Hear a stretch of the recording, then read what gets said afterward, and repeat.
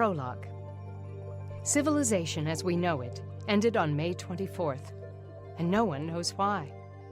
Some mysterious force has caused all electronics on the Earth to fail. Plumbing doesn't work because the water treatment plants run on electricity. Trucks and trains don't run, so stores run out of food. Generators no longer work. In this major meltdown of life, people are left stranded where they are, with no transportation, no power, no communication. People are left with a choice.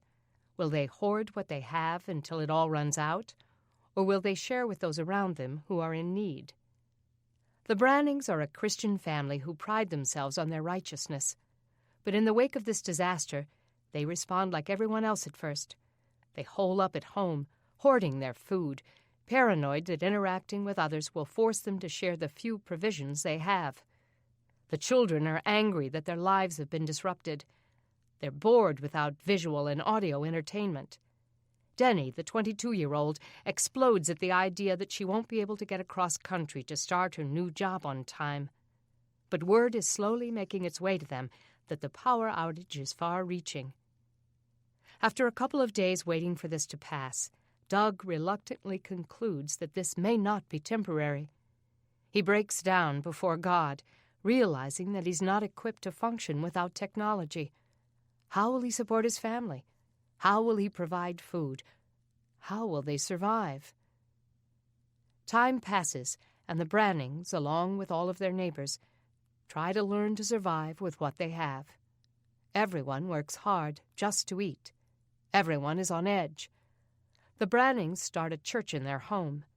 Doug, who's been a stockbroker for 20 years and has never even taught a Sunday school class, suddenly becomes the preacher. Oak Hollow, the upper-middle-class neighborhood where the Brannings live, where neighbors barely know each other, gradually becomes a close-knit, cooperative, and supportive community. But not without hardship. There is, in fact, a near-total breakdown of society.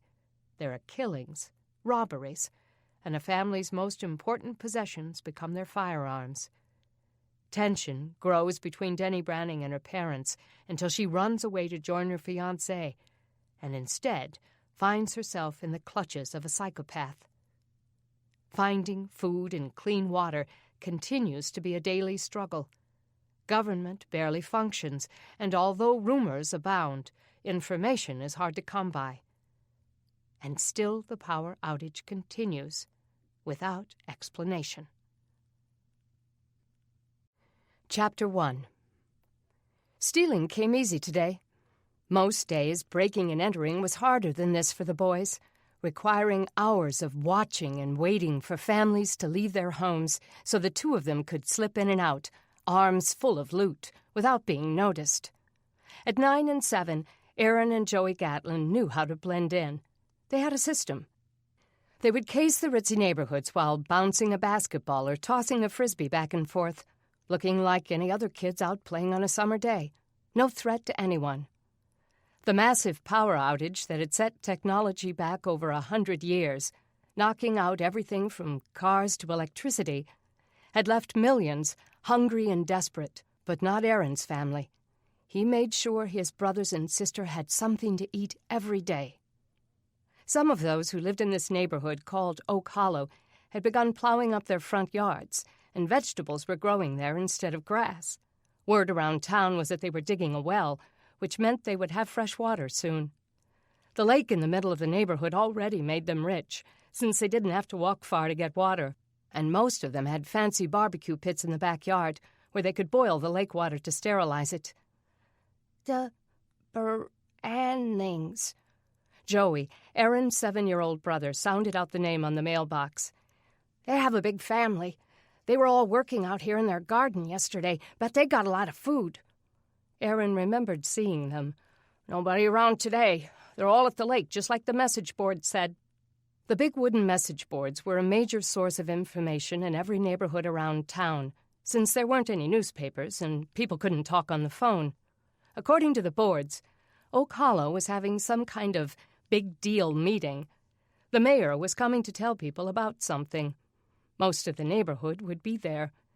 There would be bicycle patrols up and down the streets during the meeting, but it was easy for the boys to work around them. If they'd had more boxes and a way to carry them all off quickly, they could have swept a dozen houses clean in Oak Hollow today. As it was, they'd hidden their empty boxes in the woods surrounding the neighborhood. They would hit one house, fill the boxes to the brim, then roll their loot home in their rusty wagon. Then they would come back and do the same with the next house and the next. The problem was that few of the homes had much of what they wanted, so it took a lot of hits to gather enough to call it a day. The Branning's house had 2 stories with a double front door and a big porch with white wicker rockers and a cushioned swing. It was the kind of house Aaron's mother used to dream about on her good days. She would cut pictures out of magazines and tack them to the walls, glossy-paged shots of colorful rooms with soft, clean furniture and shiny floors. As if she had a chance of ever owning such a place. There was no one around. The street was quiet. Aaron couldn't have timed things better. He hoped they'd left their windows open, inviting in whatever breeze there was in the sweltering month of August, as many families did, since air conditioning became a thing of the past. He and Joey had easily gotten into most of the houses they'd hit today and found treasures they hadn't expected. This morning, he'd even managed to find nearly new tennis shoes for Sarah and Luke, who'd been barefoot since they'd outgrown their own. His 3-year-old sister had stepped on broken glass last month, and it had been a mess trying to get it healed. Now that it was, he didn't want to let her play outside till she had shoes. Luke, his 5-year-old brother, was wearing an old pair that Aaron and Joey had both outgrown. They were so holey there was almost no point in wearing them. They went around the house and through the wooden gate to the backyard. No one was there. The gate at the back of the property was open, offering a view of the yard behind them, but there was no sign of anyone there either. "Okay, Joey, I'll look for a way in. You run back and get the wagon. And watch for the bike patrol. Wait till they've gone by before you cross the street." Joey complied, as always. Aaron glanced around again, then went to the back door and tested the knob. It was locked, as he'd expected. These people weren't stupid. He backed up into the yard, stepping on some of the plants, and surveyed each of the windows. The ones on the ground floor were all closed, but one on the second floor was open a few inches. Perfect. There was a trellis with vines on it leaning against the house, as good as a stepladder to reach the second floor. He shook it to make sure it would hold him. Carefully, he climbed up, testing each foothold of the white lattice before moving higher. At the top, he balanced carefully on the steep roof and stepped across the shingles to the open dormer window, pulled it up, and slipped inside. He looked back out. Joey was stealing back into the yard, 2 big cardboard boxes in the rattly wagon he pulled behind him. Aaron grinned down from the window and flashed Joey a thumbs up. His partner in crime grinned up at him, revealing his 2 missing front teeth. The room looked like a teenage boy's room, with a framed baseball jersey with Mark McGuire's number on it hanging proudly on the wall, an autographed picture beside it. Aaron lingered in front of it for a moment, wishing he could snatch that and hang it on his own wall. But it would be too hard to carry. No, he hadn't come for that. The bed was unmade. Several pairs of large, muddy shoes lay on the floor. A computer sat in one corner on a desk, looking like it could boot up any time. A television with a DVD player and a PlayStation sat on shelves facing the bed, coveted items before the outage on May 24th, but they were useless now. He tiptoed out of the room and down the stairs, staying quiet in case they were wrong about no one being home. As he'd hoped, he saw and heard no one. Quickly, he opened the back door, letting Joey in. "Anybody see you?" His brother shook his head. "Nope, they're all gone." "Yeah, well, we better be fast. That meeting could break up any minute." His brother rolled the wagon in behind him, its wheels rattling across the ceramic tiles. Aaron ran into the kitchen and threw open the cabinet doors. Worthless stuff. Dishes and small appliances. A mixer, a blender, a coffee pot. He opened the dark refrigerator, and saw nothing but recycled plastic containers, a stack of books, and some folded towels. He turned to the floor-to-ceiling pantry next to the fridge and opened it. "Score!" Joey cried at the sight of the food on the shelves. The Brannings had a bag of apples and a loaf of homemade bread wrapped in plastic wrap. A paper sack full of potatoes sat on a shelf with a dozen or so jars of vegetables. "We'll be eating good tonight." Aaron began loading everything he could reach into the boxes in the wagon. He glanced at the kitchen counter. There were several jugs of water lined up there. Someone had written drinking water on the side of a plastic milk jug. They'd struck gold. "Go get that water," he told his brother. Joey's grinning eyes widened. "Do you think they cooked it?" "Probably. Throw it in, quick." Joey found the caps and snapped them on, then carefully placed them in the box. They'd have to remember this place, Aaron decided, so they could give the family time to restock and hit them again. Joey helped him empty the shelves, then rolled the wagon around the open pantry doors. "Careful now, those jars will break." "Mom?" Aaron froze at the sound of footsteps coming through the back door. He grabbed his brother's hand and stopped him. The pantry door hid them as the footsteps entered the kitchen. "That you?" It sounded like a girl or a young boy. Aaron looked down at his feet, wondering if she could see them under the pantry door. She was coming toward them. He looked for somewhere to hide, but there was no place. Joey's eyes were huge, fixed on Aaron's, silently asking what they should do. Suddenly, the door swung back. A blonde girl of about 12 faced them, her eyes wide with shock. She screamed, her voice in alarm that would resound across Oak Hollow. Any second, a police task force would surround the place with AK-47s, gunning them both down and taking back the food. Sarah and Luke would be twice abandoned. Aaron couldn't let that happen. Chapter 2. Beth Branning gasped and stumbled back from the two boys, her heart slamming against her chest. But the littlest one looked more afraid than she, his dark hair strung into his eyes as he stared at her. These were kids, no older than her brother Logan. "What are you doing?" she cried. The boys looked at each other and threw the box they'd been holding into a wagon, jars clanging. Their wagon rattled as they dragged it around the island at the center of the kitchen. The little creeps had stolen their food. Beth's shock turned to anger as the fear of starving became greater than any danger. "Stop!" she screamed, trying to cut them off before they got out the door. "Give it back!" "Run, Joey!" The boys dashed out the door, but she caught up to the wagon and grabbed it to stop them. "That's our food! You can't have it!" The oldest boy spun around and leveled a gun at her face. Sweat dripped from his dirty brown hair into his dark eyes. "Get back!" She sucked in a breath and let the wagon go. The boys raced around the house and into the street, with Beth following at a distance. "Help!" she yelled. "Somebody stop them!" Her brothers, part of the bike patrol, rounded the corner of their street, Jeff pedaling and Logan on back. "Go after them, Jeff!" Beth called, pointing. "They broke in and stole our food!" The boys were just disappearing into the woods, dragging their wagon. "They won't get far!" Jeff yelled, turning up a neighbor's driveway and cutting through his yard toward the path into the woods. Beth had no doubt her brother could stop those brats. He had to. If he didn't, the Brannings would go hungry tonight. Chapter 3. "Jeff, they've got a gun!" Jeff heard his sister's cry behind him as he followed the boys into the woods. He tried to push through the tangle of vines and brush. "Get off, Logan!" Jeff's 9-year-old brother jumped off the back, lightening his load. No way would Jeff let those little rugrats take away the food he and his family had slaved over. He would not go hungry because those two didn't want to work for it themselves. Thorny bushes tore at his clothes, and fallen branches slowed him down. He thought of jumping off his bike and tearing after the boys on foot, but he couldn't take the chance of leaving his bike to be stolen. One of the kids turned and threw a limb in his path.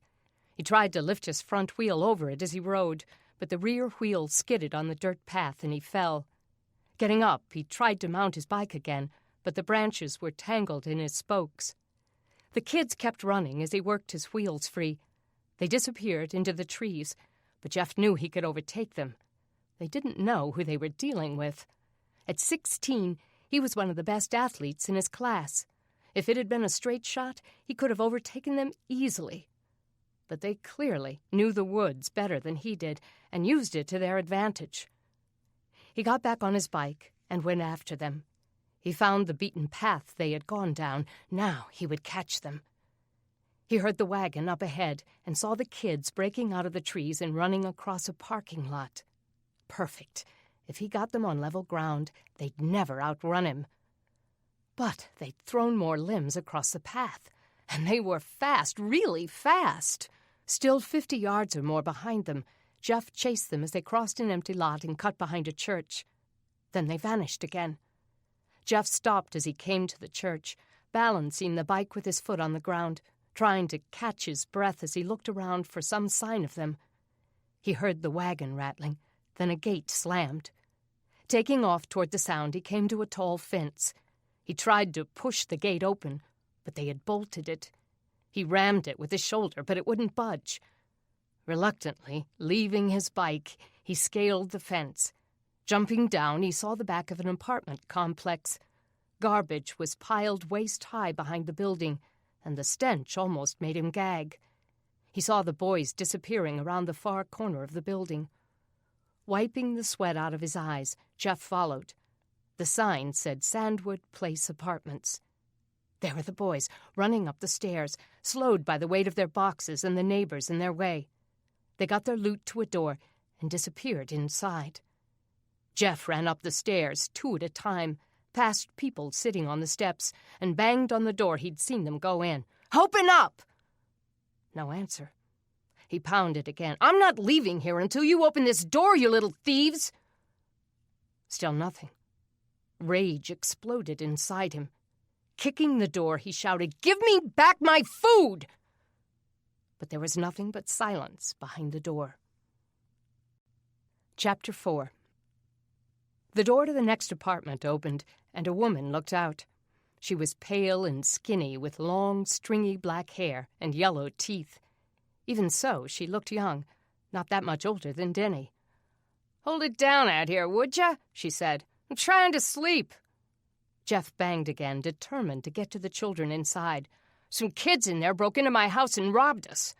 The woman looked mildly interested. "What'd they get?" He raked his hand through his light brown hair. "Our food, that's what," he bit out. "And I'm here to get it back." "Careful. They got a gun. They wave it around at everybody. Somebody would have strung 'em up by now if they didn't have it." "So I heard," he said. "Is it loaded?" "Don't know for sure. But if you want to find out, buzz that door in. We haven't had any good entertainment around here in months." He noticed the curtain on the front window being pulled back, someone looking out through the bottom of the many blinds. What would his father do? Probably weigh the danger and walk away. But there was no way Jeff could do that. They had worked for weeks, tilling the yards, cultivating the garden, and taking care of the plants. They had bartered everything they had of any worth. They traded an axe for a bag of potatoes, a shovel for some beans, 2 of their flashlights for a couple of loaves of homemade bread. And these little thugs were not getting it. But they had a gun, and that meant he had to be smart about this. In a voice loud enough to be heard through the door, he told the woman, "Well, I guess they're not coming out. I'll have to come back later." The woman stepped back into her apartment and closed the door as Jeff started back toward the stairs. But he didn't go down. He waited just around the side of the building at the top of the stairwell, watching for the door to open. He hadn't noticed the parking lot before. He'd been so focused on getting to the kids.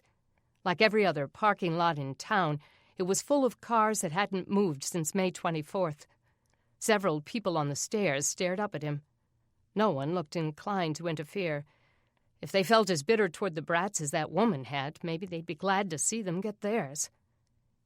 He sat for half an hour or so, watching people bringing sloshing buckets of dirty water home. Where did they get it? There wasn't a lake nearby.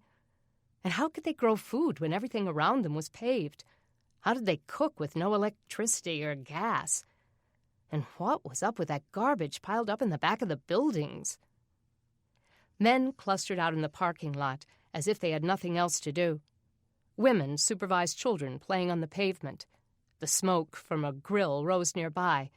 At least they had that. Finally, the door at 4B opened, and the two boys stepped cautiously out. Jeff watched, hidden, until they turned away from him, then launched himself and ran toward that door. The boys didn't see him until he shoved their door open behind them and pushed his way into the apartment. The younger one shouted, "It's him!" A little girl screamed. Undaunted, Jeff walked through the filthy, dark apartment, trying to look as threatening as he could. At 5'11", he towered above the skinny children. The living room was smaller than his family's laundry room, and the place smelled almost as rank as the garbage outside. Through an open doorway, Jeff could see a little red-haired boy sitting at the cruddy kitchen table, eating squash out of a jar with his fingers. Next to him, the screaming girl of about 3 stood on her knees, holding a carrot. Snot had dried under her nose, and her hands were filthy. "Get out of here!" the oldest boy shouted. "You stole my food, you little punk! I want it back!" Jeff bolted into the tiny kitchen and saw that some of the jars of vegetables had already been opened and eaten. They hadn't wasted any time. The boy at the table started to cry, and the preschool-aged girl screamed in a higher pitch. Jeff suddenly felt like he was the criminal, here to torment innocent kids. But they were anything but innocent. "I'm not turning you over to the police," he said, quieter now. "Just give me back what you haven't eaten and we'll call it even." "We're not giving nothing back," the kid cried. The second child, the other thief, emerged from a bedroom with a gun. "You better leave, mister." Jeff lifted his hands, palms out, placating rather than surrendering. "Chill out. I don't want to hurt anybody. Put the gun down." But the boy wouldn't lower the gun. "Look," Jeff said, "I don't care what you do. You can steal from everybody in town. Just give me back my food, and from now on leave our house alone." "Give it to me, Joey." The oldest took the gun, keeping it aimed at Jeff. "I ain't afraid to use this," he said through his teeth. Jeff's breath caught in his chest. What would happen if they shot him? Would that detached, bitter neighbor next door leave him to bleed to death? Would they drag his body out and leave him in the garbage? Would someone go for the police? The two little ones at the table quieted, as though the gun brought them comfort. Sweat dripped into Jeff's eyes. "Shoot him, Aaron," Joey bit out. Jeff latched onto his name. "No, Aaron, you don't want to shoot me. Then you would be in trouble." If there was any doubt that the gun was loaded, Joey's attitude almost banished it. Yet Jeff was standing in front of the little ones. If the gun was loaded, wouldn't Aaron fear killing them? Ammo was hard to come by, since all the stores that had once carried it had been robbed and shut down by now. With no transportation to bring new merchandise in, few of the stores had reopened. Besides, what kind of parents would leave 4 children with a loaded gun? He decided to take a chance. Lowering his hands, he said, "Where are your parents? I want to talk to them." "I'm in charge here," Aaron said. "Right, just tell me when your mother will be home. I want to talk to her."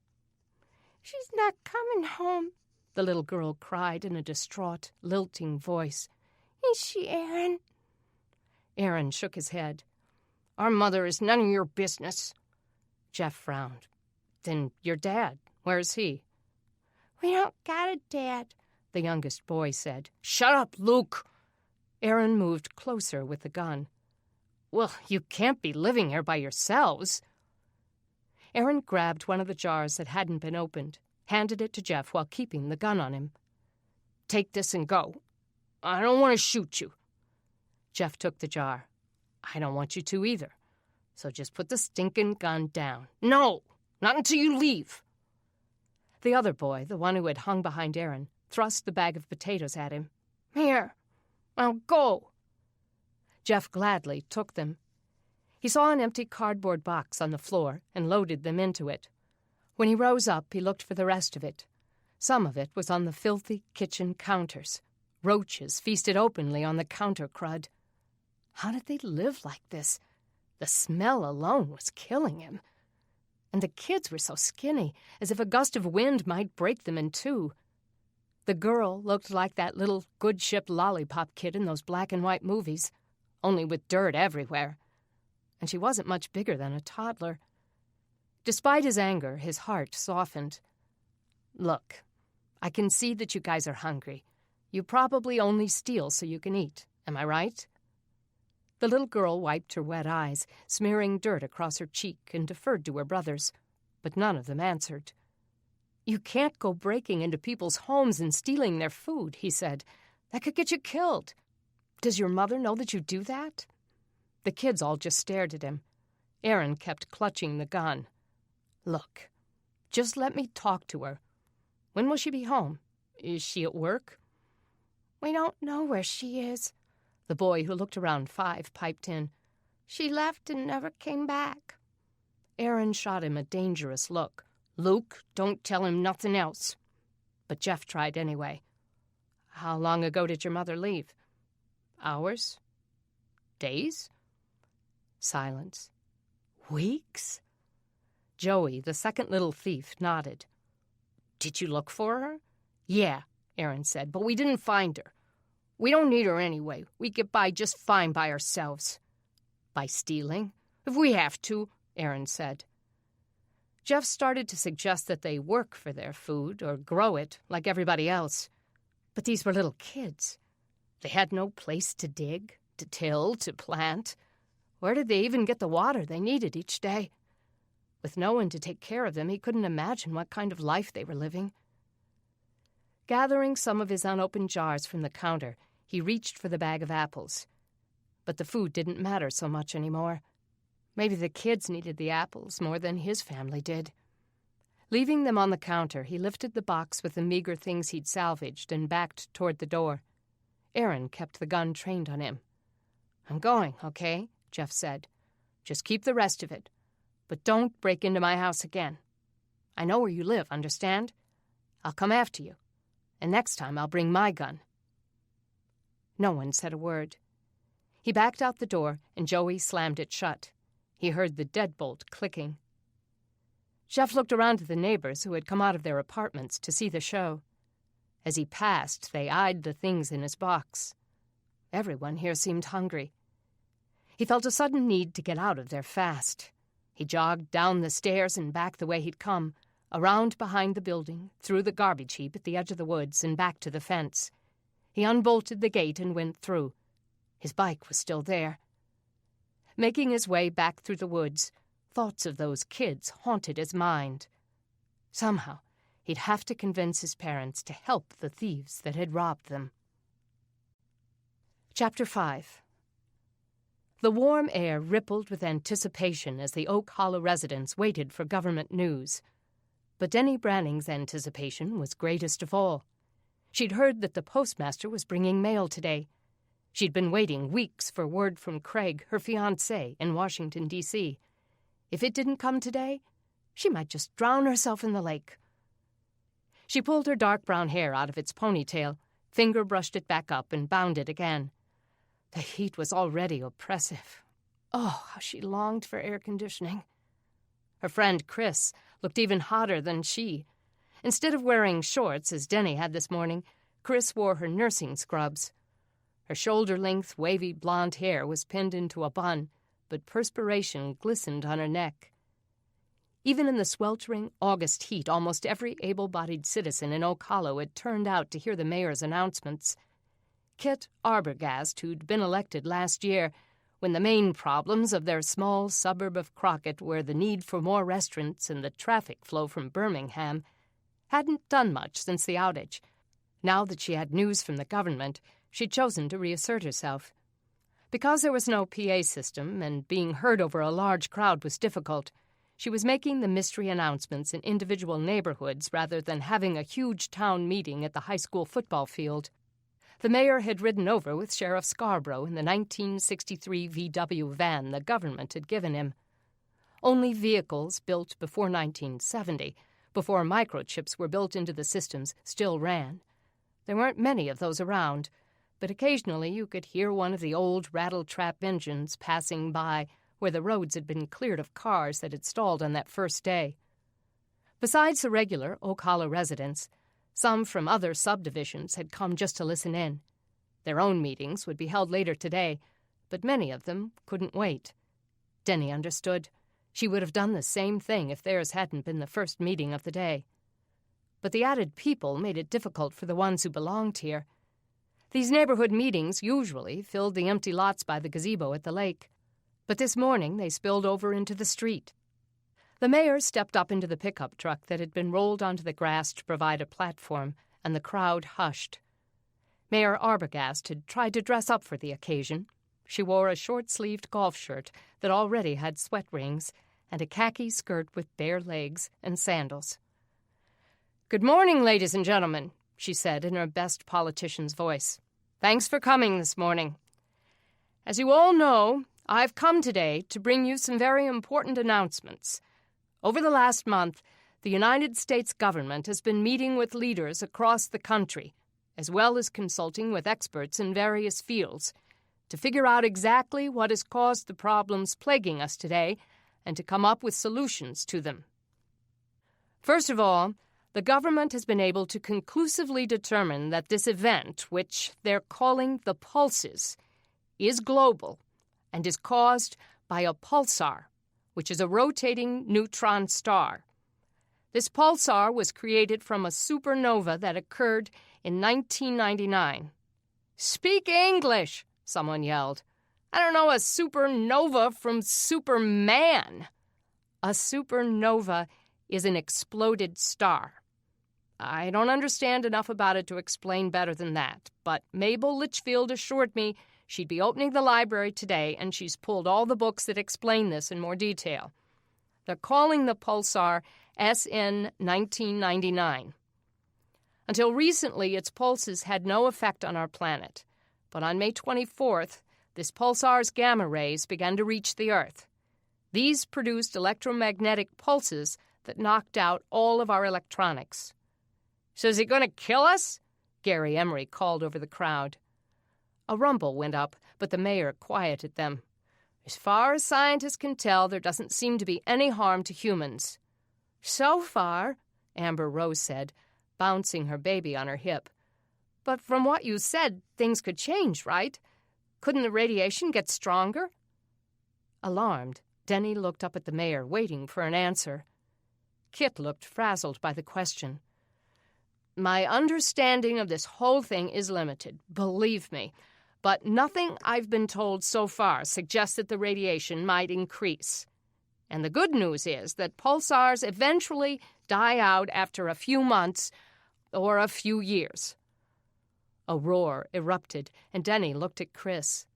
"Then this could be over in a few months? We could actually go back to the way things were before?" "Don't count on it," Chris said.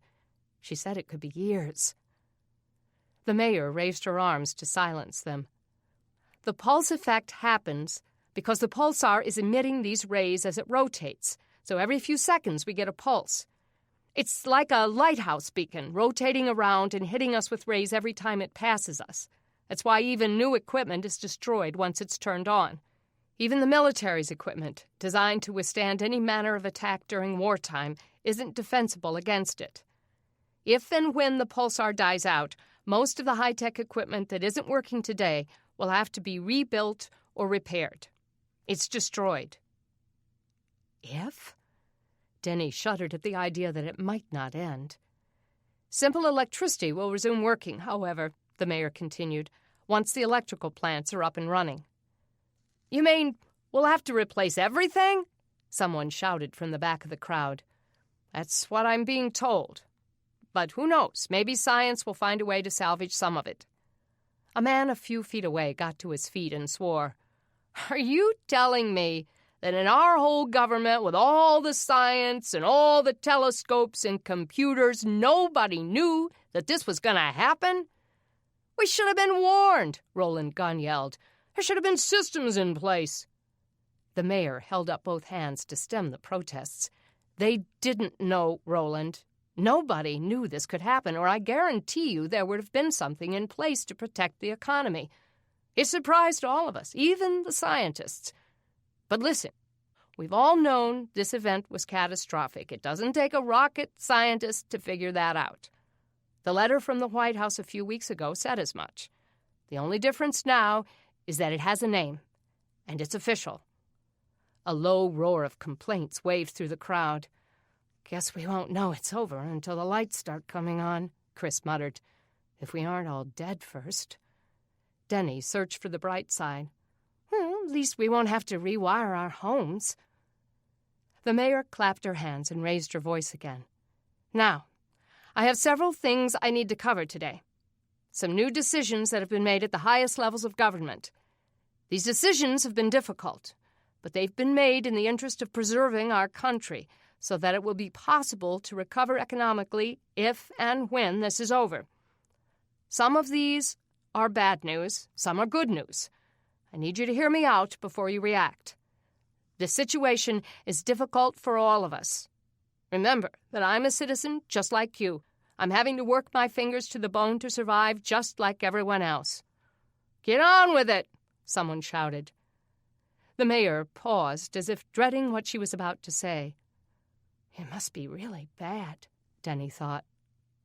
As you know, the government is extremely concerned about the banking system. To protect the investments you have in the bank, they have chosen not to reopen the banks at this time. A yell went up from the crowd, and several people sprang to their feet. Chris was one of them. "No!" she cried with the others. "You can't do this! It's our money!" The mayor raised her hands to stem the protests. "Hear me out. That's all I ask." "Maybe we need to break in and get it out ourselves," a man yelled. "We can't live without cash." Sweat trickled down the mayor's face. "Don't shoot the messenger," she cried. "Let me finish. We've made provisions for getting you some cash. Please, hear me out." The volume of the protests lowered somewhat, but already some were crying. Mumbling continued around them. Many who'd been sitting were standing now, as if preparing to lynch her. The president has decided to call in FEMA to handle disaster relief. "FEMA?" the crowd shouted. "FEMA can't get anything right," Roland Gunn yelled. "We can't depend on them." "Frankly, I'm willing to accept help wherever we can get it," the mayor said. "If you'll listen, I'll tell you how it works." The crowd grew quiet. Since this disaster affects everyone, and not just a region of the country, they can't just set up offices in every town. For the last few weeks, they've been trying to decide the best way to help Americans, but it hasn't been easy. There's never been a disaster on the scale of this one. Not since Noah's flood, anyway. FEMA's resources are limited, especially without transportation or communication. To help us with our immediate needs, they've concluded that our economy will need a massive restructuring. That means that prices need to temporarily drop drastically on everything. "How will that help?" an angry woman cried. "It doesn't matter how cheap things are. I don't have a dime to my name." "We're going to help with that," Kit said. "Here's how we'll do it. FEMA will disperse $25 to every American, adults and children alike, and they'll continue it every 3 months. The crowd erupted again, but the mayor kept talking. "They'll continue it every 3 months until the pulses stop or our economy can take over." $25 stinking dollars? Someone shouted. "How is that going to help?" "Just listen. As I said, adjustments will have to be made to pricing. The government is recommending that prices be reduced by 95% for the duration of the pulses. That means that what used to cost $100 should now cost $5 or less." James Miles, who owned one of the local hardware stores, almost knocked someone down as he tried to get to the front. "The government can't tell me what to charge for my merchandise." "No, they can't," the mayor said. "You're right. They can only make recommendations. But if you want to open and stay in business in the current economy, you'll have to make these adjustments. People are dead broke, James. The $25 won't change that. As long as the banks stay closed, your money is protected. But everything's going to have to scale down to get things moving again." James let go a string of curses that made Denny cringe, even though she was used to such language in her college dorm. "Many of you have already been bartering to survive," the mayor said. "That will have to continue. But it's our hope that giving you this infusion of cash will allow you to make purchases so that you can find ways to make more money. For instance, you might be able to make things that people need and will buy. Yes, you'll have to price them low, but if everything is priced low, then you can afford it. And if you go from being a consumer to a merchant, you'll be a step ahead of the game. Hopefully, this will help some of the stores to reopen. We're working on getting steam locomotives running to bring products across the country, so stores will have new merchandise sometime in the next few weeks. With the FEMA disbursement, a family of 5 will have $125. That doesn't sound like much, but it's more than you have now." "When do we get the money?" Denny recognized her father's voice and saw him standing next to her mother in the crowd. He looked pleased with the news, a good sign. He knew the inner workings of the economy better than most. He would know if this was a lame idea. "We'll have what we're calling the disbursement on Saturday, August 14th, 12 days from today. In Crockett, we'll distribute the money at the Crockett High School football field beginning at 7 a.m. Now, this part is very important. You must bring each member of your family with you to receive your disbursement. Everyone must be present. Children must be accompanied by parents or legal guardians. You'll need to have proof that you're a Crockett resident, as well as identification for every member of your family. When you get your disbursement, your hand will be stamped with a special ink that can't be washed off for several days, so we can make sure that no one comes through twice. But let me say again, you must be present to get paid." Her voice cracked, and she reached for a jug of water. The crowd grew noisy again as the news was absorbed. Mayor Arbogast used that time for a slow drink of water. By the end of the day, Denny thought she wouldn't have a voice. Mark Green, another friend from Denny's high school days, came toward her through the crowd. At every neighborhood gathering in the last few weeks, he'd hung on the outskirts of the crowd as if he didn't belong. It was no wonder. Most of the neighbors treated him like an axe murderer, since his father had been implicated in a string of murders that had almost included Denny. But Denny remained his friend and hoped the neighbors would soon follow her lead. He'd recently gotten a haircut, and it made him look older than 22. He had grown so much from the skinny track star he'd been in high school. With all the hard work of the last few months, his shoulders had grown broader. He even seemed taller, but she supposed he'd stood around 6'2" even before the outage. He stooped next to her as the crowd continued to roar. 25 measly bucks, he muttered. I have 5,000 in the bank. That's pitiful.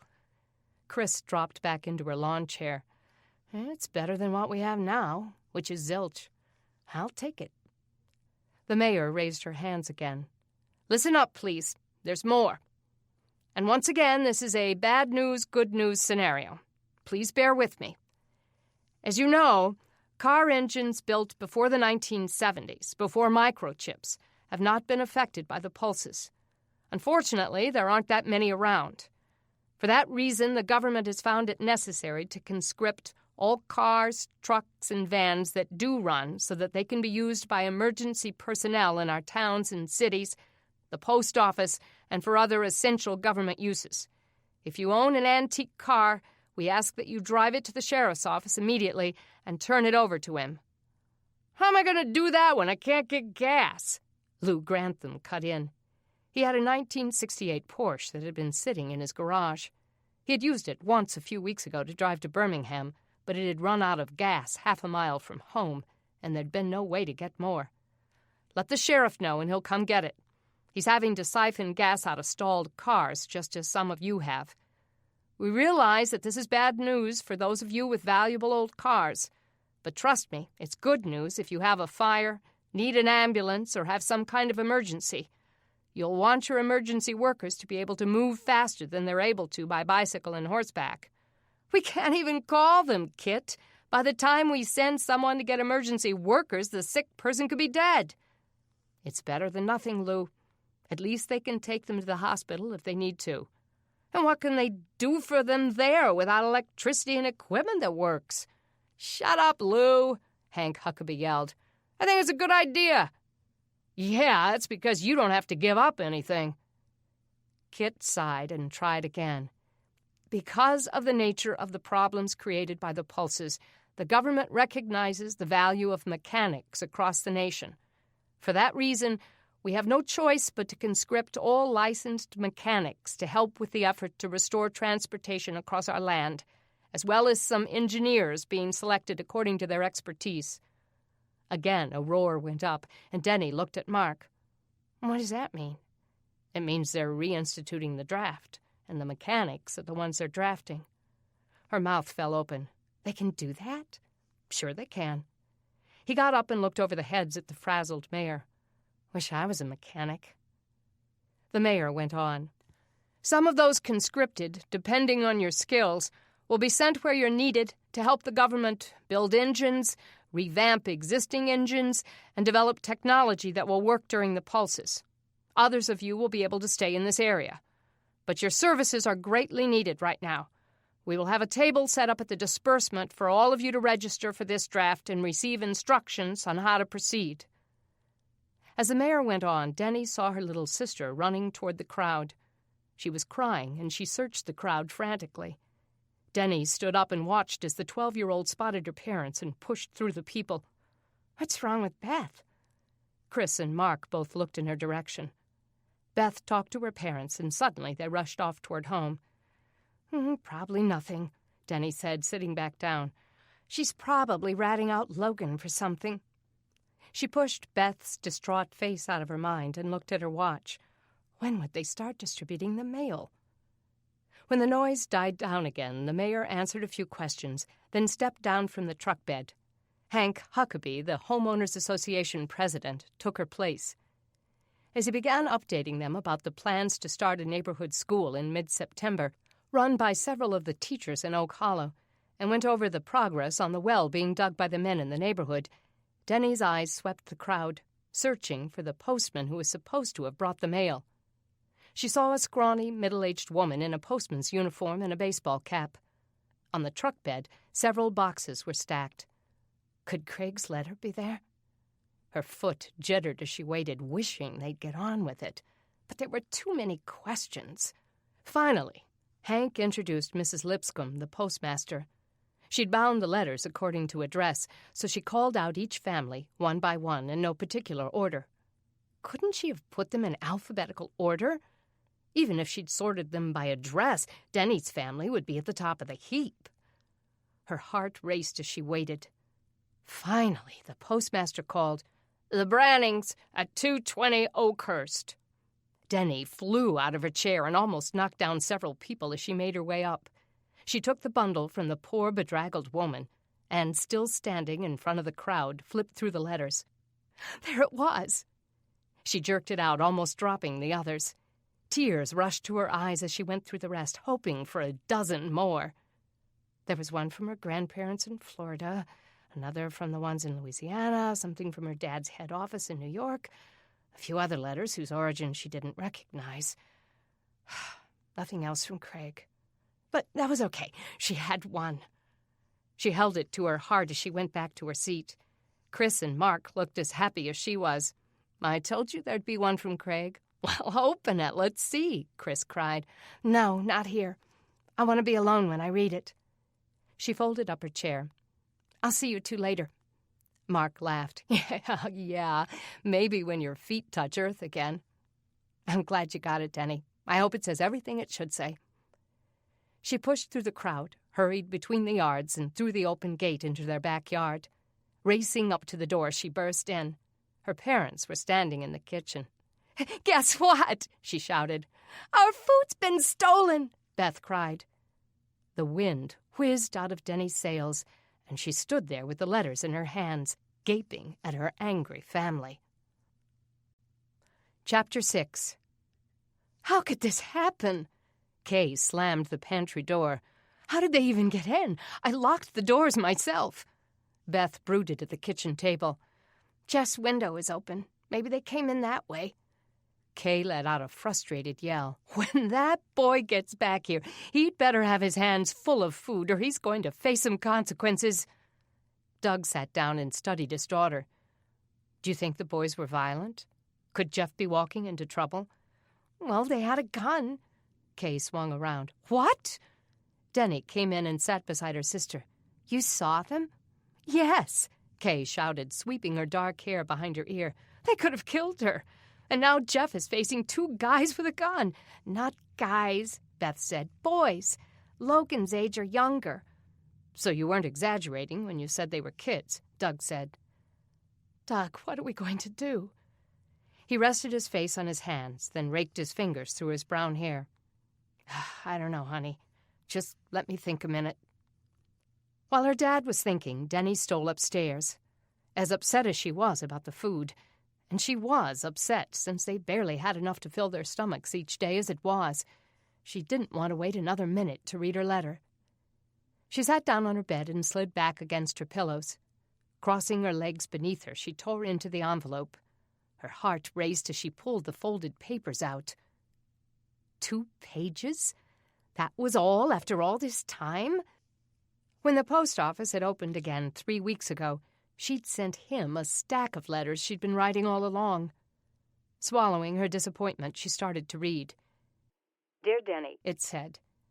She had hoped for something more personal, like, My dearest Denny, or Hi, babe. But this was fine. He was a lawyer, not a poet. I've missed you so much. Isn't this power outage unbelievable? I was at the Senate building when it all went out. You should have seen the havoc. At first, there was a lot of confusion as people kept working with only window light. You know how it is. There's not much rest for lawmakers, and Senator Crawford wasn't all that bothered until he picked up the phone and realized it was out too. Then he tried his cell phone. No dice. It was about then that we started thinking terrorist attack. So we gathered up our laptops and rushed out of the building, only to see the traffic stalled in the middle of Constitution Avenue. We were certain it was a terrorist attack, and before we knew it, rumors were flying about it being an electromagnetic pulse. And sure enough, when I tried to boot up my laptop, it was dead too. She wished he wouldn't give her a travelogue right off the bat. She had hoped for some declarations of love, some promises, some longing. It was horrible. I had to walk home 15 miles in my Gucci loafers. I didn't know what to do with myself. Stranded in that townhouse and having to find water and food with all the stores closed. You should see me. I've lost 15 pounds. For the first few days, I just walked around nibbling on Cheez-Its and drinking bottled water. Then we learned it was a worldwide event, not just confined to the States. We really had our work cut out for us, trying to decide what to do about the banking system, law enforcement, communication, and homeland security. If you think I worked long hours before, you should see me now. I practically live in this building because it's so tough getting from one place to another without a car. I found myself wishing I still had that 1967 Plymouth Belvedere my dad kept for 20 years. But even if I did have it, the government would be conscripting it. Senator Crawford was one of the lawmakers that introduced the legislation to do that. If there were some way to get to you, I would. She stopped reading. If there was some way? There was a way. And she knew because she had tried it, a month into the stinking outage, and she'd almost gotten herself killed by the murdering maniac who'd offered her a ride in his horse-drawn wagon. When she'd finally managed to get a bike, she could have ridden on to D.C., but she'd chosen instead to head home to warn her family before the killer could get back there. She hadn't had the courage to launch out again. If he'd wanted to see her badly enough, he could have made it by bike in just a few days. He still could. The letter continued. I guess our wedding isn't going to come off like we planned. But if it's meant to be, I guess we'll wait for each other. Her heart sank and her jaw dropped. What was he saying? That he wasn't even going to try to get to her? That the wedding date they'd set for October, just 8 weeks away, wasn't going to happen? No declarations of love, no sweet verbal caresses? Not even a sad romanticism, just a matter-of-fact mention of their aborted wedding and their future boiled down to an I guess, if. Were they even still engaged? She almost couldn't read the last line through her tears. I really miss you. Hope this will all be over soon and we can get together again. get together? Like they were acquaintances, hoping to do lunch? Did he even realize how cold that sounded? Or did he care? As grief stole over her, she read the letter again, looking for something she had missed, something between the lines. Did he still love her? He said he missed her, but it sure didn't sound like it. Her mother knocked on her door and leaned in. "Denny, somebody'll have to go get water and start boiling it, since they took all we had. Your dad has a shift at the well, and I need to stay here in case Jeff comes home." Denny turned her wet face up to her mother. "Mom, I can't go right now." Her mother saw her tears and came to her bed. "Honey, what's wrong?" Denny held up the letter. "From Craig?" "Oh, yeah." Kay took the letter. "What does it say?" "Oh, just the basics. I'm fine. How are you? The weather's great. How about them Yankees?" She crumpled into tears. Kay sat down on the bed and quickly read it. "It doesn't say that." "Well, look, here he says he's missed you." "Look at the travelogue, Mom. 90% of the letter is his play-by-play of his own drama the day the outage happened. Did it not even occur to him that I was on a plane 10 minutes before the pulses started? That I could even be dead? No, he didn't mention that at all." "Honey, I'm sure that occurred to him. But he's a man. They don't express themselves that well. That doesn't mean they don't feel it. Cut him some slack." She snatched the letter back. "Mom, he blew off our wedding." She knew she had her mother there. Even in all her optimism, she couldn't soft-sell that one. Maybe that's not what he meant. Maybe he has every intention of marrying you, but he's just not sure it'll happen on that very day. Things are complicated now. They're not predictable. Don't defend him, Mom. There's no way you can turn this business correspondence into a love letter." She slammed her fist on the mattress. "The emails he used to send me were warmer than this. I'm losing him. I may have lost him already. There's probably some Senate intern who's cooking for him and pampering him."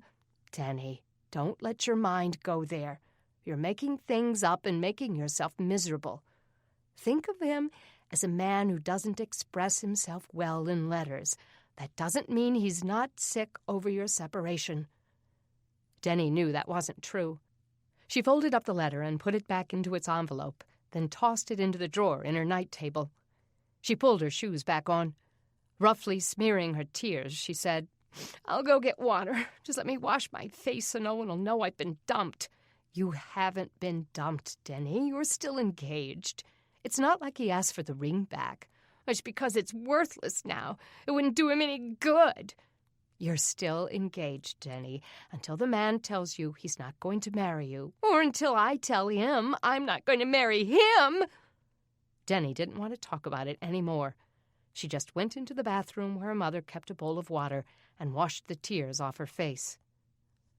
Kay went down the stairs and across the house to her bedroom. Doug was changing into his work clothes. "That jerk," she bit out. "What jerk?" "Craig Martin.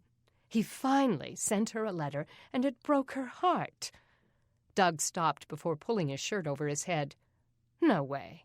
She's up there crying. Oh, I'd love to get my hands on him." "What did it say?"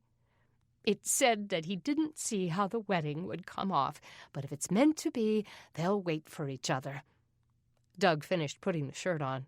"That's not so bad." "Yeah, well, he couched it between all this stuff about how hard the outage has been for him, after she almost got killed going after him." "Well, he didn't know that when he wrote the letter." "Don't defend him, Doug." He bent over to pull on his work boots. "I'm not defending him. Frankly, I don't want to see her hurt. But if they break up, it won't break my heart. I never liked him to begin with. He's not good enough for her, not by a long shot." Kay sank down onto the bed. "Oh, you're right. But I don't want her hurting. She's been through enough. How much more can she take?" She let out a long breath. "How much more can I take? Oh, where is Jeff?" "He's okay. He's a tough kid. He'll be back soon. Probably with our food." "He could get shot. He won't. She watched as he bent over and tied his boots. He had changed in the last few months. Her husband, whom she had believed was handsome before, had grown more attractive as the harsh sun and back-breaking labor did its work on him. She wished it had done the same for her, but she was a mess. She'd had to let her brown hair grow out since she couldn't style it without electricity, and the sun had deepened her wrinkles. No amount of moisturizer would be able to erase the damage. Finally, Doug straightened. Look, there's no point in losing it before we know the situation. If he doesn't come back soon, then we'll panic. For now, let's just have faith that God is taking care of him. She lay back flat on the bed and threw her arm over her eyes. Oh, I'm tired, Doug. I try to be tough, but sometimes I just have to explode. Yeah, me too. She moved her arm and looked at him.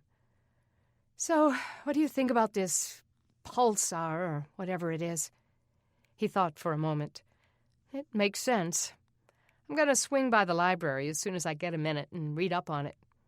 Do you think she's right about the radiation not getting stronger? What if it moves closer to us? It started suddenly. Couldn't it suddenly get worse? He stared at the floor, shaking his head. I honestly don't know. But there's no use borrowing trouble. For now, we should probably just be thankful to be alive. Patting her leg, he got up and started to the door. I'm going to work at the well. Send Logan to get me as soon as Jeff gets home. Kay sat up and took a deep breath. She'd pull herself together and stay busy until Jeff got home. Only then would she fall apart. Chapter 7. Doug had drafted the work schedule for the well and lectured the neighborhood men about the importance of showing up, so he couldn't very well skip out himself. The plan was to keep the digging going every daylight hour, and the ones on the shift before him couldn't leave until he got there. They had limited patience when someone was late. He and Jeff were digging partners, but since Jeff had gone chasing after thieves, Doug had asked his next-door neighbor, Brad, to fill in. Jeff could take Brad's shift later. Working outside the hole were Mark Green and Zach Emery, charged with mixing the mortar and lowering the bricks for the walls of the well.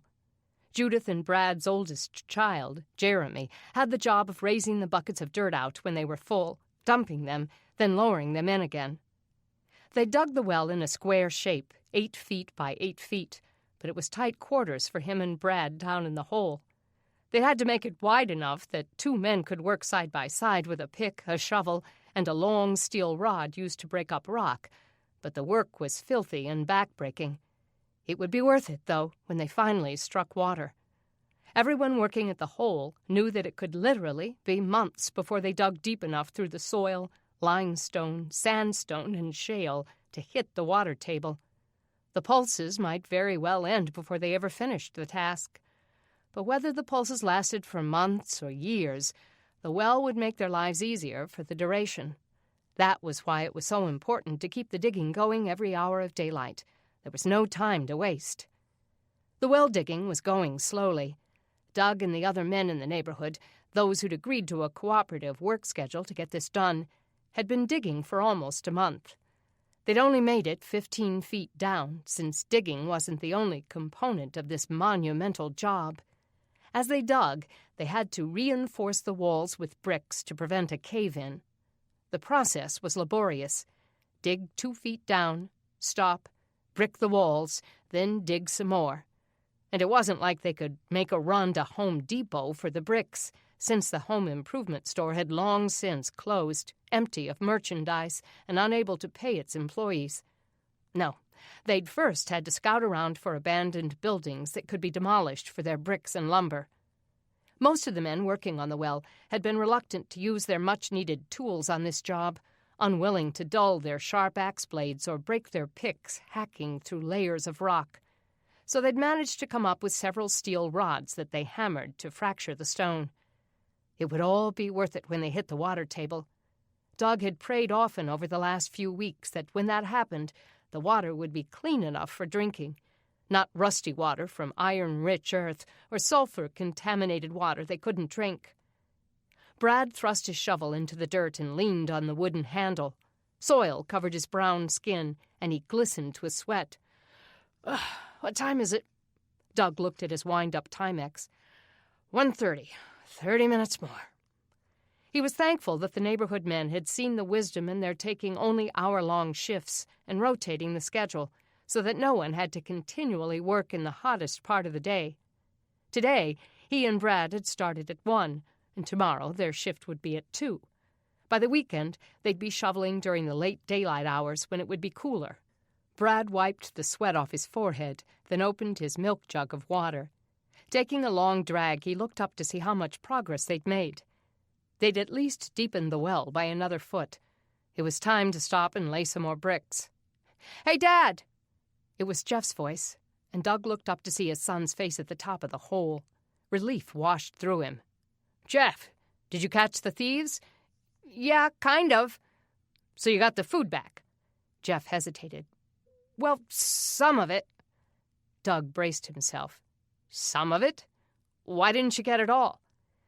"Because they were 4 kids living by themselves in a hole-in-the-wall apartment. The oldest didn't look more than 9, and the littlest was 3 or 4. No parents. They've been fending for themselves. They stole to eat, Dad. I don't really know what choice they had." Doug looked at Brad. His friend rolled his eyes and shook his head. "Don't believe that man. It's a con if I ever heard one." Doug agreed. He looked up at Jeff. "Son, 4 kids living alone would probably have starved to death. No neighbors in their right minds would let that happen." "Dad, I'm telling you, they didn't have any adults in that apartment. They said their mother took off weeks ago and never came back. The neighbors know they have a gun, so that's probably why they haven't bothered them. That and the fact that they can barely feed themselves, much less 4 more kids." "Yeah, right." Their mother was probably the one who'd come up with that cockamamie story to keep from having to work hard like everybody else. Anger tightened his chest. "So you telling me you didn't get our food back?" "Well, I got some of it, but they'd already eaten some, and I didn't want to take everything. How will they eat?" If Doug could have gotten out of the hole easily, he would have throttled his son. He wiped his forehead on his arm and longed for some water. But those deadbeat kids had taken all the sterilized drinking water they had, so he hadn't been able to bring any. "All right, we'll talk about it later. For now, just help Denny get water, and as soon as it's filtered and boiled, bring me some." "Okay, Dad, but I really think we need to do something about those kids." Brad picked up his jug and thrust it at Doug. "Here, drink some of mine. Our shift will be over before yours is boiled and cooled enough to drink." Gladly, Doug accepted the jug and took a long swig. Above him came his son's voice again. "Dad?" "I heard you, son. We'll discuss this later. The boxcar kids can wait. They've survived this long." Jeff disappeared from the mouth of the well, and Doug went back to digging. Chapter 8. When Doug got home, covered with the dirt and clay he'd been shoveling out of the hole, he went into the bathroom where Kay had a bowl of water waiting for his cleanup. Oh, what a day. First, the meeting and the bad news about the banks, the promise of the measly disbursement money, the thieves walking away with their food, then the miserable work at the well. Now he had to prove to his son that those kids were nothing more than pawns of sick parents who'd trained them to burglarize from those who actually worked for their food. He splashed water on his face, soaped up, then rinsed. The water was brown just from his filthy hands. He sighed. Sometimes he thought he would never be truly clean again. 2 months ago, dirt under his fingernails would have been a shocker. Now it seemed tattooed there. He did his best to wash off the sweat and grime, then got dressed. He found his family sitting around the patio table. Jeff had Kay's rapt attention. Great. As if she wasn't stressed enough about the pulsar, now Jeff was giving her those kids to worry about. "Doc, we've got to do something," she said. "Those poor children." He dropped into the chair. "How much food did you get back?" "A few jars of vegetables, a bag of potatoes, but I left them the apples." Doug gritted his teeth and looked at the sky. They'd worked hard for those apples. In exchange for 2 bags of them, the entire family had had to ride 5 miles to the Hortons orchard and spend the day harvesting the fruit. It was a Hortons way of maintaining the orchard while keeping up the daily drudgery of surviving. For 2 bags of apples, a family had to work several hours. Now they were gone. Doug, he says they're all alone. Orphaned children living there with nothing to eat. I'll believe it when I see it. Good, then let's go, she said. He sat up straighter and turned his troubled eyes to his wife. Go where?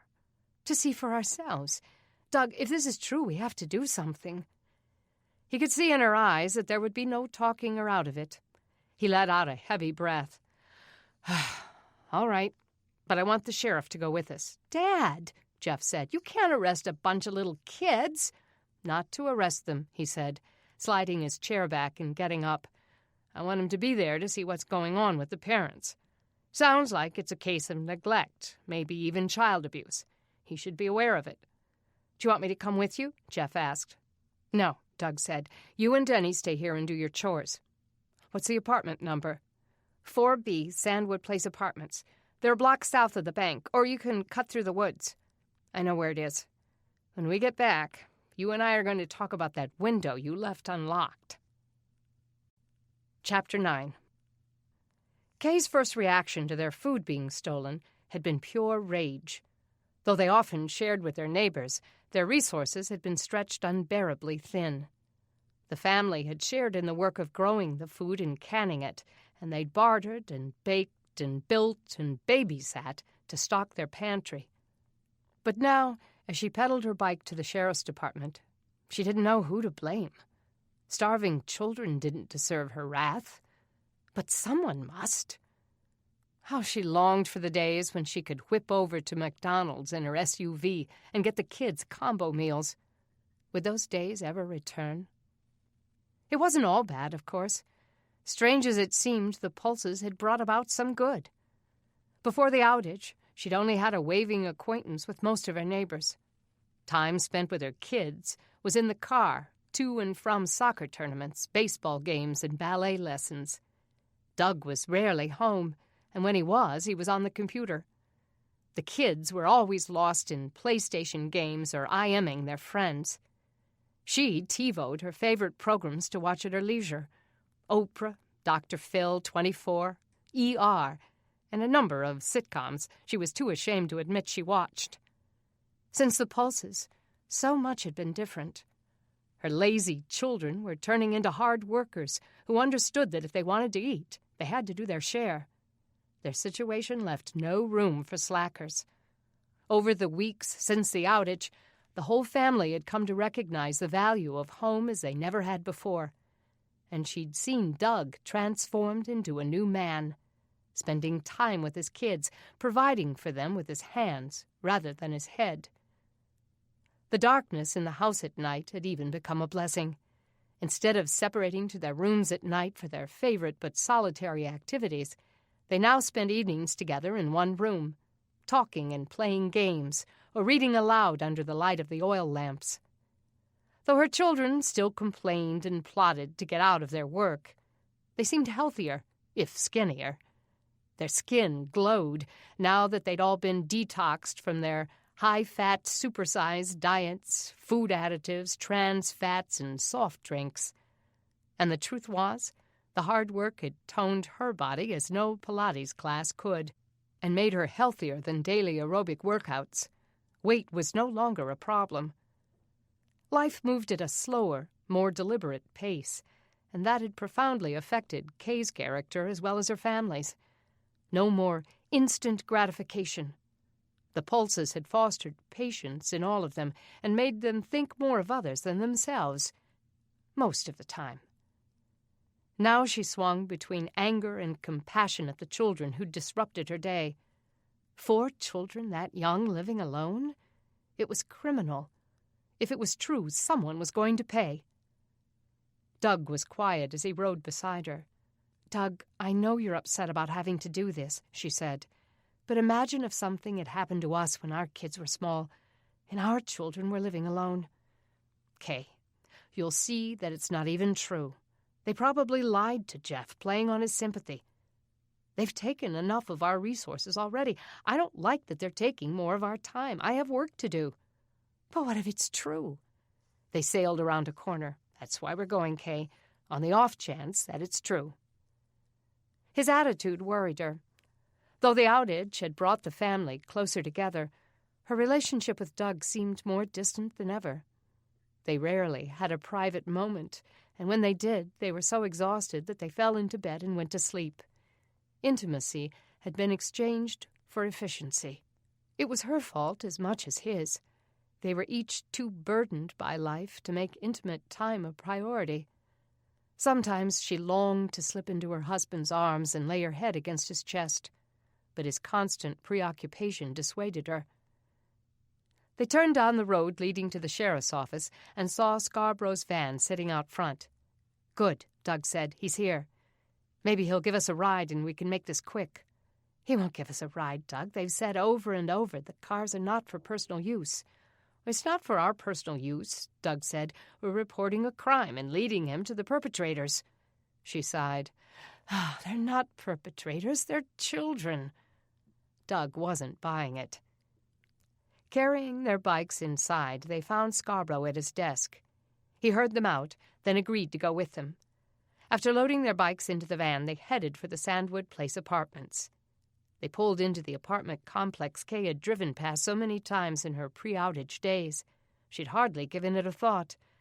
But now she saw the people loitering in their doorways or standing out on the hot pavement. Jeff said it was apartment 4B.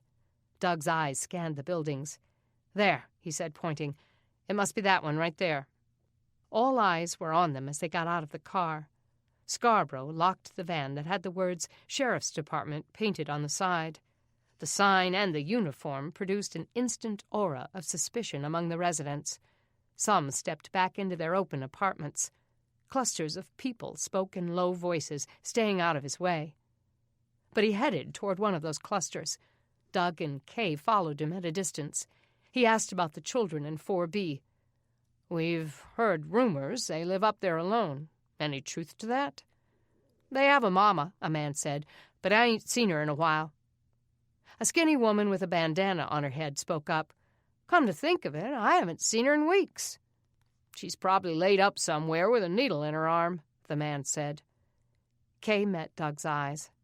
So the mom was a drug addict. That explained a lot. The sheriff questioned a few other neighbors as they made their way to 4B.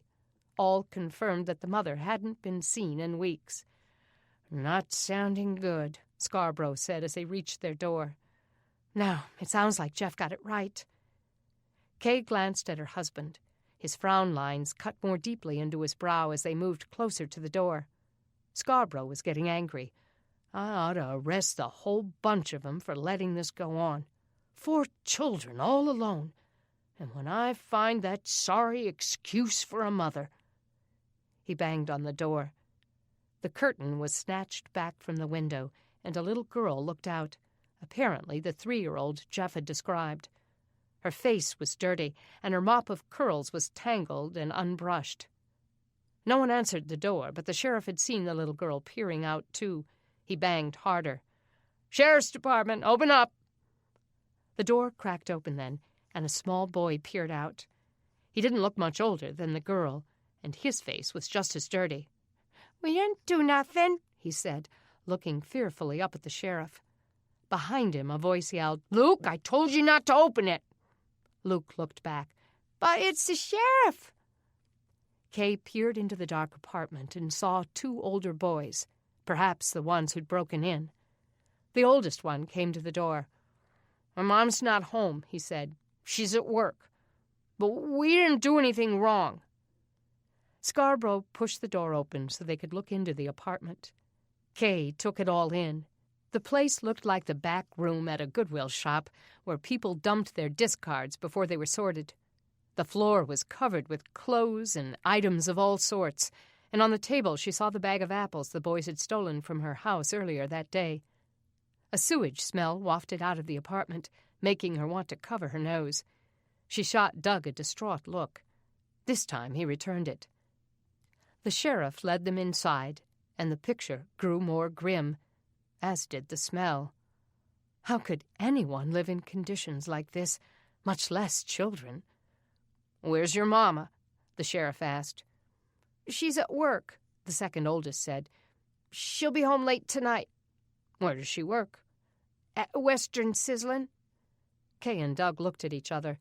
The Western Sizzlin' hadn't been open since the day the pulses began. Aaron saw the exchange and quickly corrected his brother. "No, that's where she used to work. Now she works for that family in Birmingham, cleaning houses. I can't remember their names." That didn't make sense. Hardly anyone had cash for the bare necessities. Even the richest person in town was probably cash poor by now and wouldn't spend what they had on domestic services. "So why did the neighbors tell me they haven't seen your mama in weeks?" Aaron just stared at them. "They lie, some of them. They don't know anything." Doug moved a box off a chair and sat down, putting his face on an eye level with the boys. "Look, kids, we're not here to hurt you. If it's true that you're living here alone, we just want to help. Our son was here earlier, and he told us some things about you." Aaron swallowed. "We gave most of the food back. He said we could have the rest." "It's not about that. We're worried about the conditions you're living in here and how you're getting food and water. 4 kids shouldn't be living alone." The little girl, thumb in her mouth, looked up at Kay. Despite her filthy face, Kay could see that she was a little doll. She smiled at the girl, who pulled her thumb out for a second, as if considering the small kindness. Then she shoved it back in. "We're not living alone," Aaron said. "I told you that's a lie." Scarborough sighed. "Fine. Then tell us where we can talk to your mama, and we'll leave you alone." There was a long pause, and all 3 younger children looked at their brother, waiting. Emotions tugged at Aaron's face, and for a moment Kay wished they hadn't pushed him into a corner. Defeat hung over him as powerfully as the apartment's horrible smell. I don't know where she is, okay? She left a while back." "Did she tell you where she was going?" Scarborough asked. "No. We've looked all over for her. Nobody knows where she is." Scarborough let out a long breath, and suddenly the hardness went out of him. In a softer voice, he said, "Son, why didn't you tell the authorities?" His face flushed red. "Because I knew what you'd do. You'd want to put us in foster care. Only nobody'd want to take all 4 of us. Sarah has bad dreams, and Luke walks in his sleep. I have to be there to take care of him." That was all it took for Kay to lose it. Her eyes filled with tears, and she stooped in front of the little girl and put her arm around her. The thumb came out again. "Aaron, I'm sure something can be worked out," she said. "You know it's not healthy for you to live here like this." "We live fine," he bit out. "I take good care of us." There was pride in his voice, and she didn't want to shoot it down. "I can understand your fears," the sheriff said. "Maybe I can keep you 4 together. We'll see what we can do to make that happen." "Yeah," Aaron cried. "Who do you think is going to want to take in 4 extra mouths to feed when they can't hardly feed themselves? I know what'll happen. When nobody shows up, you'll have to split us up." He was right, Kay knew. That was exactly how it would happen. Joey's mouth curled as his own emotions took over. "We'll run away if you do that." Sarah started to cry. "I don't want to go. I want to stay here." Kay tried to hug the little girl, but she pulled away and went to Aaron. He stroked the child's curls. "It's okay, buddy. Don't cry." "But I want to stay with you," she wailed. Kay looked at Doug. She saw something in his eyes, but it wasn't compassion. How could he not be moved? The sheriff cleared his throat. "Kids, all I can say is I'll do the very best I can. But this is not negotiable. You have to come with me, period. You've broken the law, and I can't let you keep doing it. No way can I let you stay here. I'll try to keep you together, or at the very least place you in pairs. But at this point, you're lucky I'm not locking you up." Kay imagined her own children. What if, when they were small, they'd lived in squalor or been farmed out to foster care? She looked up at Doug, her eyes pleading, but he wasn't biting. The words flew out of her. "We'll take them." Doug's mouth fell open. "What?" She got to her feet and turned to the sheriff. "I said we'll take them, all 4 of them." Scarborough's eyebrows shot up.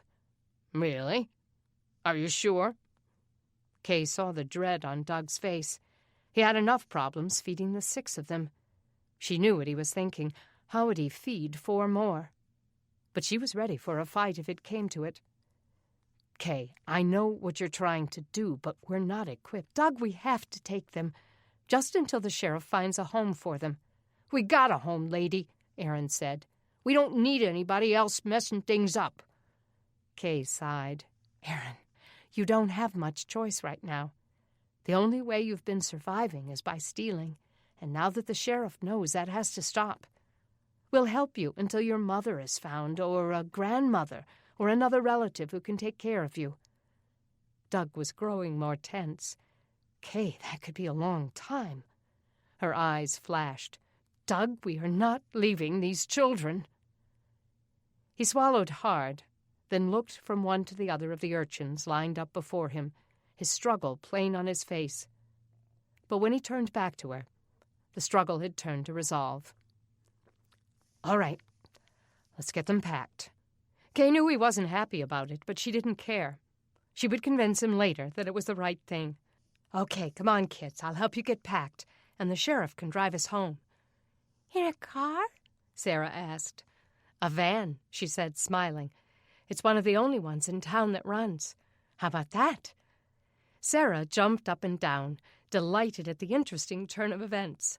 But the 3 boys brooded, and when the sheriff found and confiscated their empty revolver, they looked even more distraught. Kay could see this was going to be a challenge. She hoped her marriage was up to it. Chapter 10. Denny's parents had been gone way longer than she'd expected, so the task of preparing dinner on their outside grill fell to her. The choices were slim, and the food Jeff had salvaged from the thieves would have to last. She had just started boiling 6 potatoes, 1 for each of them, when Brad next door brought several fish he'd caught that day. Her unbelieving neighbor didn't even realize he'd been used by God today. She had quickly cleaned the fish and put them on the grill. 3 months ago, she hadn't known how to boil water. Now she could bake bread, can vegetables, clean fish, and her father threatened that she'd soon be skinning animals, a talent she'd rather not foster. But a lot of good all those domestic skills did her, since she'd probably be 50 before she saw Craig again. By then, he'd probably be married to some cute intern. Denny hated her already. Smells good. Jeff came out of the house, still filthy from working at the well. I wonder if I should go looking for Mom and Dad. I'm getting worried about them. Maybe you should. They may have gotten conked on the head in that neighborhood. The words were no sooner out of her mouth than they heard an engine turning onto the street. Since it was such a rare sound, one that usually meant bad news, she scooped the fish off of the grill and ran to see who it was. It was the sheriff's clunker van, pulling into her driveway. Her chest tightened. Was he coming with bad news about her parents? She breathed in relief when she saw her dad in the passenger seat. It's about time, she said as he got out. Where have you been? Her dad opened the back door, and her mother got out. Behind her, a scrungy-looking boy filed out, followed by 3 other filthy children. Her jaw dropped. Dad, don't tell me.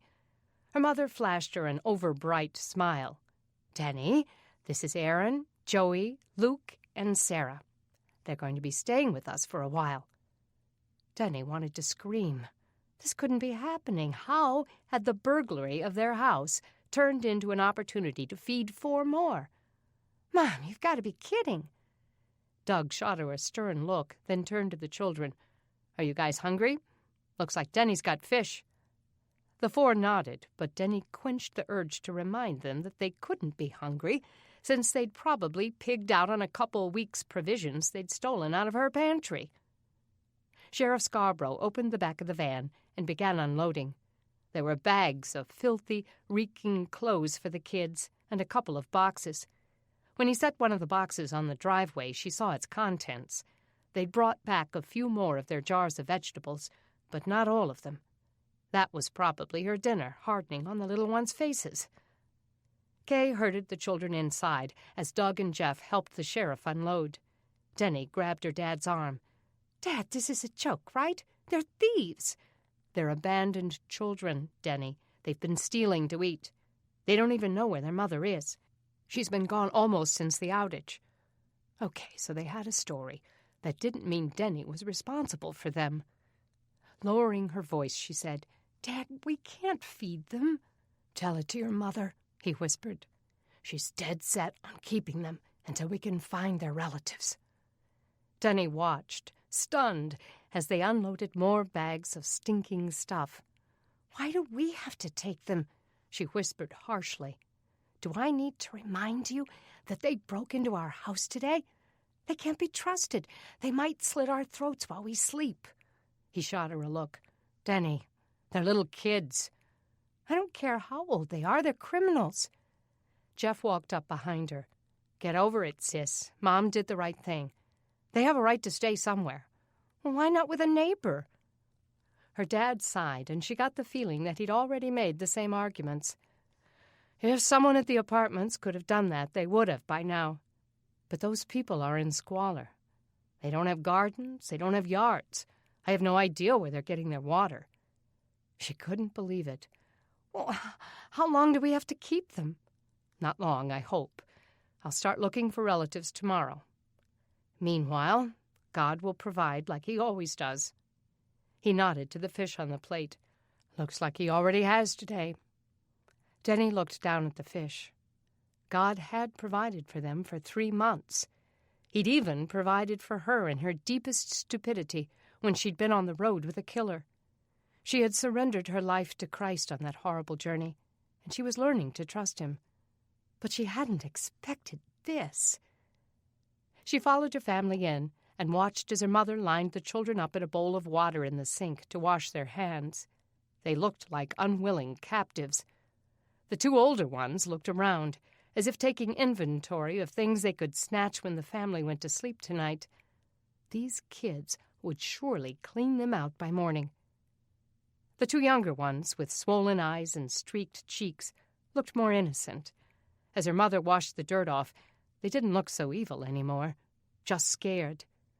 The little girl was still sniffing and holding her brother's hand. He kept patting her, like it was going to be all right. Denny's heart softened a degree. Logan and Beth came in from outside and gaped at the crowd in their kitchen. What's going on? Logan asked. Are those the crooks who stole our food? Logan! Kay set her hand on the little girl's shoulder. They're our guests. They're going to be staying with us tonight. Beth sucked in a breath. Where are they sleeping? Her mother's voice was soft, markedly cheerful. You'll stay in Denny's room with her, and Sarah and Luke will sleep in your bed. Logan, you'll sleep with Jeff, and Aaron and Joy will take your room. Logan grunted. No way those creeps are sleeping in my bed. No way, Mom. Aaron's lips compressed in a sneer. Don't worry. I'd rather sleep on the concrete than in your stinking bed. Logan took a step toward him. Speaking of stinking... Kay slapped her hand over Logan's mouth, her eyes shooting daggers, then turned his face up to hers. Logan, that's enough. Doug grabbed Logan's shoulder and turned him around. Outside, son. You and I need to have a talk. Logan stormed out of the house, and Doug followed. Logan was in trouble now, Denny thought, because he was the only one with the guts to speak out. Her mother looked as if she could spit nails. Now, Kay said, trying to put a happy face on their chilly reception, let's finish washing our hands so we can eat. Hands, feet, legs. Those kids had weeks' worth of filth on them. Denny bit her lip and began to set the table. Beth looked about to cry. Kay stood the little girl up on a chair and dipped her hands in the bowl of water. I'll wash up in the back, Jeff muttered. Denny eyed the boys as she finished setting the table. The 2 older ones stood like hostile prisoners, their arms crossed in defiance. Maybe, if she were lucky, these kids would run away tonight and be done with it. The little boy, though, wasn't showing such bravado. He held his eyes wide, as if he didn't know whether to cry or smile. Quietly, He awaited his turn at the sink. Denny watched as her mother talked softly to the little girl, gently washing the filth off her hands. It was going to take more water than they had ready. She'd only filtered and boiled enough for drinking water to replace what they'd taken, but it wouldn't be enough to wash with. After supper, you'll all need baths. Kay finished washing little Sarah's hands and dried them on a clean towel. All right, sweetie, you can jump down. Sarah got down from the chair. Your turn, Luke. Sarah had a cute little voice that lilted with energy, and when she turned her face to Denny, she saw that the voice matched the face. Holding her hands up proudly, she said, See? Clean. Luke compliantly got up on the chair and dunked his hands into the water.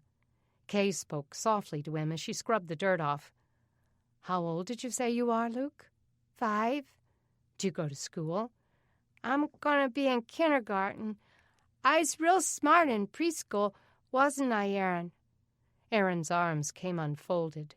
Yeah, Luke, you were the smartest kid in the class.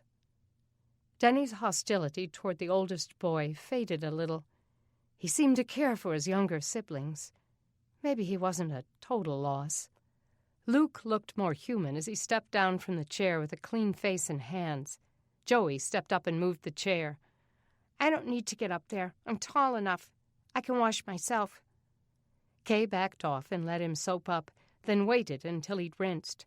Then he got a handful of water and smeared it on his face, doing a haphazard job of wiping it clean. She handed him a towel. That's better. Don't you feel better now? He shrugged. Aaron stepped up next. It's not that I don't make 'em bathe, he said, like a father embarrassed about his poor parenting skills. It's just that we never have enough water. Kay looked into his face as she talked to him. I don't know how you did it, Aaron. Taking such good care of your brothers and sister without any of the things you needed. He glanced at her suspiciously, as if questioning her sincerity. I'm serious, Aaron. Your mother is going to be proud of you when we find her.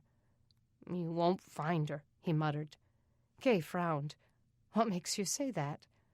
Because she doesn't want to be found. She took off for a reason, you know. And what reason is that? She always thought there was something better somewhere else, he said. Maybe she went to find it. Denny's heart plummeted.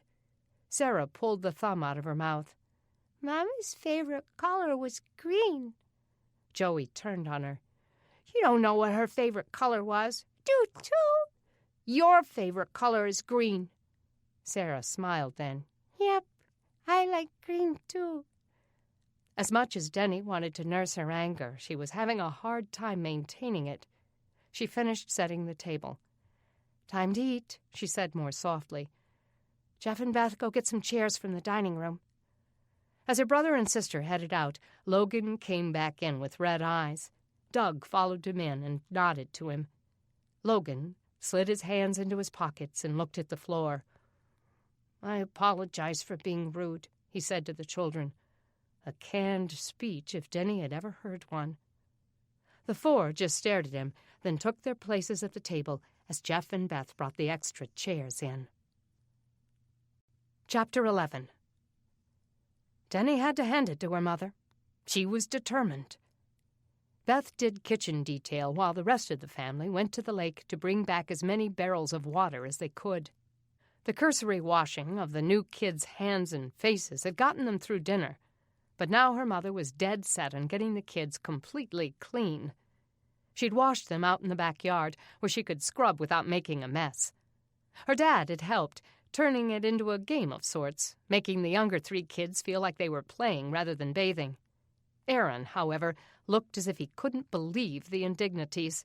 He brooded like Huck Finn being scrubbed by the widow Douglas. What kind of mother would abandon her 4 children, especially at a time like this? Denny couldn't even imagine. But tomorrow she planned to find out. She was going with her dad to Sandwood Place Apartments tomorrow morning to look through their things, hoping to find some clue as to where their mother could be. But what would they do if they found her? Drag her back and force her to be a mother? No, The kids' best hope was to find grandparents or aunts and uncles who could raise them. Their mother was unfit. Denny's mother was soaking wet by the time she came into the house after scrubbing the kids' clothes clean. Since it was almost dark, she brought the wet garments in and hung them over the shower stall in the bathroom. Hopefully they would be dry by morning. While Denny worked on Sarah's tangles, her father held a powwow upstairs with the boys, trying to get as much information as he could about who their mother was and what friends she might be staying with. Sarah seemed more than content with all the attention being shown her. She sat on Denny's lap, turning the pages of a children's book that Beth had pulled from her bookshelf. "Your house is pretty," she said, "and your TV is big." Denny glanced at the 48-inch television sitting in the corner. "Yes, it is." Sarah looked up at her. "Can we watch it?" Denny smiled. "It doesn't work." The child's face fell. "Neither does ours." "Nobody's TV works right now." Beth got down on her knees in front of them. "Sarah, if the TV worked, what would you watch?" "Wickles," Sarah said without blinking. "I have a tape with all their songs, but it don't work either." Denny knew the Wiggles were like a rock band for preschoolers, 4 silly men dressed in bright colors, singing songs that children loved. She wished she'd watched that show even once instead of surfing past it. "Can you sing me one?" Sarah slid off Denny's lap, turned to face her, and launched into song, complete with hand motions. She was cuter than Dakota Fanning and I Am Sam. If Denny ever found this little girl's mom, she would personally ream her. A woman like that didn't deserve the love and respect of an innocent child like Sarah. "You know what?" Beth said. "I've been thinking about writing a play. All the little kids in Oak Hollow could be in it. We need some entertainment around here." "Luke was in a play one time," Sarah lilted. "Aaron took us. His teacher met him a tree." Aaron took them. Why hadn't their mother, that angry, belligerent street kid, had cared for his siblings all this time? Denny was the oldest child in her family. What if she'd been responsible for her siblings at age 9? Shame beat through her for thinking of these kids as trash. Aaron had kept them alive and together. Denny had known something about desperation herself when she was on the road. Given the same set of circumstances, she might have become a thief too. Surely there were relatives who could love kids like this. Upstairs in Logan's room, Doug had his hands full with Aaron and his brothers. He knew that when the family went to sleep, the boys were likely to rob them again and return home. For the past 4 months, since the killer in the neighborhood had been found, Doug had been able to sleep with relative peace. But tonight was going to be a long night. He had to convince the children it was in their best interests to stay. But Aaron was having none of it. "Look, mister, I know you're trying to help us and everything, but we don't need your help. I can take care of my sister and brothers." "You can't take care of them by stealing, Aaron.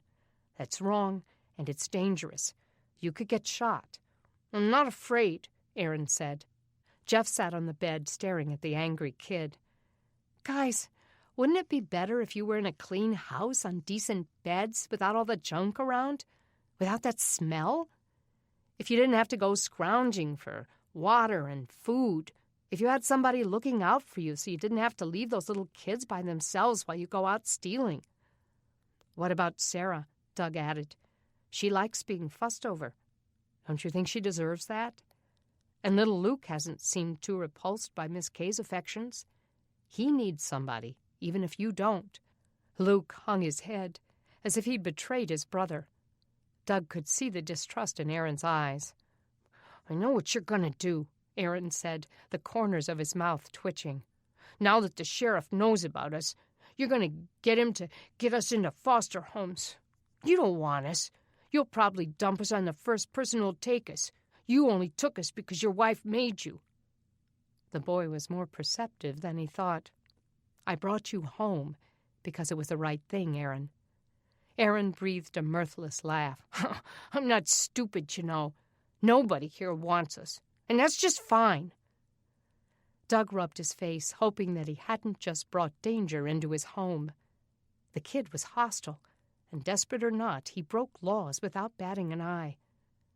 But what else could Doug do?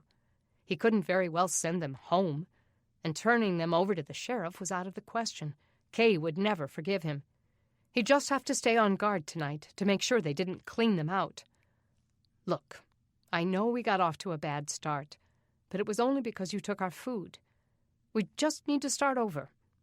We brought you home because we care, but I can't put you in a cage. If you decide to leave, I want you to think hard about whether you're going to something better than I'm offering you. Joey sat down on the carpet, crossing his legs in front of him. The boy had dark circles under his eyes. He looked weary with the burden of life. He looked up at Aaron with a pleading face. "We could stay here for a little while, Aaron," he said. "It was good to have hot food tonight." Aaron just looked at the floor. As tough as the kid was, he was scared. Whatever Doug had against him, Aaron did care for his siblings. Sighing, Doug set his hand on Aaron's shoulder. Aaron, I promise you, no foster homes, period. Trust me, the sheriff isn't going to take you away from us until your relatives are found. That could be a long time, Aaron said. You don't even know what you're getting into. Doug felt like he was talking to a peer, a grown man made stronger through suffering. It was hard to believe this was a little kid. Why do you say that, Aaron? I have 4 kids. Why do you think I don't know? Because I told you, you won't find my mama. If she wanted to come home, she would. And we haven't seen our grandma and pop since before Sarah was born. Mom kept moving us so they couldn't find us. Why? Jeff asked. Were they mean? No, they were real nice, Joey piped in. Aaron shot his brother a withering look. Mama said they were trying to get her arrested, and if they did, we'd be split up. So their mother had put that idea in their heads, making them fear it worse than being alone. Why would they have wanted your mother in jail? Aaron kept his eyes fixed on his feet. She might have stole from him or something. I don't really know. Do you know where they live? They used to live here, but they moved before I was born. They used to come visit us, but they'd fight so bad with Mama that they quit coming, and she never took us to visit them after that. Doug hoped he could find an address in their apartment tomorrow. I'll bet they've missed you and wanted to see you. But they haven't, Aaron said. And if you don't find him, you won't be able to keep that promise you made. This kid might not be afraid to break into homes at the risk of getting shot, but he was terrified of losing his family. Doug respected that. I know you're worried about your family, and I admire you for that, Aaron. You've had a hard row to hoe these last few months. Despite your methods, you've done a good job of keeping your brothers and sister fed. But I'm going to ask you to do something that doesn't come naturally for you. I'm going to ask you to trust me. The boy looked up at him, studying his eyes. Just hang around here for a few days, and if you don't see that life is better for you, then you're free to go. Besides, Jeff said, the sheriff knows where you live now. If you go home, he'll put you into foster care for sure. Aaron clearly hadn't thought of that. His ears reddened. You shouldn't have brought him. We'd have given the food back, what was left of it. Don't you get it? Jeff asked. You just can't go around breaking into people's houses, and 4 little kids shouldn't be living alone. Doug quieted Jeff with a raised hand. He was tired, so tired. But these children needed him, like it or not. Look, I believe this was all a God thing. I think he was looking out for you when he led you to our house this morning. God didn't lead us nowhere, Aaron said. We came here ourselves because we knew it was a rich neighborhood, and most of the people would be at the meeting.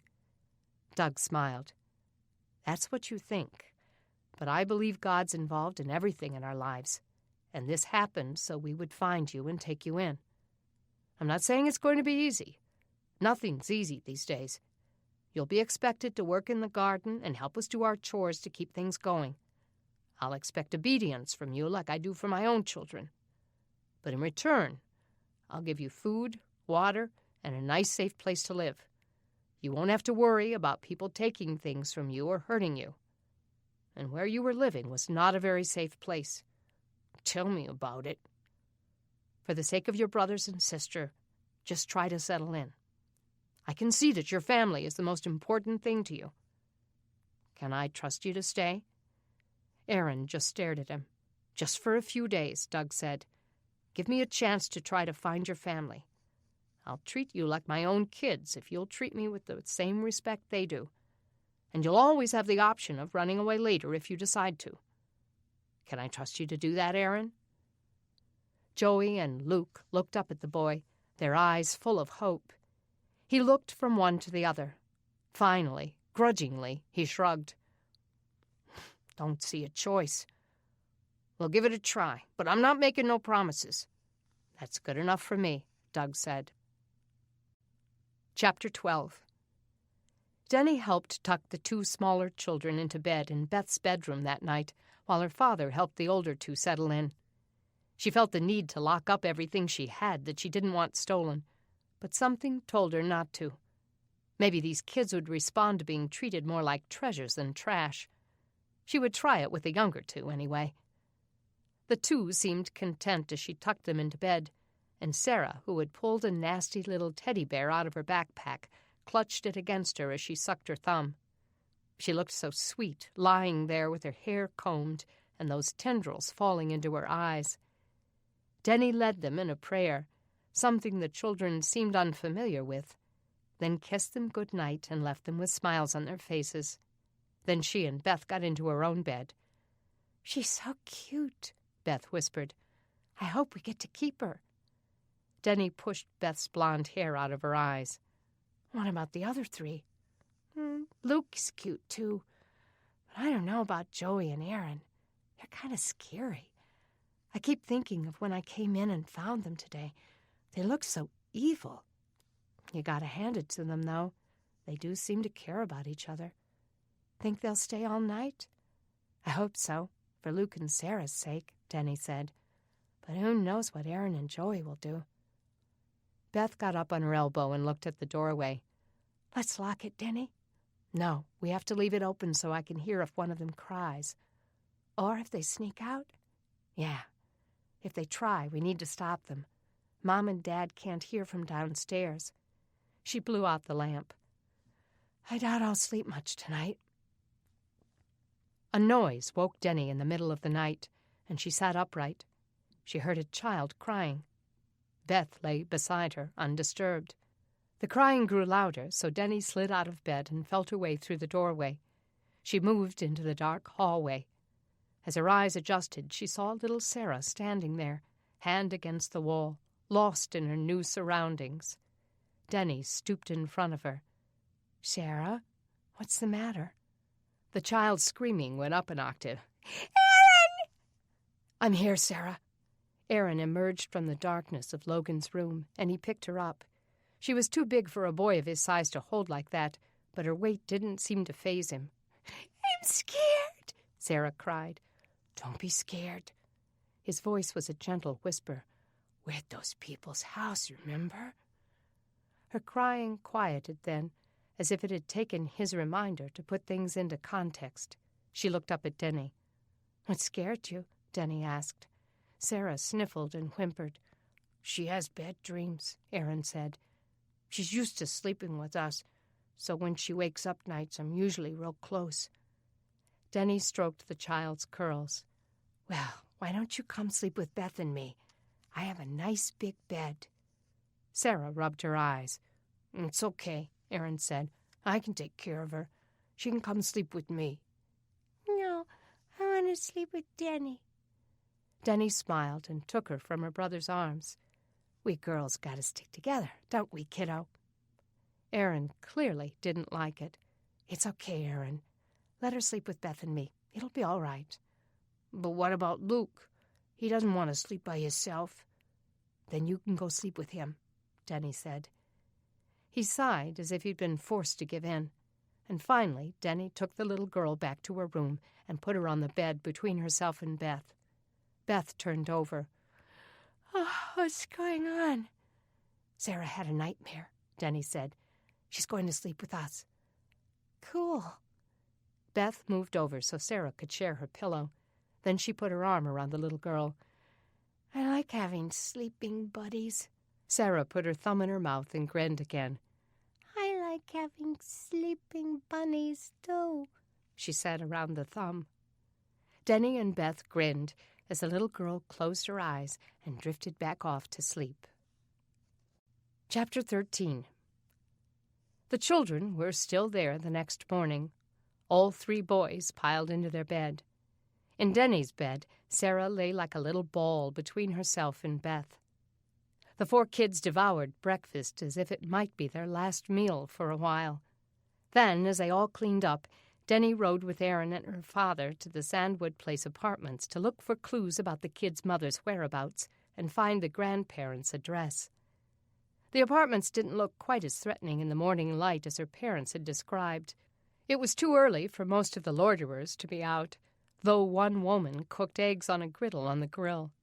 The smell from the garbage piled behind the place overpowered the scent of the eggs. "You won't find nothing," Erin said. "I know everything that's there."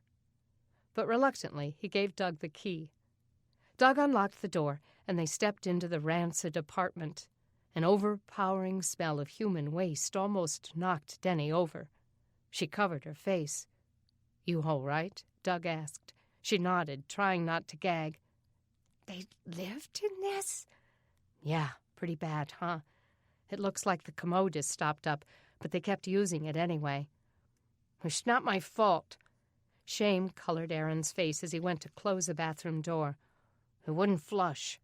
Denny coughed. You could flush with water. "We never had enough. Plus, the neighbors' toilets were backed up, too. They said the sewage system wasn't working." Denny turned her astonished eyes to her dad. "How come ours works?" "Because we have a septic tank." Denny stepped over the piles of items the kids had stolen and discarded to look in the 2 bedrooms. There was a double bed in one room and a mattress on the floor in the other. 5 people lived in this apartment. Where did everybody sleep? "We slept fine. Don't worry about it." Erin was taking her reactions personally, as if he were responsible for providing for the family. She felt sorry for him. She went around the boxes and into the mother's bedroom. The kids had clearly taken over that room, and it, too, held plunder they'd looted from people's homes. Their mother's room had a set of beaten-up bookshelves with a few books on them. Her closet was piled high with wadded clothes. She clearly didn't own a hanger. Denny picked up a pair of jeans and held them up to herself. She must be about my size. Erin took the jeans out of her hands and returned them to the closet. She glanced down at him. The corners of his mouth quivered as if he was trying not to cry. Only then did she realize that this was difficult for the kid.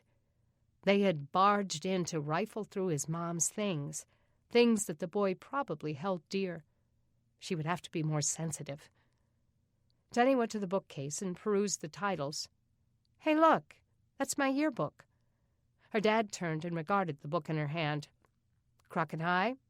She must have been a student there. "She was," Erin said.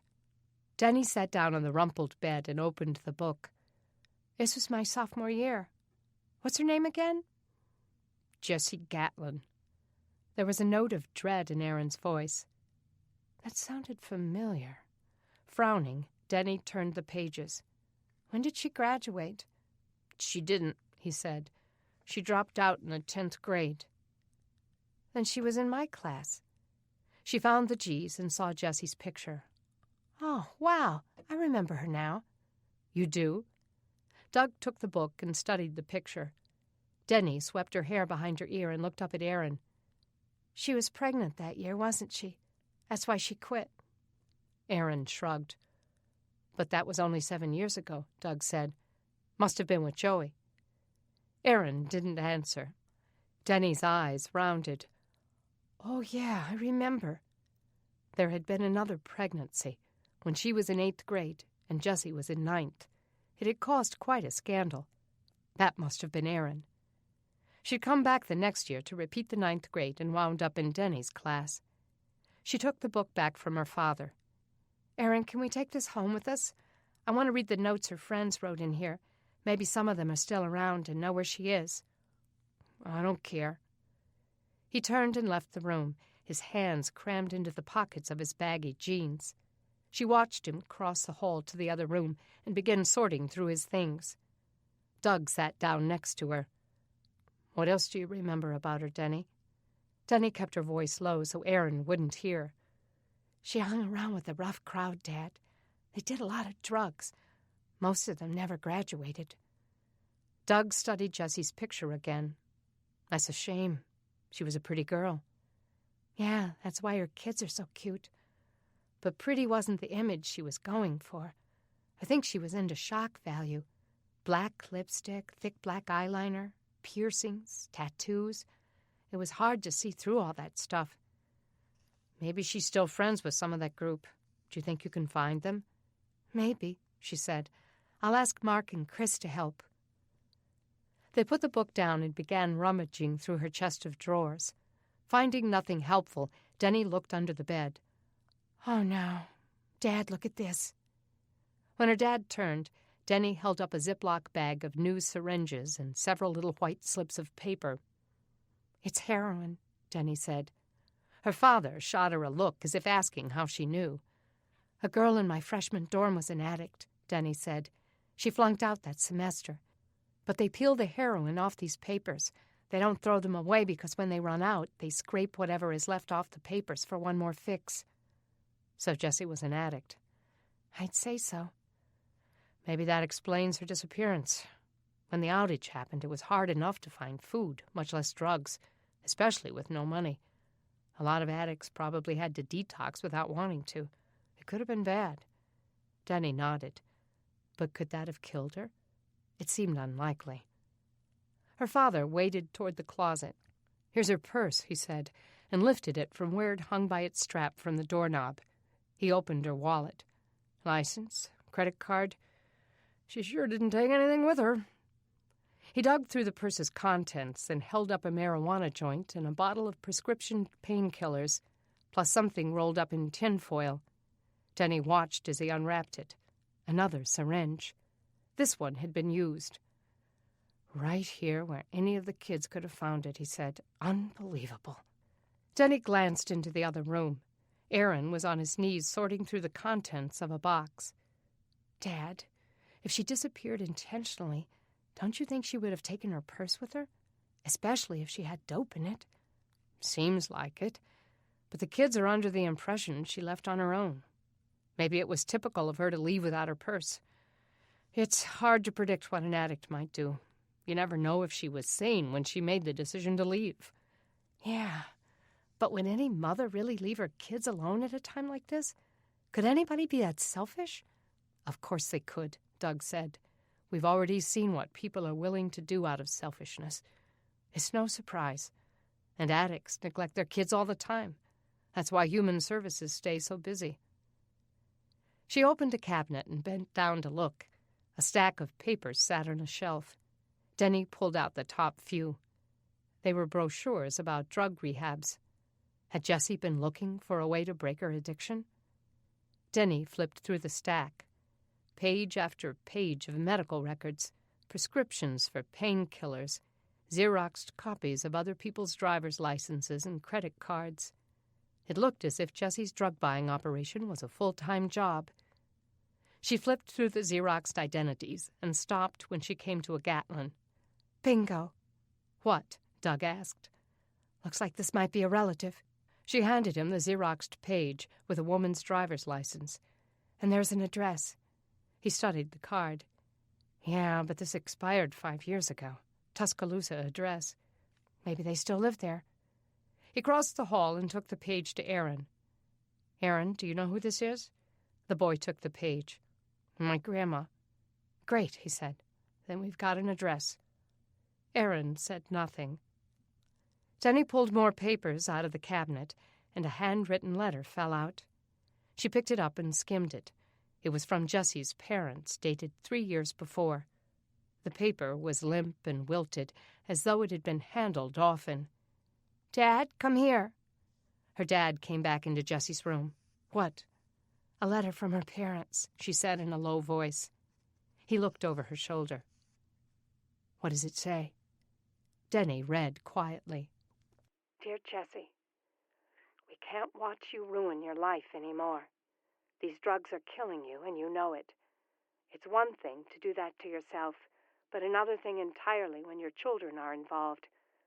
Your kids deserve better than a drug-addicted mother who can't love them enough to clean herself up. Your father and I have decided to file for custody.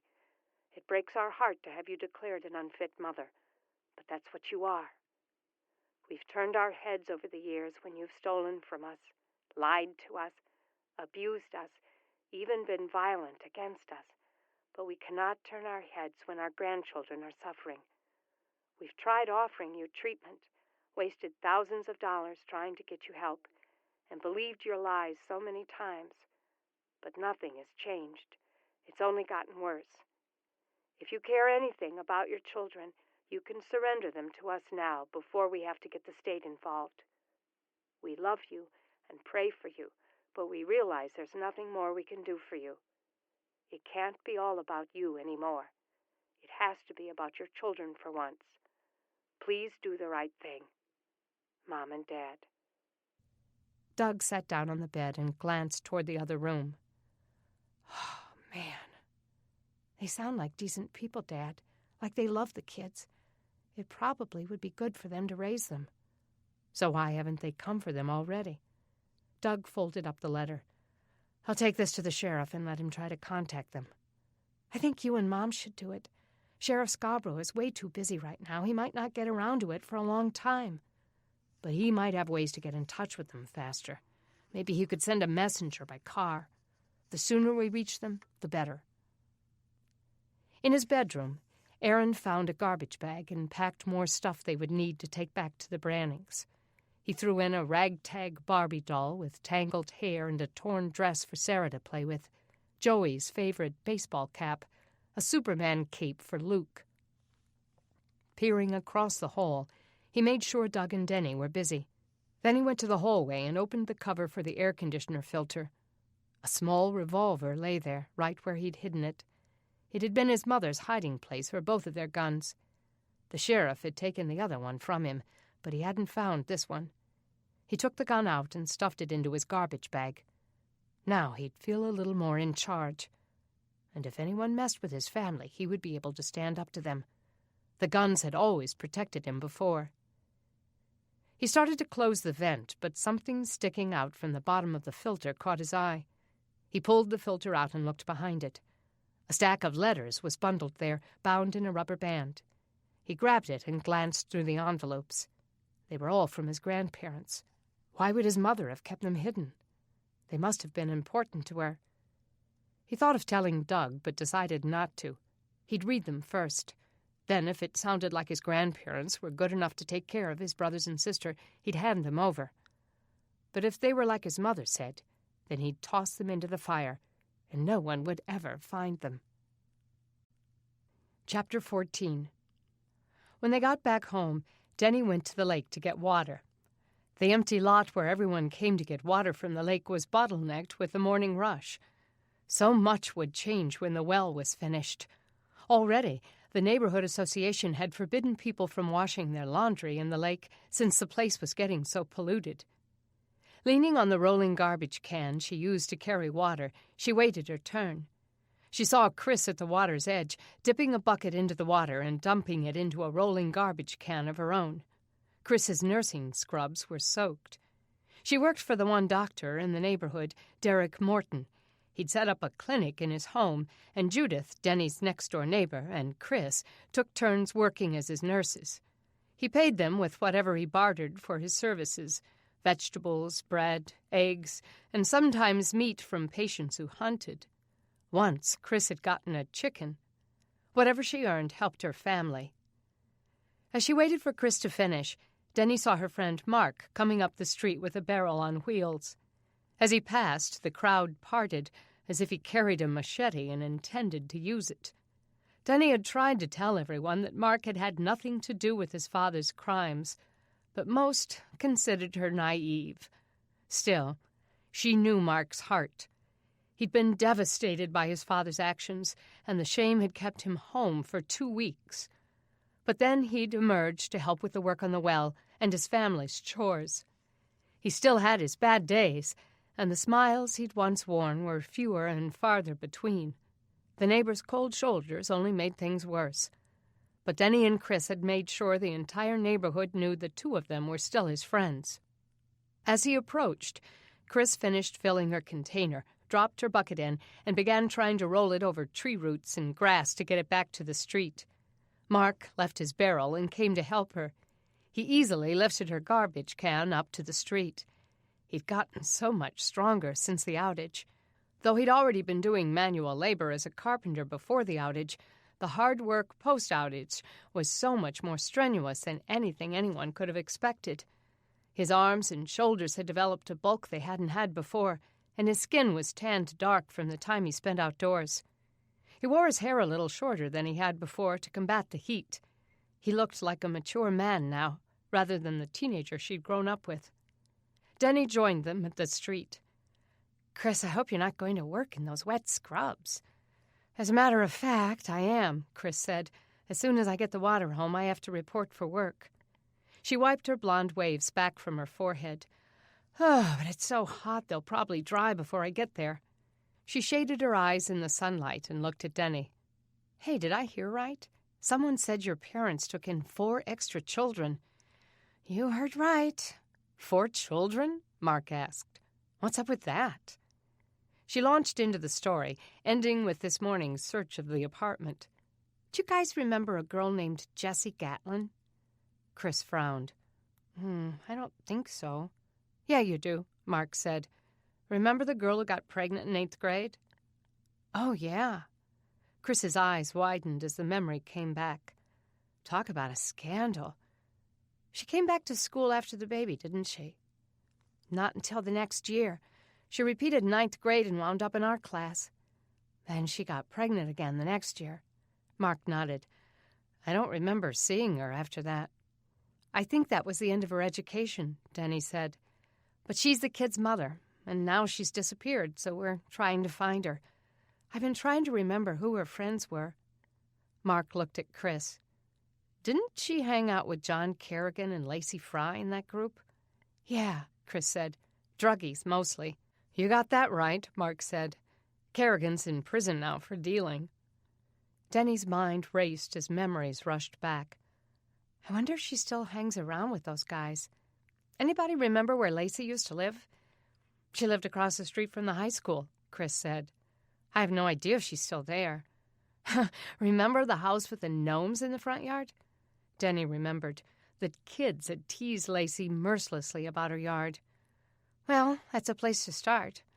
I think I'll go over there today, see if she still lives there, and if she knows where Jessie is." "If you ask me," Mark said, "a woman who leaves her 4 children to fend for themselves at a time like this, she should probably just stay lost." "But what if something happened to her?" Chris asked. "I mean, wouldn't that be sad if she was in trouble somewhere and no one ever came looking for her?" "Who knows? If there's ever a time she could get clean, it would be now, wouldn't it? I mean, drugs aren't any easier to get than anything else. She certainly doesn't have any money. I'm going to go try to find Lacey Fry today and see if I can get any information." Mark took off his baseball cap and raked his hair back. "I'll come with you." "Great," she said. "Dad has his well shift, so he can't go, and I really didn't want to go alone."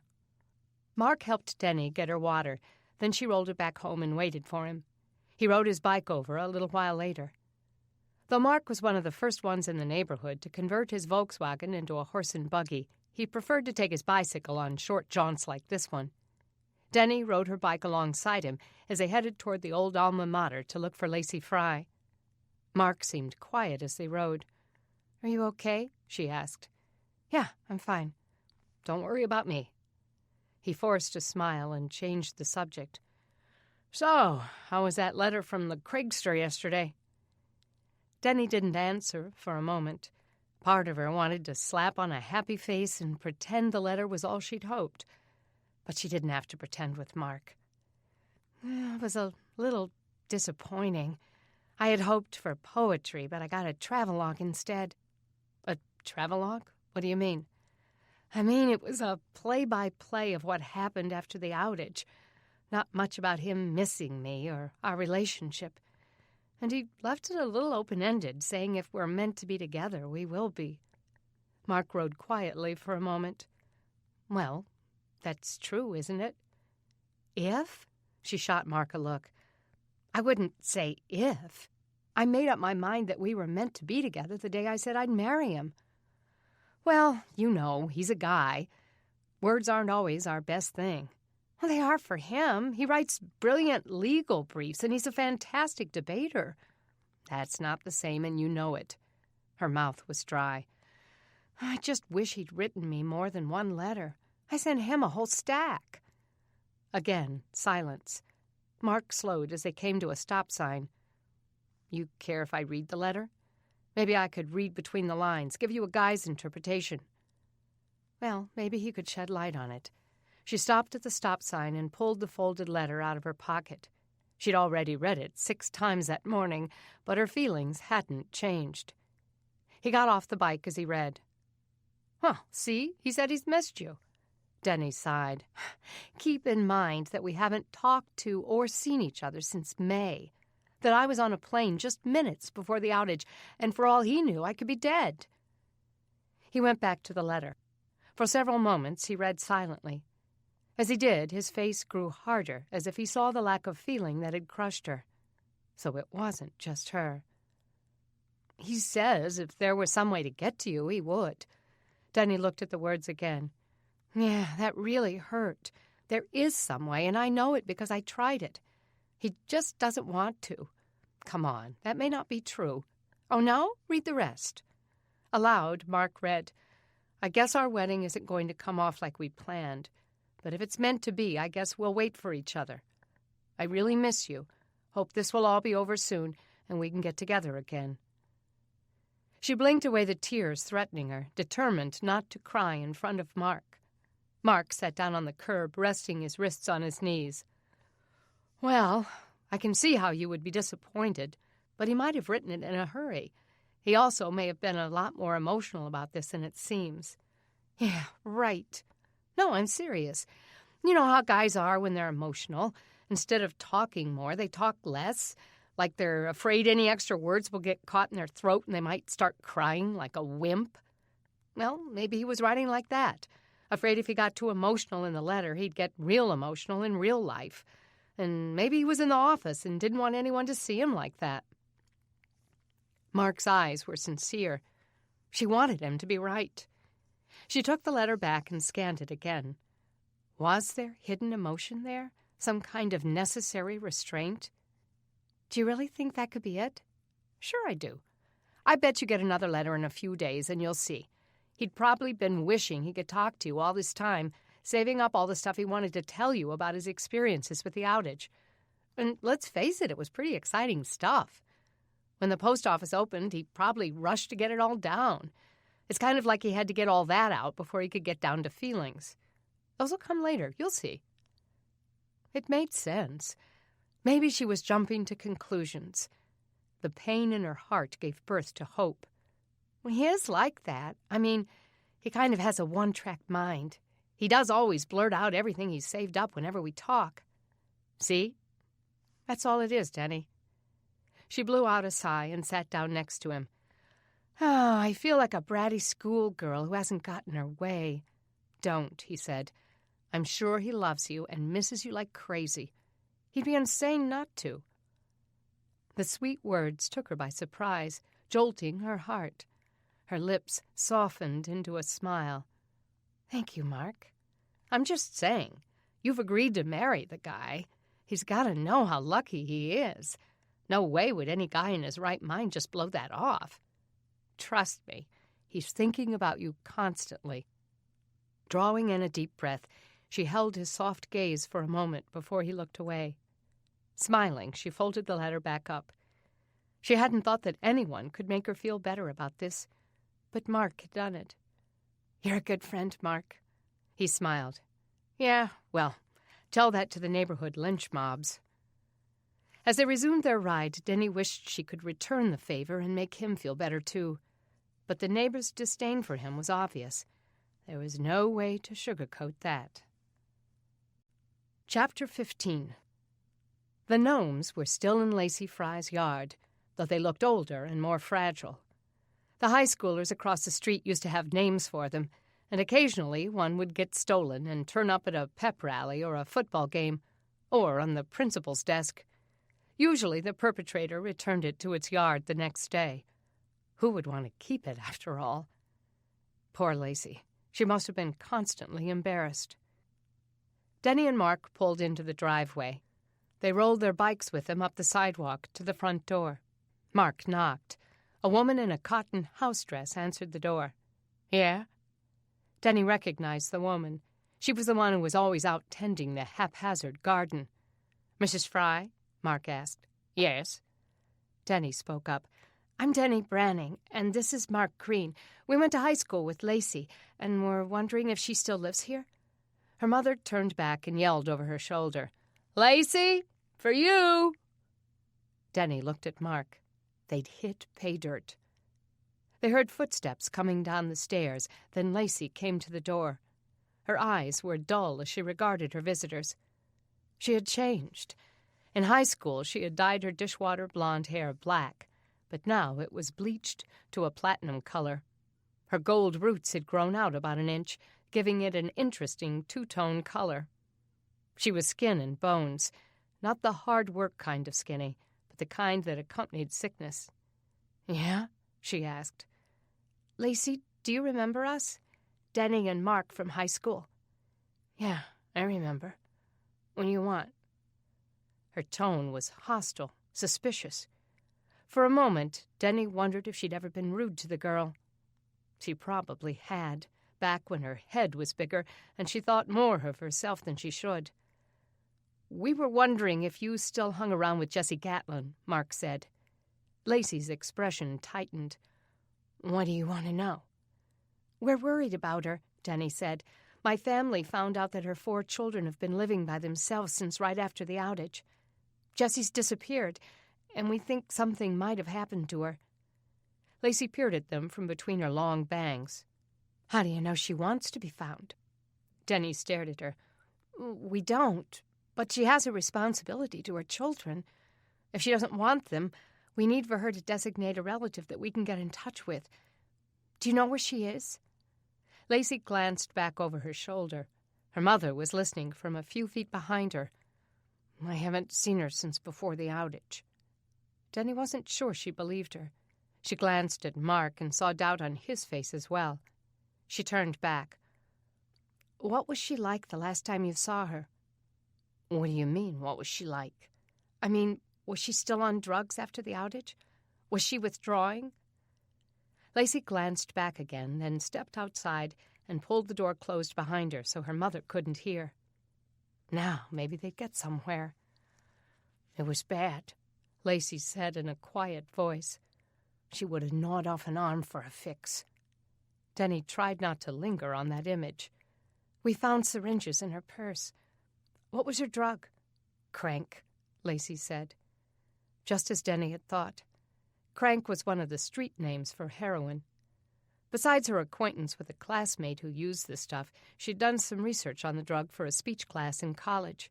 Heroin was one of the most difficult drugs to detox from. So let me ask you this, Mark said. If she was addicted to heroin when the outage happened and she couldn't get any more, what do you think she did about it? Same thing the rest of us did, Lacey said. She spent whatever cash she still had on getting what she needed, and then she ran out. And like the rest of us, she was out of luck. What happened? Denny asked. Did you get sick? Sick isn't the word, Lacey said. It's painful and miserable. Your bones and muscles hurt. You vomit. You can't sleep. And you think you're going to die. Nothing better get between you and the needle. How long does it last? A week, really bad. Some of the symptoms go on for weeks, months even. Clearly, Lacey was still in bad shape herself. You said you found syringes? She asked, desperation tightening her face. Did she have any dope? If she had, Denny knew, Lacey would have done whatever it took to get her hands on it. "No," she said. "We didn't find any." Lacey shrugged. "Figures. Nobody has any." "So the outage basically saved your life," Mark said. "Or ended it, depending on how you look at it." Denny tried to imagine what that meant. Did Lacey really feel that her life as an addict was more real than this one? How sad. She hoped Lacey could stay away from drugs long enough to think rationally again. "Jessie's kids say she hasn't been seen since 2 weeks after the outage." "Sounds about right. She probably had some dope on her or was able to get some for the week after the outage.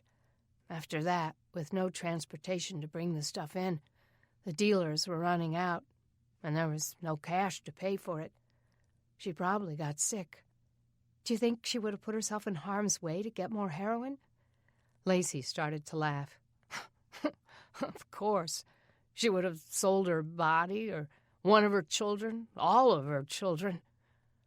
Those cravings, they control you. And a lot of people I know were in dire straits when the drugs weren't coming in anymore." She studied their faces, then flipped her stringy hair back. "You know, people like you think they're so much better than us. But you're not." "I wasn't thinking that." "Yes, you were. You're judging me just like you're judging her." Denny swallowed. She didn't want to fight with the girl. Lacey looked beaten down enough. "I wasn't judging you, Lacey. I feel bad for you. As much as I drank my first year of college, I could just as easily have been in your shoes." "You?" Lacey breathed a disbelieving laugh. "Yeah, me. It just happened that my cravings for being a big shot were stronger than my cravings for a buzz. So I quit drinking." Mark looked down at her, clearly surprised. Lacey seemed moved, too. "You were always a big shot," she said. Denny swallowed. "Well, I'm trying to change." Lacey crossed her arms and looked down at her feet. "Jessie was raped by a neighbor when she was 14. She got pregnant and everybody turned on her." Denny hadn't known that. Everyone had just thought she was easy. If someone had just told them. But who was she kidding? It wouldn't have stopped the gossip. "So she started using to numb the pain?" Mark asked quietly. "Something like that." "She was pregnant again in 10th grade, Denny said. She never came back to school." "No, her folks took her and moved to Tuscaloosa after that. They wanted her to start over clean, but she was in too deep. She kept running away. She loved her kids, though. She always brought them with her. Some guy was always willing to put her up, for a while at least." "Then you don't think she would have left her kids intentionally?" "Not for more than a few hours, or maybe a night." Denny pulled the notepad out of her back pocket. "Could you tell us some of the guys who've taken her in? Maybe she's with one of them." "Doubt it. Most of them dumped her after she got pregnant. They always wanted her to get rid of the babies, and she would say she was going to. Then before you knew it, her stomach was growing. Some of them got real hot about it. One dude beat her to a pulp, but it didn't hurt the baby." "Who was that?" Denny asked. "Mo Jenkins, though he'll deny it if you ask him. He's the little girl's daddy." "Sarah's?" "That's right." "Can you tell us where he is?" Mark asked. She shrugged. "He's a jerk. I don't know where he lives. I see him around sometimes, so I know he's still in town." Denny wrote his name down. "Lacey, did she keep using during her pregnancies?" "She said she didn't, but I never knew for sure. They all came out all right, though, so maybe it was true." As Denny and Mark rode back home, Denny turned the conversation over in her mind. "So what do you think?" Mark shrugged. "I think when we find her, she probably won't be in any condition to take care of those kids." "I don't get it," Denny said. "If she loved her kids enough to stay clean while she was pregnant, why wouldn't she love them enough to take care of them? My mom would lay down her life for me. Mine, too. But instead, Jessie winds up so addicted that she'd leave her children to fend for themselves with absolutely no resources.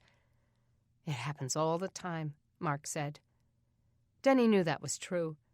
She'd had friends in college who had succumbed to drugs and dropped out, ruining their lives, changing their ambitions, their personalities, their character. But there was always hope for redemption.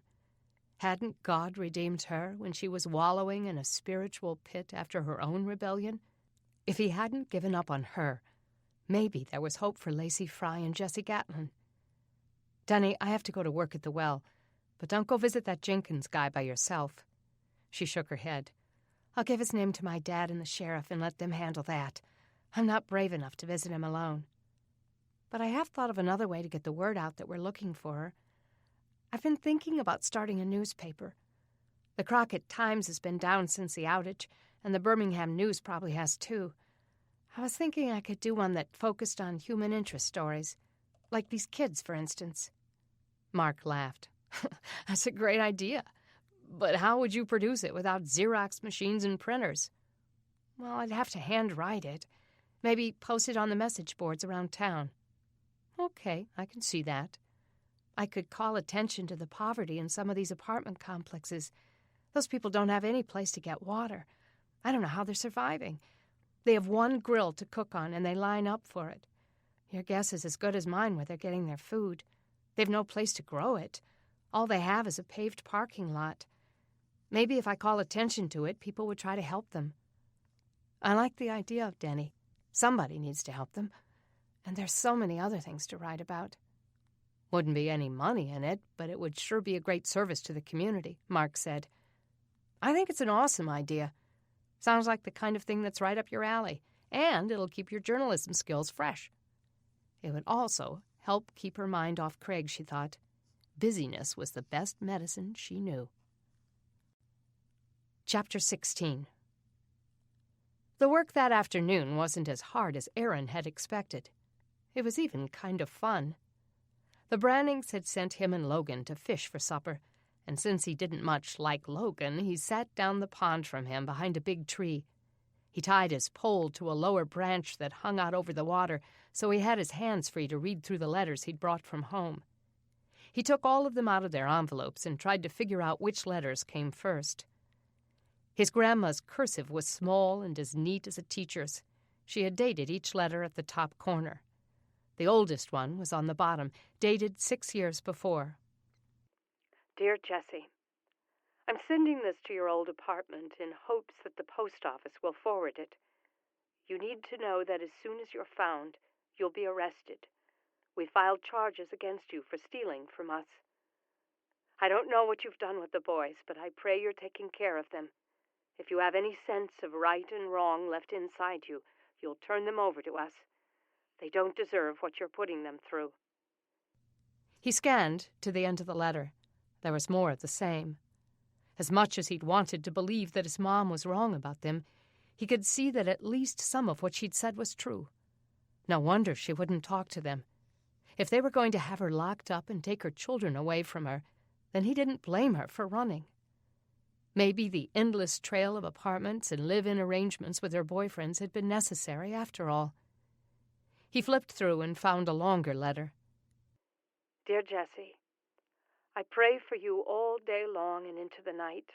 Then I wake up and pray some more. And I pray for your boys.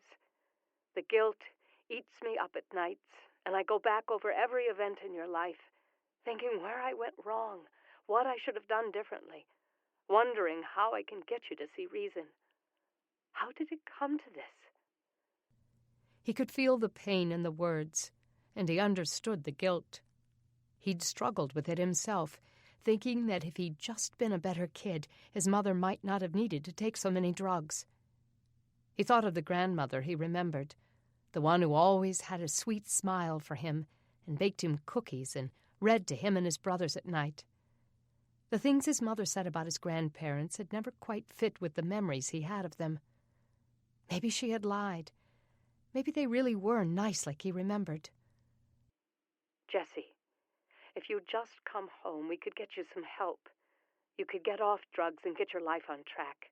You could be the mother that your children deserve. You could stop destroying yourself. If you don't, I'm afraid you're going to die. He held the letter in his hand and looked into the warm breeze blowing across the pond. Down the way, he heard a splash, and Logan cried out, "Got another one!"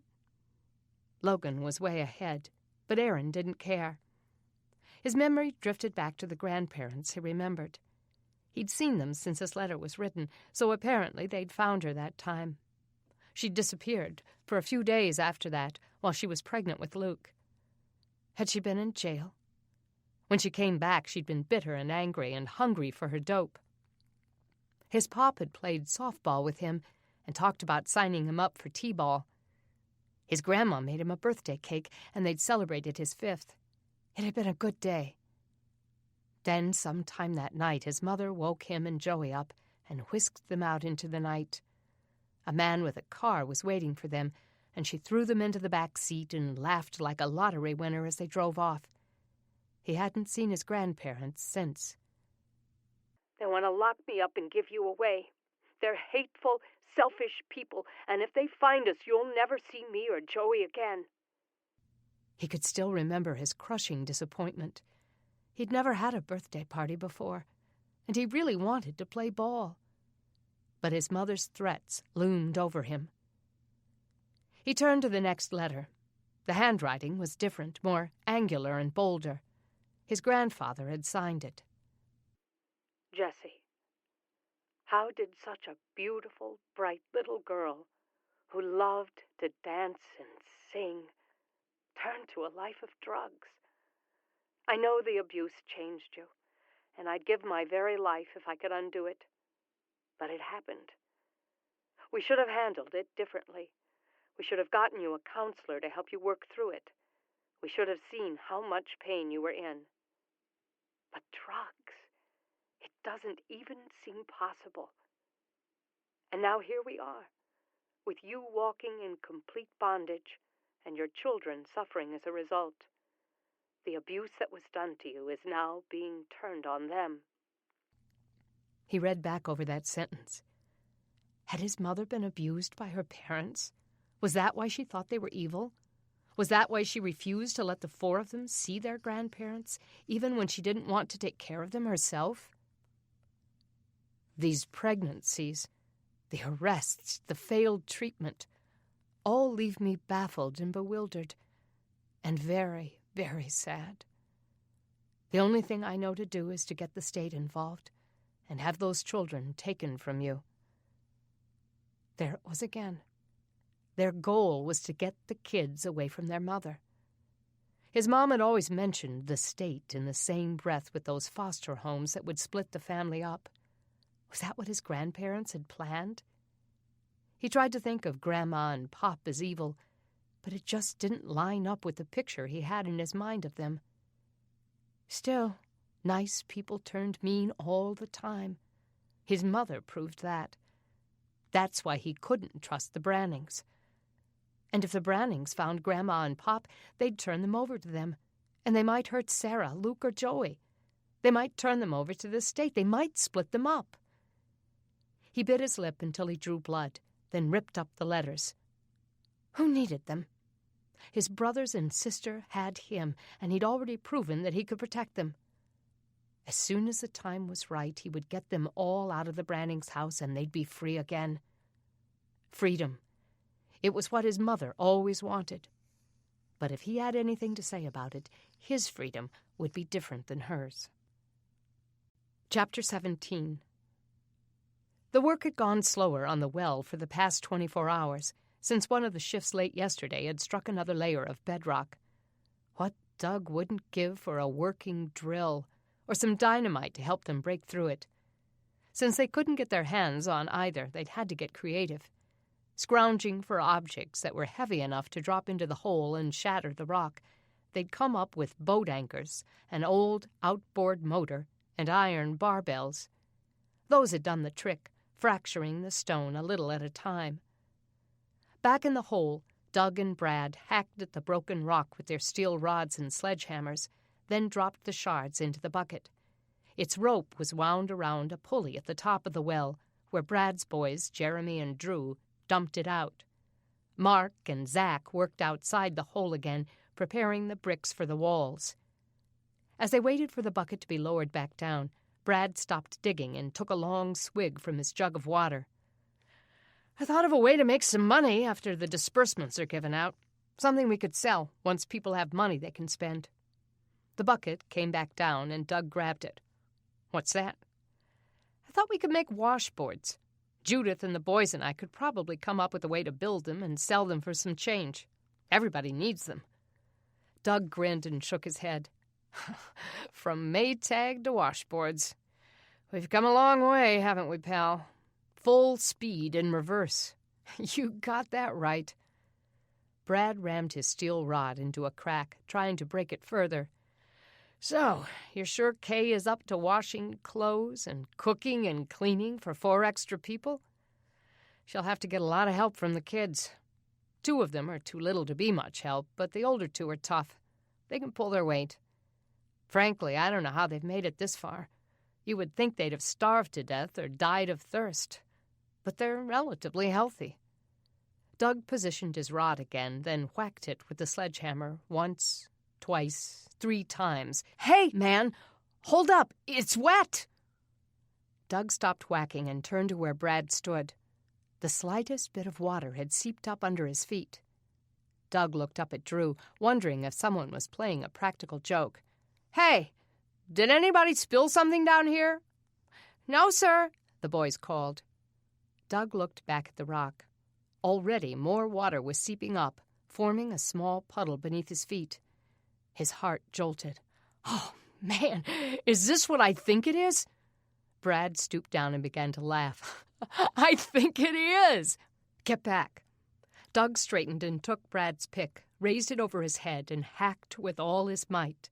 This time the water sprayed upward. We hit an aquifer, he shouted. We have water! Brad sent up a whoop and high-fived him. They hugged, their sweaty flesh sticking together. Above them, he heard cheers as the other workers leaned in to see. We've struck gold! Brad shouted up. A flurry of activity began above them as people in neighboring homes ran out. They had much to celebrate. Chapter 18. There was too much news to keep quiet, and Denny decided there was no better day to start a newspaper than today. While her siblings and the Gatlin kids did their chores, she sat down at the patio table and began working on her first story, the one about Jessie's disappearance. Her mother had written a letter to the grandparents earlier that day, and Jeff had taken it to the post office to mail. It might take weeks for it to get to them, and then they'd have to wait for a reply to work its way back. Either way, they'd have the children for a while. Unless they found their mother, and her article might help with that. 25-year-old Jessie Gatlin of Crockett disappeared about 2 weeks after the pulses began. She left behind 4 children, ages 3 to 9, who've been fending for themselves in the Sandwood Place apartment since that time.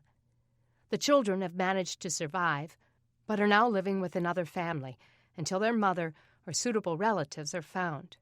Jessie Gatlin, who attended Crockett High School, is purported to have had a drug problem, according to her friend Lacey Fry, who hasn't seen the woman since before the outage. She suspects that Jessie's disappearance had to do with drugs. Sheriff Scarborough, who took the children into custody and placed them in foster care, has started an investigation to find Jessie Gatlin. If you have any information about her or have seen her at any point since the outage, please contact Sheriff Scarborough's office immediately. Authorities are also trying to find the children's grandparents or other relatives who may not be aware of their situation. The handwriting was pitiful, and it was written on a yellow legal pad. But she supposed she could copy it by hand and staple several copies to the message boards around town. It wasn't perfect, but it was a start. She heard yelling and looked through the yard toward the sound of the voices. Her mother, who was hanging a wet shirt on the clothesline, ducked under it. What's going on? I don't know, Denny said, rising from the table. Her mother rounded up the kids, and they all ran out the back gate toward the sound. They found the crowd celebrating around the well where Denny's father had been digging. They hit water, someone yelled. Giving a shout of victory, Denny hugged her mother. Little Sarah and Luke jumped up and down like long-time residents of Oak Hollow, while Joey stood back, hands in pockets, watching with detached interest. There was still much work to do to get the well ready to use, but all of the men who had helped with the shifts began to make plans for finishing it off. Everyone was jubilant. The women began feverishly planning a party, a huge blowout that would provide a welcome relief from all the hard work and from the drudgery their lives had become. Chapter 19. Doug and Denny found Mo Jenkins the next day, sitting on the steps of another apartment building, digging through a bag of garbage. An unlit cigarette butt hung from his mouth. His dark, curly hair was greasy and tangled, and his beard was unkempt. Doug was about to introduce himself when, to his surprise, Denny stepped in front of him, brandishing her legal pad. "Hi, are you Mo Jenkins?" He stopped digging and took the butt out. "Who wants to know?" She thrust out her hand. "I'm Denny Branning, and I'm writing a story about Jesse Gatlin for the Crockett Community Journal." Doug shot her a look. It was the first time he'd heard the name of the newspaper. He wondered if the name had just come to her. "This is Doug Branning," she said, failing to mention that he was her father. "We were told that you used to be involved with Jesse." Mo's eyes narrowed. "I told the sheriff I ain't seen Jessie in a long time. She got everything she wanted out of me and moved on." Doug leaned on the stairwell. "Did you know Jessie's missing?" He shook the garbage bag and resumed his digging. "Sheriff told me." "Did he tell you she hasn't been seen in weeks?" Mo put the cigarette butt back in his mouth. "She's probably holed up in a crank house somewhere." "How long were you involved with her?" Denny asked. 3-4 months. She was like a leech, hard to shake off once she settled in. Her and those bratty kids." "If she was so awful, why did you take her in?" Doug asked. "She was hot, that's why. I'm a sucker for a pretty face. But it got old fast. She started stealing from me. That was it. I threw her out." "How long ago was that?" "After she got pregnant the last time. She was a real drag then, cranky and dope-sick 'cause of the baby." "Dope-sick?" Doug asked. "Yeah. She didn't do as much dope when she was pregnant. She was a nightmare to live with." Doug met Denny's eyes.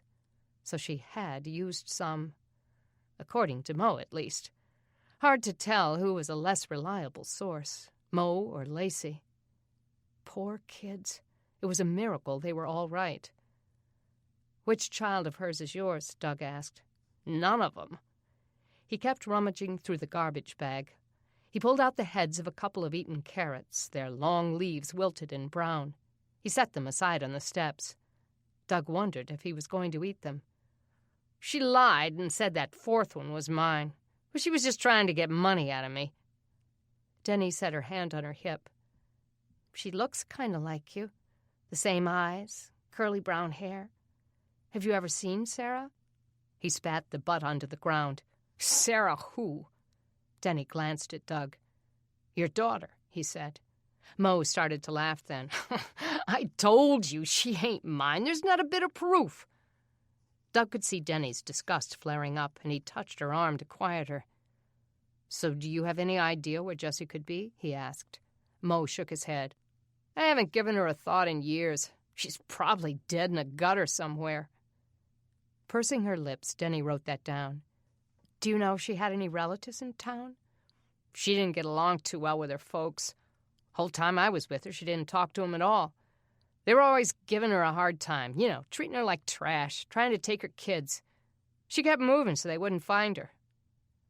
Was that why the parents hadn't been able to get the children yet? Doug leaned on the rail of the stairwell, watching the man pull out some chicken bones. "Mo, what would a drug addict do after the outage? Were there still places to buy drugs?" He discarded the bones. "It got real interesting. Most people had a little cash on them when the lights went out. Dealers sold it till they ran out. Couldn't get it here without transportation.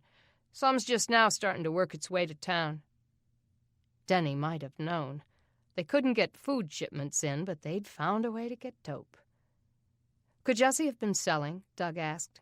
"Could a drug deal have gone wrong or something?" He shrugged. "Anything's possible with that girl. She wasn't above it, I can tell you that." Lots of folks turn to dealing to pay for their habits." He finished sorting through the garbage, then got to his feet. He was almost as tall as Doug.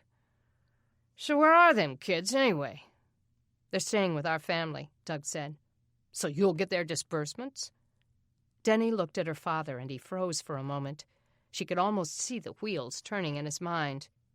"We haven't worked that out yet. Hopefully we'll find their family before then." As they rode their bikes away, Denny ranted, "What a jerk! Jesse sure knew how to pick 'em." Doug just shook his head. "Those poor kids." "You got a little pale when Mo asked you about the disbursements. Why was that?" He sighed. "I just don't trust him. Didn't want him to start changing his tune about paternity just for the almighty buck." Denny considered it. Surely he wouldn't go to all that trouble. The man didn't look that resourceful. She studied her dad as he rode a little in front of her. "Dad, do you think she's alive?" "Probably," Doug said. "From what we've heard about her, I'd say she's alive and taking care of number one, and she's forgotten all about her children. I think they may be better off without her." Chapter 20. Kay was pacing in the garage when Denny and Doug got home. "Oh, thank goodness you're back. I have to show you something." Doug braced himself as he got off his bike. "Uh-oh, what now?" "Come upstairs and you'll see." He left Denny to close the garage, then followed Kay up the stairs and into Logan's room. It looked like a tornado had hit it. The Gatlin kids' things were everywhere. She reached into a grocery sack stuffed with toys. "I was going through their stuff to wash their clothes, and I found this." She pulled out a small revolver. Doug caught his breath and took the .38 Special from her. "But the sheriff took their gun." "Apparently they had another one." Doug moaned and checked to see if it was loaded. Thank goodness it wasn't. "Did you look through the rest of their things for the ammo?" "Yes, I went through everything. But if we missed the gun, maybe we're missing the bullets, too. We helped them pack. You'd think we'd have seen it." Doug took the bag and pulled out the battered Barbie, the baseball cap, and the Superman cape. "He brought this one home yesterday. My fault. I should have searched it." Kay rubbed her temples and sat down on the bed. "What should we do?" "Confiscate it, of course. I'll tell the sheriff." "Doc, do you think they're dangerous?" He thought of telling her that he'd warned her, but that wouldn't be fair. Taking them in had been the right thing. If he'd gotten nothing else from Mo Jenkins, he'd seen a glimpse of what the lives of these kids had been like. Not dangerous, just desperate. Aaron has been in survival mode for a long time. In his mind, this is part of his survival. She stood up and looked around at the mess. "I want to help them," she said, "and we gave them our word that we'd keep them until we found their grandparents. But I admit I'm a little nervous. A 9-year-old kid who packs a pistol is not someone I should have in my house. But what else can we do?" He'd wrestled with these same thoughts. "Let's not panic. Yesterday you had some really good arguments about God leading us to them. I don't think we should change our course now." Her eyes were hopeful as she looked up at him. "Do you think I was right about that? That God really brought them here?" He searched his heart and found confidence there. Slowly, he lowered himself to the bed and patted her leg. "Yes, I think you were. When you look at Aaron and his behavior, it seems all about the other kids. I'm not suggesting he's a saint, but he does seem to have their best interests at heart. How bad could a kid like that be? I hope we find his mother alive so I can wring her neck." "Yeah, me too." "Why don't we just talk to him, tell him we found it, let him know we're not going to tolerate this kind of thing?" She nodded. "I'll go get him." He waited, sitting on the bed, turning the gun over in his hand. Where in the world had they gotten 2 guns? Did they both belong to Jesse, or had they stolen them? The next-door neighbor had been aware of their weapon, and she claimed others were as well. Why hadn't even one of the neighbors reported it? Kay came back a few minutes later, with Aaron and Joey shuffling behind her. Aaron saw the gun in Doug's hand as he entered the room, and he stopped cold. "Aaron, Kay was just getting ready to wash your clothes," he said, "and she found this." The boy crossed his arms. "Yeah? So? Where'd you get it, Aaron? Is it your mother's? His face was hard. No, it's mine. They don't sell guns to kids. Doug got up and stood over the boys. Now tell me where you got it. I found it, okay? Found it where? Aaron hesitated. In a dumpster. Which dumpster? I don't know. I dug through lots of them looking for food. I can't remember which one. Not likely, but Doug doubted he'd get anything else out of him. He turned to Joey. How long have you had it? A long time, Joey said. Aaron gave him a look that told him to shut up. Joey, where are the bullets? Joey shrugged and looked at his brother. Color crept up Aaron's cheeks. I did have some, but they're all gone now. That sent a chill through Doug. What did you use them on? Aaron turned away then and went to put his stuff back in the bags. I used the gun for protection, he said. A time or two I had to shoot at the ground or at the sky to keep somebody away. It kept people from taking everything we had. Joey's face was distraught as he said, Every time we came back with food, some of the neighbors tried to steal it. Doug threw a glance to Kay, then fixed his eyes on the boys. Is that why the neighbors didn't call the police on you? Why would they? Aaron asked. Sometimes I just gave them stuff so they'd leave us alone. They liked what I brought them. So the kid was also a politician. But when I didn't have enough, some of them would get rough. Sometimes just waving the gun got the message across. Doug could imagine. Anger rose to his throat. Maybe those neighbors deserved to live the way they did. But then Aaron shot that thought down. It wasn't all of them. Some of them were nice and helped us. We traded off. Sometimes they'd give us their water if I found food. And when Joey and I weren't home, they'd look in on Sarah and Luke. But they let you live there alone, Kay said. How could they do that? Aaron and Joey exchanged looks again. We didn't tell them that Mama wasn't home. She's always gone a lot anyway. Sometimes she didn't come home at night. They just figured nothing had changed. Doug looked at his wife, saw tears in her eyes. He swallowed. I understand why you needed this, Aaron, but we're going to take it and put it up for now, okay? You're not going to need it here. They could see the hesitation and fear on the boy's face. Where are you going to put it? I'm locking it up with our other guns. Will I get it back? I doubt it, but let's hope you never need it again. Rage twisted the boy's face. It's ours. You can't have it. This isn't negotiable, Aaron. You can't stay here with a gun. Then let us go. We didn't ask to be here. Joey spoke up. They don't trust us, Aaron. Joey, it has nothing to do with trust, Kay said. It's against the law for children to own guns. Period. The boys stood staring up at them, clearly unhappy at the turn of events. Doug wished he could make them understand that they were safe here, but only time would do that. He started to the door. Now let's go down to the well and see if the chemist has tested the water yet. If it's clean, we can get our first drink of it. It's nice and cool, perfect for drinking. Life returned to Joey's eyes, and he smiled, but Aaron wasn't moved. As they led the children down the stairs, Doug realized he would need to report this to the sheriff. Then he'd need something more secure to keep his guns in. What a way to live. Chapter 21. The plight of the people at the Sandwood Place apartments haunted Doug for the next few days. As he worked on his sermon on Proverbs for the following Sunday, God's word convicted him.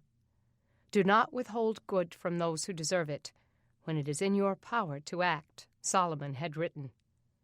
It was in his power to act. He knew things they needed. How to sort the garbage taking over their land, how to dig a well, how to invest their disbursement dollars so they could survive the winter. Though there was still work to be done on the Oak Hollow well, he felt so blessed to have hit the water table. The chemist who'd tested it confirmed that the water was pure, perfect for drinking, washing, bathing, and there was plenty of it.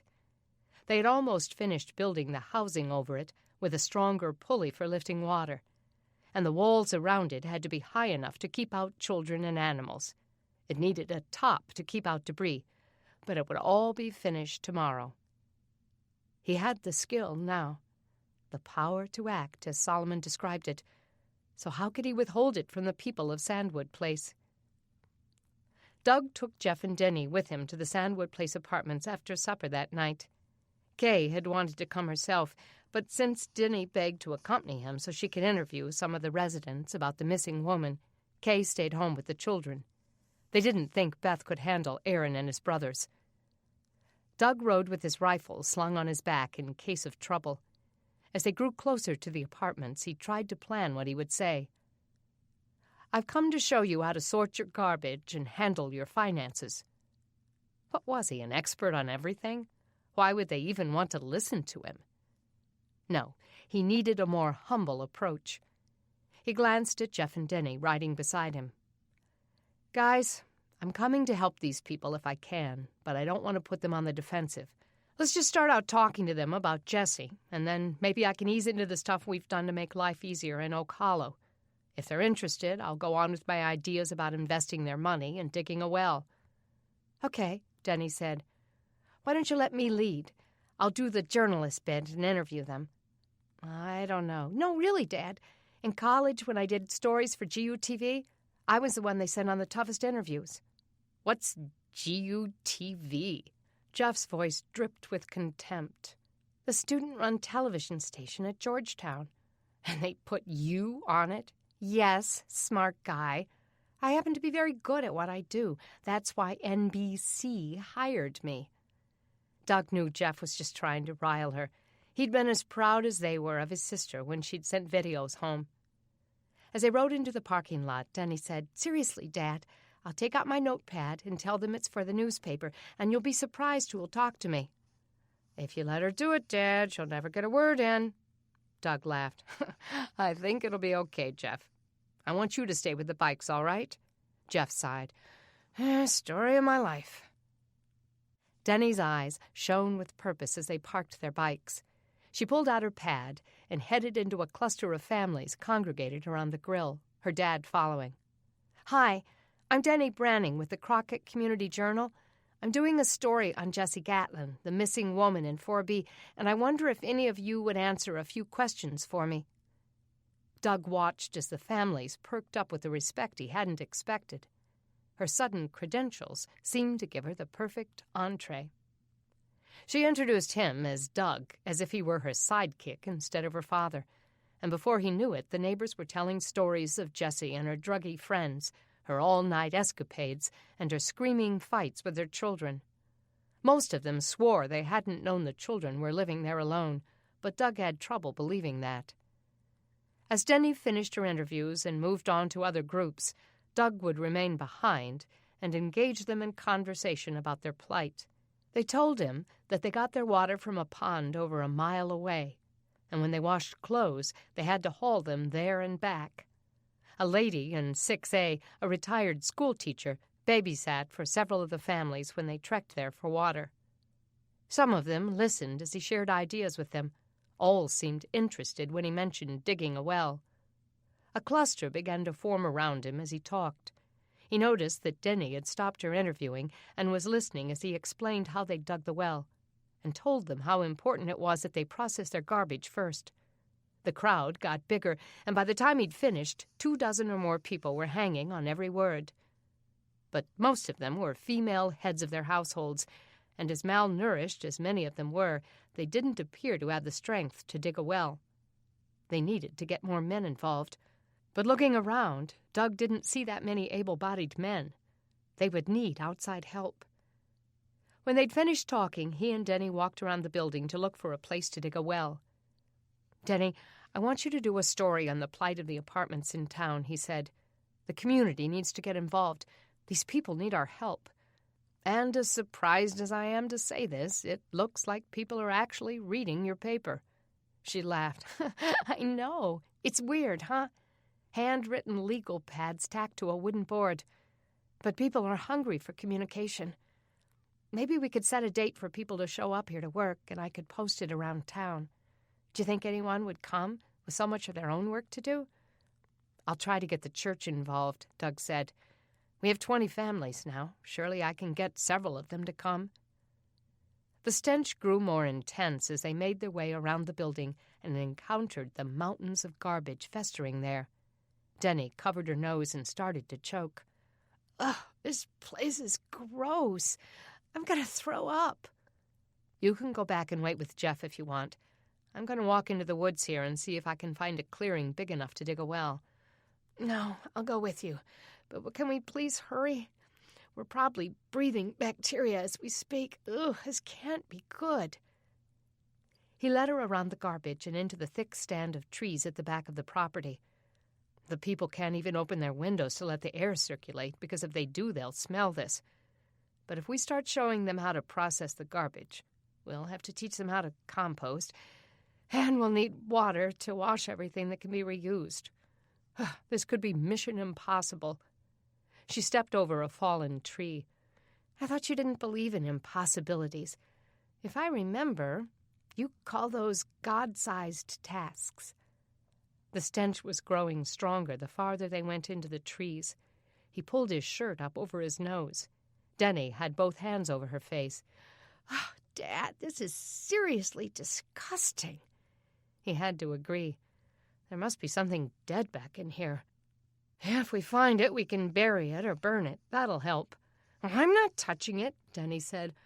"I'll go back and watch the bikes, and you and Jeff can do it. I have a weak stomach."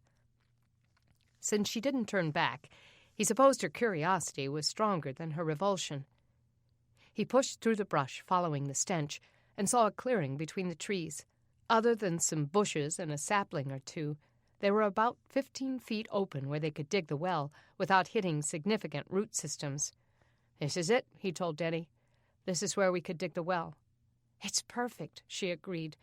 "We wouldn't have to cut down any trees. Oh, but the smell is rancid. Do you think the water would even be clean? Oh, it smells like a toxic waste dump. Oh, I'm gagging." They must be getting closer to whatever it was. For all her gagging, Denny didn't stop talking. "It's worse right here than it was standing over the garbage. Oh, this place reeks." He pushed through the brush, stepped over some dead limbs, waved back the leaves of a mimosa tree. A squirrel dashed in front of him, startling a big black bird he hadn't seen before. Its wings flapped noisily and clumsily as it lifted off. Denny caught her breath. "Dad, it's a vulture." He looked where it had been. There was nothing there, only a pile of leaves covering a filthy blue blanket. He stepped closer and picked up a corner of the cloth. Slowly, he lifted it. And then he saw the source of the stench, the decaying body of a dead girl. Chapter 22. Denny screamed. Stumbling back, she shielded her eyes from the sight of the decaying body, covering her nose from the stench. She tripped over a fallen branch, caught herself, then crashed back through the woods the way she had come, pushing through brush and thorns and branches, snagging her clothes and skin as she ran. When she got to the edge of the woods, to the piles of garbage, she bent over and threw up. She was vaguely aware that some of the residents from the apartments were wandering toward her to see what the commotion was. And then her father was there, panting hard, bending over with her, holding her hair back as she retched into the refuse. "It's okay, honey. Calm down." She retched again. As more and more people gathered, asking what the screaming was about, Denny straightened and tried to pull herself together. She looked back toward the trees where the dead body had lain for days, weeks. Someone had to go for the police. Drawing in a deep breath, she looked at her father. "Dad," she said, "I'm going to send Jeff for the sheriff." He looked at the inquisitive crowd forming around them. "Tell him to hurry." Chapter 23. The sheriff and his deputies were there within a few minutes after Jeff alerted them. 2 of the neighbors in the apartments came with them into the woods to identify the body. They both thought it was Jessie Gatlin, but since she'd been shot in the face, it was difficult to be sure. The girl had a tattoo of a butterfly on her ankle. If Aaron could confirm that Jessie had one, then maybe they wouldn't have to find anyone to identify the body. Asking the child to do it was out of the question. The sheriff and his men roped off a perimeter around the body and began to work the crime scene. Doug sat with Denny and Jeff on the steps of the apartments, waiting to talk to Scarborough again before they went home. "Those poor kids," Jeff said. "Dad, you're not going to tell them she was murdered, are you? No kid should have to hear that about his mom." "Well, if it's her, I don't see how we can avoid telling Aaron. He'll hear about it. It's a homicide investigation now. That'll get a lot more attention than a missing persons case." It was getting dark, but most of the neighbors had come out of their apartments and stood in the parking lot or sat on dusty, rusting cars, waiting to hear whatever evidence the sheriff was able to find. "What if it wasn't a homicide?" Denny asked. "What if it was suicide?" Doug hadn't considered that. "I guess it could be. I just assumed it was murder when I saw the gunshot." The sheriff came around the building, scanned the parking lot, then started toward them. "Would you mind stepping into Jesse's apartment with me? I'd like to talk to you." They followed him up the stairs and into the sweltering, sewer-stench apartment. "Sheriff, do you think it could have been suicide?" Doug asked as he closed the door. The sheriff shook his head. "No. She was shot twice," he said, "and neither bullet was at close range. It was clearly a homicide. And we found some shell casings. They look like they're .38 caliber. Doug's eyebrows shot up. "One of the guns Aaron had was a .38. "That's what I thought." Scarborough set his foot on a box. "Where did he say he got it?" "He said he found it." "Do you think it belonged to the killer?" "Could very well be. The kid may have stolen it from the guy who killed his mother." Jeff came further into the room. "But Aaron didn't know his mom was dead. How could he know who killed her?" "I'm not saying he knew," Scarborough said. "I'm saying that maybe it was someone familiar to the family. Someone around here, even." "Are you sure it was the same gun?" Doug asked. "No. And we won't know for sure until we get the ballistics report, which could take some time. My department doesn't have the capability to handle ballistics, but Birmingham does. They have their own specialists who analyze firearms. Problem is, we have to wait in line. With the boost in crime, there aren't enough specialists to get it all done." "Even when there's a killer on the loose? Seems like they'd move it to the top of the list." "Unfortunately, there are a lot of killers on the loose, and they don't have the resources they used to have to work with. We'll have to wait our turn. But if I'm right, then Aaron is the key to finding his mom's killer. All we have to do is get him to admit where he got that gun." "Then we'd better get home and break it to him," Denny said. Scarborough reached for the doorknob. "I'll take you all home. And after we tell him, maybe he'll have some idea who the killer is." Chapter 24. Hearing the sheriff's van pulling into her driveway, Kay dashed outside. Doug, Denny, and Jeff were in the van with Sheriff Scarborough. Something was wrong. "What happened?" she asked Doug as he got out. He looked past her, making sure no one could hear. "Where are the kids?" "Out back," she said. "Doug, tell me, what's wrong? Why is the sheriff here?" Denny and Jeff unloaded their bikes and rolled them into the garage. Denny looked pale and shaken, and Jeff seemed somber. "We found a dead girl in the woods behind the apartments. We think it may be Jessie Gatlin." She sucked in a breath. "Oh, no." She'd been there for weeks. She was shot twice. "Murdered?" "Apparently." She turned to Sheriff Scarborough. "Do you know who did it?" "Not yet," Scarborough said. "Kay, I'm going to have to talk to Aaron. We need to break the news and ask him some questions." "Of course." She led them into the house and looked out the back window. The kids were washing their recyclables in a rubber bin. They were laughing and splashing each other. Even Aaron had joined the fun. She hated to interrupt, especially for this. Kay went to the back door. "Aaron, can you come in for a minute?" He stopped splashing. "Okay, but I'm all wet." "It's okay. I'll get you a towel." Her gentle voice must have alerted him, for his smile faded. He came inside and saw the sheriff, and the color drained from his face. "Hi, Aaron," Scarborough said. "Could I talk to you for a minute?" Aaron froze. "What do you want?" "Sit down, Aaron," Kay said. "Please." Fury flashed across the child's face. If you came to take us out of here and split us up, we'll run away." The corners of his mouth pulled down as he got the words out. "That's not why I'm here, Aaron." Doug stepped toward the boy, touched his arm. "Come on, son. Sit down." Aaron jerked away from him. "I don't want to, and I ain't your son." Doug sighed and pulled out his own chair, sat slowly down. The others followed, but Kay kept standing. She moved closer to the boy, wishing she could hold and comfort him. The sheriff cleared his throat. "Aaron, it's about your mother. Could you tell us if she had a tattoo?" Aaron's face tightened even more. "You found her, didn't you?" "We're not sure." "Does she have a tattoo?" "Yes," he said. "She got one on her ankle, a stupid butterfly." Kay turned to Scarborough to see if that confirmed it. He nodded. Aaron seemed to sense it, too. His face crumpled and his lips trembled. "You'd think if she was going to go through all the money and pain to get a freaking tattoo, she'd get something important like an eagle or a spider or something.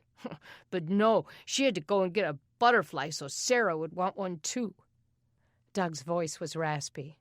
"Aaron, we need you to sit down. We have to tell you something." He stood there a moment, staring at his shoes. "We found your mother," Doug said. "Aaron, she's dead." The boy didn't look up. He didn't move at all. Finally, he asked, "Where?" "In the woods behind your apartments." For a moment, Kay watched his jaw muscle popping in and out, but he kept his eyes on the floor. Finally, he spoke. "She probably deserved it. Stinking junkie." Kay caught her breath. "Aaron." His face twisted and he started backing away. Kay reached out to hug him, but he jerked out of her reach. "We'll have a funeral, Aaron." Denny's voice was soft. "We'll give her a proper burial." His ears turned red and his mouth trembled. "I don't want to see her." "You don't have to," Kay said. The sheriff gave him a moment, and Kay watched Aaron's valiant struggle to hold back his tears. She wished he'd just let them go. Scarborough cleared his throat. "Aaron, I need to know where you got that gun the Brannings found. The .38. "I already told you. I found it." "Found it where?" "I don't remember." Doug got up and went toward him. "Son, whoever owns that gun might be the one who killed your mother." Aaron's expression changed, and he looked up, surprised. Kay realized they hadn't explained that she'd been murdered. Was that shock on his face, or rage? "She was shot, Aaron. We need to find the gun's owner." "I don't know who it was," he said again. "I found it in the garbage." "The garbage behind your apartments?" the sheriff asked. He shook his head. "No, some other garbage. I don't remember where." For some reason, the kid was lying. Kay wondered who he was trying to cover for, and why. Scarborough turned to Doug. "I'll need that weapon. We need to log it as evidence." Doug went to get it out of the gun cabinet. He brought it back in a towel to keep from smudging any prints that might be on it. Carefully, he handed it to the sheriff. Scarborough dropped it into an evidence bag and took another look at the boy. "I have to go now, Aaron. But if you think of who might have killed your mother, or who owned this gun, I need you to tell me immediately. It's real important. We need to get the killer off the street before he kills anybody else." Aaron just nodded. Kay and Doug walked the sheriff out. "He's lying about the gun," Scarborough said in a low voice. "Maybe he just needs time to think it over. Keep working on him, will you? And when he's willing to talk, send for me, any time of day or night." "I will," Doug said. "But right now I have to break it to the rest of the children and find a way to notify the relatives." "We'll have to schedule an autopsy," the sheriff said. "But you might want to go ahead and have a funeral service without the body, just to give those kids some closure. By the time you get word to her relatives, maybe the body will be ready for burial." Chapter 25. "They found Mama, and she's dead." Aaron's words were not the ones Denny would have chosen to tell the other 3 Gatlin children of their mother's demise. But now they were out, she couldn't snatch them back. But the children didn't react. They only stared at their brother. "Where was she?" Joey asked finally. "Laying in the woods." Aaron's tone was cold, belying the tears still glistening in his eyes. "Somebody shot her." Joey was silent then. Finally, little Luke spoke up. "Then she ain't coming back?" Sarah's thumb went to her mouth. Clutching her baby doll against her stomach, she turned her big eyes to Aaron. "No, she's not coming back," he said. "I told you, she's dead." Kay took Luke's hand. "She would come back if she could, Luke. But the important thing is that she didn't just leave you all to fend for yourselves. She would have been there for you if she could. I'm sure her heart would have been broken to know what you guys have had to do to survive." "Yeah, right." Aaron's words were hard, sharp. "We need to have a memorial service for her," Kay said in a soft voice. "What's that?" Joey sat slumped on the couch, staring at her. "It's a time to remember the good things about her, to lay her to rest." "Like a funeral?" Joey asked. "Yeah, like a funeral. But we can't do a burial, not yet." "Why not?" Kay didn't want to tell them that they had to wait for the autopsy to be done. "We'll wait until we get in touch with your grandparents for that. But it would just be a nice way to say goodbye to your mom." Luke and Sarah weren't crying, which surprised Denny, but she supposed they'd been away from Jessie for so many weeks now that they felt detached from her. Joey looked like he needed to crawl under a bed somewhere where no one would see and cry his little eyes out.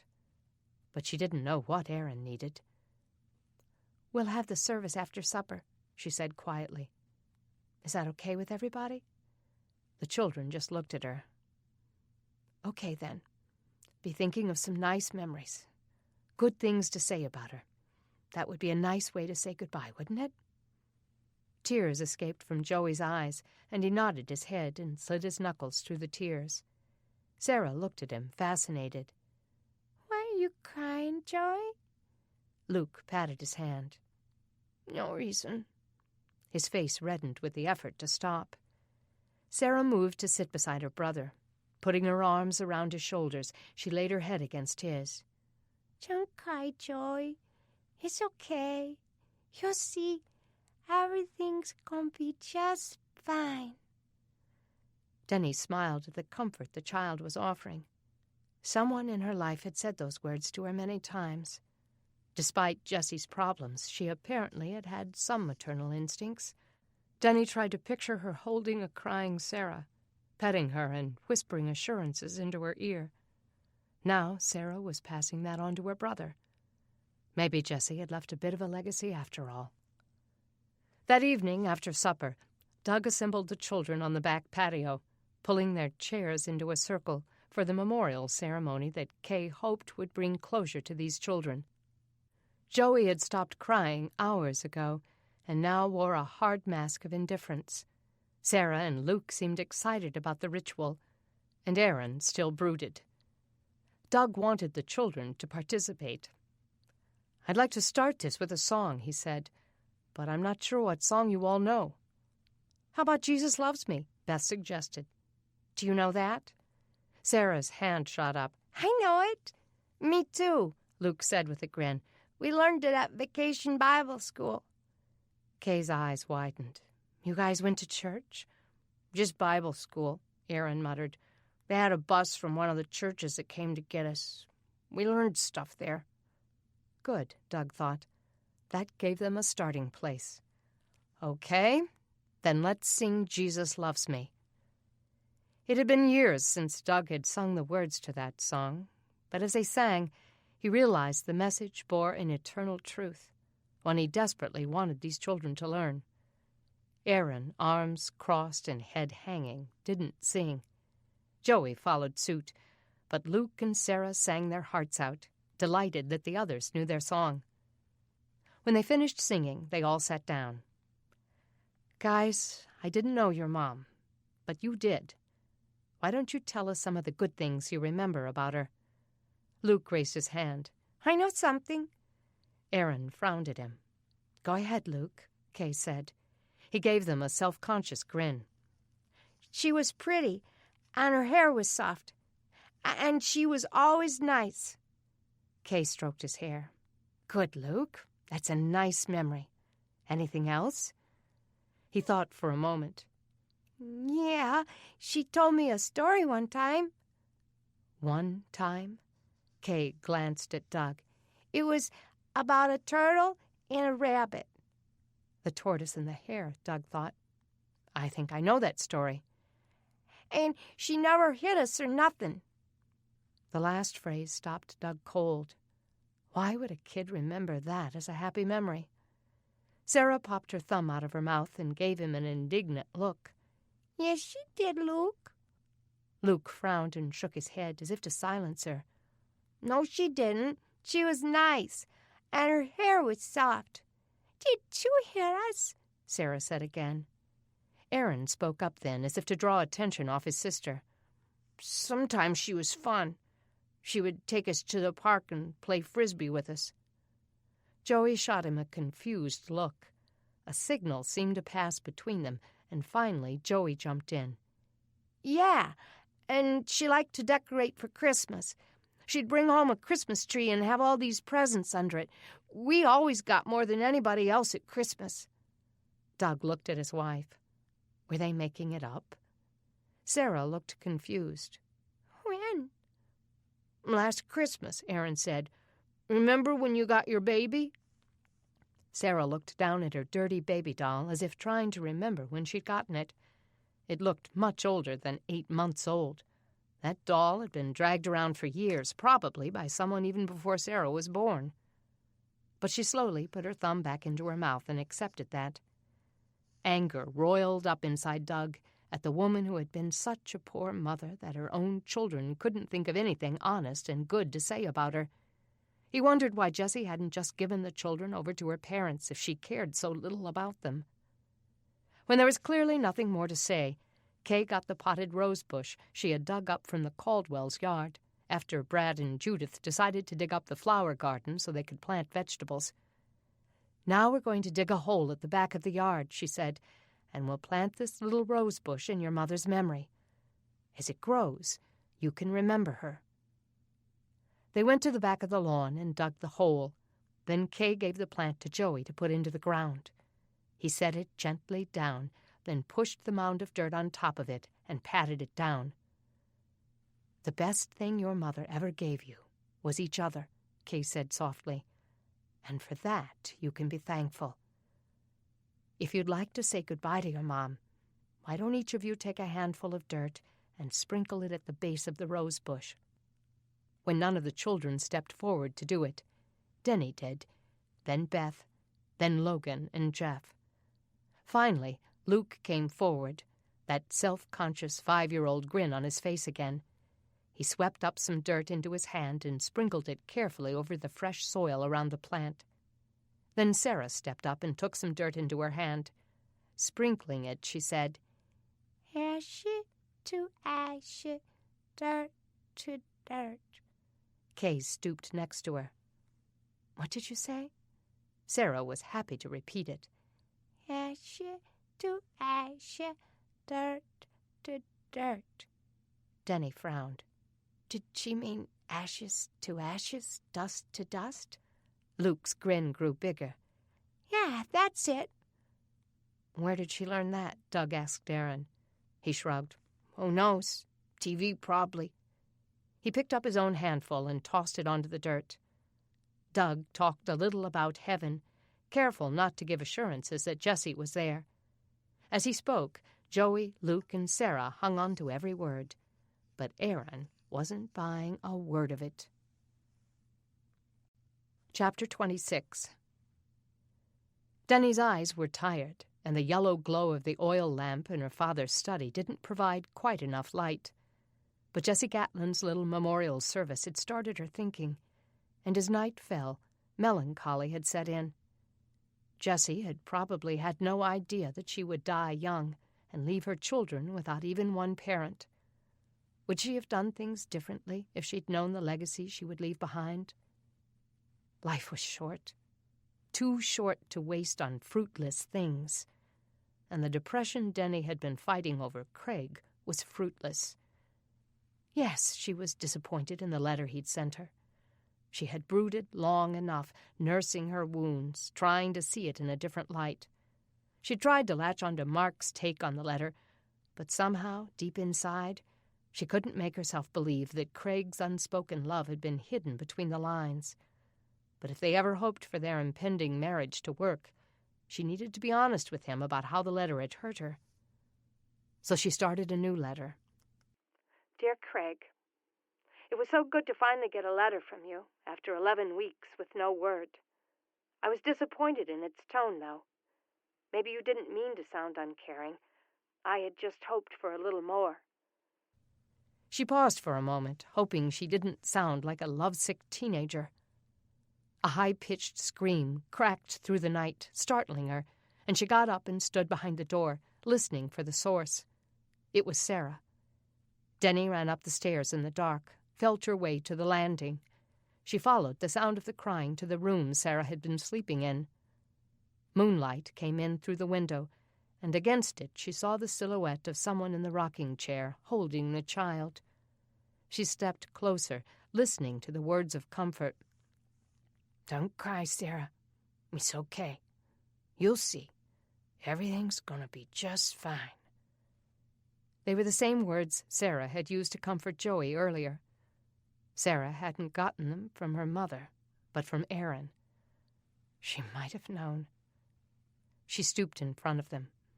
"Everything okay?" she asked, stroking Sarah's curls. "Yeah," he said in a soft voice. "She just had another bad dream. But she's okay. I've got her." Denny knelt there for a moment, watching as Sarah's eyes drifted closed in the safety of Aaron's arms. "You're a good brother, Aaron," Denny whispered. He didn't say anything. She wished she could see the expression on his face in the darkness. Finally, she left them alone and went back to her letter. Chapter 27. The next day, Aaron began packing. Tomorrow they would leave here, he had decided. Now that the sheriff knew his mother was dead, there was no telling what would happen to them. Either they'd find the grandparents who'd spent years trying to break up their family, or they'd be separated out to foster families. Either way, it wasn't likely that anyone would want to take in all 4 hungry children. Joey came into the room. "What are you doing?" "Packing. We're leaving this place tomorrow." Joey looked at him like he was crazy. "Why?" "Because Mama's dead and we're orphans now. Do you know what they do to orphans?" Joey sat on the bed. "No, what?" "They lock 'em up, that's what. In some horrible orphanage with bars in the windows. Or they split up families and give each one to some fat slob who gets money for taking foster kids. And he uses the money to get drunk every night and slap the kids around." "He won't slap me around," Joey said. "I'll slap him back." "You and me might. But what about Luke and Sarah? They're not old enough to defend themselves. They need us to fight for them, Joey." Joey watched him throw all of his things into an old crumpled grocery sack. "But what about the Brannings? I like them. They're nice. They said they'd keep us till they found our Grandma and Pop." "Yeah, that's what they said. But use your head, Joey. They're in it for the money, too. The disbursement is in just a few days. They want to take us through that line so they can get our money." "No, they won't. They're not like that, Aaron." Joey could be so dumb. "Everybody's like that, Joey. They all want something." "But if we leave, we don't get that money anyway. We have to go with grown-ups so they won't give it to us." "Then I'll find somebody else to take us through. Somebody at the apartments." "What about Sarah?" Aaron stopped packing and looked at his brother. "What about her?" "She's happy here. She likes having a lady taking care of her. She's not going to want to go. Besides, Beth promised her the part of a princess in that play she wrote. It's about this dude who kills this big giant, and it's got songs and stuff, and Sarah's all excited." "You sure it's her you're talking about, not yourself?" Joey didn't deny it. "She said I could be a soldier and have a uniform. It might be fun." "We can't stay that long," Aaron said. "We have food here, Aaron. We don't have to break into people's houses. We have as much water as we can drink. And Doug and Jeff keep us safe." "I can keep us safe. I don't need them." "You don't even have the gun anymore." I'm just saying, Sarah's gonna cry. She's had enough happen to her, Aaron. Let her stay here and be happy for a while. What's so bad about that? She might get to feeling like they're her family, that's what. But they're not. And as soon as they get what they want, they'll dump us. Then how will she feel?" "What if I don't want to go?" Joey asked. Aaron's eyes flashed. "I decide what we're going to do, Joey. Haven't I always decided what's best? Haven't I always took care of all of us? Don't you think I can do it again?" "But it was nice to be in a family with a mom and a dad." Aaron turned on him. "They're not our family, you little twerp. We're all the family we got. We have to stick together and do what's right for all of us. So I don't want to hear you whining no more. Got it?" Joey didn't answer. "Joey, answer me." Finally, his brother crossed his arms, pouting.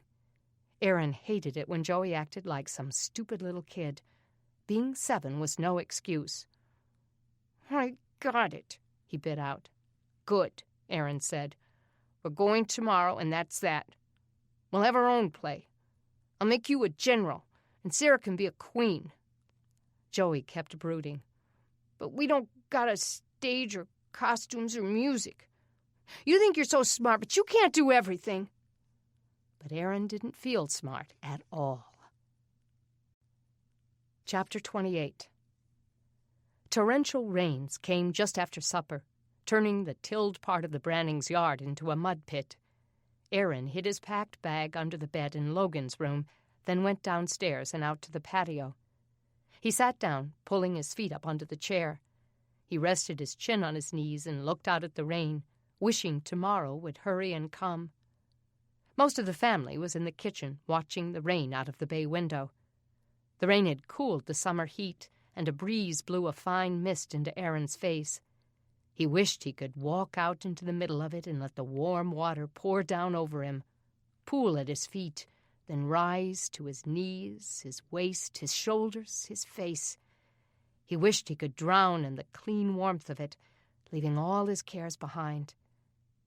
It would be so cool if there really was a heaven, if he could just close his eyes and drift up to some beautiful place where the lights were on and there was food hanging from trees, where his sister and brothers could be safe, where a nice God welcomed him and loved him. But if a God like that existed in a real heaven, he wouldn't want the likes of Aaron Gatlin there. Not after all he'd done. "You made your bed. Now sleep in it." His mother had said that so many times, as if her own bed wasn't a filthy mess. No, a real God wouldn't have a bunch of snot-nosed orphans dirtying up his heaven. He'd be scared they'd steal some of those fancy pearls off the gate. A tear rolled down his face, and he roughly smeared it away. He wasn't going to cry. He wasn't. He couldn't be weak like some whiny little baby. Sarah, Luke, and Joey depended on him. He heard distant thunder, and the rain came harder. Doug and Kay came out, their arms full of recycled containers, bowls, and buckets, and they set them out in the rain to catch the water. Doug glanced at him. "Might save us a trip to the well." Aaron doubted they'd catch enough to make much difference. "Hard rain, huh?" Doug said over the roar of rain hitting the patio roof. "We needed it." Aaron didn't turn around. He didn't want them to see his stupid tears. Pulling up his shirt, he dried his face. He heard someone else come out. Then Kay said, "Beth, what are you doing?" "Taking a shower," she said, shooting past him out into the yard. She was wearing her bathing suit and held a bottle of shampoo and a bar of soap.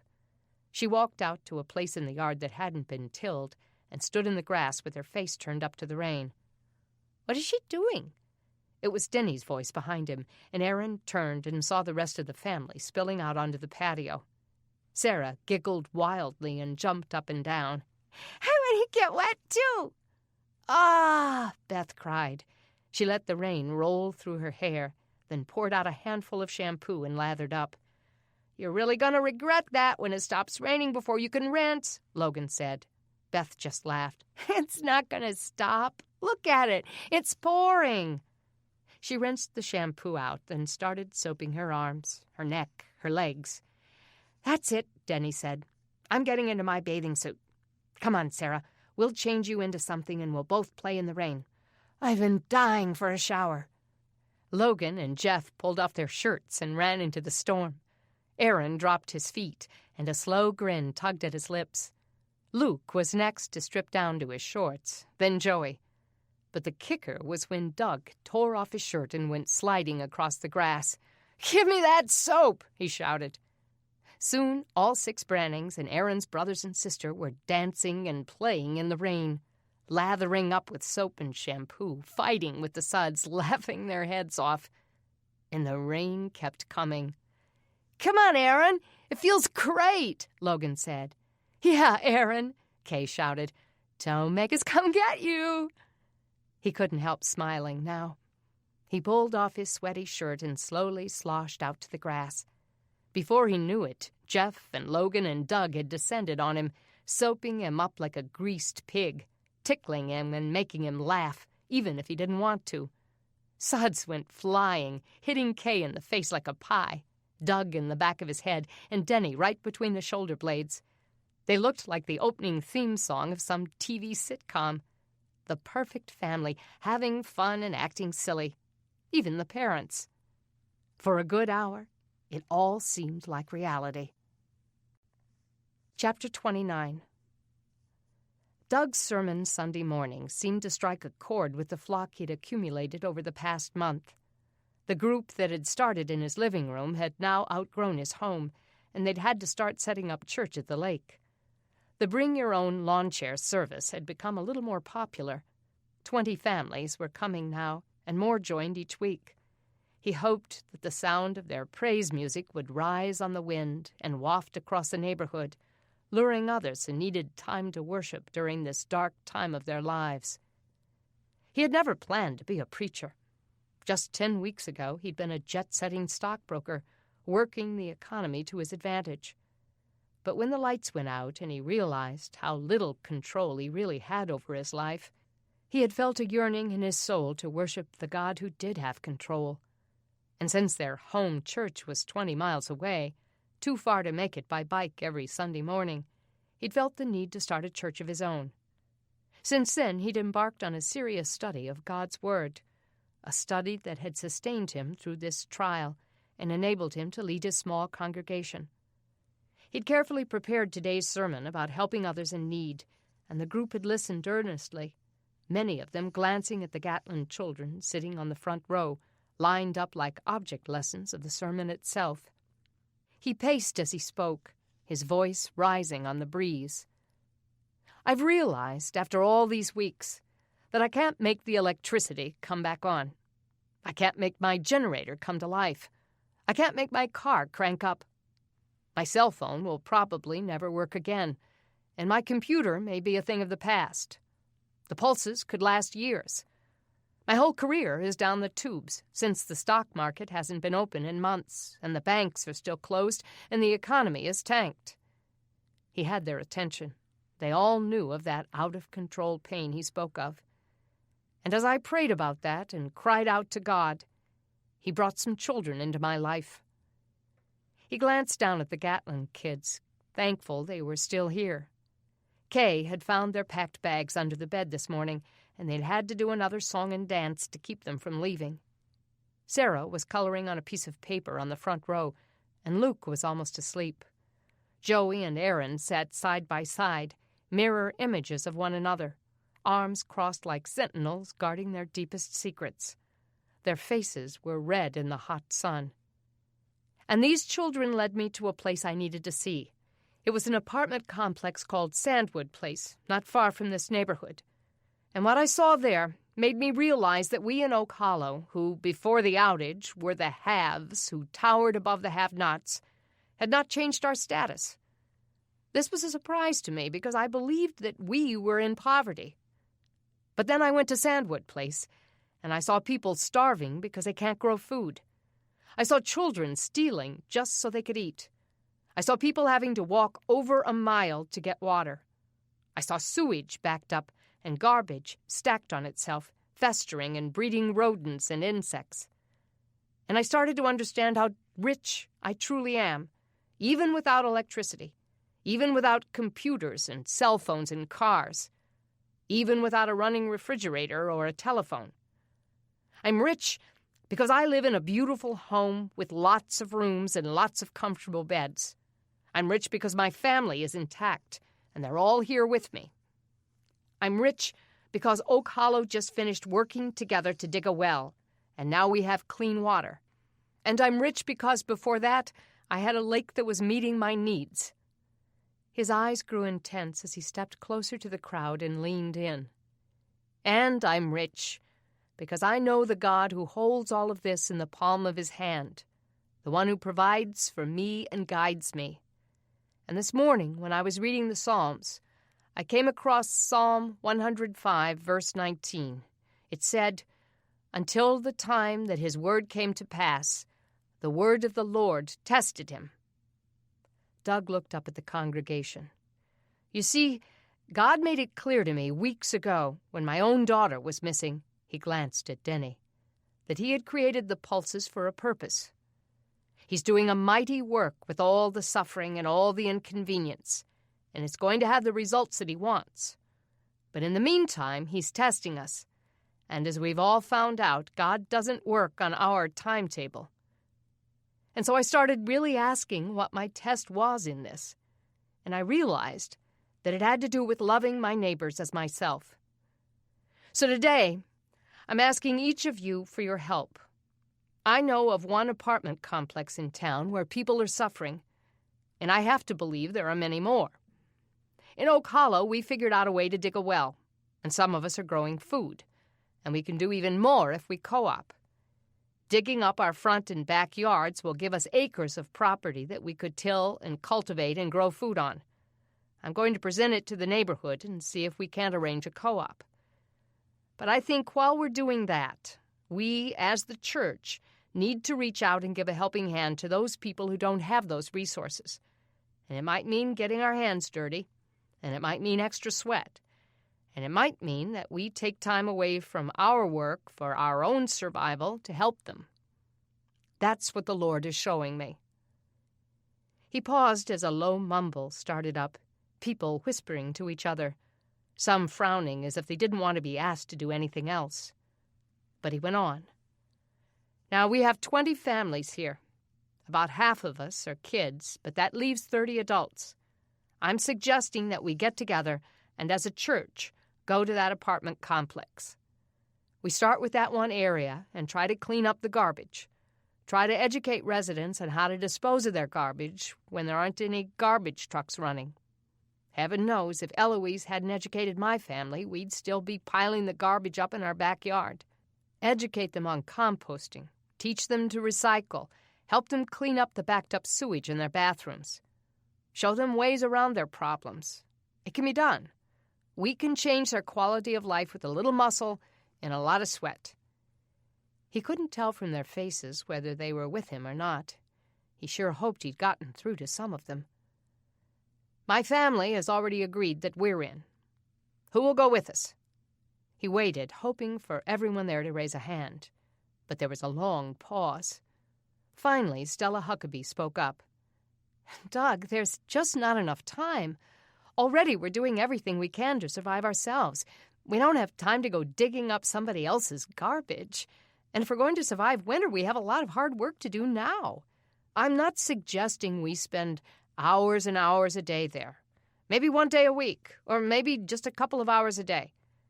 We were able to take time out to dig a well. Why can't we do this?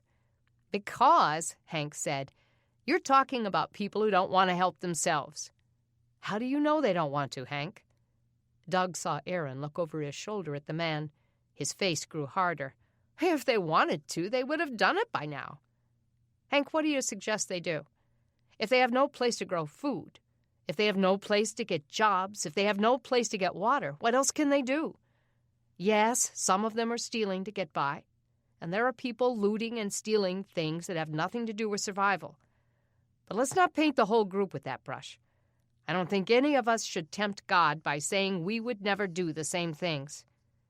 Andy Honeycutt looked troubled. "Doug, I want to do what God wants us to do, but this is something new to me, and I want to make sure before we do this that we're not just throwing our labor down the drain. I mean, what if we go and clean up all their garbage and then a week later it's all right back where it was?" "It's going to take some patience and some time," Doug said. "There may be some people there who don't want to do for themselves, but there are others who are seriously trying to survive and doing everything they know how to do. But it's not enough. There are a lot of people in that apartment complex who worked hard for a day's pay before the outage. They don't have any place to go now to get a paycheck. The Bible commands us to help our brothers." "They're not our brothers," someone said. "That place is full of drugs and crime. It was that way before the outage, and it's got to be worse now." "Not all of them are dopeheads," Aaron muttered. "They're not all losers. Some of them are good." Doug heard the defensive edge to his tone. His voice was gentler as he answered. "They've had the same wake-up call we've had. Maybe God has gotten their attention, just like he got ours." "He hasn't even gotten the attention of everybody in Oak Hollow," someone shouted. "There are only 20 families here, Doug. If he'd got their attention, this whole lot would be full." Sweat dripped down his temple, despite the breeze sweeping across the water. Looking across the lake, he saw people working out in their gardens. Someone nearby was hammering. A horse-drawn wagon full of produce for sale was circling the neighborhood, the clop of the horse's hooves gentle in the quiet morning. Doug opened his Bible. In 1 John 3:17, we're told, "If anyone has material possessions and sees his brother in need, but has no pity on him, how can the love of God be in him?" We're commanded to show mercy as God has shown us mercy, and that means we have to put our faith into action. If Jesus were still walking the earth and saw those people struggling, do you think he would turn his back on them? They're not going to find God when they're struggling so hard they have to look up to see the bottom.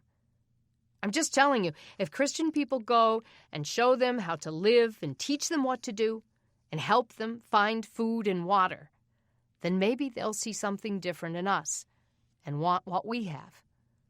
What difference does Christ make in our lives if we're not willing to do that? There was silence as his congregation stared back at him. He met Aaron's pensive eyes and hoped the kid knew how hard he was trying. But Aaron looked like he was waiting for the punchline.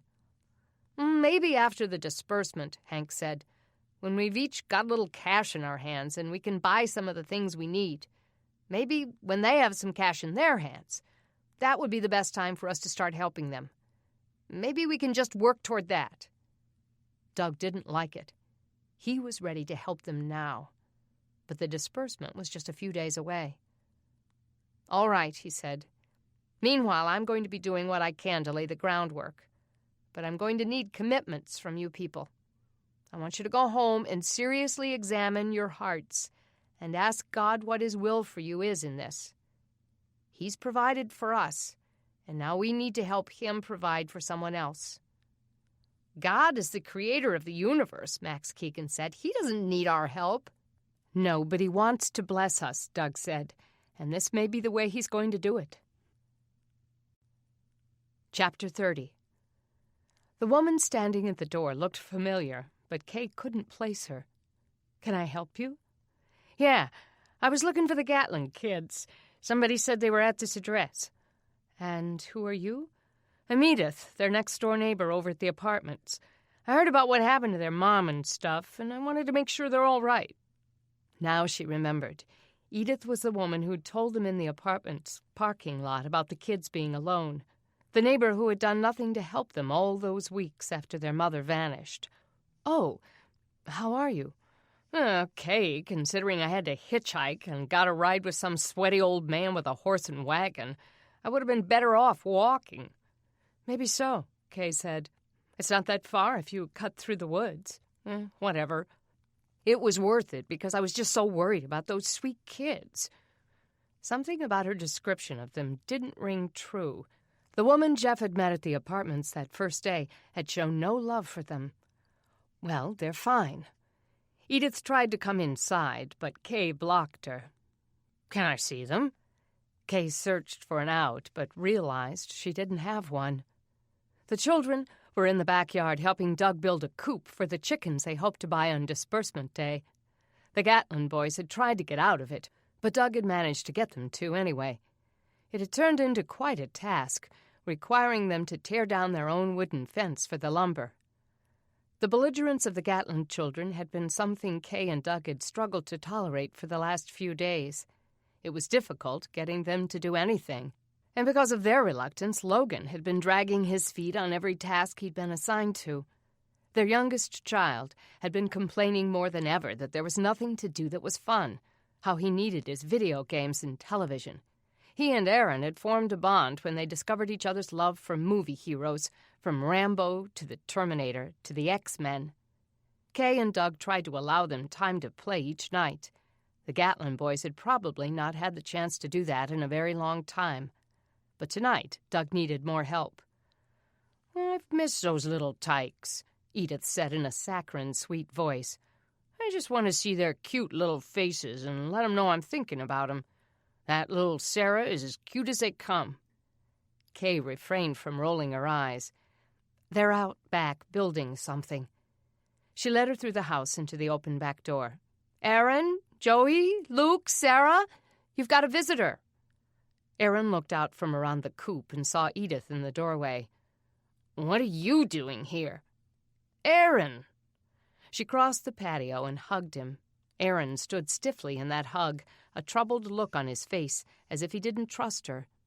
Kay's antennae went back up. Doug dropped the fence boards he was carrying across the yard and set his hands on his hips, as if bracing himself. Kay looked at him.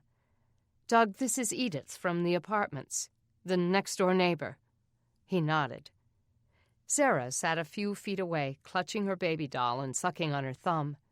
Edith reached out for her, and slowly Sarah slipped out of her chair and came toward her. The woman hugged the child. "Poor little thing. I heard about what happened to your mama, and my heart just broke. All this time, her laying out there, and there we were looking all over for her. I've been crying since I heard." She let Sarah go and didn't bother to hug the other two. It was just as well. They hung back just out of her reach, frowning. Kay pulled out a chair at the patio table. "Would you like to sit down?" The woman ignored her. "I don't want you for to worry now," she told them. "I plan to do everything I can to help you. That's why I came here. I woke up this morning thinking what I could do to help you, and all of a sudden it just hit me. I thought, I can let 'em come live with me." Doug crossed the yard then. "Can we talk inside?" Edith stood her ground. "I came to talk to them, not you." Aaron just stared at her. "You don't even like us. You used to cuss us out 50 times a day. You didn't even get along with our mom." "Okay, so I'm not perfect. But I've changed, you know? I'm trying to do better with my life. And I just got to thinking that you and me, we're so much alike, and we could help each other. And this preacher guy I've been going to, who's helping me to learn to do better, he told me I need something to be responsible for." Kay almost laughed. She wanted to tell this woman to get a cat, that the preacher guy certainly hadn't meant that she needed to take in 4 children. Doug cleared his throat and glanced at Kay, as if asking her why she'd allowed this woman back here. "That's nice, but it won't be necessary. We've offered them a home here until we can locate their relatives, and so far we've been able to provide for them pretty well." "No offense, but they don't even know you," Edith said. "You just kind of came in and swept them off without giving them a choice. I just want them to know that they do have a choice, and if they want to come back to the place they're used to, they're more than welcome to come and live with me." Kay set her teeth. "The judge has given us temporary custody of them, but thanks anyway." Edith's face hardened, and she didn't look like she was going to budge. Kay's eyes met Doug's, and she wondered if he was going to have to bodily remove this woman. who weighed all of 90 pounds. Kay could probably take her herself. As quickly as she had that thought, Kay mentally kicked herself. What was she doing? Planning to fight the woman? Had she gone insane? Yes, she felt like she had. The stress was so great, and her fatigue so heavy, and the emotional distance so great between her and Doug because they were so busy. Edith hadn't finished with her spiel. Now, you kids know you don't have to stay where you don't want to stay. You have options. Kay's lips stiffened. Edith, I think it's time for you to leave. Not yet, lady. Her tone was defiant. She turned back to Aaron. You know, you probably have a lot of rules and stuff here, kid. But if you come live with me, I'm not into rules. I just feel like people should get along with each other, you know? Besides, Aaron, you're almost grown up. Shoot, you're more mature than half the guys I've gone out with. You don't need anybody telling you what to do. Now she'd gotten Aaron's attention. Kay saw the change on Aaron's face, the lifted chin, the heavy lids as he peered up at the woman. That's enough. Doug took the woman's arm, urged her toward the street. It was nice of you to come by and say hi, but the kids are busy right now. The woman shook free of him and turned back to Aaron. What do you say, Aaron? I'll think about it, he said. Kay wanted to throttle her. No, he won't think about it. They're staying here. The judge put them in our custody, and we're going to take care of them until their family is found. Their family doesn't care about them, Edith said. If they did, they'd be here. They wouldn't have let them starve like they have. Besides, these kids know me better than anybody else. I've been their next-door neighbor for the past year. Kay grabbed her arm, taking over the physical removal herself. She pulled the woman back through the house into the front door. You can't make them stay in this prison, Edith said, her voice getting louder. Those kids have never done anything they didn't want to do.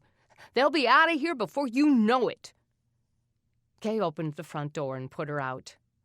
At least they know now they have a place to go. Doug reached around Kay and slammed the door. Kay watched out the peephole as the woman descended the front steps, still shouting over her shoulder. Kay turned back to Doug. Can you believe that? You shouldn't have let her in. What were you thinking? She might have known he would blame her. What would you have done? She acted all worried about them after hearing about Jessie. She looked down at the children who had followed them into the house. Aaron, I want you to forget all about her invitation. She didn't take care of you when she had the chance. She could have helped you any time after your mother disappeared, but she didn't. We took care of her, Joey said bitterly. She was always taking our water and our food. No wonder she wants us back. That's what I figured, Kay said. Don't you worry. We'll keep her away if I have to have her arrested. Aaron just kept staring at the door. She wasn't that bad, Joey.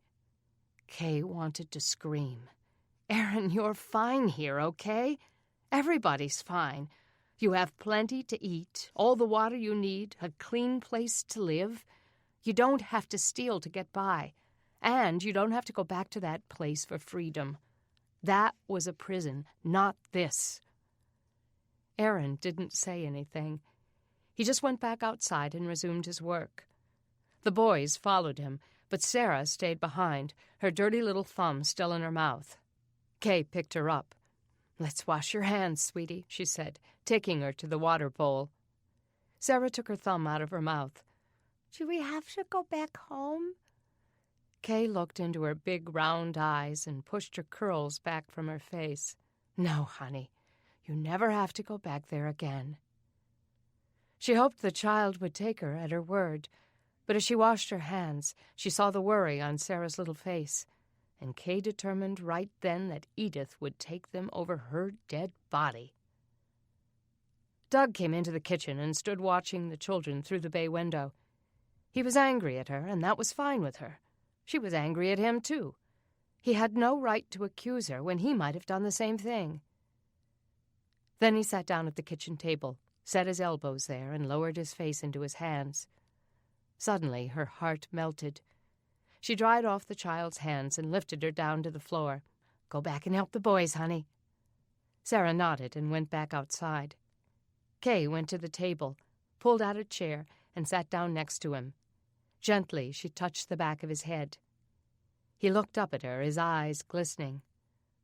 "What's happening to us?" She shook her head. "I don't know." He reached out and took her hand. "We're both so tired, so preoccupied. If you're like me, you feel like the whole world is on your shoulders. It was heavy enough a week ago. Now it's twice as heavy." She nodded. "Guess I'm like you then. That's exactly how I feel." He drew in a deep breath. "Jesus said, 'Come to me, all you who are weary and burdened, and I will give you rest.' I could sure use some rest right now." "Me too. I haven't slept well since they got here. I'm afraid if I sleep, I won't hear them sneaking out or robbing us blind. Maybe that's what we're doing wrong. Maybe we're trying to carry it ourselves and not taking Christ's yoke. He says it's easy, and his burden is light.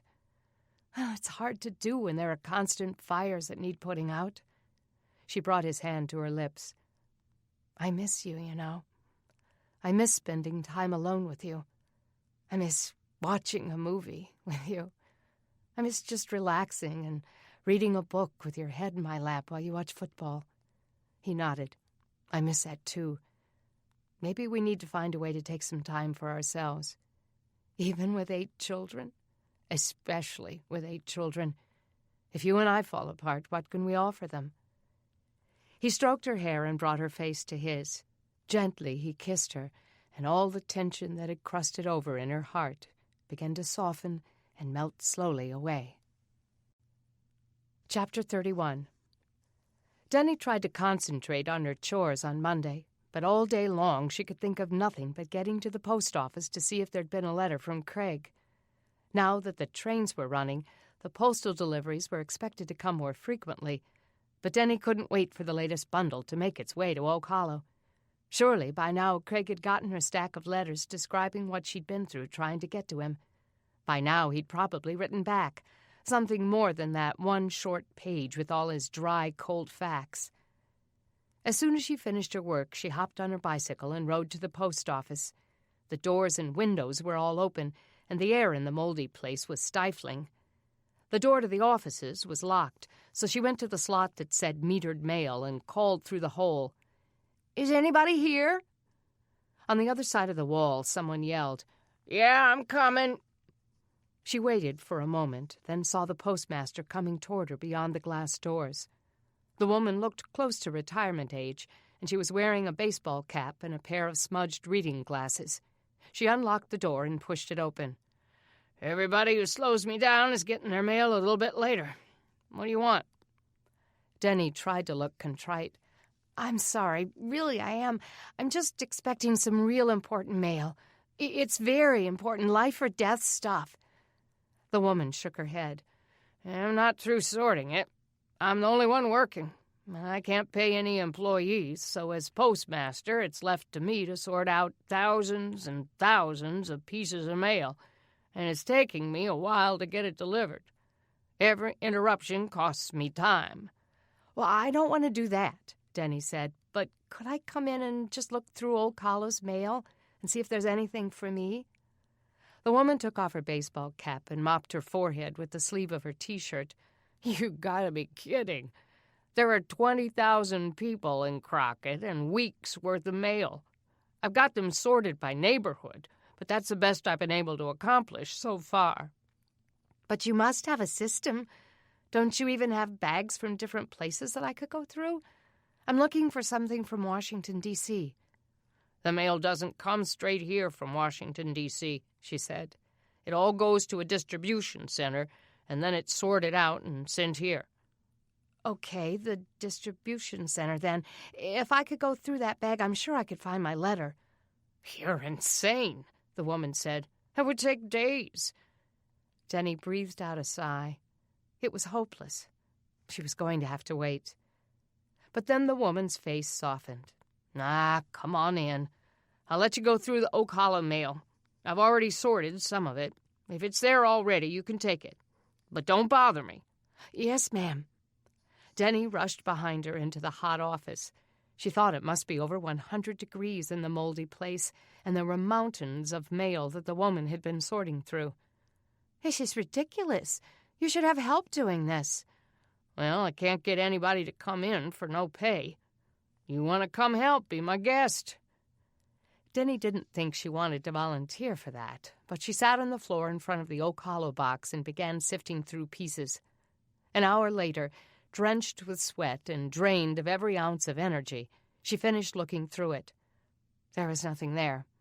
Craig hadn't written her again. She had tears in her eyes as she got back to her feet, dusted herself off, and peered around a mountain of mail at the postmaster. "Ma'am, I'm leaving now." The woman didn't look up. "Didn't find it, huh?" "No, I guess he didn't write." The postmaster stopped sorting, took off her glasses, and cleaned them on her shirt. Glancing up at Denny, she said, "Don't give up on him. It may just not have gotten here yet." Denny looked at the woman and realized she wasn't as hardened as she'd seemed. She swallowed. "Thanks for letting me look. My name's Denny Branning, by the way." The woman stuck out her hand. "Nice to meet you, Denny. I'm Annie Lipscomb." Denny forced a weak smile and shook Mrs. Lipscomb's sweaty hand. "I hope you get some help with all this soon." "Yeah, me too." Denny pushed back through the glass door and out into the fresh air, where it was only 87 degrees. Her bike was hot as she got back on it, but she rode toward home, wanting to deal with her disappointment in the privacy of her room. Mark Green was walking up her driveway when she got home, carrying a big box. She didn't feel like talking, but she saw no way around it. "Hey, Mark," she said, getting off her bike. "What have you got?" He grinned. "Something for you." She pulled her bike into the shade of the garage. "What is it?" He set it down on the concrete floor. Opening the flaps, he said, "Take a look." She looked inside. "A typewriter?" He grinned. "Yeah, Isn't it great? I was going through my attic looking for something else, and my mom had it. It's manual, so it still works. She even had an unopened ribbon in a box nearby. You can have it if you want it." Denny took it out, marveling at its lightness. She pushed one of the keys. It took a lot more effort than a computer keyboard to make it strike the page, but she could get used to it. It'll make your newspaper look a little more professional. Her depression slowly lifted. "Mark, this is great. Thank you." "There's something else." He reached to the bottom of the box and pulled out a big manila envelope. "I found some carbon paper. My mom never throws anything away, and she had some in the back of a drawer in her desk at the house. I mean, it's so old and brittle that it'll probably fall apart, but hey, you might find a way to make it work." "Carbon paper? Like that purple paper they put in credit card slips? They have that in big sheets?" "Uh-huh. It won't save you a lot of time, and you'll only be able to make as many copies as there are carbons. Plus, my mom said to tell you that you're going to have to press really hard on those keys to make it go through very many copies. But it'll save you a little time." "It's wonderful," she said. "I can do a lot with this, Mark." She sighed and pulled her sweat-dampened hair into a ponytail. "I needed something good to happen today. I've been at the post office for the last couple of hours, digging through the letters, hoping to find something from Craig. Nothing. He'll write. You'll see. Hey, maybe he's even on his way here." She wished that were true, but she didn't think it was. "No, I doubt he would do that when the trains are going to be transporting passengers soon. If he's going to come, he'll come then. I just don't think he will." "Don't lose faith in him," Mark said. "If he's worth his salt, he'll come. Count on it." She wished she could. "And if he doesn't come, I might have to go to D.C. myself and beat him up." Warmth surged through her. Mark was a good friend. She wished Craig was more like him. Chapter 32. About 20 Sandwood Place residents came to Doug's meeting the next evening, after the Brannings passed out handwritten invitations to all of the families there. They sat on the hoods of the useless cars as Doug paced across the hot pavement. The thick humidity of the afternoon had lifted, and a cool breeze gave some relief. The doors to almost every apartment in the place were standing open. Upstairs, neighbors stood in their doorways or leaned on the rails overlooking the parking lot, curious enough to listen from a distance, but not committed enough to come all the way down. But that was okay. Doug would take what he could get. In Oak Hollow, we found a place to dig a well, and it took us weeks, but we finally hit water. You could do the same. I found a clearing in the woods that would be a good place to dig if we can clean out the garbage that's back there on the edge of those woods. But it's going to take a lot of work. We would need every person who will volunteer, and they would need to work through all the daylight hours in 1 or 2 hour shifts. "Sounds good to me," one of the women said. "But there ain't that many men here. The ones who are here don't want to work. They're lazy whelps." "Excuse me, but I take exception to that," a big burly man with a long beard said. "I'm not lazy, and I'm not a whelp. Count me in. I'll work on that well." "Me too," another man said. "If this thing's going on as long as they say, we're going to need a water source." "But how do you know we'll hit water?" one asked. "I mean, isn't it possible just to dig and dig and dig and never get to the end?" "No," Doug said. "If we dig deep enough, through all the different levels of earth and rock, we'll hit the water table eventually. And if we pick the right place to dig, the water will be clean." Some of them listened skeptically as he described how he and the others had built the walls around the well as they went.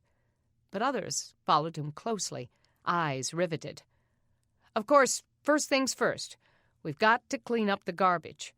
Besides the stench, it could pollute the groundwater. I know what it's like to have garbage piling up and not know how to get rid of it. We were doing the same thing in Oak Hollow until some of the older residents explained to us what would work better. First, you have to separate it by category.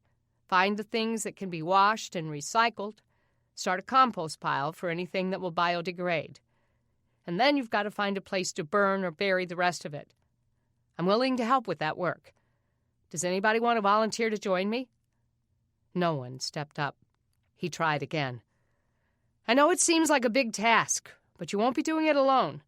My family and I are going to be out here tomorrow, starting that process," he said, "and I'm trying to get as many people in my church and my neighborhood to help as possible." "The last thing we need is a bunch of church people coming over here and looking down on us," someone shouted from upstairs. He looked up and found the source. A woman sat beside the rail, 2 toddlers on her lap. "We're not judging you," he shouted. "We all started out doing the same things you're doing. It's only been a few weeks since the outage. There's a learning curve, and if we're to be good neighbors, we need to share what we've learned. We can get you started on the well, and we can get you started on the cleanup. And those of you with apartments that have sewage backups, we'll figure out something to do with that as well. And there's something else I can help you with. In a week, we're all going to have some cash. I'm not getting any more than any of you. But if you'll come down here and listen, I'm about to tell you some ways to make money with what you're given." A few of those from upstairs came down to get closer. Among them was Edith. She sidled up to Aaron and the kids and stroked little Sarah's curls. Kay moved between them. Kay and Doug had seriously considered leaving the Gatlin kids at home when they came here today to avoid exposing them to Edith. But then they decided that it might help to bring the kids along. Maybe seeing that the kids had been well cared for would make the neighbors trust Doug more. Besides, Aaron had been insistent on checking on his apartment. He was certain the neighbors were going to break in and clean it out with his family gone. When everyone who wanted to hear had come down and found a place in front of him, Doug resumed his talk. "As you know, prices are falling pretty drastically. Supply and demand will be what drives the prices. Wise people will start now looking around town to figure out what people need and what they're willing to spend their disbursements on. Those wise people will purchase a few key items with which they can make things that they can sell or barter. If you're smart, you won't squander your $25 on spontaneous purchases, because we're not going to get another disbursement for another 3 months. My background is in finance, though I'm unemployed now just like you. But I'll give private consultations for free if any of you want to talk." "What's in it for you?" Edith asked. He turned to her, meeting her defiant eyes. "Believe it or not, nothing. I'm doing this because Jesus Christ told us to help each other. I'm a follower of his, so I'm doing what he commanded. We don't need your kind coming in here and treating us like trash. We can help ourselves without you." He felt the blood rushing to his face. "Sometimes we need ideas. I sure did when garbage was piling up at my house. If someone hadn't shown me what to do, I'd have had a mountain of it behind my house just like you do now. And if someone hadn't known about digging wells and how it could be done, I'd still be hauling dirty lake water to my house several times a day." There was silence for a moment, and he looked around at the faces of the residents, wondering if this was going to end badly. But finally, the big burly man spoke up. "We appreciate you, Doug. We can use a little guidance. I'll be here tomorrow night." "I'll be here too," someone else said. Slowly, some of the others joined in, but most of the residents just stared at him belligerently. Maybe between tonight and tomorrow the recruits would persuade them. It only took a few people to change a community. "I'll be here tomorrow night at 6, he said. "I'll have as many people with me as I can get to come. Together, we'll start to work on the garbage cleanup. Then we can look more closely at the clearing where I think a well might work. I'm not promising you it'll be easy, but I am promising that it will make your life better, one day at a time." As the crowd broke up, he prayed that some of the residents would actually show up to help. Chapter 33.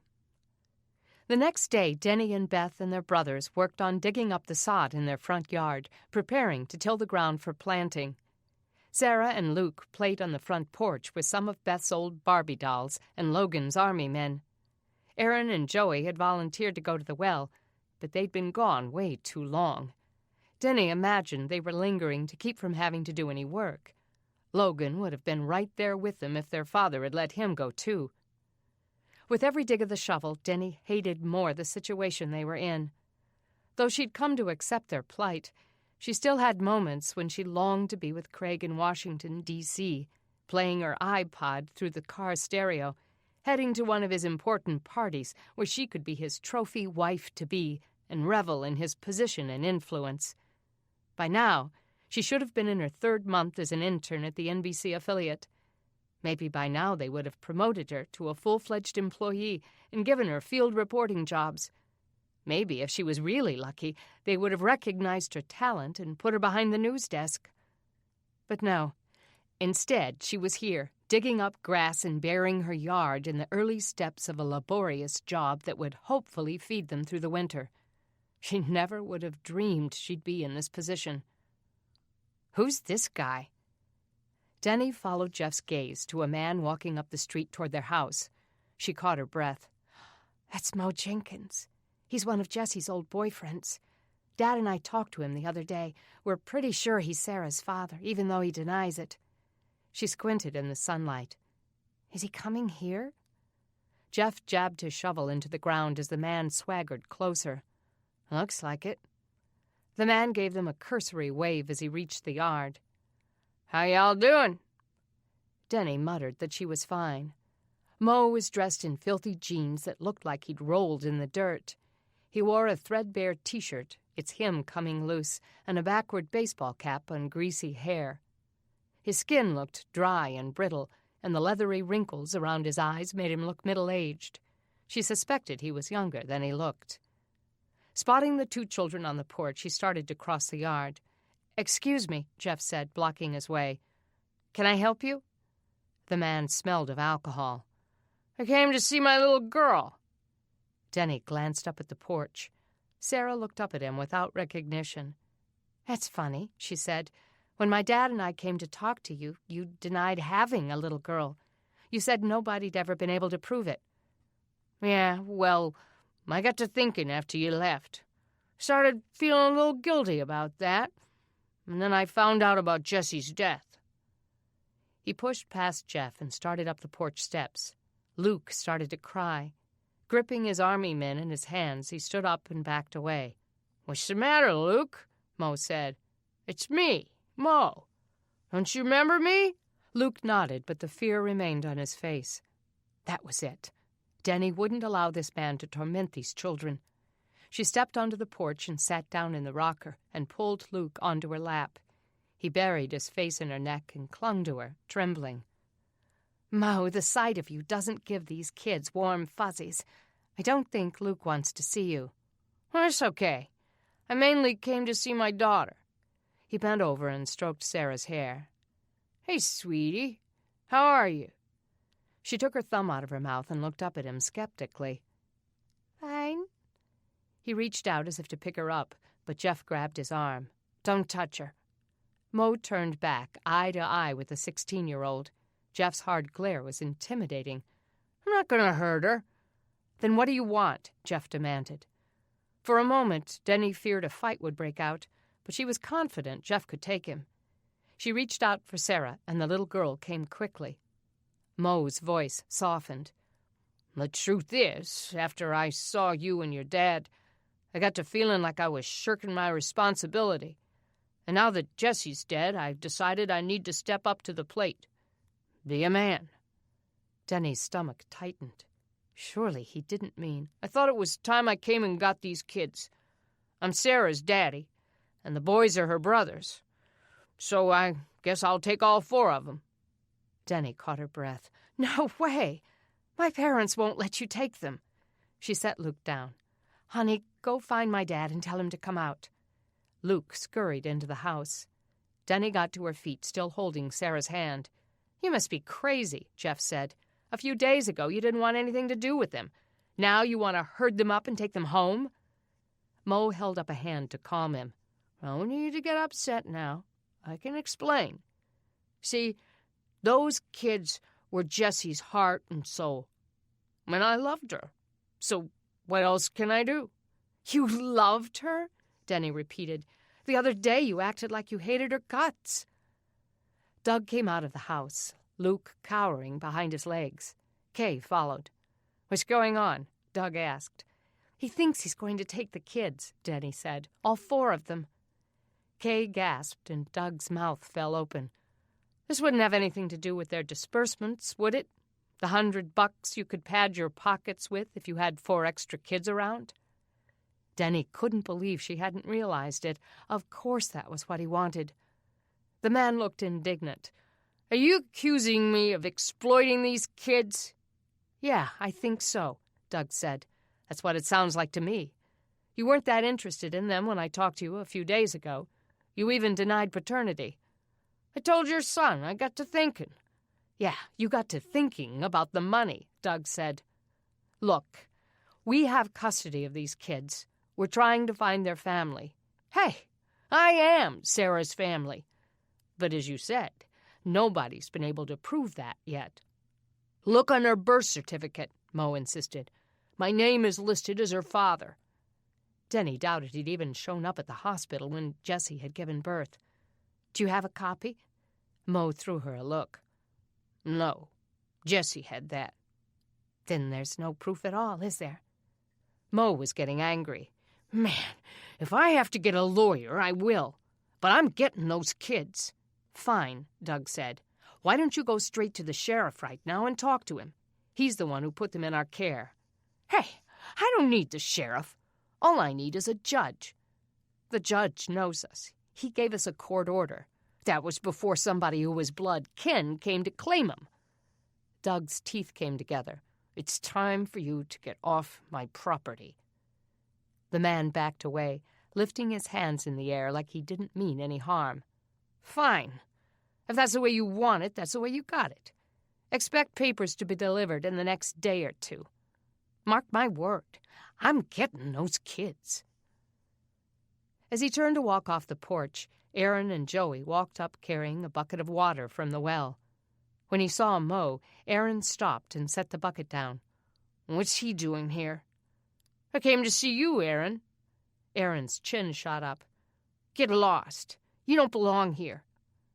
Mo crossed the yard to the boy and kicked his bucket over. Leaning down, he looked into the kid's face. "Nice to see you too, buddy." Doug seethed as the man sauntered away. He stared at him until he was off their property. As he went away, Denny saw that Luke was still sobbing. She bent down and looked into his frightened, tear-stained face. "What's the matter, Luke? Has that man hurt you before?" "Not me," he said, sniffing. "He hurt my mommy." "What did he do? How did he hurt her?" "He hit her." "It's true," Joey said. He broke her nose once and knocked out some of her teeth. Aaron went up to comfort his brother. "Don't worry, Luke. Mo's not going to touch us. We're not going anywhere with him." Sarah pulled her thumb out of her mouth and looked in the direction the man had gone. Denny hoped her father had a means of keeping him from getting her. If that man got custody, it would be the biggest disaster of Sarah's life. Even worse than her murdered mother. Chapter 34. That night, the Branning family assembled their little team of workers, the whole family and a few church members. Of the 50 families represented in the Sandwood Place apartments, only 14 people showed up to help with the garbage cleanup. Aaron didn't know why Doug wouldn't listen to him. The whole thing was just a great big waste of time. The whole process made him sick, and he couldn't stop thinking about his mom lying in those woods for all those weeks, just behind all that garbage. He wondered where her body was now. Lying on a table somewhere? In a coffin? The police had taken her off to do some tests or something, but he didn't know when they'd give her back. It troubled him to think that she hadn't been buried yet. But if they gave her to him, what would he do? Where would he dig the hole to bury her? Planting a rose bush in her honor was one thing, but putting his mother in the ground was another. He started to feel sick, so he wandered back toward the building. "Aaron, where are you going?" Kay asked. "To my apartment," he said. "I need to get something." Kay's eyes were concerned as she gazed at him. "Okay, but let Denny go with you."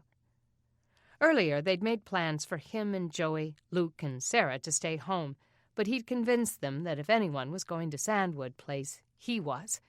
It was his home, and he had things to check on. They'd finally given in, but they insisted that he keep someone with him at all times. What did they think he'd do? Get lost? They were his apartments, and he knew his way around. He sure didn't need a babysitter. Denny followed him up the stairs. There was crime scene tape on the door, and the sheriff had lectured the residents about leaving the apartment alone. According to one of the neighbors, the sheriff had told them that if he found so much as a hair or fingerprint that didn't belong, that person would be considered a suspect. So far, it had worked. Aaron and the Brannings had permission to go inside, though. Denny wouldn't give him the key, so he waited as she opened the door. He stepped into the sweltering, rancid air that smelled of sewage. The smell almost knocked him back. Denny covered her mouth and nose. "Oh, man, how'd you ever live here? This place is gross." "Toilet's backed up," he said. Denny choked. "What a drama queen." "We're going to have to get in here and clean this up," Denny said. "But it's not a job I'm volunteering for. Mom and Dad can do it. They're used to cleaning up stuff that makes them nauseous. Just hurry up and get what you need so we can get out of this place." Aaron resented her disgust. This place was his home. It was where he'd lived with his mother. And all things considered, they'd had a few happy memories here. Like that time after she got out of jail and she was clean for a few days. She'd made spaghetti and a birthday cake for Joey. They'd watched some lame Disney movie on TV. The Little Mermaid or something like that. Things had been good those days. There were times when his mother had been a nice person, though not many people knew it. They only knew her as a doper. Half the time she couldn't walk straight. But every now and then she'd been like a real person with a personality and everything. And during those times he'd clung to hope that things would change. They just never had. He walked into her bedroom, looked around at her things. There was nothing here that he needed, not right away. But there was a picture of her tacked to a bulletin board on the wall. He took it down and looked at it, and that old knot swelled up in his throat. She'd been a terrible mother. He should be glad she was dead. Then guilt, strong and stark as the apartment's smell, pulsed through him. She was his mother. He had always taken care of her. But things had gone so wrong. "Hurry up, Aaron," Denny called from the other room. "I'm going to throw up if we don't get out of here." He shook himself free of her memory. He grabbed a Walmart bag from the floor.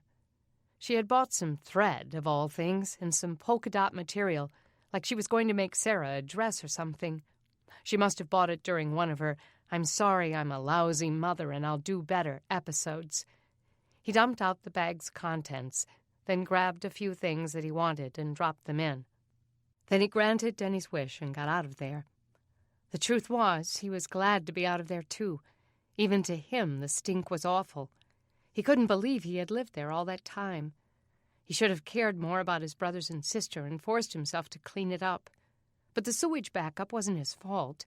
How many other apartments here had the same problem and were living with that smell?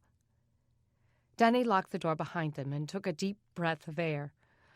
"Oh, thank goodness," she said. "They need to just burn that apartment out and start over with it." "No, they don't. They need to leave it alone." "I'm just saying they'll never be able to rent it out again. The bathroom's probably ruined." He felt his ears burning. "Everything's ruined, or haven't you heard? Nothing works in this stupid town." She seemed surprised she'd insulted him. "I'm sorry, I didn't mean to upset you." "I don't go around talking about the mess in your lousy room," he said. "Don't be so sensitive." He wasn't sensitive, but he didn't feel like going on with this lame conversation. He stormed back to the stairs as if anxious to get back to digging up the garbage. Behind him, a door opened. "Hey, Aaron, you're back." He turned and saw his next-door neighbor, Edith, leaning out of her doorway. "Yeah," he bit out. "I came to dig through your garbage. Why aren't you down there doing it?" Before, if he'd said a thing like that, she would have cussed him a blue streak and threatened to hit him. Instead, she smiled like he was the cutest thing. "Garbage isn't my thing," she said. "I'm, allergic to refuse." Allergic to refuse? Where did she get this stuff? She strolled toward him. "So, Aaron, have you thought about my offer?" He shrugged. "Not really." "Well, you should. I thought it all out. We'll put a door between our apartments." "Stop it," Denny cut in. "He's not coming to live with you, so give it up." Whoa.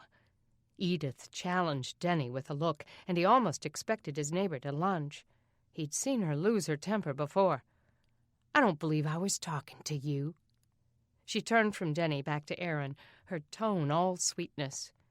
"As I was saying, Aaron, we can put in a door, and you can stay in your own apartment, and I can stay in mine. But we can go between, and I can look after you. Wouldn't you like that?" "My apartment needs a plumber," he said. "It smells bad." "Well, we can clean it up. Didn't your warden say he was getting some plumbers to come help us?" Warden, that was a good word for Doug Branning. He gave her a smirk. "I thought you were allergic to refuse." "Hey, for you, I'd do anything." He tried to think of one thing she'd ever done for him before. "Come on," Denny said. "Give me a break." Edith ignored her. She was really piling it on. "Think about it, Aaron. I know you're mature enough to do what you want. You've been surviving just fine for the last couple of months and taking good care of your brothers and sisters. It's not like you need constant supervision." Denny took Aaron's hand and started to pull him toward the stairs. "I told you to leave him alone." "Yeah?" Edith thrust her chin up. "And who made you queen?" "I'll talk to him if I want." Aaron jerked free. "They won't let me live here," he told Edith. "They don't trust you." "Well, if you tell the judge that you really want to live with me, he'll listen. They care what you think." "No, they don't. Nobody cares what I think. You get a judge involved with us, and we'll be in 4 different foster homes before you know it." Just think about it," Edith said. "You know you want to live with me, Aaron. I can give you your freedom." Aaron let Denny pull him toward the stairs, but he looked over his shoulder at Edith. He'd never associate the word freedom with her. Instead, she seemed like a slave. To what, he wasn't sure. She was so skinny that it looked like her bones would break. Her skin was pale, her hair stringy. Something wasn't right about her offer, but it was tempting. They reached the stairs, and he followed Denny down. "Do you believe her?" Denny asked. "Like she really wants to help you, after all those months when she didn't care a thing about you?" The not caring might be a good thing. If someone didn't care, they wouldn't watch you that closely. If there was anything he wanted right now, it was his freedom. Chances were she'd be like his mother, hardly paying attention at all. The judge and the sheriff would think he was supervised, but really he could do whatever he wanted, take care of his brothers and sister the way he needed to without any outside help. Maybe it would work. He couldn't see her going in there and cleaning out the toilet, though. He'd have to do that himself. But since being at the Brannings, he'd kind of gotten used to work. Maybe if he came back here and cleaned it up, the sheriff would look and see that it wasn't such a bad place after all. Maybe he would agree to let them come back. As he followed Denny back around to the garbage dump, he began making a plan. Chapter 35. The sheriff came by Sandwood Place that evening to interview some more of the apartment dwellers about Jesse's life and death. When he was finished, he came around back to talk to Doug. "I've been trying to investigate Jesse's current boyfriend," he said. "The guy has a rough past. It looks like he's cleaned up his act. He's living with his parents, working hard. I don't really think he was involved with the murder, but he's helping me piece together the timeline leading up to her death. Oh, and by the way, Mo Jenkins actually managed to get a lawyer to file papers today to get immediate custody of the kids. Probably paid him with stolen goods." Doug couldn't believe it. "You know why he's doing this. The same reason that Edith woman wants them. The disbursement is next week, and they want the kids' money." "Don't worry, Doug. I've already talked to the judge, and he's keeping them with you. It'll take months to get it to court, especially with the outage and so few lawyers and judges working. By that time, some things will have shaken out, and hopefully you will have found their grandparents. But won't a biological father have more rights than the grandparents? Couldn't he get Sarah if he wanted to?" "I would say yes if he were a fit father, but Jesse had him in court twice for failing to pay child support, and we have it on record that he denied being her father. That ought to play against him. Besides that, the court will want to keep the kids together. If the grandparents come forward to take them together, I think it'll work out. Let's just hope the grandparents are decent people." Doug glanced toward the woods and saw Aaron peering into the trees with a dull, vacant look in his eyes.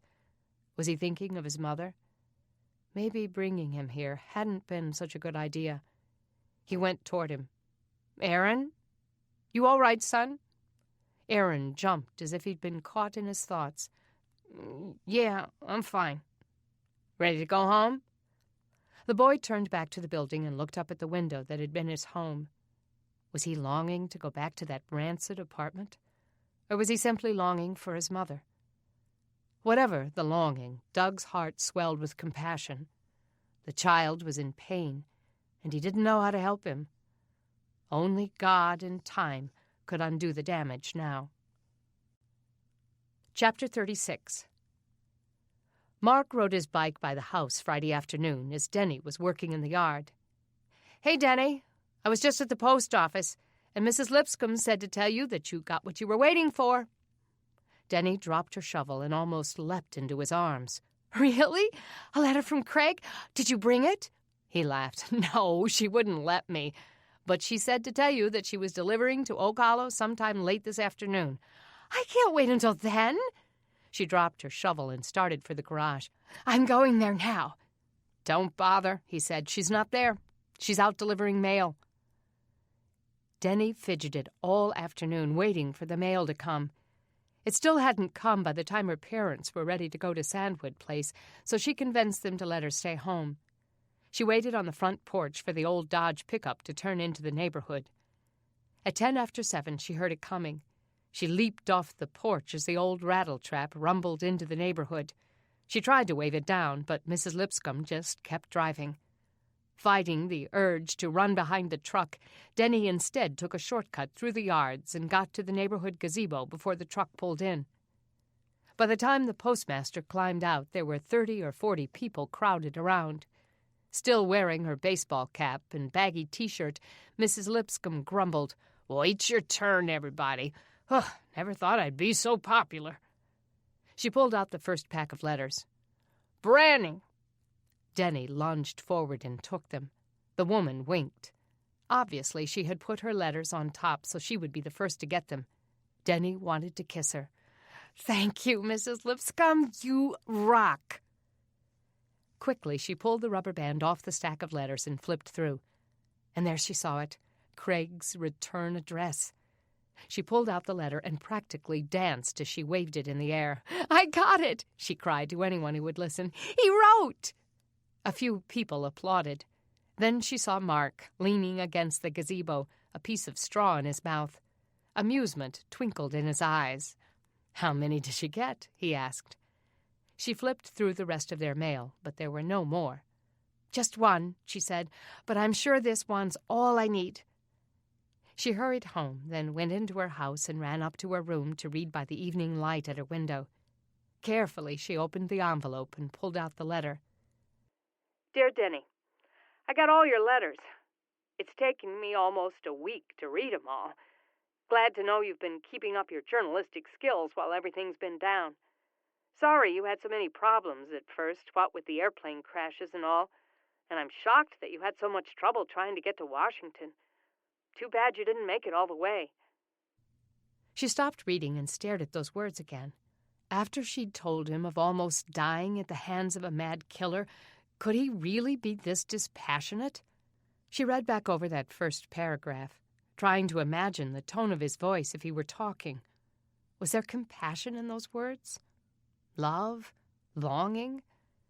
She told herself she was being too critical. He loved her. She knew that. I was a little surprised you got religion on me. I thought we were of the same mind about those kinds of things. Not that I have anything against religion. It always just seemed like another crutch to me, and you know how I hate crutches. But I guess if that's what you need to get through the outage, so be it. Now that I think about it, it's probably a good thing that you didn't make it all the way to Washington. It's not the best time to start a marriage, if you know what I mean. Too much stress, and everything's just too hard right now. I can't imagine trying to set up housekeeping with no electricity and no food or water. We'd be at each other's throats. I guess the best thing to do is postpone until things are a little better. But you're still my fiancé, and I do still look forward to a future with you. I honestly don't think I can do better. She paused and stared at the offhanded compliment, looking for the romance in that statement. But there wasn't any. Was that why he was with her? Because he thought she was the best he could do? I'm really busy at work. We've got our hands full trying to put out fires. Literally. Last week, a group of people got up in arms about the food being brought in for the government workers, and they started a riot. Somehow they managed to set a fire at the Capitol building, and it was a nightmare getting it put out. The fire department is voluntary now, and we all had to line up in a bucket brigade, dumping water and using fire extinguishers until the fire was out. Thankfully, no one was hurt. Now we have security all over the place. She stopped reading and tried to imagine the scene. Desperate people screaming outside the building, fighting over food. Craig and the others holed up inside, fighting a fire with little more than squirt guns. No wonder he didn't have time for romance. She sat down on her bed, feeling selfish and ungrateful. Important people are coming to depend on me because I'm competent and reliable. Others have thrown in the towel and gone home. If Daniel Jacobs would just leave, I might be considered for Crawford's chief of staff. His wife is freaking out over all the violence here, and she's begging him to take her to Ohio to be with her family. I'm egging him on. Might turn out that those crazy citizens shaking the place down will help me to climb the ladder. All of this can't do anything but help my career when things get back to normal. She stopped and took that in, wondering if he meant that as coldly as it sounded. Surely not. He couldn't interpret the suffering of desperate people and the social and economic upheaval of the pulses as nothing but a career boost. Could he? Sighing, she read on. I'd better go for now. Hope all is well with you. And it was signed simply, Craig. She read it again, searching for the words, "I love you," but he hadn't written them. Didn't he know how hungry she was for them? Had his feelings for her changed, or had he never cared that much? Maybe he'd been cold all along. Maybe she'd just been too blind to see it. She wadded up the letter and tossed it into the trash. Then she got it back out, unwadded it, and read it again. She couldn't throw it away, but it wasn't worthy of folding neatly and putting back into its envelope, so she crushed it into a ball and shoved it into her pocket. She sat on the patio and stewed for over an hour, anger roiling up inside her. She deserved better than this. God had a plan and a future for her, and he certainly wouldn't have chosen someone who was godless and mocked religion. He certainly wouldn't have matched her with someone who placed so little value on her. There must be something more for her. Maybe that was why all of this had happened, so she would see the error of his ways and back out of this marriage to Craig. Oh, right. God had rearranged the universe and changed civilization just to work in her life. How selfish of her to think it was all about her. She knew it wasn't. But could some of it be about her? Maybe God, with all the millions of things he had to do, really did care about the details of her life. The big things and the small things, the love and the losses. Maybe in her corner of the universe, she was being taken through this trial for this very thing, so that she would break up with Craig and stop dreaming about something that was not God's best for her. Letting her fury drive her, she went back into the house and up the stairs and got out a piece of paper. She sat down at her desk and started writing. Then she realized that he didn't deserve a handwritten letter. She'd type it. She rolled the paper into the typewriter and started hitting the keys. Dear Craig, I just got your letter, and I have to say I'm disappointed at how cold it sounded. You probably don't even realize it. You probably think it was fine. But a girl who hasn't seen her fiancé in months needs a few reassurances. I'm not asking for poetry, just an I love you and I miss you.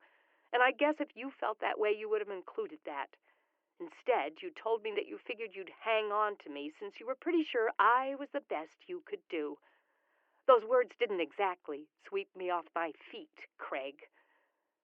I couldn't be more disappointed in you.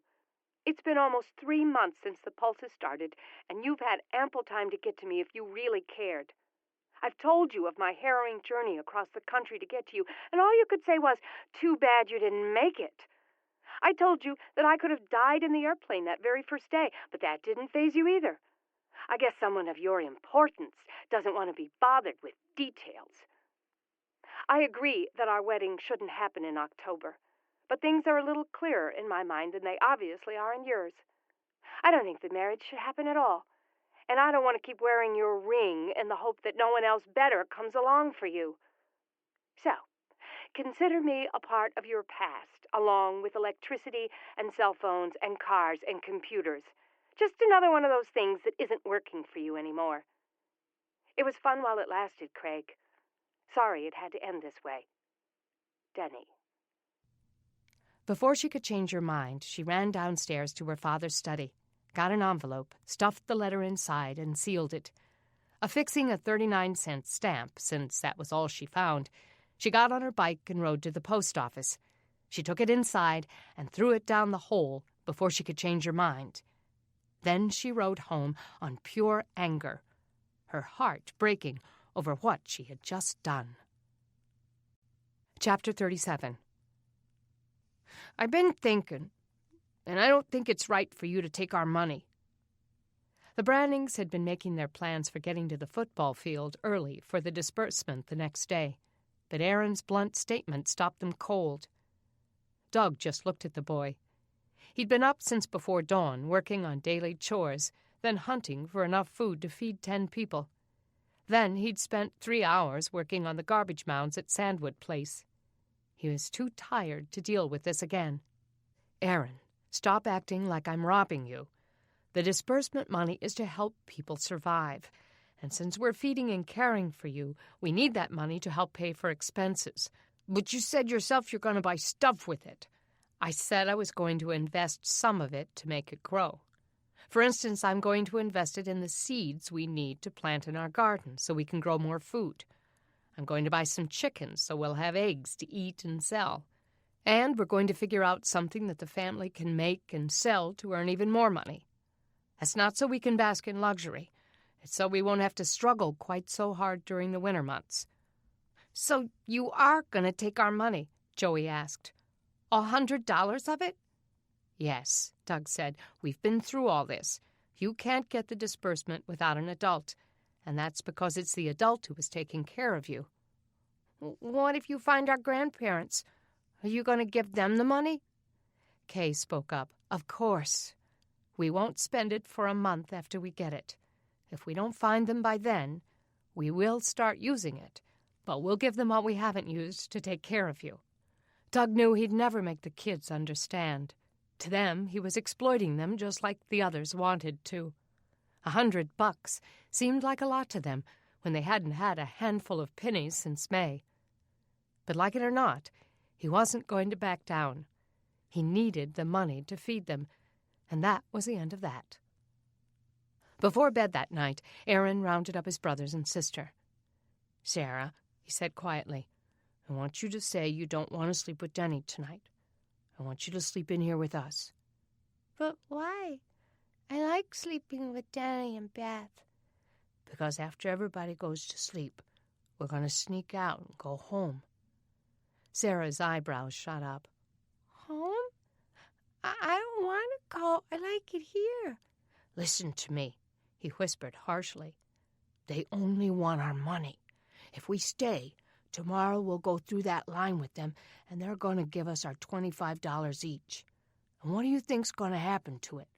Mr. Doug is going to snatch it right out of our hands and use it for what he wants." "But he said he was going to use it to buy us food," Joey said. "Maybe we should let him have it. This is a good place, Aaron." "A good place? It's like a prison. We work like slaves." "But he does too, and we have good water to drink. And Luke and Sarah are happy."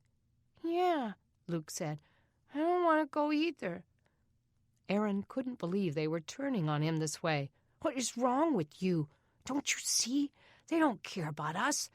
It's been about money from the very beginning.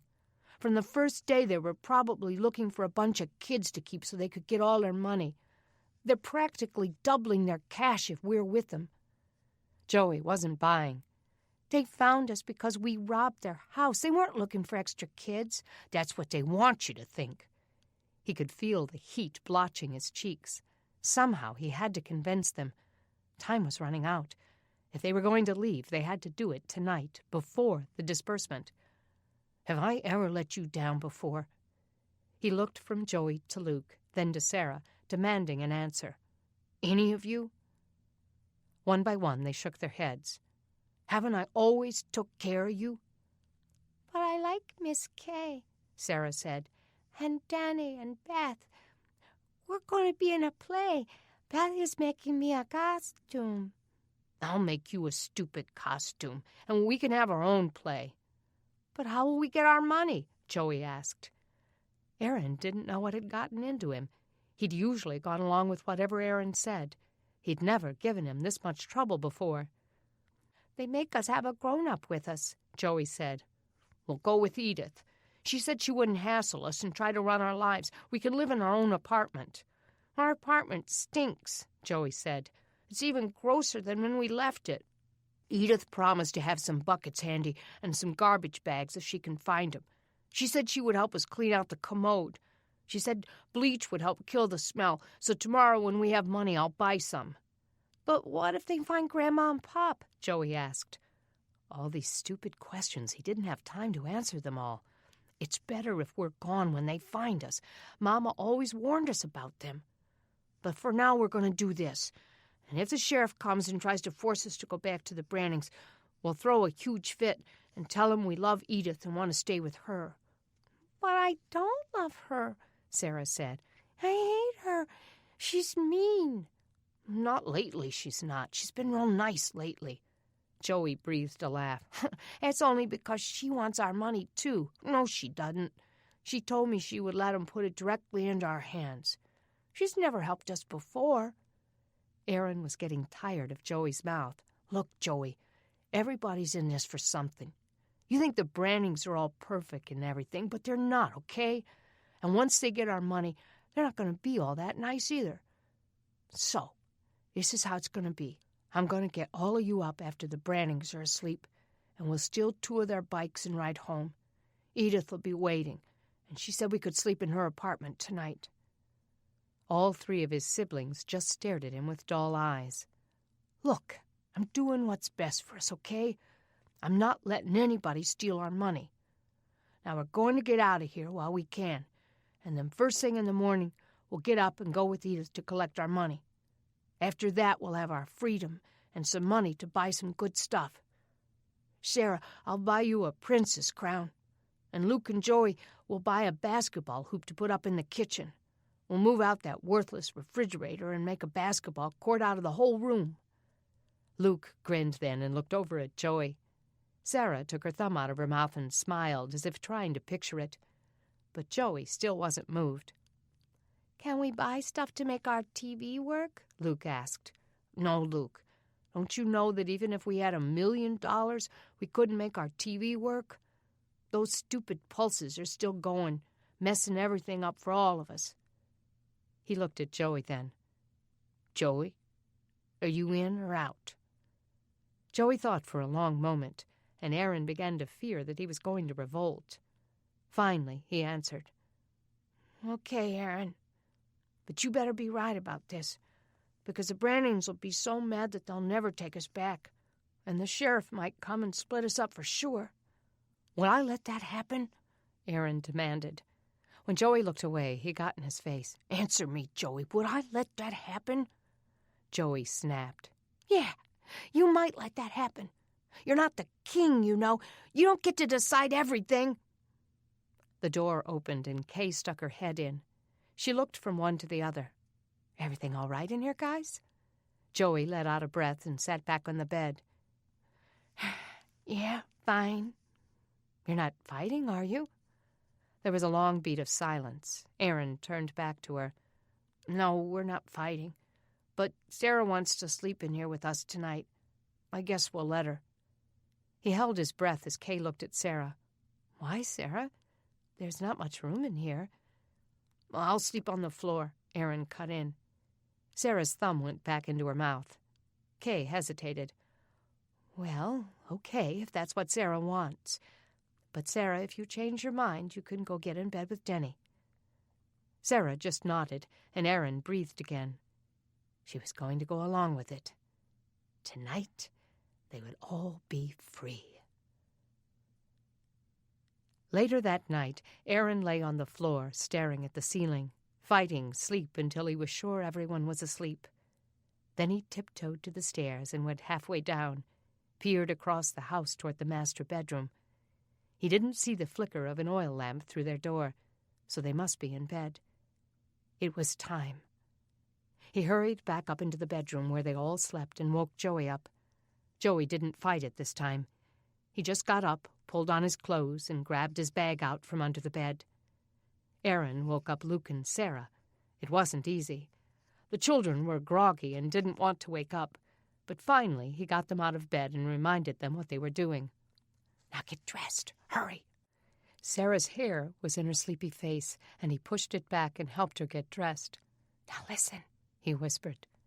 "When we go out, we have to be really quiet. You got that, Sarah? We can't let nobody hear us." "I will," she muttered. "No sounds, okay, Luke? Joey?" They all nodded and got the stuff he'd packed for them. They crept downstairs, their feet creaking slightly on the stairs. But no one woke. Since he didn't want to raise the garage to get the bikes out for fear of alerting Doug and Kay, he got the flashlight they always kept on the kitchen counter and went into the dark garage. Joey helped him roll 2 bikes through the house and out the back door. Quietly, they stole around the house and piled on the bikes, Luke on back of Joey's bike, Sarah on back of his. The moonlight was bright, guiding them home, and the cool air smelled like freedom. Chapter 38. The morning brought regrets. Denny sat up in bed as dawn intruded on her sleep, bringing with it recriminations about the letter she'd sent to Craig. Had she really mailed it? She wondered if it was too late to find Mrs. Lipscomb and get it back. The postmaster already suspected she was crazy. Now she'd have no doubts. She got out of bed and got dressed. Today was disbursement day, and they had to get to the football field early. Even if she wanted to get the letter back, there was no time now. She pulled open the drawer where she'd put Craig's letter. Unwrinkling it, she read it over again. As she did, anger pulsed through her. Yes, she had done the right thing. She wouldn't let herself think of it again. She balled the letter up and shoved it into her pocket. She heard footsteps on the stairs outside her room. "Anybody awake?" Her mother sounded too perky. "I am, Mom." "Good. Get everybody up, Denny. We have to get moving." Beth stirred, then sat up. "Get dressed, Beth. It's money day." While Beth got out of bed, Denny went down the hall to the room where the Gatlin kids slept. No one was there. The bed was rumpled, and the pallet they'd made for Aaron on the floor was twisted and pushed to the side. But there was no clutter, no shoes lying around, no toys, no discarded clothes. Something wasn't right. She woke up Logan and Jeff, then hurried downstairs. Her mother was in the kitchen, slicing a loaf of bread Amber Rowe had made for them yesterday. "This is it for breakfast," Kay said. "I'm trying to slice it 10 ways. It may have to last us all day, depending on how fast the line moves." She sighed. "Oh, we're not getting the disbursement a minute too soon. I can't wait to buy some chickens. I wasn't this excited when I got my expedition. Imagine eggs for breakfast." Denny took her slice and bit into the dry, tasteless bread. "Mom, where are the Gatlin kids?" Kay glanced back at her. "They slept together last night, remember?" "I know, but they're not there." Kay stopped slicing. "Did you check the bathroom?" "Yes, they're not there." "Don't tell me."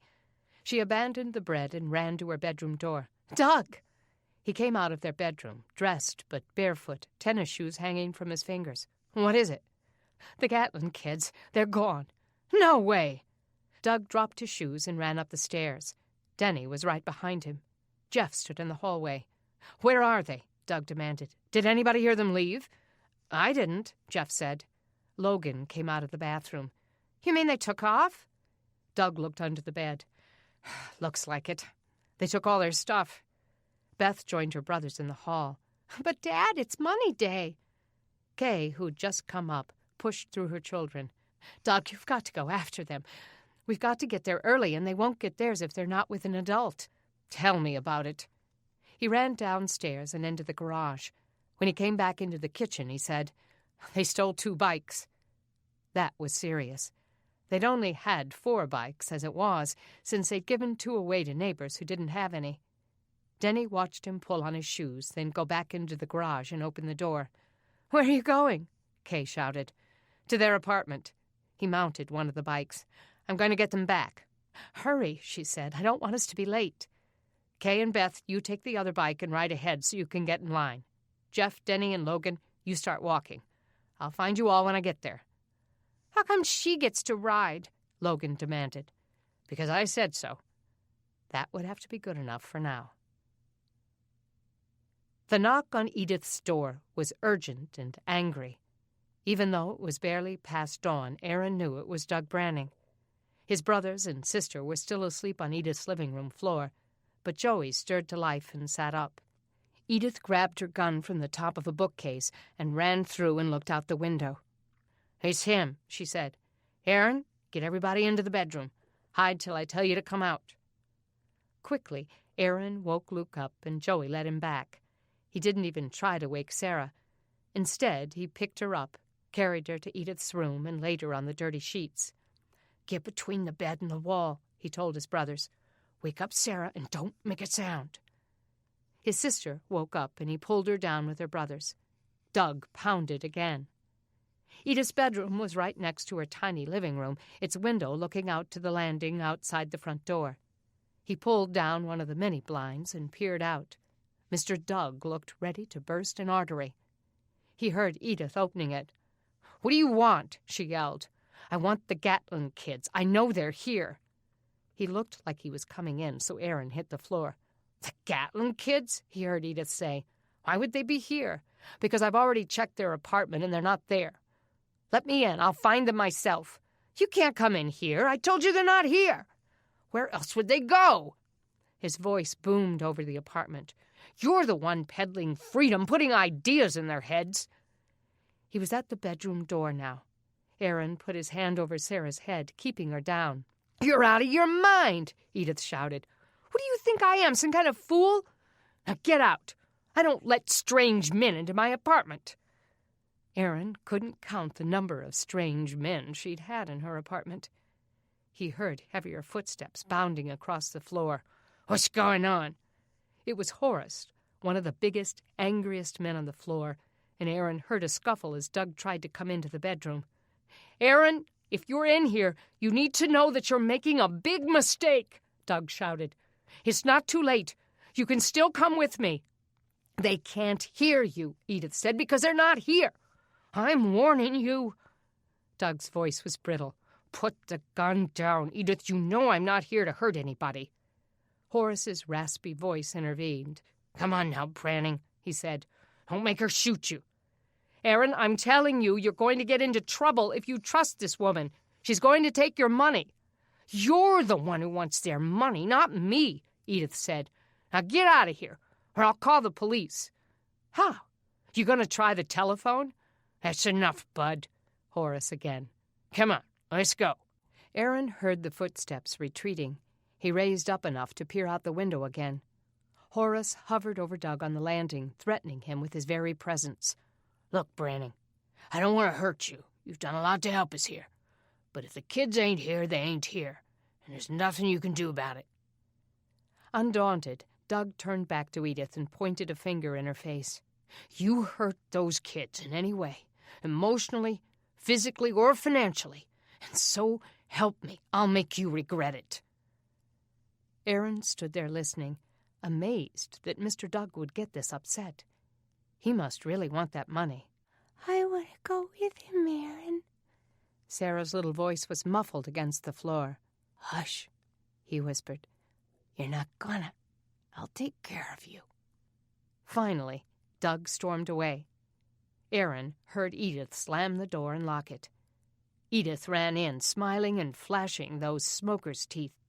We did it, she said. Come on, everybody, get ready. We've got to get down to the football field. This was going to be a good day. Chapter 39. The Crockett High School football field teemed with Crockett residents waiting for the $25 that would have to sustain them for the next 3 months.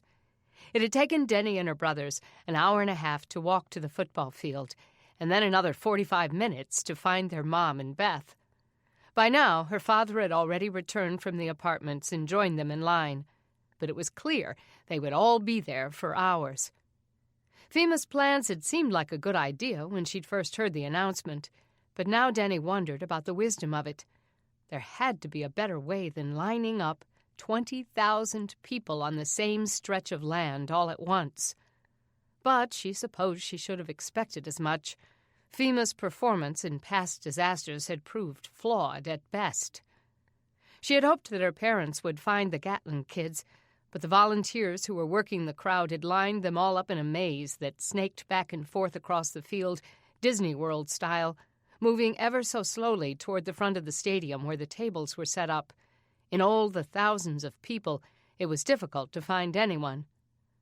Government employees sat behind the tables, examining documents and giving out the cash.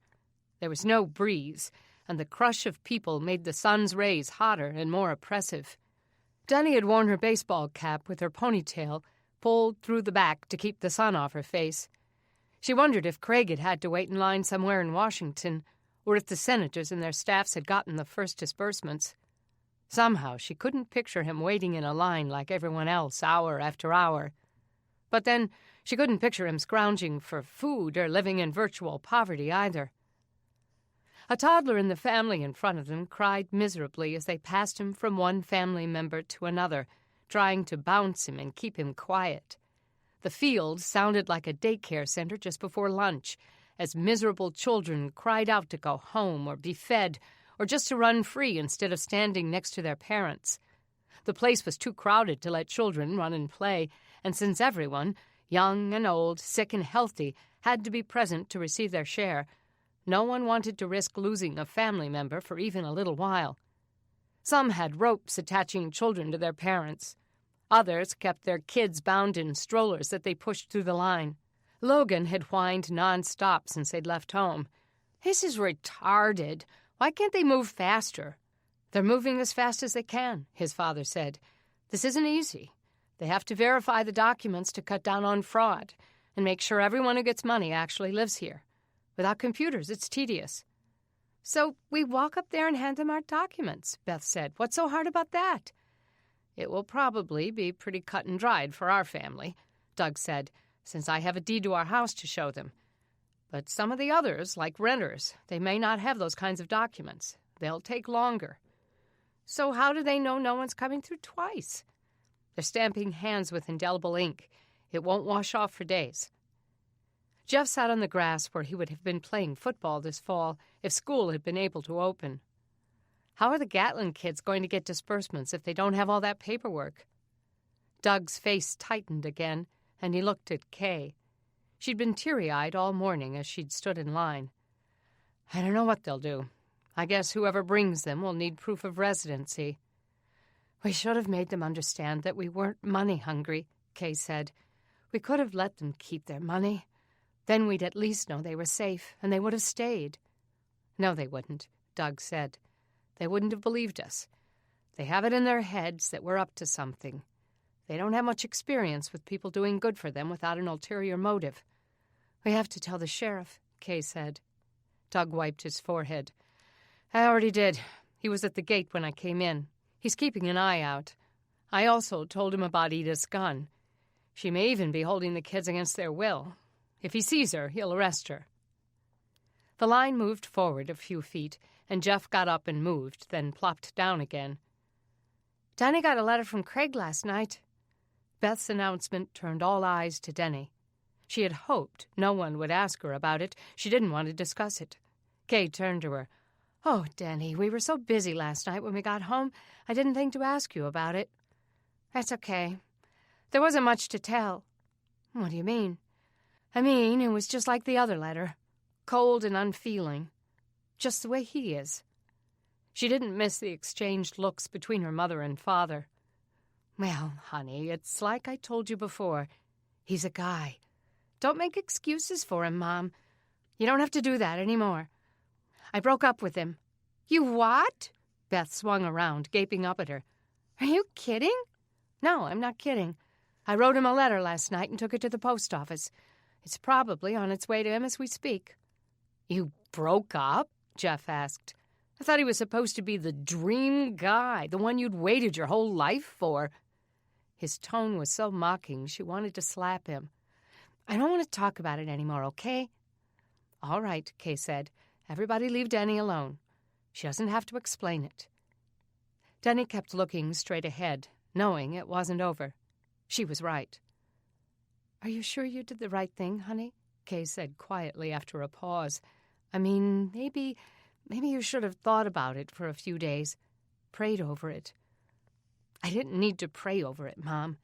It was becoming clearer and clearer that he's not the man God chose for me."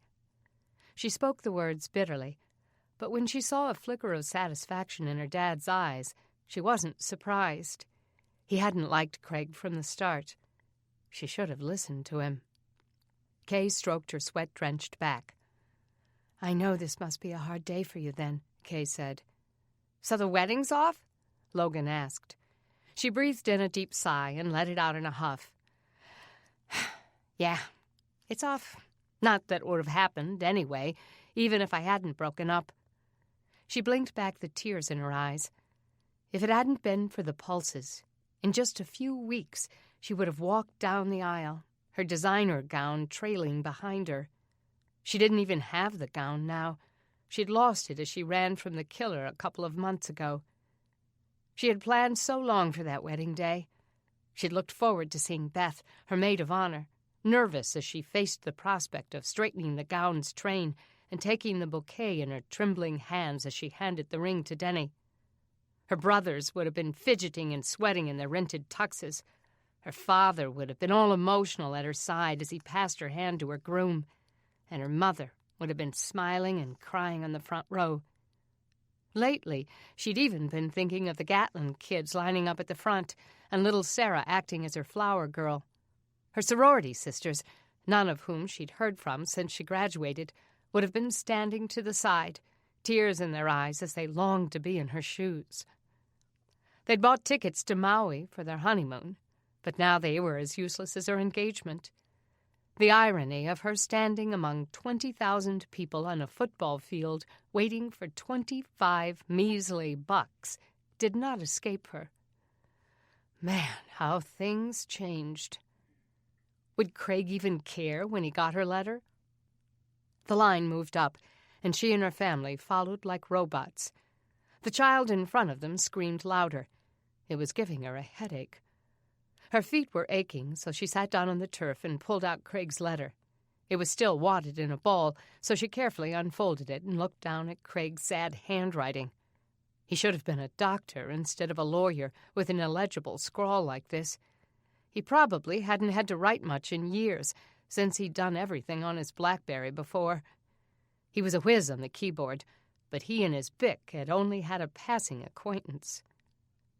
The line moved again. She told herself to get over it. She'd shed enough tears, and she didn't intend to cry in front of all these people. She glanced at her mom and saw that Kay had been trying to see what the letter said. "Honey, do you mind if I read it?"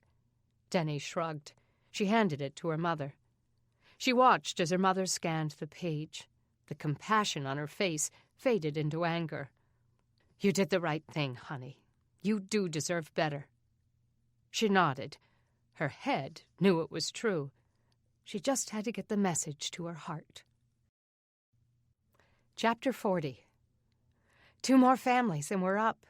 Denny had waited all day to say those words. They had been in line for almost 7 hours with nothing to eat and only a couple of bottled waters each that FEMA had given out.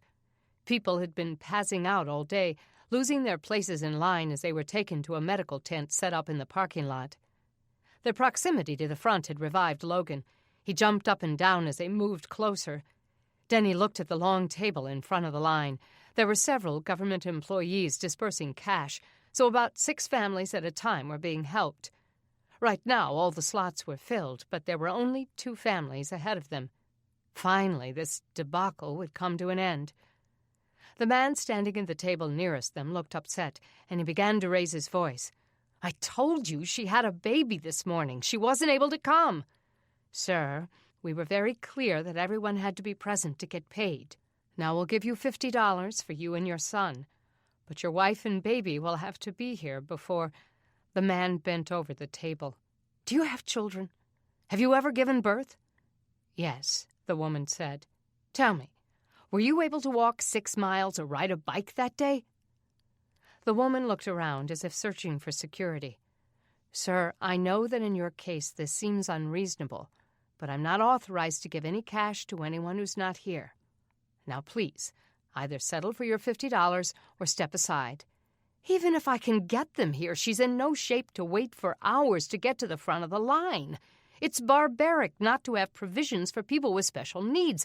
Oh, it's just so typical of FEMA." The woman turned to a co-worker. "Bob, find security for me, please."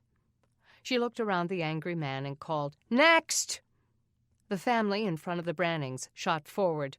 "I'm not finished!" the new father shouted. He pushed the father of the new family out of the way. "Get back, pal, it's my turn." The woman pursed her lips. "Sir, you just lost your turn." "No way! I get $50 at least for standing here for 7 hours. "Get to the back of the line," she said through her teeth. Denny could feel his fury rippling in the air. There was going to be a fight, and she couldn't blame him. "Oh, no, you don't." Letting go of his little boy's hand, he lunged over the table and grabbed the woman's throat. "Give me my money now!" Denny screamed, along with several others. 2 National Guardsmen came running. Doug shot forward and tried to wrestle him off the woman. The guardsmen descended on them and pulled the man away from the woman.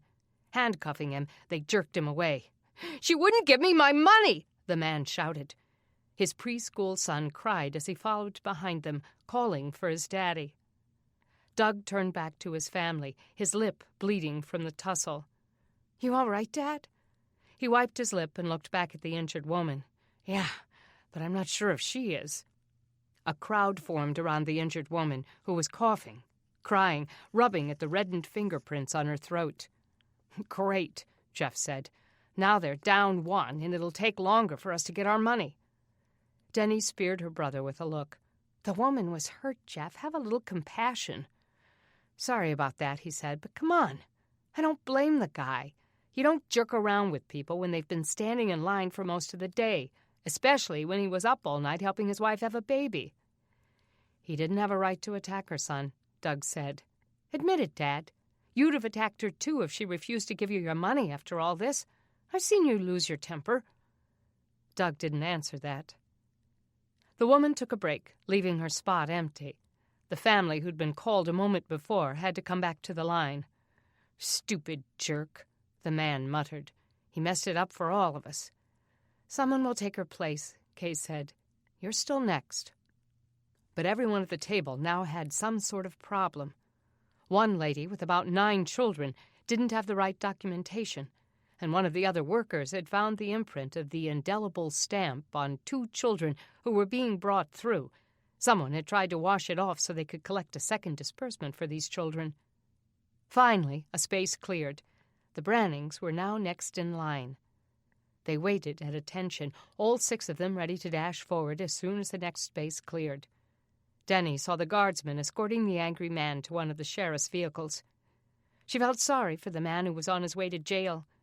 She couldn't imagine what his poor wife would think as she lay in bed with her newborn, waiting for her husband to come home. Would anyone tell her he was in police custody? She wished she knew where they lived, so she could go and lend a hand. Their time came, and they all rushed forward. Her father handed the worker the deed to their house and the birth certificates of all 6 of them. The woman studied them carefully, as if she wasn't aware that 15,000 more residents waited their turn. Finally, she said, "Okay, $150. She counted out the bills to Doug, then stamped each of their hands. "Next." Denny wanted to dance with relief. Doug rolled the bills up and shoved them into his pocket. "We did it, guys. We have some cash. Let's go." They elbowed their way through the sweating crowd and off the football field. The parking lot and streets around the football field were full of vendors. Wagons full of produce, baked bread, flour, batteries, matches, oil lamps, candles. Farmers had pulled flatbed trailers on which chicken and goats cackled and bleated. One farmer even had some cows lined up, their smell wafting through the air. Merchants lined up selling camping stoves and lanterns, guns, hunting traps, fishing poles, farming tools, carriages, and bicycles. Logan and Beth wanted some of everything, but Denny's parents stuck to their plans and refused to part with a nickel. Chris's family had one of the wagons, selling the apples from their orchard. Denny envied them. They'd probably triple their disbursement by the end of the day. "Dad, can I have an apple?" Logan begged. "No, Logan, we talked about this. We have plans for every penny we've got. But just one. They're only a nickel apiece. I have $25 whole. "No, you don't," Kay said. "That's our family's money, Logan, not yours." "Man," he stomped his foot, "not fair." Today they would have to buy seed and farming tools and stuff for canning, since they had run out of jars. Denny had come up with the idea of making aprons and tool belts out of some of the old clothes in their closets. Now that everyone was a manual laborer, they all needed something to cover their clothes. Her father thought her idea was a good one, so she planned to start on making the items tonight after her parents bought some of the supplies she needed. Her mother planned to use part of the money to buy flour and baking goods so they could sell loaves of bread to the other families in the neighborhood. Not that her mother was that good at making homemade bread, but at least she was better than Amber. But Denny supposed that her mother would improve. It would become a family effort. Getting to the chickens proved impossible. The lines for them were hundreds of people long, and it was clear they were running out. They would have to wait and find a place from which to order them. They pushed their way through the crushing crowds to the chain-link fence around the field, where hundreds of bicycles were chained. They found the 2 bikes they had chained there, but her mother wasn't ready to leave. "I don't want to go until we find those kids," Kay said. "They're here somewhere. I want to look for them a little longer. What if they're hurt? What if somebody's done something to them?" Doug wiped the sweat off his forehead. "All right, but then we've got to get moving. We've got a lot of stuff we need to buy today, and supplies are low. I don't want the few merchants open to run out of goods before we get what we need." "Mom, can the rest of us go home?" Jeff asked. "I'm dying." Kay nodded. "Okay, you kids can walk home. Your dad and I will need the 2 bikes to carry back our supplies. Everybody be careful now. If the looting was bad before, it's going to be worse now that people actually have cash." Denny knew that this was true, but since the cash was on her parents, she figured they'd be safe. As she started walking away from the crowd, she longed for the days of McDonald's and Wendy's. She'd kill for a cold Diet Coke right about now, the kind from a fountain, in a styrofoam cup that would keep it cold, air conditioning to cool off in, a nice long bath. But those days seemed gone forever. Chapter 41. It was all Aaron could do to keep his brothers and sister from running off to play as they stood in the line that slowly wormed its way through the football field and up toward the tables. Edith was being real sweet to them today, sweeter than she ever had before, and she hadn't yelled at them once. She had dressed Sarah up in a baseball cap and Luke's clothes. When Edith had put Sarah's hair in a ponytail and shoved it into the cap, Sarah had cried and tried to pull it out because she didn't want to look like a boy. But she didn't have a choice. Her curls made her too easy to spot, and they couldn't take the chance of having the Brannings find them. But he doubted they would in this crowd. They'd stood in line for hours, the hot sun beating down on them, but Aaron knew it was worth it. Once he got the $100 due to him and his siblings, he'd be home free. $100 was a lot even before the outage. He'd be able to do a ton with it now. They finally reached the front, and he noticed Edith jittering, nervous and impatient as they waited for their turn. "Okay, kids, remember what I told you. You let me do the talking." Aaron stiffened and watched the woman working at the spot they would soon occupy. He hoped she would be nice, since they didn't have their birth certificates. They had torn the apartment up last night trying to find them, but it was no surprise that they hadn't. His mother couldn't keep up with her driver's license, much less documents she rarely needed. They had, however, found some welfare paperwork in a box under the bed, and it listed all their names. Edith had thought about trying to use Jessie's identity so that she wouldn't have to explain how she'd gotten the kids, but she decided there had been too much publicity about Jessie's murder. She couldn't take the chance. Instead, she had forged a letter supposedly written by Jessie herself, asking Edith to take care of her children if anything ever happened to her. Edith was good at forging signatures, and she'd nailed Jessie's easily. The space at the front of the line cleared, and Edith grabbed Luke and Sarah's hands and hurried them to the table. Her hands were shaking as she put the documents down. "These are not my kids, but their mama's dead. I'm raising them for her." The woman studied the paperwork, then looked at the forged document. Sweat dripped from her face down onto the paper, smearing some of the ink. She must have been sitting here for hours and hours, doling out money left and right. Aaron hoped that it hadn't put her in a bad mood. "Well, these aren't the right documents, but I guess they'll do," she said. "Give me your hands." They each held out a fist, and she stamped the back of their hands. Aaron's heart soared as she got a handful of cash and started counting it out. "That'll be $125 for 5 people." She counted it into Edith's hand. Aaron's heart jolted. "100 of it goes to me," he said. The woman laughed at him. "Sorry, kiddo. We only give it to the adults. But it's mine." Edith ground her thumb into his shoulder, telling him to be quiet. "Hold on, Aaron. We have to follow the rules." He supposed she was right. They'd have to go through the motions, and then he'd get his share. He stood quietly, watching her count out the money in 20s. She finished with a $5 bill. They stepped away from the table, and he thought he was going to burst. He wanted to celebrate, but first he wanted the cash. Edith waited till they'd left the stadium and entered the parking lot before crying, "We did it!" and fanning the bills in her hands. Sarah clapped her hands, and Luke looked like he'd just won a prize. Aaron stuck his hand out. "Thanks, Edith. I'll take ours now." Her laugh was high-pitched and brittle. "You wish!" He felt the blood rushing to the tips of his ears. Surely she wasn't going to back out on him now. "Edith, you promised." "Do you think I'm a fool?" she asked. "I can't give little kids $100. You'd blow it on something stupid." "I'll hang on to it. Don't you worry." She started to sashay away. "There wasn't a deal. You told us you would take us through and help us get our money." "I know what I told you," she said, "but forget it. I'm not giving you the money. It's mine now."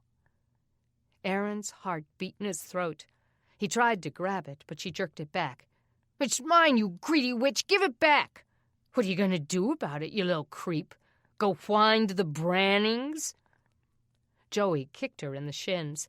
She bent double and screamed a string of curses at him. Grabbing him by his hair, she threw him to the ground. "Get away from me, you little jerk, or I'll scream that you're robbing me. They'll throw you in a dark jail cell and throw away the key." "Yeah?" Joey cried. "Maybe I'll go find the sheriff and tell him what you did. Then you can rot in jail." "The sheriff won't let you have this money, you fool. Even the Brannings were going to take it from you. He'll just put you back with some other foster family. Go tell him. I don't care. I don't need you anymore." Something exploded in Aaron's heart, bursting out in rage. No way, Edith was not going to pull this on him. She took off onto the thickest part of the crowd, but Aaron wasn't going to let her get away. "Catch her, Joey!" he cried as he ran after her, pushing people out of his way. "Aaron!" Sarah screamed. He looked back at his little sister. She had fallen, and the crowd was so thick that he feared she'd be trampled. He stopped. "Get her, Joey!" Joey ran after her, fighting his way through the crowd. Aaron picked Sarah up, keeping his eyes on Edith. Then the worst thing Aaron could think of happened. A big guy who looked like Magic Johnson came barreling through the parking lot, grabbed the money out of Edith's hand, and ran off so fast that no one would ever catch him. Edith's scream pierced through the noise. "He took my money! I've been robbed! Stop him! Somebody stop him!" But the man's long legs carried him out of the area and to the road faster than anyone could react. Joey froze. Aaron came up behind him, his eyes wide as he watched their money disappearing down the highway. "He's gone," Joey said in a raspy voice. "He took our money." Edith was screaming, grabbing people, trying to get them to help her. It served her right. He supposed it might serve them right, too, but there was nothing he could do about it now. The rage that had been beating through his throat suddenly turned to sorrow. For the first time in his life, he felt helpless. Tears ran down Joey's dirty face. "She double-crossed us. She lied. We should have known." He shoved Aaron, knocking him back. "I told you, Aaron. But no, you were so smart." Aaron didn't fight back. "We should have stayed with the Brannings. At least they were going to take care of us with the money. But now they'll never take us back. You think you know everything, Aaron, but you don't, you stupid idiot." Aaron hated himself for crying, but he couldn't stop the tears. He just stood there, letting his brother's words hammer him. Sarah's wounded cries only made it worse. "You told us to trust you," Joey ranted. "You said you knew what you were doing, but you don't, Aaron." Aaron slapped the tears rolling down his face. "I'll get it back. I'll find out who that man is, and we'll steal it back from him and more." "How? We don't have a gun anymore. We don't have anything." "Aaron!" Aaron heard his name and turned. Doug and Kay Branning were rushing toward them. But being found didn't even matter anymore. Even the Brannings would leave them alone as soon as they knew they'd lost the money. They were of no use to anyone now. Chapter 42. Kay ran toward the Gatlin kids. Little Sarah stood crying with bleeding, skinned knees, her hair stuffed up in a baseball cap. Joey and Aaron were crying too. Luke just watched them all with horror in his eyes. She fell to her knees in front of the little girl. "Sarah, are you all right? Did you fall?" Uh-huh. Kay picked her up and pulled the cap off her head. Her curls were soaked with sweat. She pulled Sarah into a hard hug, then kissed Luke on the cheek and stooped down in front of Aaron and Joey. "We thought we'd never find you," she cried. "Where have you been?" Aaron couldn't answer. "We've been listening to this idiot," Joey said, pointing to his brother. "Doing everything he said. He had this great idea that Edith was going to help us get our money, but she stole it from us, and then some guy stole it from her." Kay closed her eyes as the news sank in. She looked up at Doug. He mopped his forehead with the sleeve of his shirt. "Did you know the guy? Can you describe him?" "He was tall and fast," Aaron bit out. "That's all I know." Doug looked down at them, his eyes full of so much frustration that Aaron expected him to spit on them and walk away. But he didn't. "Aaron, we'll go report it to the sheriff," Doug said. "Maybe someone around here saw it and knows who he was." Kay's heart sank. These poor kids. They'd been lured and double-crossed, tricked and deceived far too often. It made her sick. She wanted to find Edith and slap her face. How dare people treat children this way? She was glad Edith's money had been stolen. She didn't deserve any. "It's okay," Aaron snarled. "We don't need the stinking money. I took good care of my sister and brothers before today, and I can do it again. I don't need no adults. I don't need nothing." Doug's face softened, and he looked at Kay. She brought her fingertips to her lips as tears rolled down her face. Doug ruffled Aaron's hair. "Son, I know this is bad, but it's not the end of the world. I want you to come home with us. It'll be all right." Aaron gaped at him. "Don't you get it? We don't have the money. We don't know the guy who took it. You're not going to get anything out of us." "I don't care about the money," Doug said. "We got our disbursement, and it'll have to be enough." "But you said you couldn't take care of us if we didn't have the money," Aaron said. "You said you needed it to feed us." Doug bent down and looked into his eyes. "Listen to me. God will provide. We're not letting you go back on the street just because we can't get your money. I told you in the beginning we weren't in it for the money. It would have helped, sure, but we'll manage." Kay touched his shoulder. "He's right, Aaron. We'll be fine." Aaron shook his head. "Why would you do that?" "Because God loves you," she said, "and he put that love for you in our hearts." Aaron looked at Doug, searching his eyes. "It's true, Aaron. We want to help you find your family, people who will love you and take care of you, even without getting something out of it." Kay lifted Sarah onto her hip, and the little girl looked down at her brother. "Please, Aaron," she said, hiccuping her sobs. "Can't we go back?" Kay saw the confusion on his face. "People aren't nice for nothing," he bit out. Joey spoke up. "But they haven't been mean to us, Aaron, and they don't make us work any harder than their own kids. We got a nice, comfortable bed to sleep in at night, and food and clean water." He lifted his chin, brooking no debate. "I'm going back." Aaron looked from Kay to Doug, as if giving them one final assessment. "What are you waiting for?" Joey cried. "Maybe they're telling the truth. Maybe they're just good people." "Please, Aaron." Kay reached down and touched his face, wiped the tears from his cheek. "We want to help you, son. Come home with us." Aaron couldn't seem to speak, but slowly he nodded his head, clearly too tired to fight any more. Chapter 43. Oh, what a day. Kay fell into bed that night so exhausted that she'd almost been too tired to change clothes. 10 weeks ago, who would have dreamed that we would stand in line for 6 hours to get $150 and then beg 4 orphan children to come live with us? These are the times we live in. Doug pulled the sheet back and got in. At least we've convinced them to stay. Don't bet on it. She propped herself on an elbow and looked down at him. What do you mean? I mean, they still may be planning an escape. Why? They don't have any money, and they know now that no one at the apartments is going to help them. They may try to get our money and take off again. That's why I'm sleeping with the money on me tonight."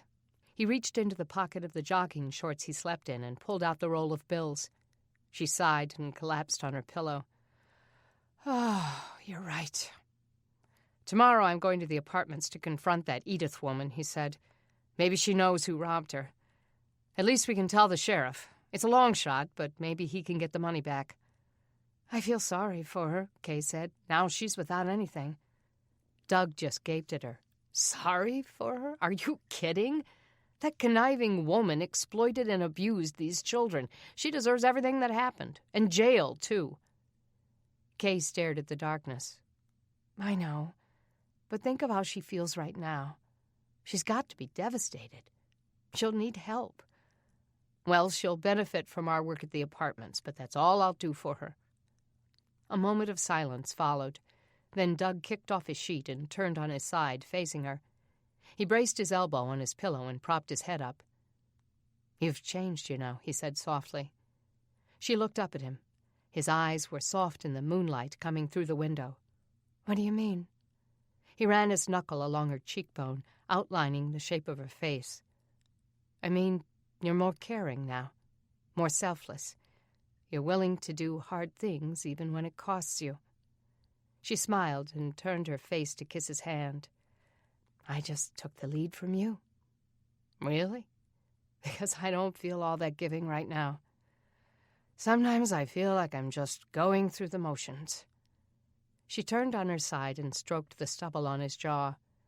"I think that's okay. Love is more about what we do than how we feel." He grinned and moved closer to her. "I don't know. Sometimes it's about how we feel." He kissed her then, a long, slow, stirring kiss that reminded her of all the reasons she'd fallen in love with him. She needed that reminder.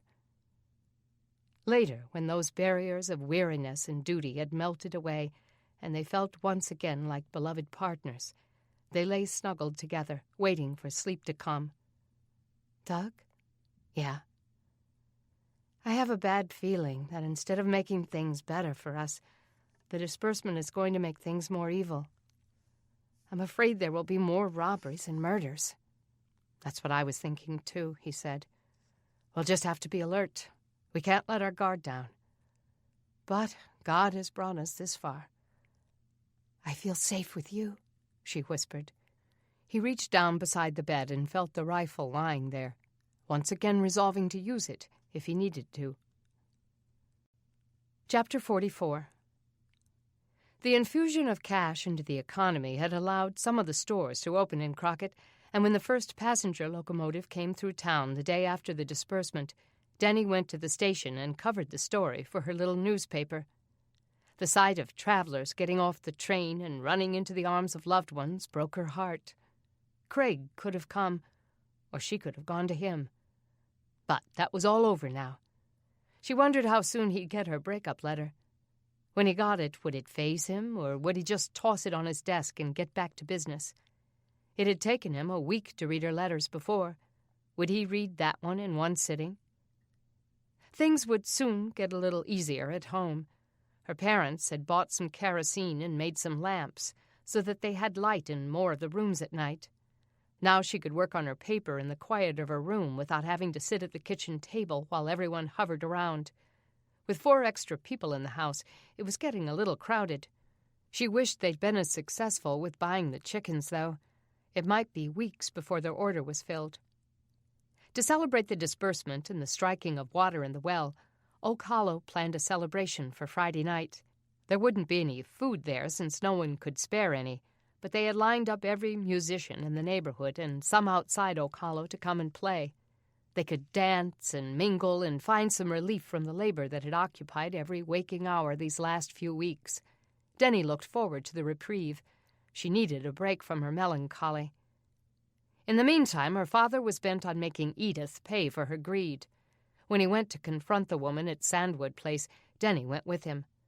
The conniving woman met them at the door with swollen eyes, wearing a hollow look of desperation. What do you want?" Her father's voice was steady, though a current of anger drifted on his tone. "We understand you took the Gatlin children's disbursements. So? Not like I have anything to show for it." She thrust out her arm. "Here, take it out of a vein if you want." If her father had had any plans of reaming the woman, he must have changed his mind. "Who took it, Edith?" "If I knew, don't you think I'd have gotten it back by now? If I ever see that man's face again, I'll claw his eyes out." Denny grunted at Edith's righteous indignation. "When you stole it from the kids, did you really think you'd get away with it? Look, I got mine, okay? Is that what you wanted? I don't have the money. I can't give it back. But my life has been pure misery since then. My neighbor 3 doors down is dead because somebody broke into her apartment the night of the disbursement and stole her money. The man in 16D got in a fight over his. Now he's dead, too. That money was supposed to help. It was supposed to make things better." Denny's anger shattered, and she looked at her father. His face changed, and that hard glint in his eyes softened. "It's so easy for you to come telling me how to live," Edith spat out. "I saw that house you live in. You have well water. You have food growing. That's because we work hard, Edith," Doug cut in. "So can you. That's why I've been trying to help. If you would quit trying to figure out shortcuts and get used to the idea of hard work, you'd be able to make it." She tried to close the door. "I have nothing to say to you." Doug stopped her from closing it. "Give me their things and we'll leave. They need their clothes, and I want the bikes they stole from us that night." She left them at the door and came back with the kids' bags. Thrusting them at Doug, she said, "I put the bikes in their apartment. I should have sold them. Have a nice life. Someday you'll get yours." The door slammed. Doug stared at the wood grain for a moment, his jaw clenching. Denny waited, expecting her father to let out a rare curse or kick the door like she wanted to do, but he didn't. "Hard to feel sorry for her, huh?" Denny asked. Her father's lips stretched tight over his teeth. "She's kind of like that Heyman guy in Esther," Denny said, "with her wicked scheme coming back to bite her. She deserves what happened to her." He sighed, then turned away from the door. "Come on, let's get the bikes." She followed him to the Gatlin store. He opened it with Aaron's key and rolled the bikes out. "We shouldn't help her with all the others who live here, Dad. We should let her clean up her own garbage and walk 5 miles for water." "We can't do that, Denny. Whatever we do for the others, we'll do for her, too." Denny blew out her frustration. "I knew you'd say that. But anybody would understand if we didn't include her." "It's not anyone I'm trying to please, Denny. It's God. And I have my marching orders." Chapter 45.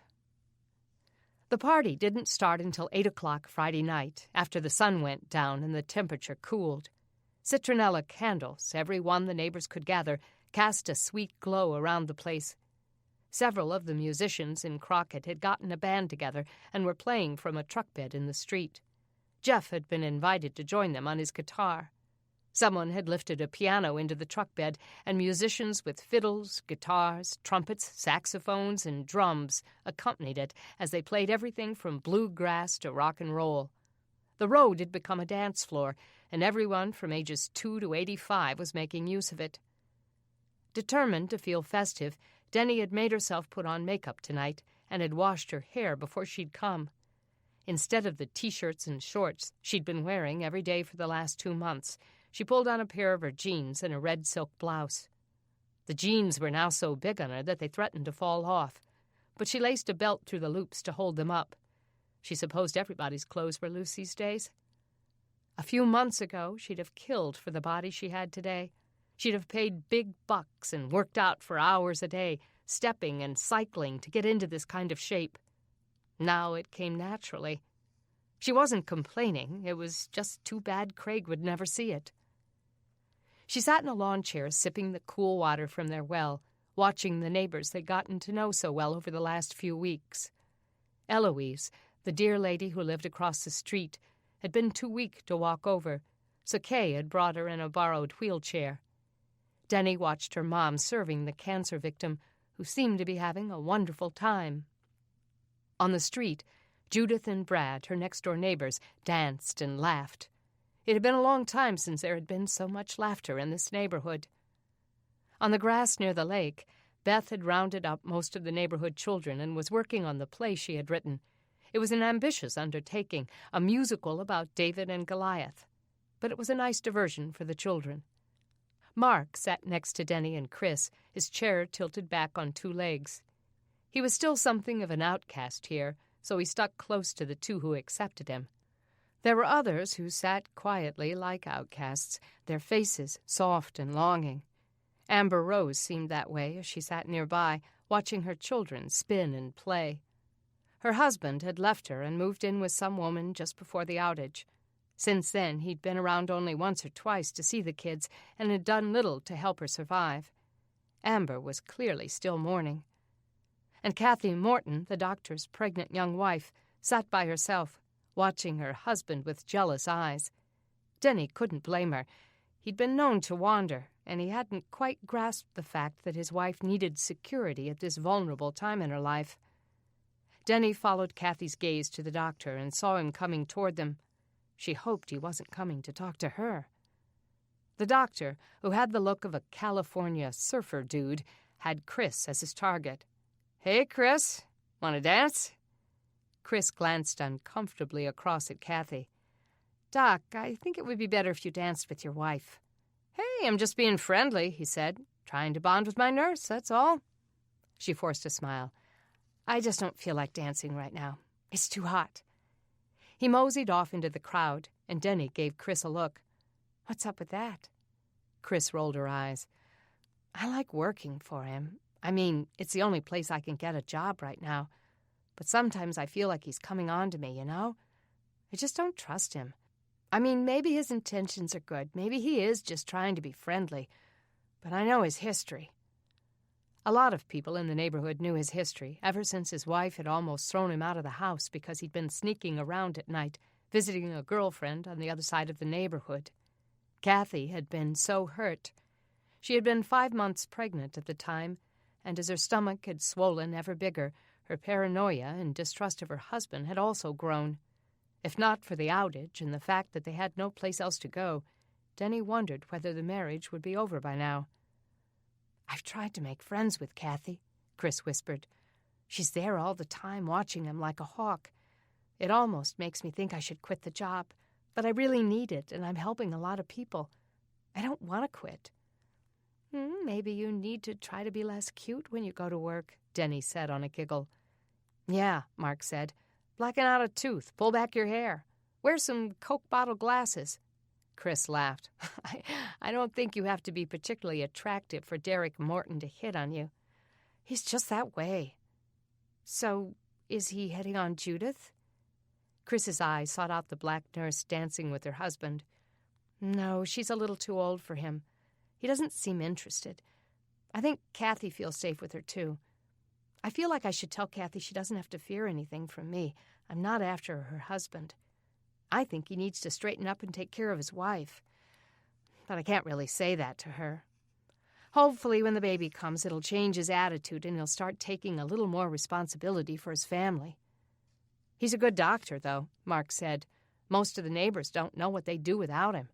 My mom had strep throat and he helped her a lot. Could have gotten really bad if we hadn't had him here. And poor Eloise might have died by now. And that's why I haven't quit my job. That and the fact that it's helping my family survive." "Your family's already rich," Mark said. "How much did you make off those apples you sold at the football field?" "Enough to buy a horse and a goat." Denny's eyebrows shut up. "You got a goat? Does it give milk?" "You bet it does." Denny sighed. "Oh, you're so lucky. Who knew investing in apple orchards would have such a payoff?" The music moved from a country theme to slower love songs, and that sad feeling started to creep over Denny again. Chris got up to talk to some of the neighbors, and Denny was left with Mark, who noticed the change in her mood. Leaning back on two legs again, he asked, "You okay?" She nodded. "Yeah, just a little sad." "About Craig?" "Isn't it always about Craig?" He gazed at her. Am I going to have to read your letter and interpret it again? It would take a lot more imagination than you have, Mark, and it would be pure fiction. Oh, I doubt that. She forced a smile. I think it's really sweet of you to try to make me feel better about him, but you don't have to do that anymore. I wrote him the other night and broke up with him.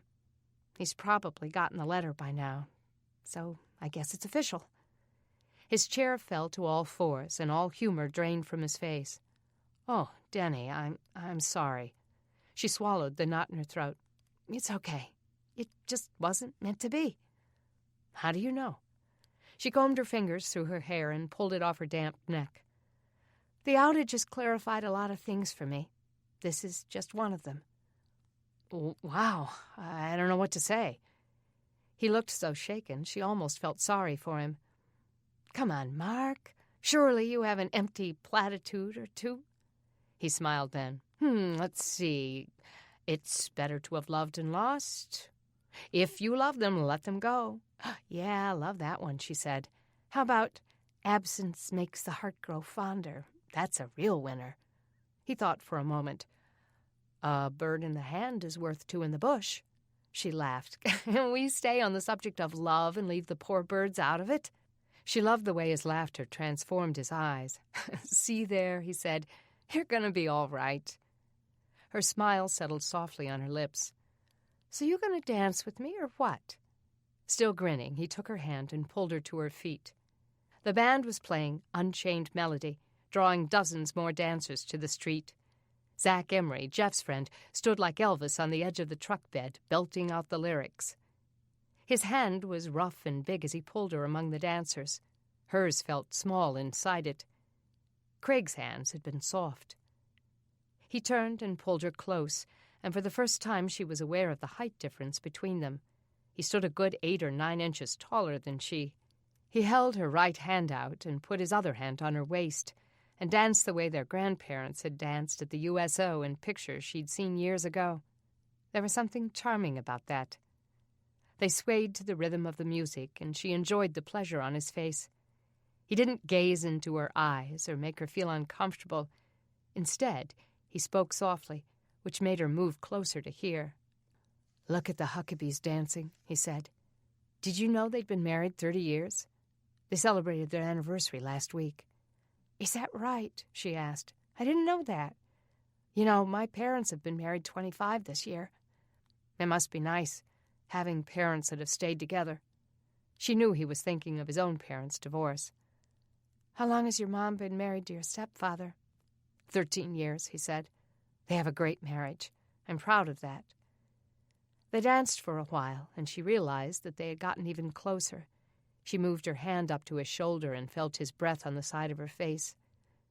You look really pretty tonight, he said against her ear. The words sent a jolt through her heart, and she felt her cheeks blushing pink. This was crazy. She used to be the biggest flirt in town. If a guy had said that to her before, she would have had a ready comeback. She would have tossed her hair back and said something bordering on suggestive. But her heart felt so fragile. Thank you, she whispered. You don't look so bad yourself. They were quiet for the rest of the song, and she found herself feeling at home in his arms. That surprised her. They'd been such close friends in high school, buddies who hung around at football games and went out to eat after youth group. He had dated some of her friends, but there had never been any chemistry between the two of them. Not until now. As they danced, her depression over her breakup began to lift, and joy fluttered like a butterfly breaking free of its cocoon. When the song ended, they stayed on the street. She didn't want to sit down. As the band launched into an acoustic rendition of When a Man Loves a Woman, Mark pulled her toward him again. The crowd pressed in around them, dozens of others cheek to cheek. She felt his breath in her hair, his hand on her back.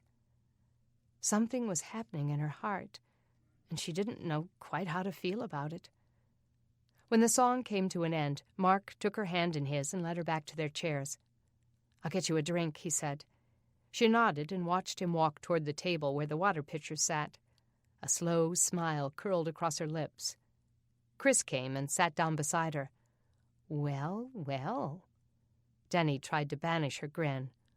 Well, what? Is something going on with you and Mark? I don't know. But it's over with, Craig. It's time for me to move on. Chris couldn't hide her smile. I never would have pictured you and Mark together a few months ago, but now it seems like the perfect match. Well, don't jump the gun, Denny said. I don't really know how I feel. He turned back toward her, one of the lanterns lighting his face as his eyes caught hers. She looked away. All I know is he's a good dancer and a good friend. He came back toward them, carrying 3 cups. Here you go, ladies, he said in his best Rhett Butler voice. Denny accepted the cup and the reprieve from her broken heart. Things were beginning to look up. Denny stayed late to help clean up after the party, while Mark helped the musicians break down. Perhaps the neighbors were beginning to warm up to Mark a little. She hadn't noticed as many whispers tonight. It was hard not to notice how hard he worked for the good of the community, but he kept a low profile, humbling himself and not trying to force the issue. When he'd finished helping the musicians, Denny folded up the last of her own family's lawn chairs and started to carry them home. He jumped down from the truck bed and came to rescue her. Here, let me help. Thanks, Mark. He took all 6 chairs and walked with her on the dark street around the block to her house. That was really fun tonight, he said. She slid her hands into her pockets and watched the street in front of her. Yes, it was. I'm glad we did it. We had a lot to celebrate. Did you hear that Tate Osborne got drafted? He had to register today, and he's waiting to find out where he'll be assigned. He's a mechanic? I thought he went to college. No, he worked for the Toyota dealership before the outage. He's hoping they'll let him stay in the area since he's got a girlfriend here. Man, I wish I knew more about fixing cars. I'd love to help with the effort. She smiled as they turned up her driveway. You do help. You're the busiest guy in Oak Hollow. Yeah, well, I have a lot to prove. He set the chairs down in her garage and leaned them against the wall. You don't have to prove anything, Mark. If people don't see what kind of person you are, then it's their loss, not yours. He leaned back against the dead expedition. Yeah, well, that says easy and does hard. But your endorsement means a lot. She hadn't thought of her friendship as being an endorsement, but she supposed there was power in that, since she'd nearly been one of his father's victims. She wished it helped more. So are you okay about Craig? He asked. She shrugged. Yeah, tonight got my mind off him. Good, he smiled. You're an awesome dancer. She nudged his shoulder and looked up at him. So are you. Their eyes met, and she was struck at the paleness of his in the darkness. She had always liked his eyes. Her heart pounded as she looked up at him, and her mouth suddenly went dry. She felt her face flushing under his gaze. That shyness flushed over her again. Thanks for carrying the chairs. You're my hero. She saw him swallow, felt him turning to her. Then he was in front of her, hands in his pockets, his gaze feathering across her face. He was going to kiss her. But he hesitated, giving her the chance to pull away, to make some excuse to hurry inside. Instead, she stood where she was, looking up at him as her heart stumbled. Slowly, he lowered his face to hers. His hand came out of his pocket, and he touched her face, tipped her chin up to his. She closed her eyes as his lips touched hers. Her fears and grief melted away. The kiss was sweet, soft, undemanding, but her heart slammed against her chest. She pulled back and looked up at him, surprised at her own reaction. He gazed back, his eyes probing, as if wondering if he'd made a mistake. She smiled, and that hint of fear in his eyes faded. He grinned back at her. I'll see you tomorrow, he whispered. She tried to think of something pithy to say, but came up with nothing. Swallowing hard, she whispered, Good night. Lock up, he said as he left her garage. She pulled the door shut and locked it, then stood in the dark for a moment, reliving that kiss, relishing the thrill of it. Knowing better than to think about it too much, she touched her heart and headed inside. Chapter 46. Kay spent her time at the party attending to Eloise, who had become so ill that her skin had a deathly pallor. She was skinnier than Kay had ever seen her. Eloise had trembled as she flirted with Sarah and Luke. When Eloise pulled Luke into her lap, Kay feared her bones would splinter under his weight. Yet there was joy on Eloise's face as she laughed with the children. As she helped clean up after the party, Kay found Derek talking with some of the neighbors. She pulled him aside. "Derek, tell me about Eloise's cancer. She's getting worse, isn't she?" He glanced at Eloise, talking with friends from her wheelchair. "I can't do any of the usual tests without an MRI and CT scan, but it's clear to me that her cancer has spread. She's got a lot of pain in her head, which tells me that it's probably made its way into her brain, and she's having chest and abdominal pains. From the sound of her lungs, I'd say it's there too. We haven't been able to do the chemo treatments every 3 weeks like she needs because we can't get enough in. The companies who make it have had to slow production and they haven't been able to transport it. Then there's the money issue. No one can afford it. I'm hoping the government will do something about it soon." Ironic, Kay thought, that the illegal drugs were getting in more easily than the life-saving ones. Too bad tamoxifen wasn't sold on the streets. "But Kay, even if we could get the chemo, I doubt it would help her now. She's advanced stage 4. The best I can do for her now is keep her comfortable until she dies." Kay was stunned. "So she needs hospice care?" "Frankly, yes. But the outage has put most of the hospices out of business." She blinked back her tears and looked across the way to the frail woman. "How long do you think she has?" "It's really hard to say, but I'd be surprised if she's still with us a month from now." The news hit her hard, even though she had expected it. When Kay wheeled her home, she stayed and helped Eloise get ready for bed. Eloise was grateful. "God has blessed me so much to have friends like you," she said. "Just think what this outage has done for us. Before, we didn't know each other well. Now we're like family." As the woman got into bed, Kay pulled her blankets over her. Though it was still muggy and hot, Eloise seemed constantly cold. "And those precious children you've taken in. What a joy to have them around. They're just precious. And that poor little Aaron has the weight of the world on his shoulders. I've been praying that he'll let God shoulder it with him. I can't wait to see what God makes of him." Kay sat down next to her on the bed. "Eloise, how do you always have such a sunny outlook when things are going so badly for you?" Wisdom twinkled in the woman's moist eyes. "Because so much is going right.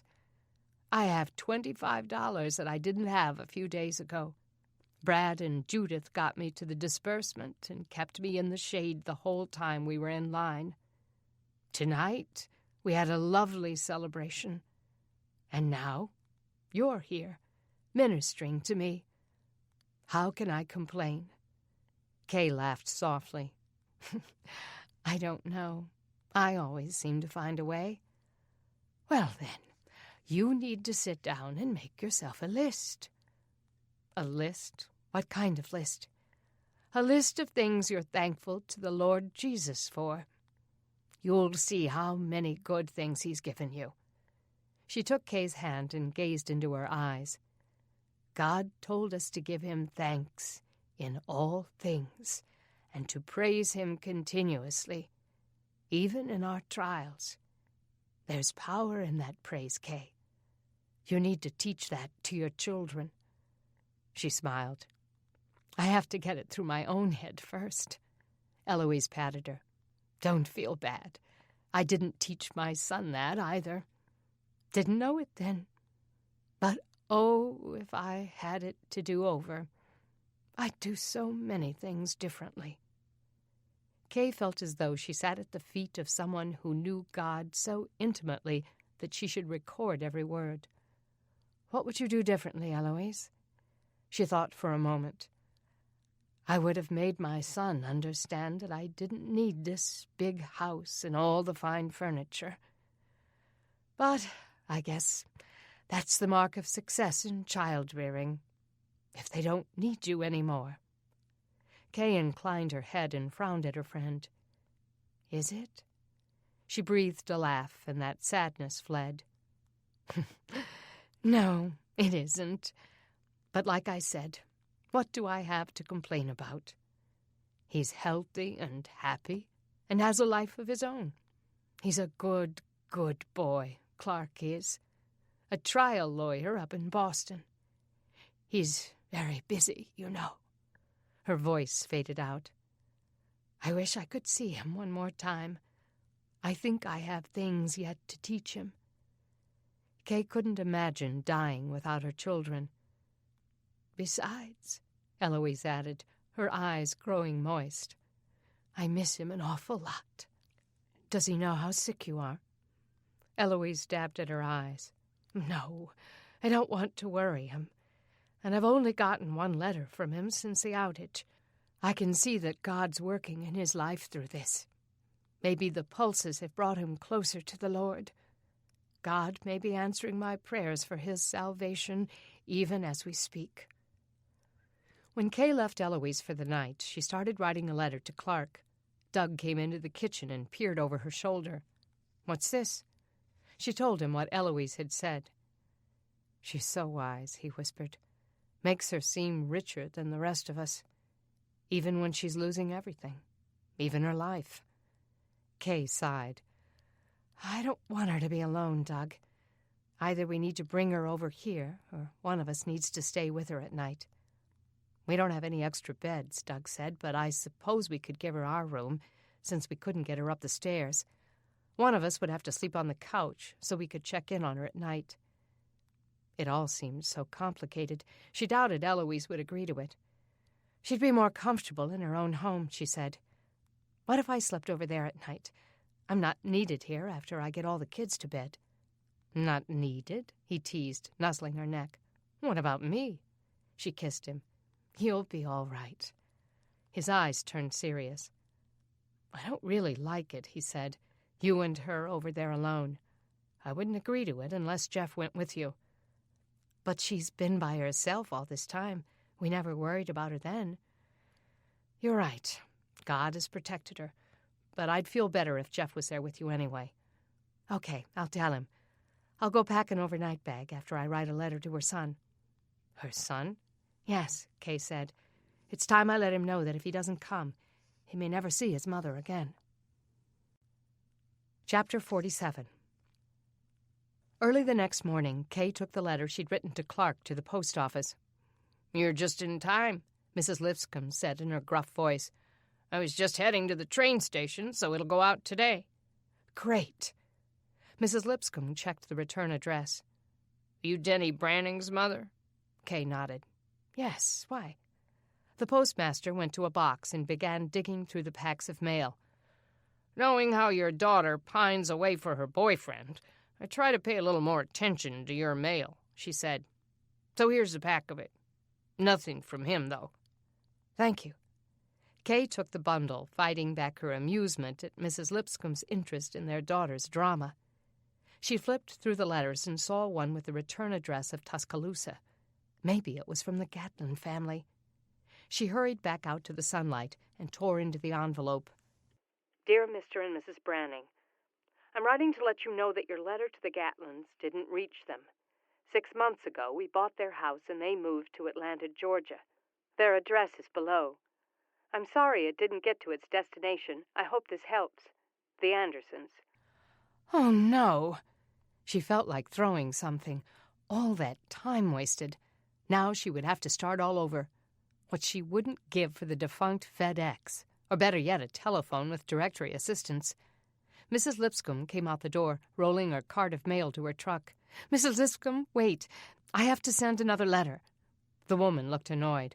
Well, let's have it. I haven't written it yet. Please, can I borrow an envelope and a stamp? I'll pay you back this afternoon, but I have to get this out today. It's to the parents of Jessie Gatlin. Mrs. Lipscomb paused. That girl that was murdered? Yes, I just got her parents' address. I need to get it in the mail to let them know what's happened. They don't know, huh? No, they have no idea, and we haven't known how to reach them until now. The woman turned and started loading the truck. All right, she muttered. But I don't have time to wait. Train's leaving. You can ride with me and ride it on the way. Load your bike in the back while I go back in and get another load." Kay did as she was told, then wrote feverishly until they reached the train station. Chapter 48. 2 weeks passed as Kay and Jeff slept each night at Eloise's house. The woman was getting sicker, and sleep was sometimes elusive. Tonight she had struggled to relax despite the pain that gripped her. When Eloise finally fell asleep, Kay tiptoed back across the house and lay down on the couch in the living room. She tried to get comfortable, but she missed her own bed, the rhythmic sound of Doug's breathing and the warm feel of his body next to hers. Kay's sleep each night had been sporadic as Eloise retched, and Kay sat with her, holding her head and cleaning her up. Fatigue ached in Kay's bones from the vigil night after night, while continuing to do her work at home during the day, while other neighbors took turns being with Eloise. But her friend had offered her so much over the last few months. It was the least Kay could do to be there for her now. Eloise had given Jeff the room upstairs that she had decorated for her son and his wife in case they ever came to visit, but they never had. Jeff managed to sleep through all the suffering downstairs, but Kay had called him once or twice to help when Eloise fell. He always responded quickly. But mostly she let him sleep because he was usually exhausted from working so hard. The chicken coops were almost finished, and the chickens they had ordered would be delivered any day. Even Aaron had gotten caught up in the building, taking special pride in the structure at the back of their yard, and he looked forward to the eggs they'd be able to eat when the chickens started laying. She hoped they'd have the chance to experience the thrill of that before they found their relatives. Kay watched the mail each time it was delivered, hoping for something from the Gatlin grandparents or from Clark, Eloise's son. By now he'd probably gotten her letter informing him of his mother's condition. She supposed it was too soon to expect a reply, but time was running out. Today, Eloise had thrown up blood and had seemed weaker and less responsive than ever before. Yet she had some cogent moments. Eloise had no fear of her impending death, and if she was suffering, she never made it known. She had made her peace with God, and she knew what her future held. Now, trying to get comfortable on the couch, Kay wished for a light. She was so tired of the darkness. Kerosene was precious, so they conserved it, but she wouldn't have minded having a nightlight tonight. They had started allowing Sarah to keep a pillar candle burning in Denny's bedroom so that if she woke during the night she would remember where she was and wouldn't panic. Hopefully, it would chase away the ghosts that plagued her each night. Perhaps Kay needed to bring one over here for herself at night. As if in answer to her mind's wanderings, a knock sounded on the front door. She jerked up and peered through the darkness. The knock was hard, determined, and she got up and pulled her robe on, held it at her throat, and went to the front door to peer out the peephole. She couldn't see more than the shadow of a man, a big one, a stark silhouette against the moonlight. She backed away from the door, careful not to make a sound. What would any man want, banging on this door at night? It wasn't Doug. He would have called through the door to keep from frightening her. No one else had any reason to be here. Quickly, she ran up the stairs to get Jeff and tripped over the last step. Righting herself, she felt her way down the dark hallway. "Jeff," she said, barely above a whisper. "Jeff, get up." She heard the bed covers rustling. "What is it, Mom?" "Someone's here," she said. "Get your gun." She heard a few things drop in the darkness, but he turned on a flashlight then, chasing away the shadows. She breathed a sigh of relief at the light. "Be quiet," she said. "He's knocking on the door. Should we answer it?" He shrugged. "I don't know, Mom. What do you think?" She took a few steps down the stairs. The man was still knocking. He wasn't going away. "I don't know," she said. Jeff was wearing nothing but a T-shirt and a pair of boxer shorts, but he stepped down the stairs in his sock feet, holding that shotgun to the floor. Just before they reached the bottom, she heard something rattling in the door. Whoever it was trying to pick the lock. Fear constricted her throat. "He's trying to break in," she whispered. "Jeff, stay back." She thought of taking the gun from him, aiming it at the door, and shooting before the person could make his way in. But suddenly the door flew open. Jeff raised his flashlight and his gun, and Kay screamed, "Don't shoot!" The man's hands flew to the air, and he looked as startled to see them as they did him. "I'm Eloise's son, Clark." It took a moment for the words to register. Then slowly, Kay wilted, her hand on her chest. "Oh, Clark, we almost shot you." "Tell me about it," he said. "I came as soon as I got that letter from one of the neighbors." "It was from me," she cut in, extending her trembling hand. "I'm Kay Branning." He had the build of a linebacker. Hard to believe that small woman could have given birth to such a man. "How's my mother?" Still breathing hard, she sat down and tried to catch her breath. "She's very ill, but still alive." His voice cracked. "I'm sorry to come so late. I caught the last train into Crockett, and I had to walk here. Since I'd never been here before, it took me a while to find the neighborhood. I'd have been here a lot earlier, but I got lost." "It's okay." She closed the door behind him and locked it. "I'm glad you're here. She'll be so happy to see you." He wiped his eyes, and she saw that he was trembling. This wasn't the response she had expected from the cold son of Eloise. Was this the same man who had bought his mother a house, then never come to visit her in it? "Can I get you anything? Some water?" "In a minute." There was a tremor in his voice. "First, I just need to see Mama." "Of course. She's in here." She took the flashlight from Jeff, conscious that he was following her with that shotgun pointed down, just in case the man turned on her. They stepped into Eloise's bedroom and shone the flashlight on her bed. Kay lit the candles on her bed table. Clark saw his small mother lying sick and scrawny on the bed, her eyes sunken in her sleep, her breathing hoarse and raspy. Tears flooded his eyes. He fell to his knees beside her bed and reached for her hand. "Mama?"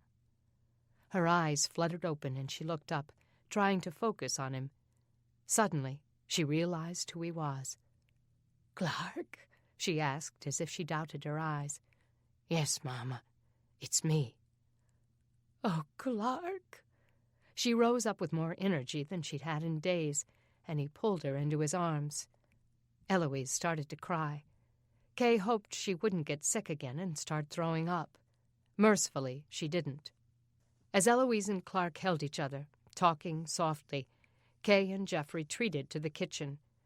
She lit a lamp and busied herself finding something for Clark to eat. Jeff sat at the bar, his hair messed up, the shotgun on the table in front of him. "It's good that he came, isn't it, Mom?" She blinked back the mist in her eyes. "Yes, it is. It was probably Eloise's dying wish to see her son. But won't it be sad for him to see her now when she's about to die?" "I think it'll be healing," she said, "to know that they were reconciled before she died. It would be really sad if she died and he'd never made an effort to see her. No one should have to live with that kind of guilt." "That's bad." He looked into the blackness just outside the kitchen. "Losing your mom, I mean." She nodded. "Makes me miss mine a lot. My dad, too. I hope they're doing okay." He got up, came around the bar, and hugged her. "I'm glad I've got you." She burst into tears then and pulled him into a tight hug. "I'm glad I've got you too, son. Thank you for being over here and protecting me and not complaining about it." "Sure, no problem." She found the loaf of bread someone had made for Eloise and sawed off a piece. "So, how are things with you and Mandy?" "We broke up. She got mad at me for spending so much time rehearsing to play at the party. I figure if she doesn't understand my music, who needs her?" Kay tried to suppress her smile. "I'm sorry about that. Can you work it out?" Maybe, when things settle down." She breathed a laugh. "You think they ever will?" "Probably not," he said. "But it's important, all the stuff we're doing." "Yes, it is," she said. As Kay moved around the kitchen, she felt a sweet sense of peace. Jeff was growing up, and she liked what he was becoming. You're listening to Nightlight by Terry Blackstock. This is Disc 7.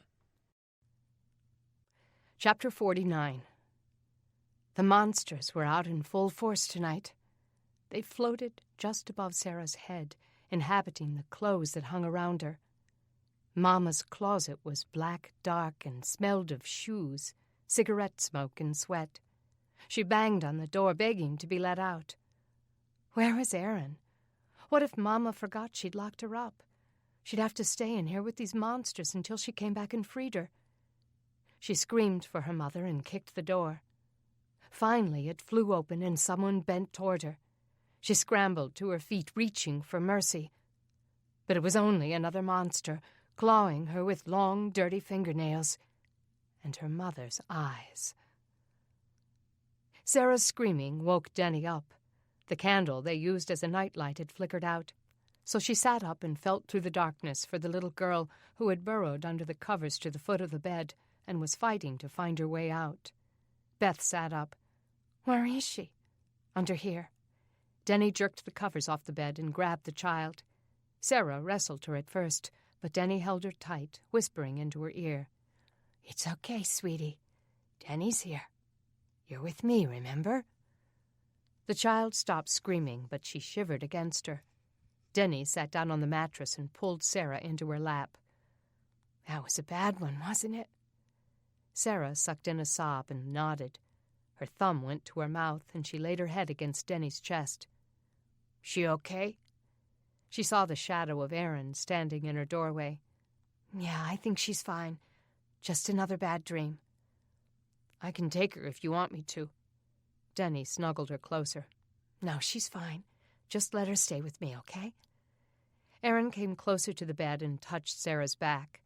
He watched her for a moment as the child's eyes drifted shut. I guess it's okay. Want to stay with Denny, Sarah? Uh-huh. Okay. Good night. Denny watched the boy retreat to his room. She smiled at the step of faith he'd just taken. Trust was growing. He was realizing he could share the burden of his siblings' well-being. She hoped he would sleep well with his distraught sister in Denny's care. It was about time. Maybe before too long, Erin would have the opportunity to become a kid again. She sat on the edge of the bed and rocked Sarah with her body, the way she'd seen Erin doing. She started to sing I Can Only Imagine softly against her curls, and she felt Sarah relaxing against her. She pulled the girl into bed with her, curled up in her arms. Don't leave me, Sarah whispered. How could I ever leave my sleeping bunny? Denny kissed her forehead and held her as she fell asleep. The investigation into Jessie's death continued as they waited for word back from the Gatlin grandparents. Glad for a diversion, the family tried to help Beth with the props and set for her play. It turned into a family effort, with all 4 of the Gatlin kids fully involved. Jeff was writing the songs, and he and his band of amateur musicians began rehearsing for the performance. Every kid in the neighborhood had joined in the production, and Beth made sure everyone had a part. Denny was proud of her little sister. It was 3 months into the outage, and soon the teachers in the neighborhood who had agreed to hold school for Oak Hollow would be convening. The children would have to spend 3 hours a day in school. Their classrooms would be their teachers' living rooms, after they had done the work they needed to do in their own homes and yards. Those teachers had offered Beth their full support in the production, in hope the children would bond before they were forced to sit in close quarters each day to learn. The play also served as a nice distraction for them, reminding them that they were kids and not just laborers in their parents' fields. Mark Green had built a stage for them to perform on out of an old flatbed trailer. Parents across the neighborhood got involved as well, making costumes and helping the children learn the songs. When the day came for the big production, Doug, Jeff, and Mark rolled the stage and all the props down to the lake. Toy boxes and attics had been combed until everything they needed had magically materialized, with a little help and a little creativity. When the big night came, the whole neighborhood turned out, just as they had hoped. Denny brought an extra lawn chair for Mark in case he had time to sit down after he got the stage and the backdrop into place. He had even fashioned a canopy on the stage and a curtain the kids could open and close. She had a feeling it would be used many more times before the outage was over. This was one of the bright sides of the Pulses. Before the outage, Denny had only known her neighbors as faces behind windshields.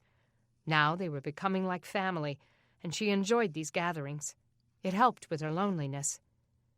Denny's mind drifted to Craig, and that old misery surfaced again. She hadn't heard a thing back from him since she'd mailed the breakup letter. There had been ample time for him to return something. It didn't matter, she supposed. Maybe he hadn't even had time to read her letter. Maybe it was sitting on his desk somewhere under a stack of congressional memos. Or maybe he'd read it right away, then forgotten what it said. But her melancholy vanished when she caught sight of Mark. Since that kiss the other night, she hadn't seen him much. Now she watched him, waiting for a reaction when he found her. Their eyes met, and his smile lit up his face. Her heart suddenly felt lighter. He signaled to her, asking her if the chair next to her was free, and she nodded and crooked her finger for him to come. He wove his way through the crowd and sat next to her. "Well, I think we got everything together in time," he said. "Man, I'm so glad it's a great turnout. Your sister really deserves this. She's worked so hard." "I know," she said. "Who would have ever dreamed that Beth would be a playwright?" "Not just a playwright," he said, laughing. "A director and producer and casting director and costume maker and songwriter and ticket salesperson and promoter and publicist." He laughed. "Funny thing about this outage," she said. "It's helped us each discover what we're good at. I never knew Beth was destined for Broadway." "She didn't even cast herself for any of the parts," he said. "She's perfectly happy to be behind the scenes. That says a lot about her maturity." "Yeah, she's grown up a lot. Oh, haven't we all? The outage has taken a lot out of us, but some of us are better for it." Mark's eyes grew introspective as he stared across the crowd. She wondered if he, with his father's death, felt a net loss or a net gain. He leaned back in his chair, and she noticed once again what amazing eyes he had. They'd always been a bright blue. Even in high school, he'd been known for his beautiful blue eyes. Now that he'd become a man, and his face was as dark as tanned leather, they looked even paler, like deep ocean water. There was peace in them, in spite of the things he'd been through. A 10-year-old kid came out from between the curtains and began playing a guitar that was almost too big for him. When he finished, the crowd erupted in cheers of adulation, and grinning from ear to ear, he pulled the curtain open, and the play began. The crowd hadn't had such a good time since the neighborhood party, and they laughed raucously as the children remembered and forgot their lines. Aaron, Luke, and Joey played some of David's brothers. Logan played David, and Jeff was Goliath. Denny knew they would never live down their mediocre acting debuts. The play was over in less than 30 minutes, and as the children came out and bowed and Beth took her curtsy, the crowd went wild. Denny and Mark erupted out of their chairs in a standing ovation. "You go, girl!" Denny cried. "That's my sister up there! Woo!" It was Beth's shining moment, and little Sarah's, too. In fact, everyone on the stage was a star tonight. The Gatlin boys smiled like heroes, and Sarah pranced for the crowd. It was too bad their mother wasn't here to see it. As the applause died down and the crowd broke up, she heard her name called behind her. "Denny!" She turned and saw Chris walking toward her in her nurse's scrubs. Behind her, the setting sun was sending its last blast of glory, and Denny had to shield her eyes. "Chris, did you see the play?" "No, I was working." "Denny, I have a surprise for you." There was someone walking behind her, but Denny couldn't see who it was. They grew closer. She squinted into the sun. And there he was. "Hey, babe, it's me." Craig stood there in all his glory, grinning like Harrison Ford when he found the Holy Grail. "Craig!" Denny froze. Then reality took hold, and she realized that he had come. She ran and threw herself into Craig's arms. Chapter 50. Craig had changed. He'd had an athlete's build before. He was a runner. Now he looked downright skinny. His hair was longer than she'd ever seen it, and he'd grown a beard. His clothes looked rumpled and worn, unlike the expensive Van Heusen shirts and pressed slacks he'd always worn before. More often than not, he'd worn a coat and tie as naturally as someone else might have worn a T-shirt and jeans. but he looked so good. "I can't believe you came." He let her go and looked her over. "You look great. A sight for sore eyes." "No, I don't. You do. I mean, really great. I've never seen you look better." Her eyes glistened as she took that in. She could see in his eyes that he meant it. She had wanted so badly to hear that from him. "How did you get here?" "Train," he said. "I was so frustrated when you weren't home. You have no idea what it took for me to get here. I've been on a train for what seems like days, and it must have been 100 degrees on that thing. And when I got here, I didn't know how to find your neighborhood. I got lost and had to find someone who could point me in the right direction." "Did you walk from the station?" "No, I brought my bike," he said. "They let passengers bring them aboard the train now, since that's the only way anyone has of getting around once they get to their destinations. But a lot of good it did me. Not like I could look your address up on MapQuest. Took me hours to find this place." "I was checking on Miss Eloise," Chris said, "and I ran across him sitting in your front yard." Denny hugged him again. "We were down here at the play. If I'd known you were coming, I would have met you at the station. I really never thought you'd come." He rolled his eyes. "Yeah, I could tell that by your letter." "Come on, Denny, what's with the Dear John? How could you think I don't love you?" She glanced back at Chris and Mark. Mark stood looking at the ground with his hands in his pockets. She turned back to Craig. "I was hurt that you hadn't come." "Well, I'm here now." He glanced at Mark, and Denny followed his gaze. "Craig, this is Mark Green. He's a neighbor and an old friend from high school." Mark planted a smile on his face and reached out to shake his hand. Craig hesitated. "Green, the murderer's son?" Mark pulled his hand back. Denny caught her breath, stunned that he would say something so cold.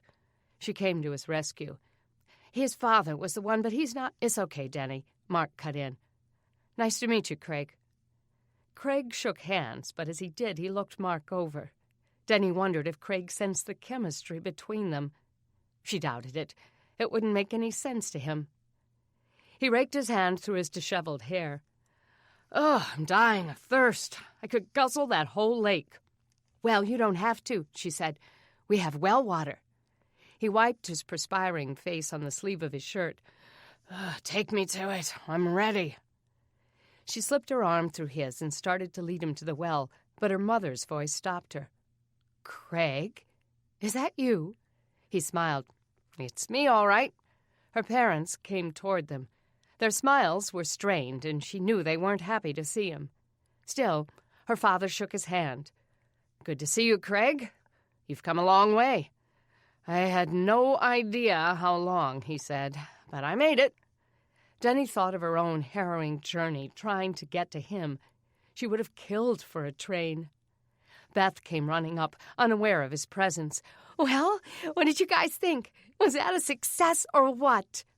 Her mother swept her into a hug. "It was fabulous, honey. I'm so proud of you.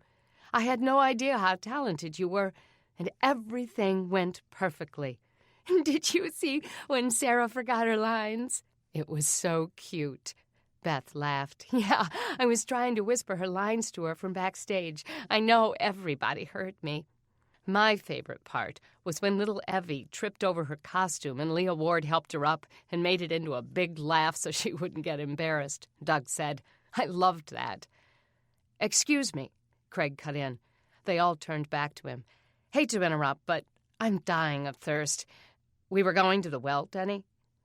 Beth stopped gushing and looked up at him without recognition. Suddenly, she realized who he was. "Craig?" Denny grinned. "It's him, all right. What are you doing here?" Denny's smile was triumphant. "He came just for the play." Beth grinned. "You didn't know about the play, did you?" He laughed. "No, but I wish I had. If only I'd gotten here a few minutes earlier." Denny winked at her. "You did a great job, sweetie. I'm going to take him to get some water now." As they started away, she glanced at Mark. He had turned his back and was high-fiving the kids coming off the stage. He seemed to have forgotten her already. Maybe that was best. Now that Craig was here, she supposed things would get back to normal. His coming had changed everything. As they walked, he grinned down at her. "I wasn't kidding, you know. You look great." Guess the emaciated look becomes me. Dr. Atkins has nothing on the pulses, does he? And there's nothing like constant perspiration to moisten your face. "Nice tan," he said. "What do? Sunbathe every afternoon?" "Sunbathe?" She laughed out loud. "No way. My dad's a slave driver. I'm busy working out in the garden or hauling water to and from the house or sorting through garbage or riding my bike on errands." His suggestion that all she had to do was lounge around stung her slightly, but she supposed it wasn't his fault. That was the kind of girl she'd been before the outage. Those days seemed like an eternity ago. "So, are your parents going to let me stay at your house?" "Of course. You didn't think they'd put you out on the street, did you?" "Well, I didn't know. I don't think they like me all that much, and they probably worry we'll be sneaking around the hallways at night. You gotta admit, they're a little rigid." That irritated her, but she swallowed it. "They would never turn you away," she said. "They're not as rigid as you think." Denny used the pulley to bring up a pail of water. He cupped it with his hands and drank it, then took another. "Oh, great water. Yeah, my dad and brother helped dig the well. Until then, we got it from the lake." He splashed it on his face and rubbed it around on his neck. "Man, I'd love to just dive in. Do you guys have a pool?" "No, and I was really bummed about it at first because it seemed like the families with the pools had it made. They could swim and get cool and they could wash and had clean water to drink. But now all those pools are full of fungus and algae. Talk about gross. And the ones with the pools have less yard to plow. So I guess it's good that we don't have one." She raised up on tiptoe and kissed him again. His beard felt scratchy against her face. "I never thought I'd see you unshaven." "I figured why fight it," he said. "Didn't have any place to plug my electric razor in, and I ran out of razor blades and shaving cream." "I thought you always said that a person who worked in politics could never have a beard, that people didn't trust politicians with hair on their faces." "Yeah, well, I'm not running for anything," he said. "At least not yet. I'll shave before I make a run for Senator Crawford's job." They walked back home and stepped into the darkness of the house. Heat assaulted them. It seemed so thick at the end of the day. Denny fixed him another tall glass of well water. He drank it, then collapsed on the couch. "Oh, I have so much to tell you," he said. "But before I do, we need to talk about us." She sat next to him. He picked up her hand and saw that she wasn't wearing her ring. "You know, this really bugs me. I'm sitting in Washington, working my tail off trying to help run the affairs of this country at a critical time, stressing out about getting food and water and cash and electricity to the people. And I get this Dear John letter that knocks me off my feet. You have some kind of timing." It warmed her that it had affected him that much. "I told you why I did it." "Yeah, but it was unfair. I mean, it wasn't like I could just drop everything and take off after you. I'm a little more logical than that, and you know it." "Your letters were so cold, Craig, even after I told you what I'd been through trying to get to you." "I was in a hurry when I answered it. I had a lot to do. The weight of the whole country is on us in Washington. How hard would it have been to say something sweet or kind to me? You sure had time to give me a travelogue." He dropped his head back on the couch. "Again, unfair. I was simply trying to communicate. That's what you love so much, isn't it? Communication. I thought you'd want to know what was going on with me." "It's the way you communicated that bothered me." "See, there you go." He sat up straighter, mocking. "So let me get this straight. I should have written you poetry, drawn you pictures of little flowers and kissy kisses all over it, and droned on about how much I missed you." She pulled her hand back. "You're telling me that would have made things different? Better, somehow? I thought you were bigger than that, Denny." She got up and moved to a chair. "You know, I really don't know why you came." "Okay, here we go." He sounded so battle-weary, so henpecked. She couldn't believe he saw her this way.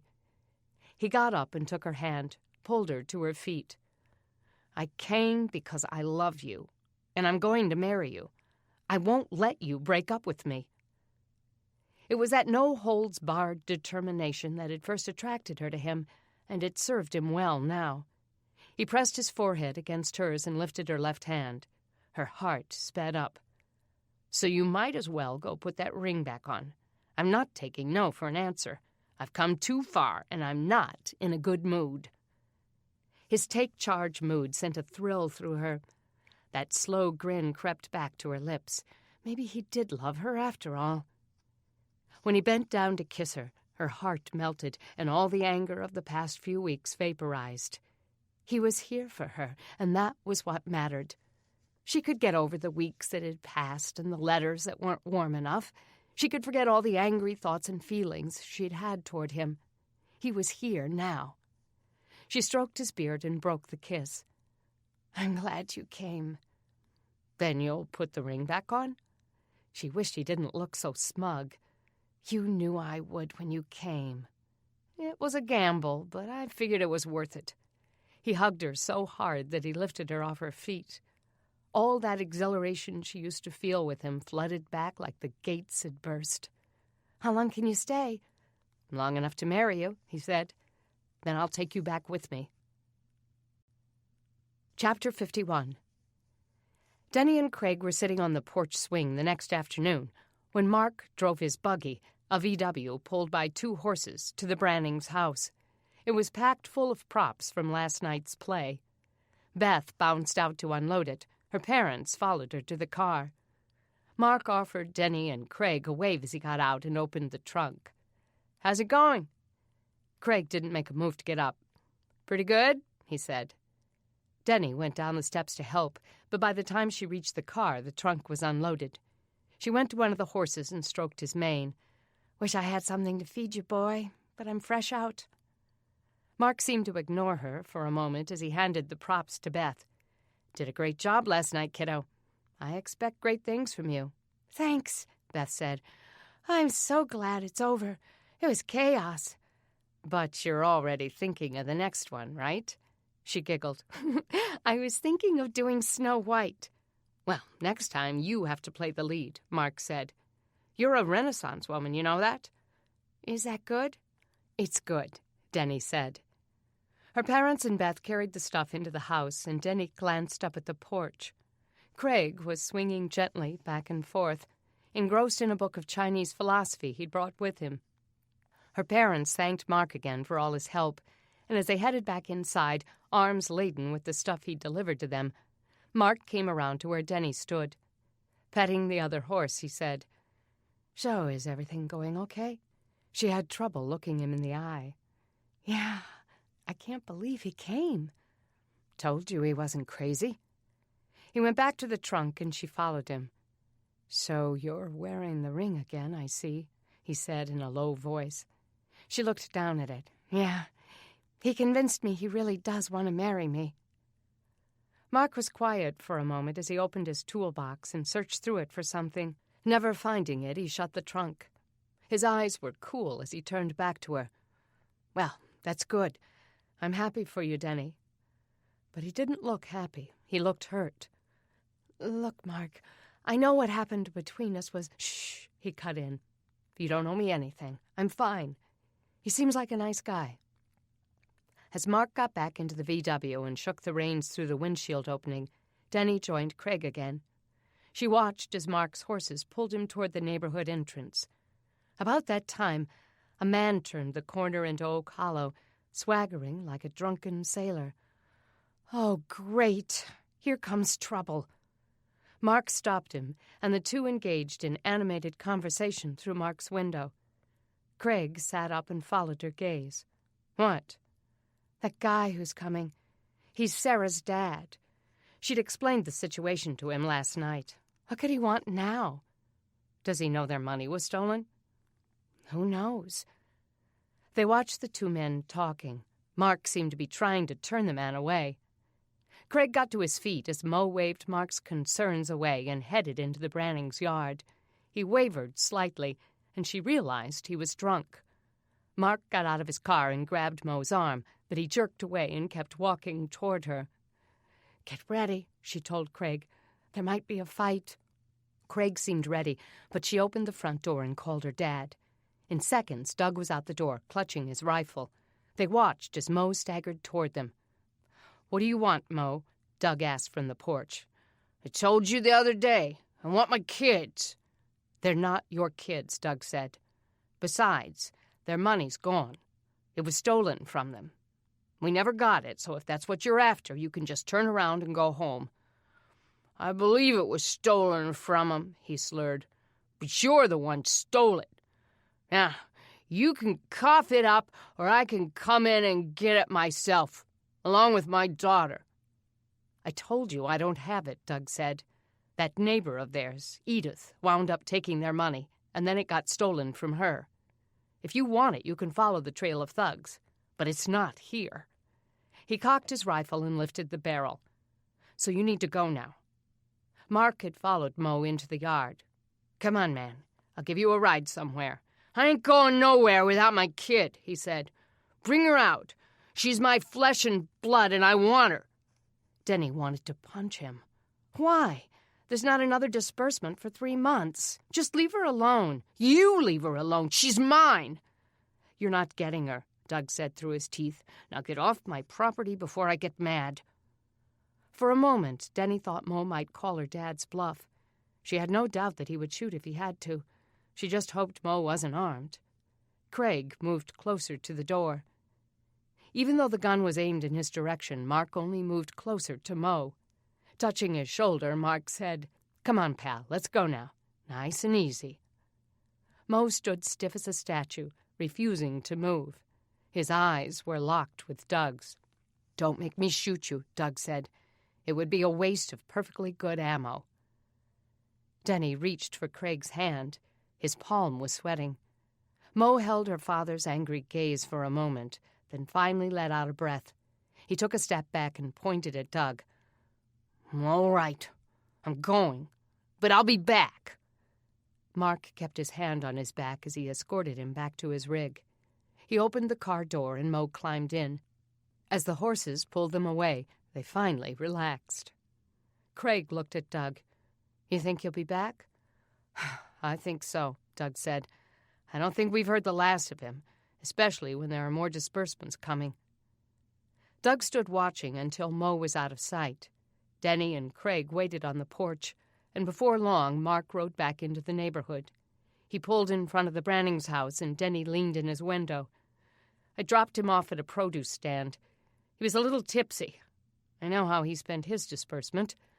"Thanks for taking him away," she said. "We appreciate it." "No problem. But don't let your guard down. He'll be back." He held Denny's gaze for a moment. She looked down, confused by the warmth rushing to her face.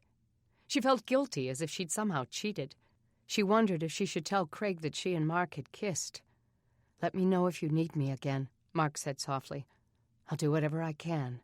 "I think we've got it covered." Denny jumped. She hadn't realized that Craig had followed her to the curb. His remark was thick with ownership. But Mark let it roll off him. "Well, I'll see you guys later." "Thanks, Mark. See you later." Denny watched as he pulled away. After a moment, she looked back at Craig. He was watching her watch Mark. For a moment, she fully expected him to ask if there was something going on between the two of them. If he did, she'd have to tell him the truth.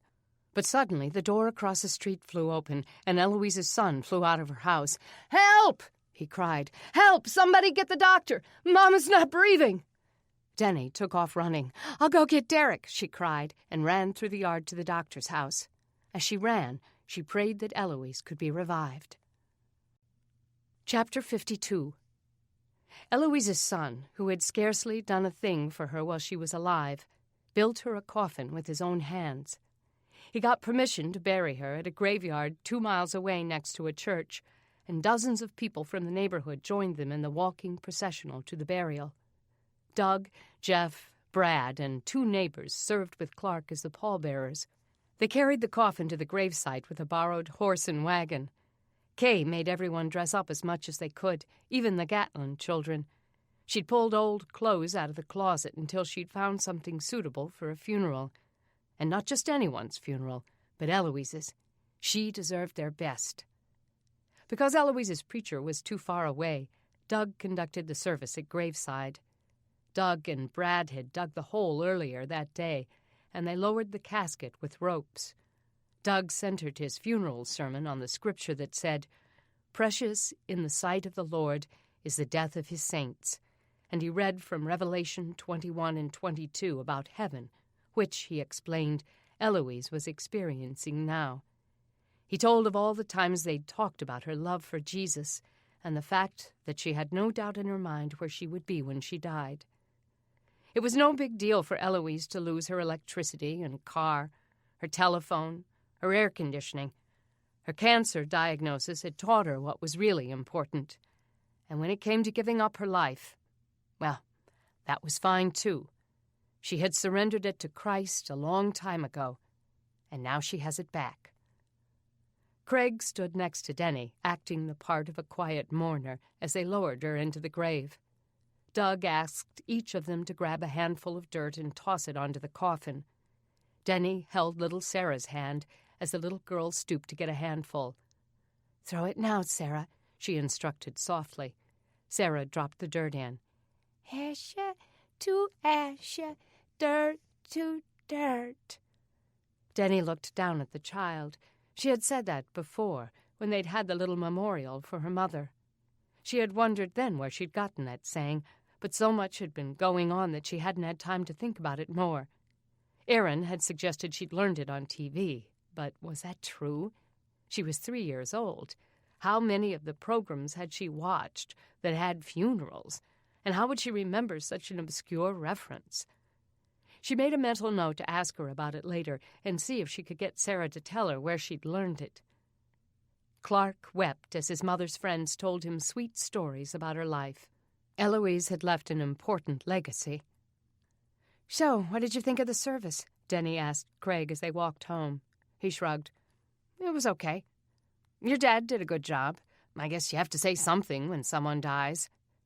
Denny glanced up at him. "Dad was telling the truth, Craig. He was speaking from his heart."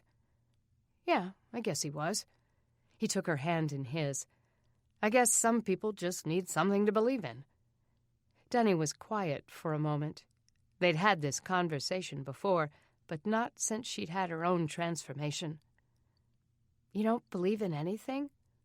"I believe in myself." She looked at the blacktop road as they walked. "I thought that maybe the outage had changed things. It did for me." He snickered. "If anything, it solidified my views. If there were a loving God, how could he allow something like this?"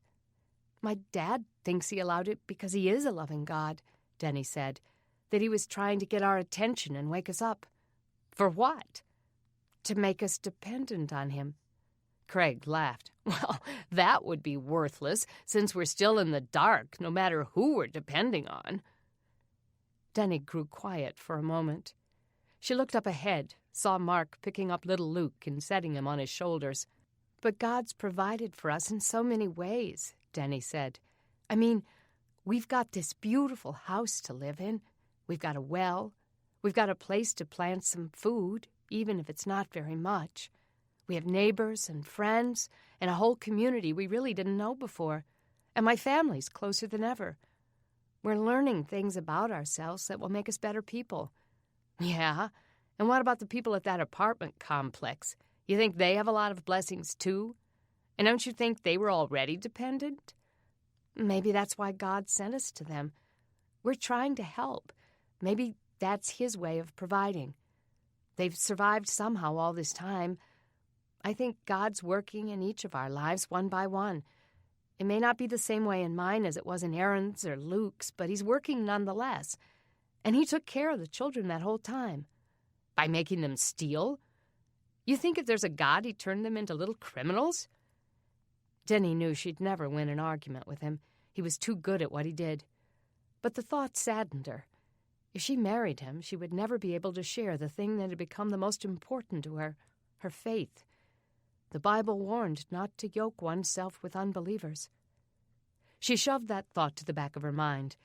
Sometimes God's laws were hard to keep, even when she wanted to. Besides, maybe by the time they married, he would be a believer. She looked up ahead at Mark, loping with Luke on his shoulders. He related well to the Gatlin children, she thought.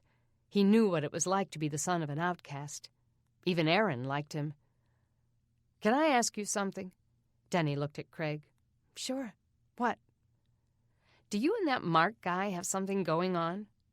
She tried to look shocked. "What do you mean? We're just friends." He regarded Mark, his eyes narrowed. "I don't know. Every now and then I just get a feeling there's something more between you two. He's not the real reason you broke up with me, is he?" That was just like him, to avoid taking blame by finding ulterior motives.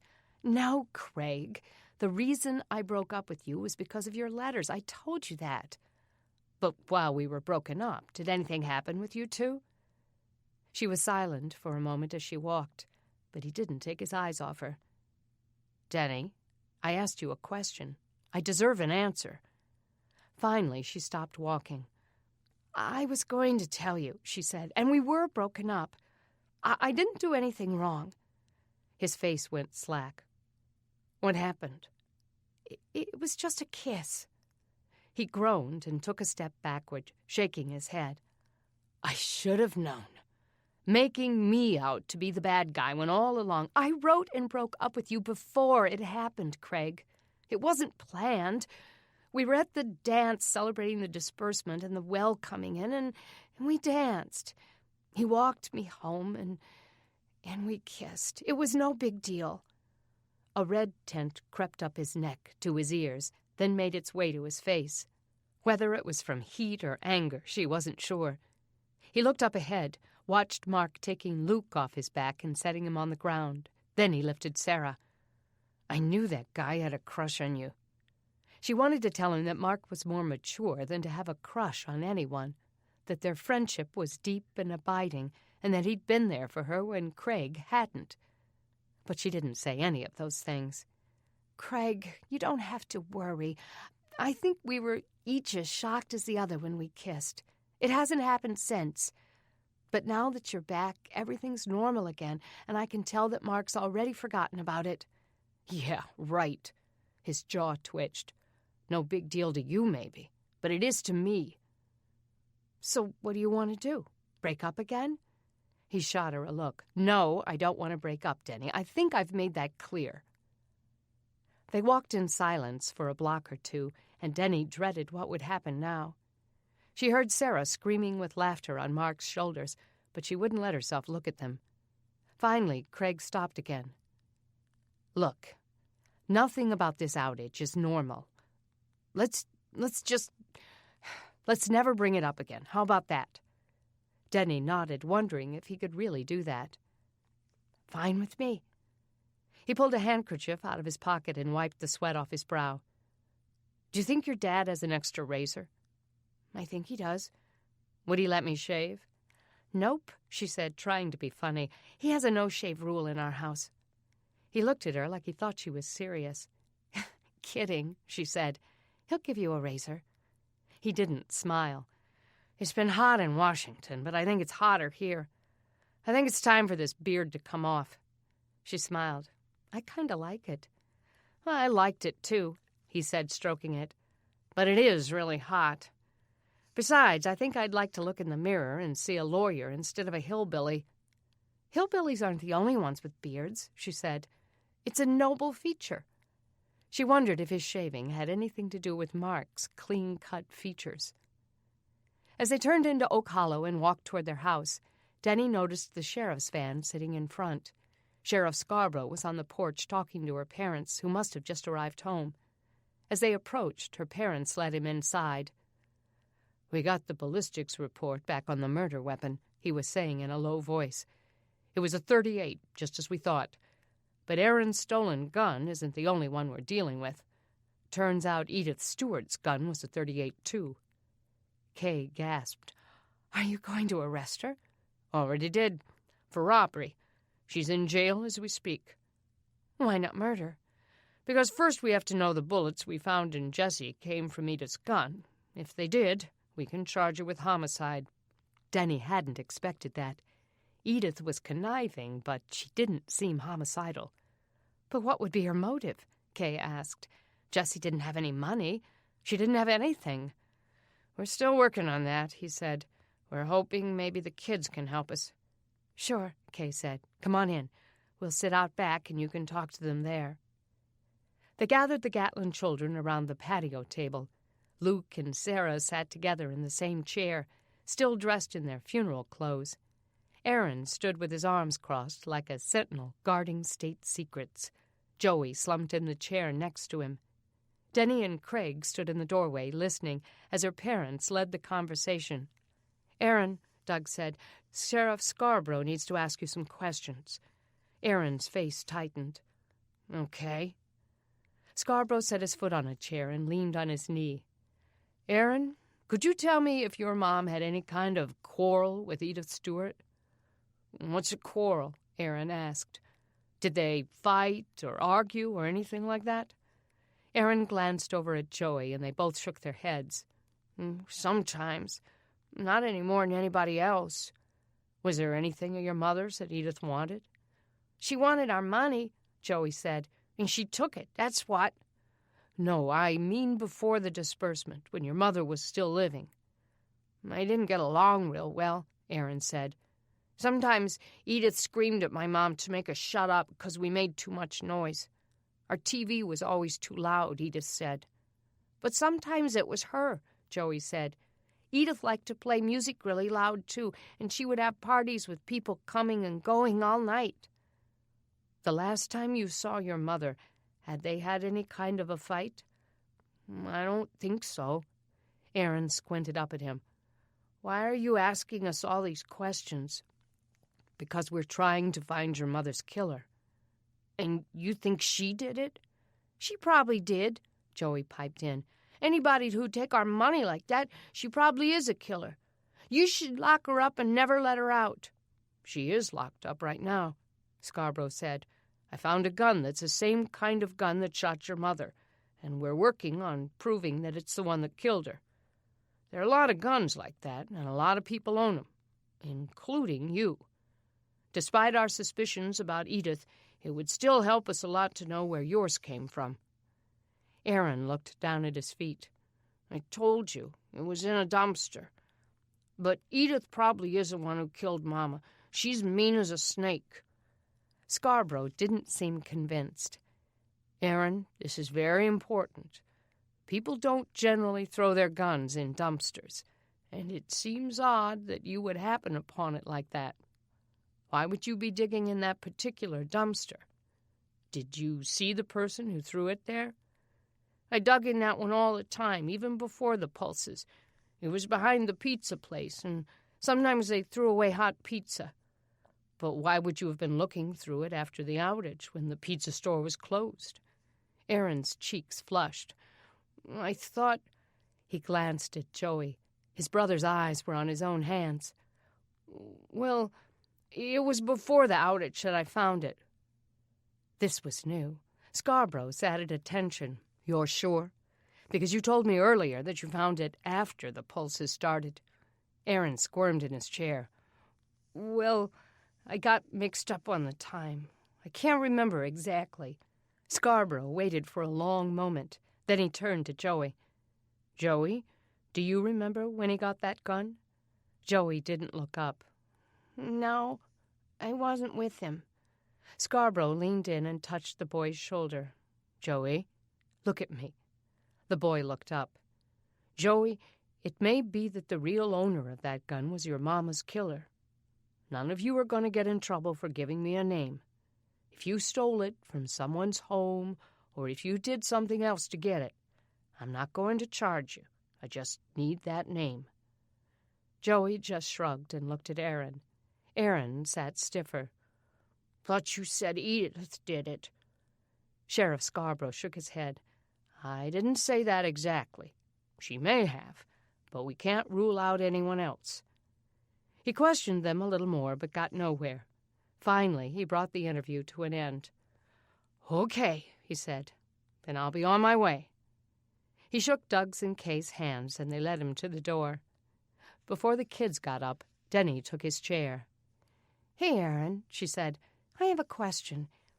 Today at the funeral and before at your mom's memorial, when we put the dirt on the grave, Sarah said something. Do you remember that, Sarah? What did you say when you threw the dirt on?" Sarah grinned proudly. "Ash to ash, dirt to dirt." Denny frowned. "Where did you hear that?" "At a funeral." "But whose funeral?"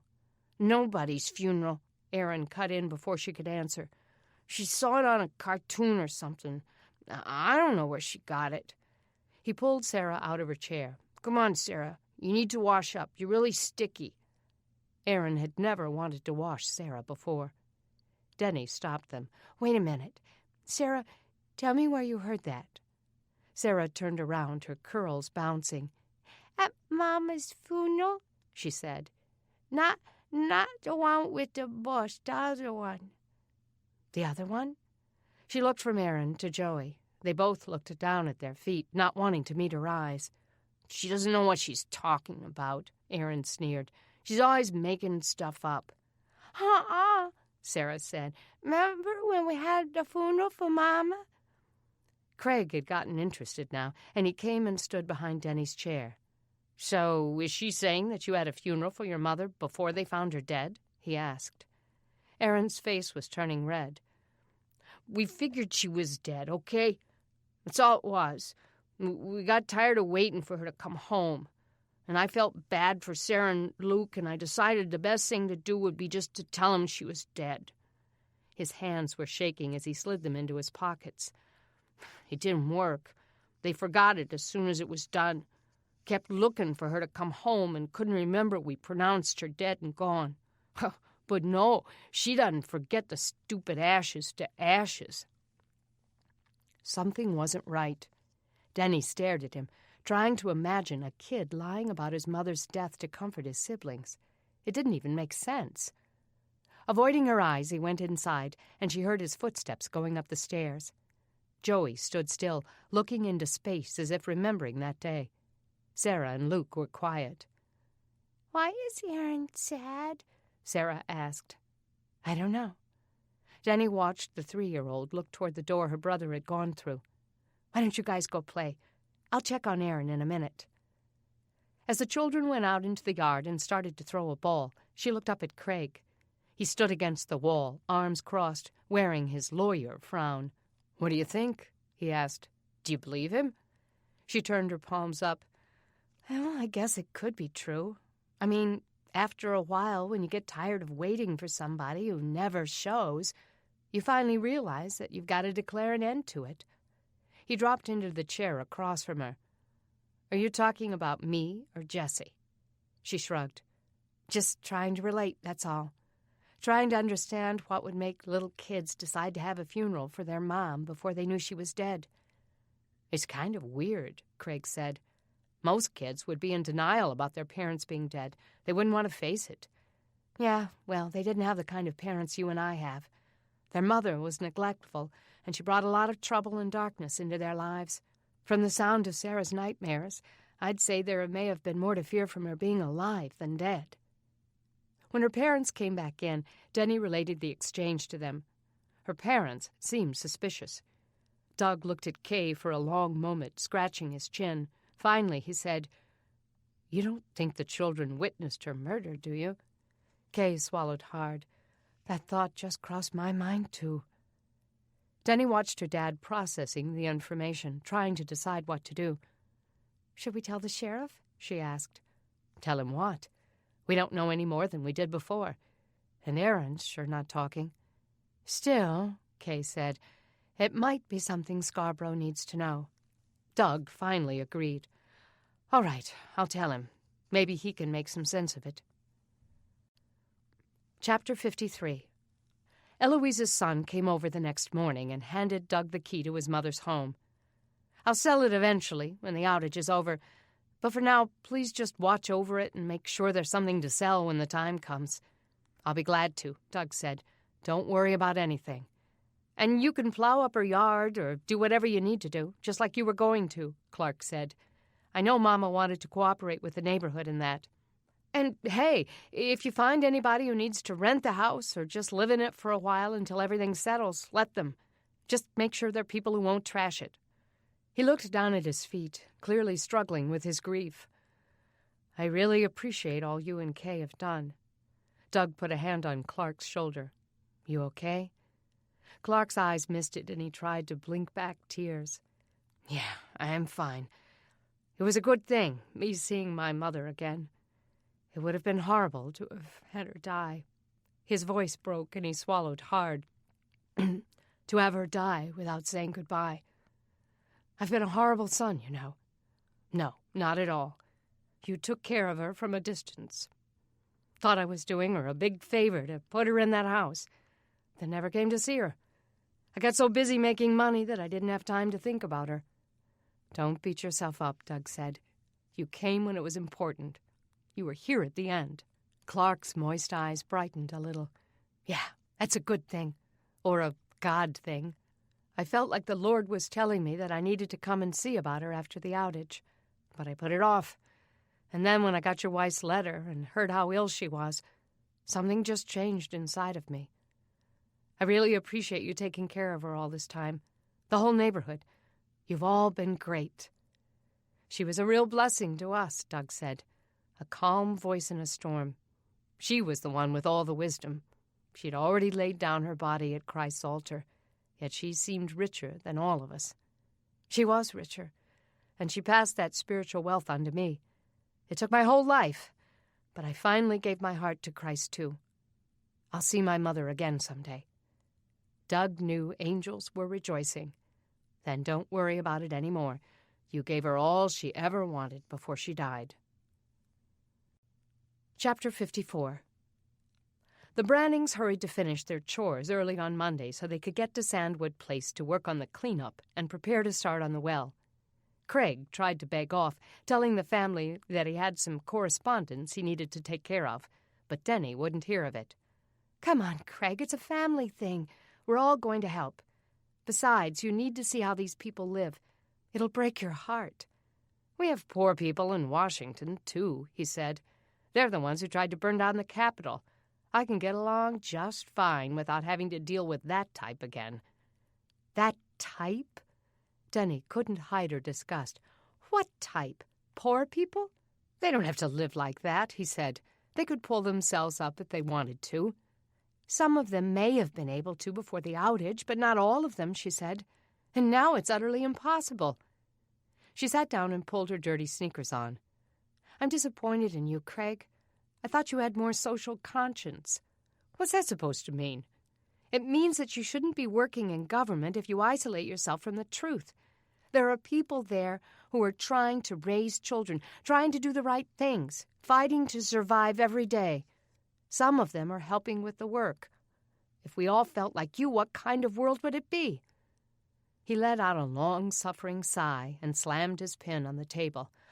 Okay, Denny, you've made me feel like pond scum. I guess I'll go. He stormed upstairs to change clothes. Guilt was a fine motivator. She was glad it had worked. 10 of Doug's church members showed up to help, including Mark Green. They all rode bikes over together, and one of the men brought his horse-drawn wagon with all their tools piled in it. Denny and Craig doubled up on Craig's bike, trailing behind. Craig brooded at Mark's presence, but Denny pretended not to notice. With Craig's arrival and Eloise's death, not to mention the disbursement, it had been several days since they'd been there to work. To their surprise, the residents of the complex had finished cleaning up the garbage. Stacks of recyclables, washed and sorted, were stacked against the back wall of the building. They'd started a compost pile in an area that had been nothing but dirt before, and even though they didn't yet have a place to plant, one of the men pointed out that the compost might be something they could sell if they could make enough of it. Some of the men were working on digging a pit in which to bury the rest of the garbage, but they had at least separated it into a mound. As soon as the pit was deep enough, they would shovel it in and bury it. Craig helped the men with the digging of the garbage pit, while Denny and her mother wheeled uprooted bushes and saplings from the site where the well would be. Craig and Mark worked side by side in seeming competition with one another. But after a while, Craig raised his hands in surrender. "Oh, I have to rest," he said. "No problem, man," Mark said, and kept working as if there wasn't an option. Each time Denny emerged from the trees, she looked for Craig. He never went back to work. Instead, he was talking to the people who stood around. Talking, that was what he was good at. He would make a great politician. Too bad those talents weren't useful at the moment. When the pit was finally deep enough, they shoveled the garbage in. The residents cheered as they began to cover it with the loose mounds of dirt. Craig joined in then, shoveling the dirt in, but she could see in the redness of his face that he was out of his element. Most guys, she knew, loved the outdoors and the sheer, brute strength required in such a task, but Craig seemed resentful each time he sank his shovel blade in the dirt. At one point, little Luke strayed too close to where they were working, and Craig swung around and yelled, "Hey, kid, stay out of the way or you'll get hurt." Denny caught her breath at his harsh tone. Luke looked crushed and slunk away. Mark stopped working and rescued the child. "Over here, Luke. I've got a job for you." He busied him stacking the cardboard boxes they were using for the reusable items. Denny's gaze followed Mark as he stooped with Luke, showing him how he wanted the boxes stacked and praising him for his efforts. It was a far cry from Craig's irritable outburst. She turned and saw Craig leaning on his shovel, watching the others work again. One of the women who lived on the first floor got her small children involved in helping Luke. The skinny kids worked on their piles with pride and contentment. The stench was already fading as the garbage was buried. Feeling a mighty sense of accomplishment, Denny steered her wheelbarrow back into the woods. "Hey, Denny!" She turned and saw Craig with his hands on his hips. "Are we leaving as soon as the garbage is buried? Or does your family intend to work until dark?" "Until dark," she said. He huffed out of breath. You've got to be kidding. Enough is enough." Denny looked at the dirt covering his arms and shirt. Somehow, the rugged look wasn't as attractive on him as it was on Mark. "If you don't want to work, you don't have to. Just quit. You know how to get to our house." "Yeah, and look like a complete jerk," he said. "I just don't get your family." She wanted to say that they didn't really get him either, but she didn't want to fight. "Just take a break," she said. "You've been working hard. Go sit down, drink something." "Oh, no," he said. "If Mighty Mark can keep at it, so can I." She recognized the jealousy in his tone, but it only made her angry. Ignoring him, she went back to work. Later that night, when they had all returned home and cleaned up from the hard work, Denny went into her dad's study to work on this week's paper. By the light of an oil lamp, she pecked on the typewriter keys. Craig came in and leaned in the doorway. He had shaved when they got home, and he looked more like the man she'd fallen in love with. The sun had done him good. He was getting a tan, though his cheekbones were burned, and without the beard, she realized she really did like his longer hair. "How can you do that now?" he asked. "Aren't you tired?" "Exhausted," she said, "but I have to use all my free time since I'm so busy during the day." He came in and read the headline over her shoulder. "Gatlin's next-door neighbor arrested." She kept typing, copying from the original she'd written last night. "I need to get this out tomorrow so that if anyone has information about Edith Stewart, they'll come forward." "Assuming anyone reads it." She stopped typing and looked up at him. "Lots of people are starting to read my newspaper. Everywhere I go, people mention it to me." "Newspaper seems a little delusional, doesn't it? How many copies do you put out? 10? 12? She bristled. 15 on bulletin boards in key places around town.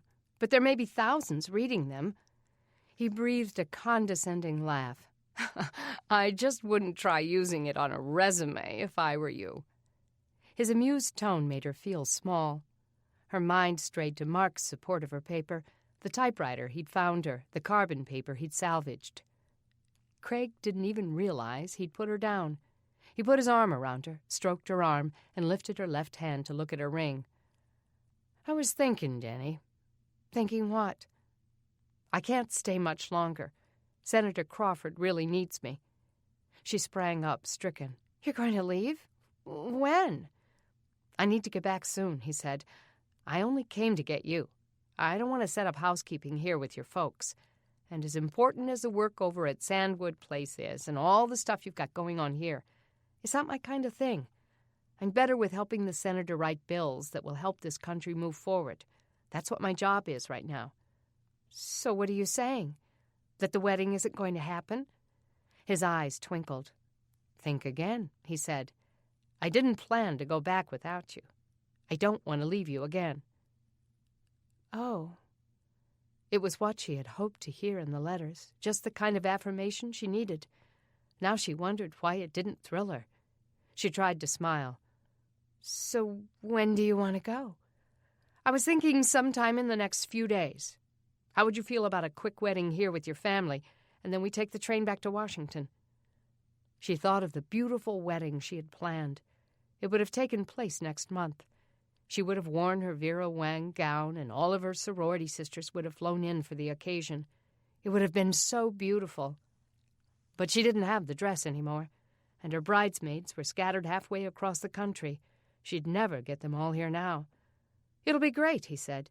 Your dad can marry us. But he's not ordained, she said.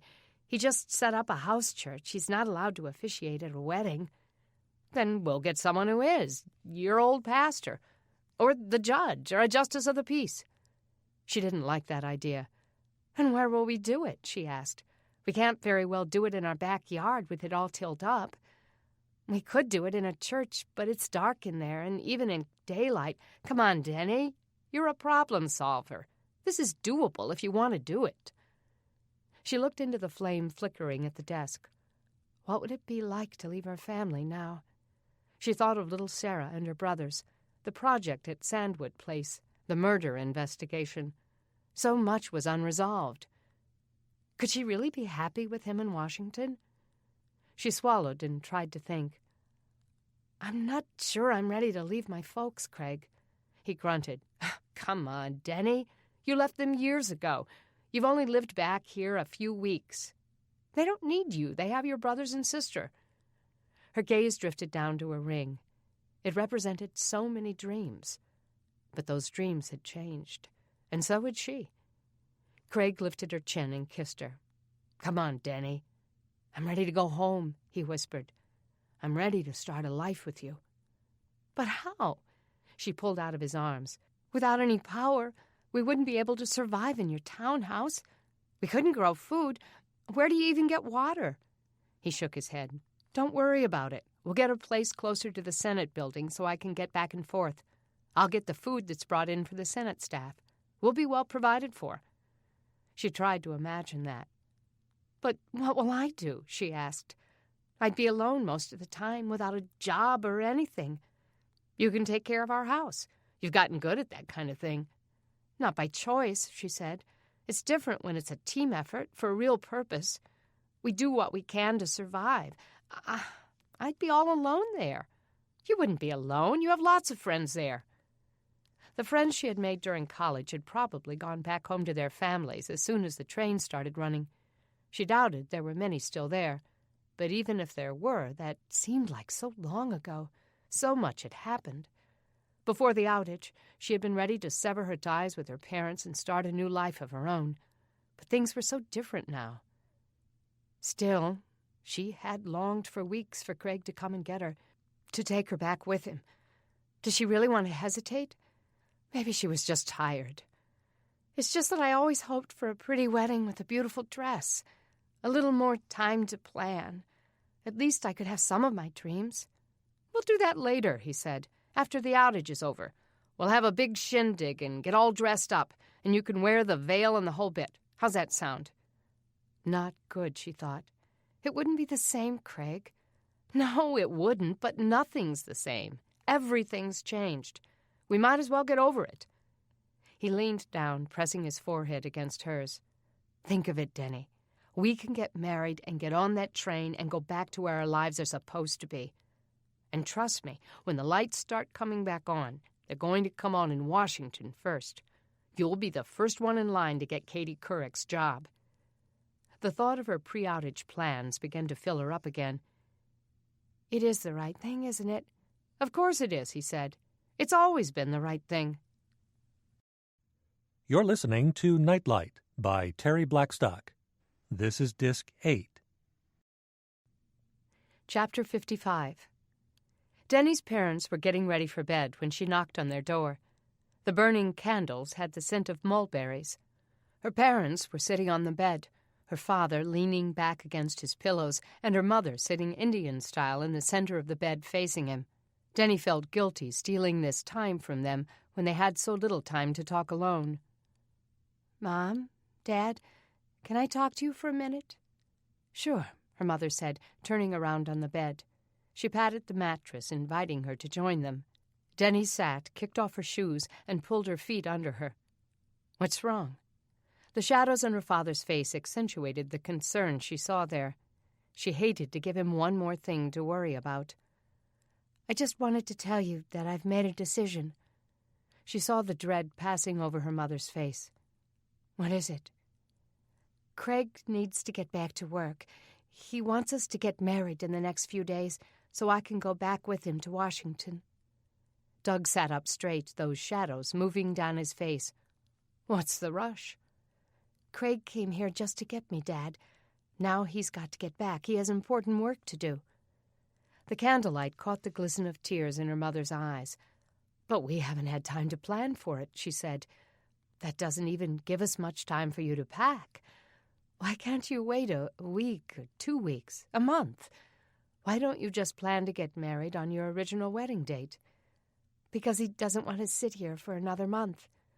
Then he could go back without you, Doug said, and you could go to him on the train. Or he could come back before the wedding, and we could do it right.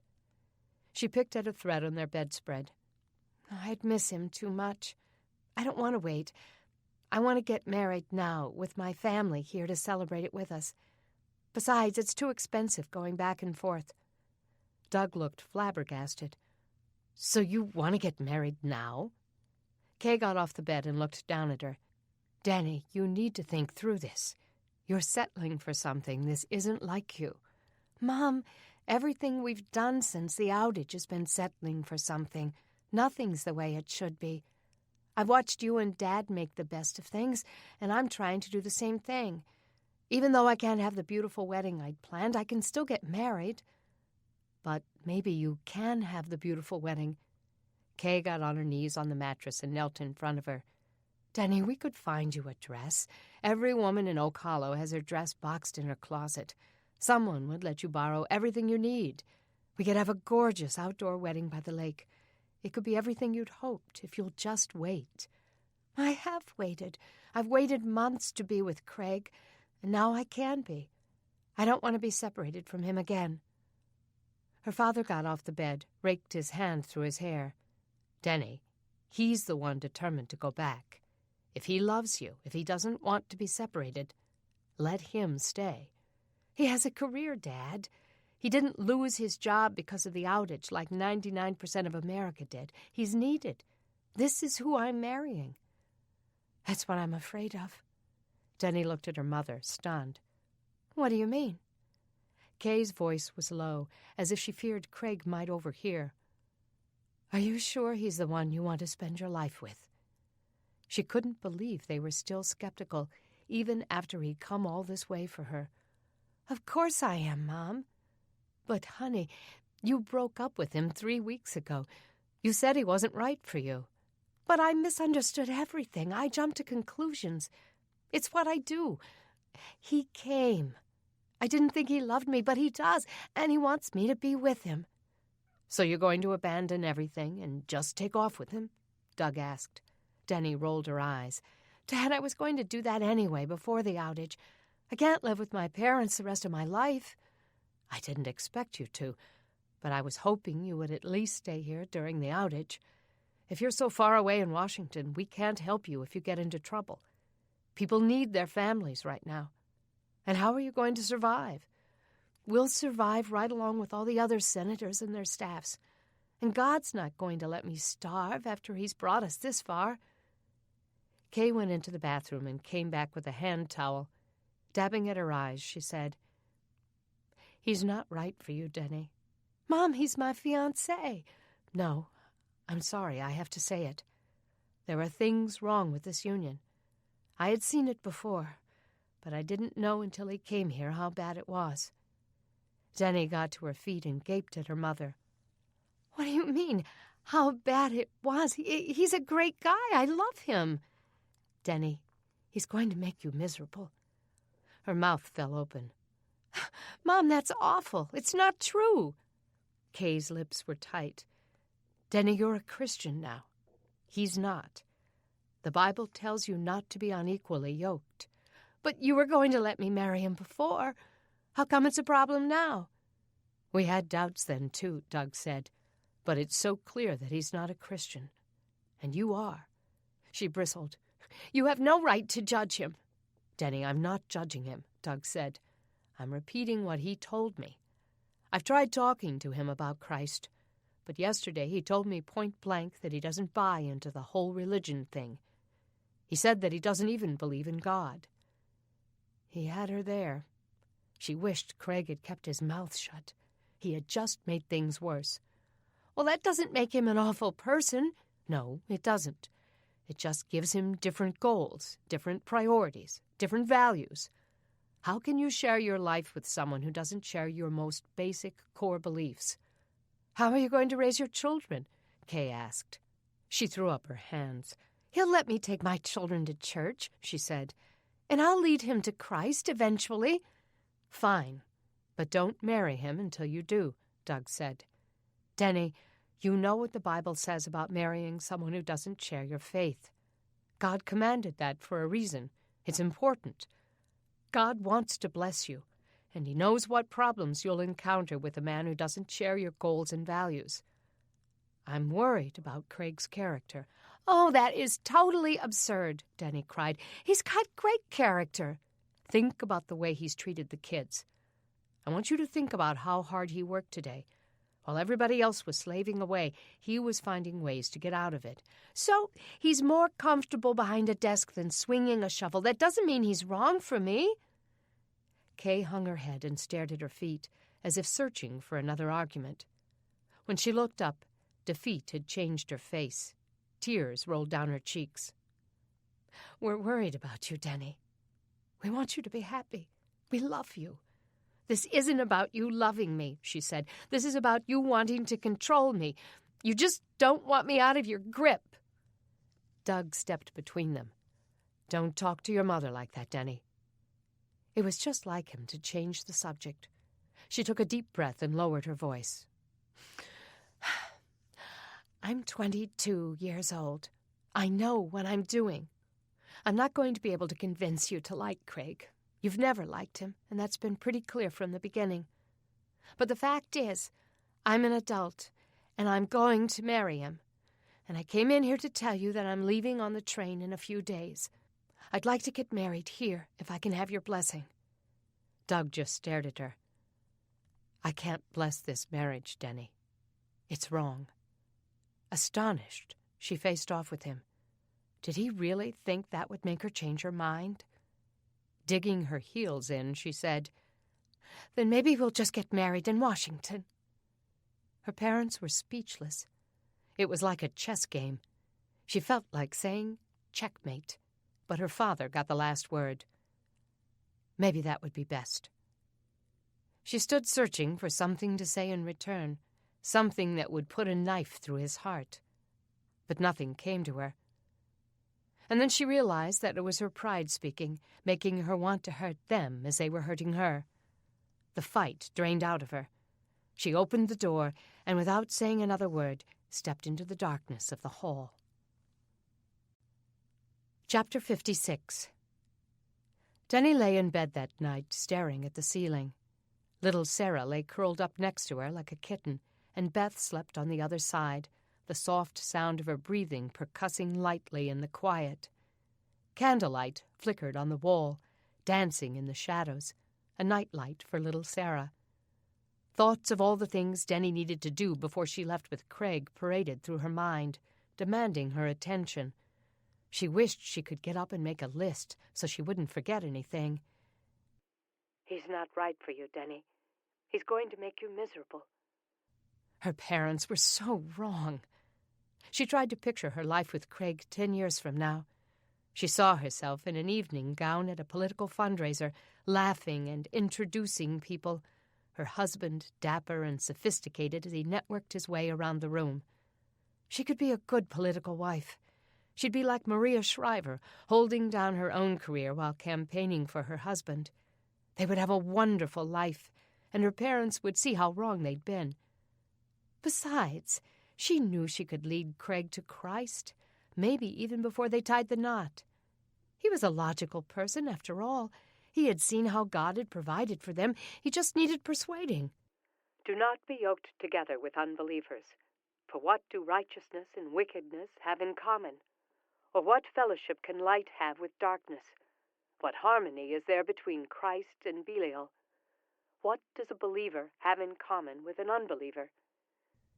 She had read those words from 2 Corinthians 6 1,000 times since she'd given her life to the Lord, searching for loopholes, looking up the original Greek in her father's concordance, reading the commentaries on his bookshelves.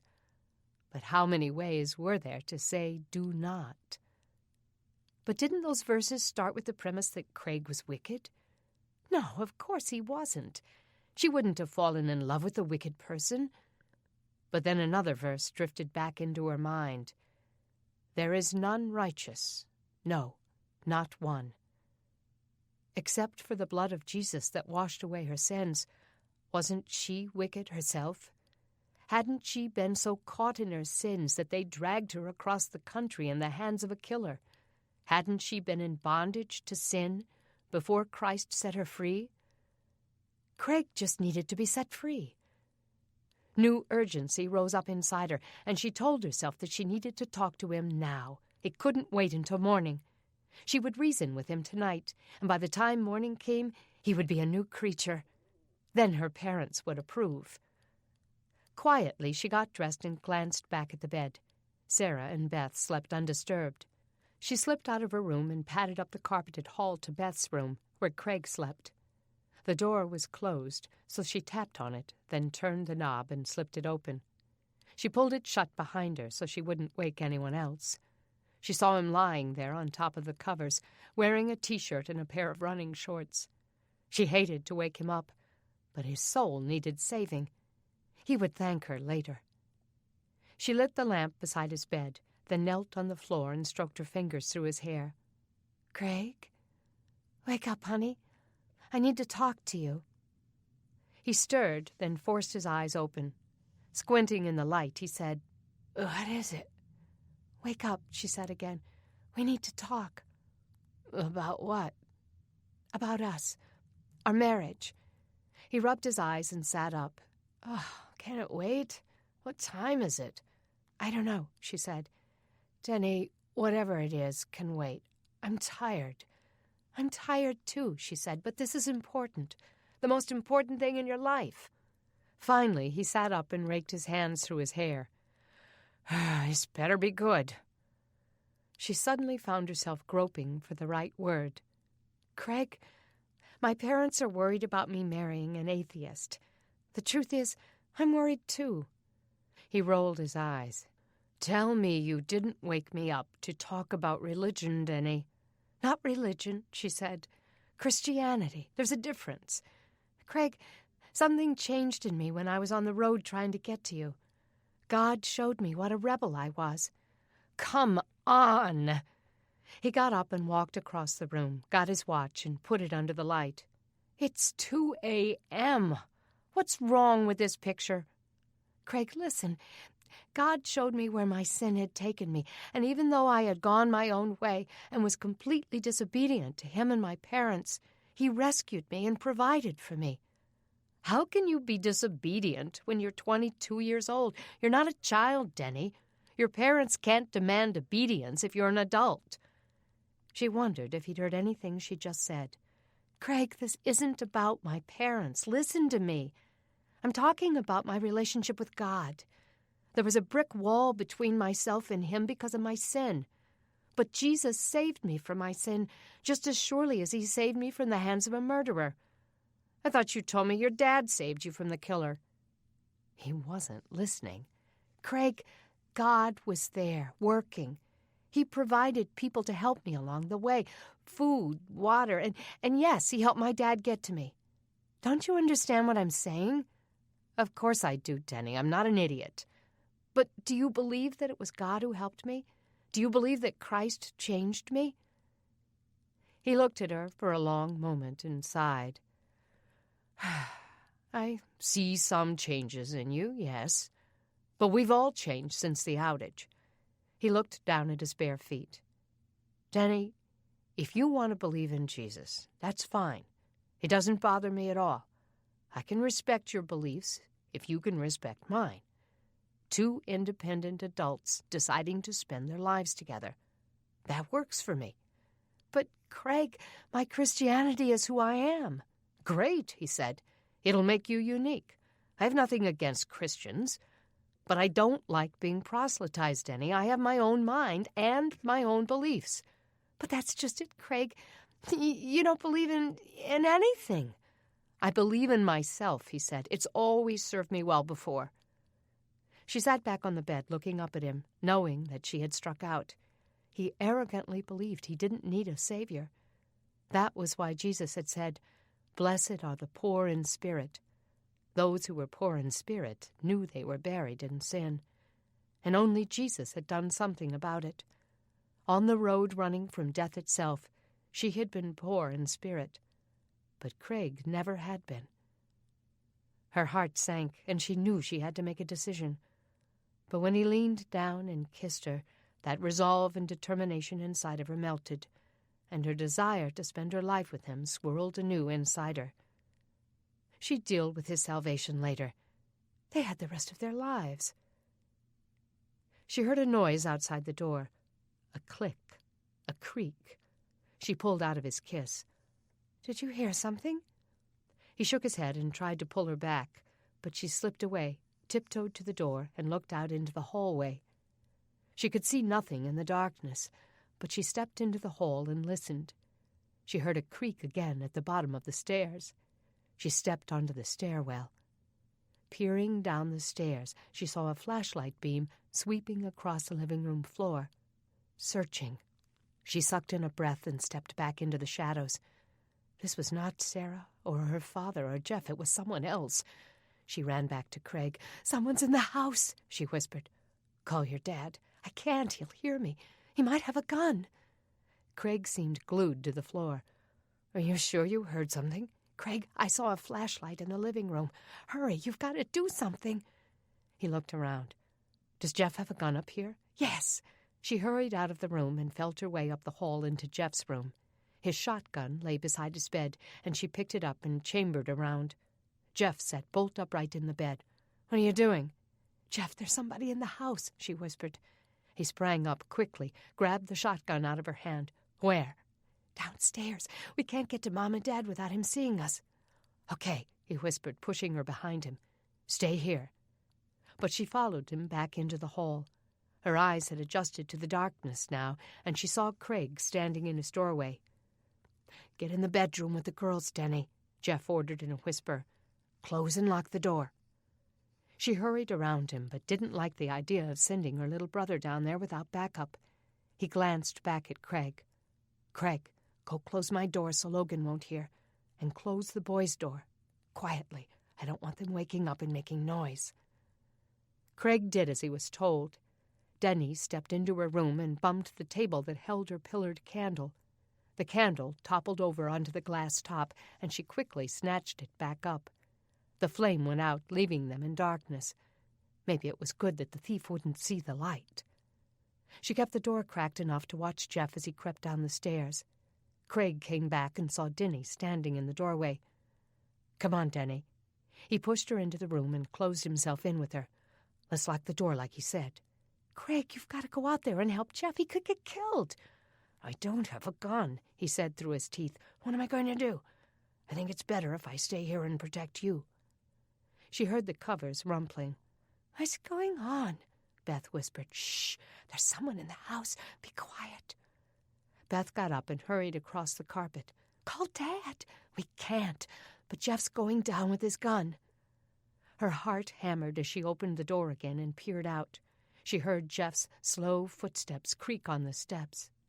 God, please protect him. Craig tried to pull her back from the door, but she resisted.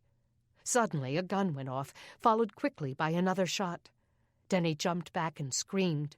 Downstairs, she heard her mother screaming. Denny started to run up, but Craig held her back. The front door slammed. "Dad, are you all right?" It was Jeff's voice, loud and frantic. The only answer she heard was her mother's screams. Chapter 57. Denny burst out of the room and stumbled down the stairs. Her father was on the floor, and in the light of her mother's flashlight beam she saw blood soaking his shirt. "Daddy!" she screamed. "He's shot!" Kay dropped the flashlight and pressed her fist against his wound. "Jeff, run to get Dr. Morton. Hurry!" Her brother took off into the night. "Mom, is it bad?" Denny asked. "Light the lamp." Her mother's voice was shaking. Denny heard the others coming down the stairs, Luke crying at the top. Her hands trembled as she tried to light a match. She heard Beth sobbing. "Daddy?" "I'm okay," her father rasped. But Denny didn't know if that was true. Derek's examination of Doug confirmed that he was indeed okay. The bullet grazed his ribs.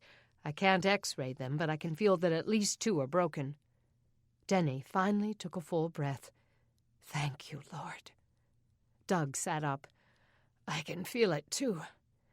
"This wound is going to need a lot of TLC," he said. "I'll bandage it up, but we'll have to watch it to make sure it doesn't get infected. Doug, you'll have to favor that side for the next little while. Let the pain guide you." Doug winced as Derek began cleaning the wound. "Can't you give him something for pain?" Kay asked. Derek shook his head. "Normally, I'd say yes, but my house was just broken into. Whoever did it broke the lock in my drug closet and stole the drugs." Doug gaped at the doctor. "Are you serious? How long ago?" "Just before your break-in. Kathy heard something that woke her up. She thought it was our cat, but when she got to the living room, she heard the front door close. She got me up, and we found the closet door open. I was getting ready to go for the sheriff when Jeff came over." "Do you think it was the same person?" Kay asked. "If not, it's a huge coincidence. Did you see him, Doug?" He shook his head. "It was dark, and he was shining the flashlight beam in my eyes. But I think I shot him. I heard him grunt when he got hit." "You hit him?" Kay asked. "Are you sure?" "I can't be positive, but there would be blood. He went out the front door." Denny followed Jeff as he took the flashlight and shone it on the floor in front of the door. Sure enough, there were blood drops. "You got him, Dad," Jeff said. "Well, I couldn't have gotten him too bad because he got away." Kay came to look. "Well, he'll be easy to identify. He won't be able to hide a gunshot wound for long." "I need to go after the sheriff," Jeff said. Kay stopped him. "I'm afraid for you to go out there. What if he's still there? He has a gun, Jeff." "Well, somebody has to go." Jeff looked up at Craig standing on the stairs. "Craig, you can go with me." Denny looked up at Craig, half expecting him to find a way out. Suddenly, Erin ran down the stairs, almost knocking Craig down. "Is Sarah down here?" "No, she's still asleep in my bed," Denny said. "She missed the whole thing, thank goodness." "No, she's not. She's not there." "What?" Denny asked. "She's gone," he shouted. Kay sucked in a breath. "No, she's not." She started up the stairs. Denny followed her. When she got to the room, her mother shone the flashlight on the bed. It was empty. Denny grabbed the flashlight and began calling for her as she shone it under the bed. "Sarah? Honey, where are you? It's okay, you can come out." She checked under the bed, in the closet, the bathroom. "Sarah?" "She's not here," Erin cried. Immediately, the family sprang into action, searching every nook and cranny of the house for the child.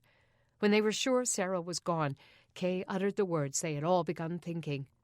"That's what he wanted. He came to get Sarah." Chapter 58. The trees had arms and hair that blew wildly as they hunkered over, coming for Sarah, reaching for her, grabbing her. She screamed and fought off those groping arms, the thorny fingers, the stinging hair that ripped across her skin. She saw the face of her mother, demon-like, with slime dripping from her teeth and poison words flying from her mouth. and just as she thought that one of them would slam her down, something stopped it all. Her mother fell backward, and the trees vanished, leaving her in darkness. And the darkness smelled like sweat. Sarah woke suddenly. It had been another nightmare, only this time she wasn't in Denny's bed, but in the arms of a man she almost recognized. A man with bad breath and rough hands that covered her mouth and kept her quiet. He was carrying her as he ran through the trees. She felt the wind blowing across the leaves and saw the branches reaching down, just like in the dream. She tried to scream, but something was wrapped around her face, tight over her mouth. She tried to call out for Aaron, for Joey or Luke or Denny or Doug or Kay, but she couldn't get the words out. No one could hear her, and he was taking her farther and farther away from help. Chapter 59. It was almost 3 a.m. when Doug heard Scarborough's van rumbling into the neighborhood. Brad had gone with another neighbor to wake the sheriff after hearing the gunshots. Scarborough came in with 3 deputies and did a perimeter search for anything the perpetrator had left behind. They took samples of the blood from the floor, dusted for prints, and tried to trace his steps up the stairs to Denny's room, where he'd gotten Sarah. "It wasn't hard to find Sarah, since that was the only room with a nightlight burning," he said, coming back down the stairs. "He probably gagged her so she couldn't scream." "But was he holding her when he shot me then?" Doug asked, panicked. Is it possible I shot Sarah instead of him?" Aaron almost exploded. "No, she wasn't shot. You didn't shoot her, okay? She's all right. She probably got away, and right now she's trying to find her way back to us. We have to go look for her." Jeff stopped the boy from heading out the door. "Aaron, there are people out with flashlights looking. The other deputies are out in their cars. But you have to stay here because we don't want anyone else to get hurt." "I won't get hurt," he cried. "I'll kill whoever has her. I bet Edith broke out of jail. She's trying to get even." "She didn't break out, son," Scarborough said. "She's still there." "Besides, I don't think it was a woman," Doug said. "I couldn't see the person very clearly, but whoever it was bigger than me." "What about Mo Jenkins?" Scarborough asked. "He's already threatened to take Sarah." Kay muffled a sob. "Oh, yes, it probably was him. But why? What good would it do him to take Sarah now when there's not another disbursement for 3 months? Scarborough looked at the boy. "He probably wants a ransom. If it's him, we'll know soon enough. He'll get a demand to you. And there may be a blood trail." He stroked the boy's rumpled hair. "Don't worry, son. I'm going to round up as many men as I can find to help us look. If I have anything to say about it, we'll have her back by morning." Doug didn't like his helpless feeling. "Isn't there something we can do in the meantime?" Scarborough turned back at the door. "Yeah, there's something you can do, all right. You can pray for that little girl." Chapter 60. "It won't do no good to pray." Aaron's tears stung his eyes, and he smeared them with the heel of his trembling hand. "God won't listen to me." Doug sat on the couch in the lamplight, clutching his bandaged side and trying to stay strong for the distraught boys. "Come here, son. Sit down." "No!" Aaron cried. "We're just wasting time. I have to go find her." "Aaron, it's useful to pray," Kay cried. "Prayer is all we've got. God knows where Sarah is, and he has lots of angels who can protect her. The Bible says that the angels of children always see the face of God. That means he gives them special attention." "He never gave us special attention," Aaron bit out. "And there's no reason he'd give it to us now. He probably hates me. He'd never do anything I say." He started for the door, but Doug called, "Aaron, you can't. Sit down." "I can't," he screamed. "You people think you're in charge of her, but you're not, okay? I am. I'm the one who's always took care of her. I'm the one who promised her I wouldn't let nothing happen to her. But I did." His voice cracked off, and he wilted against the door.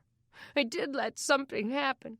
I never should have let her sleep with Denny. I never should have let her out of my sight. We were better off in our apartment. At least nobody kidnapped us there." Doug came and stooped in front of him. "Son, I'm as upset as you are." "No, you're not.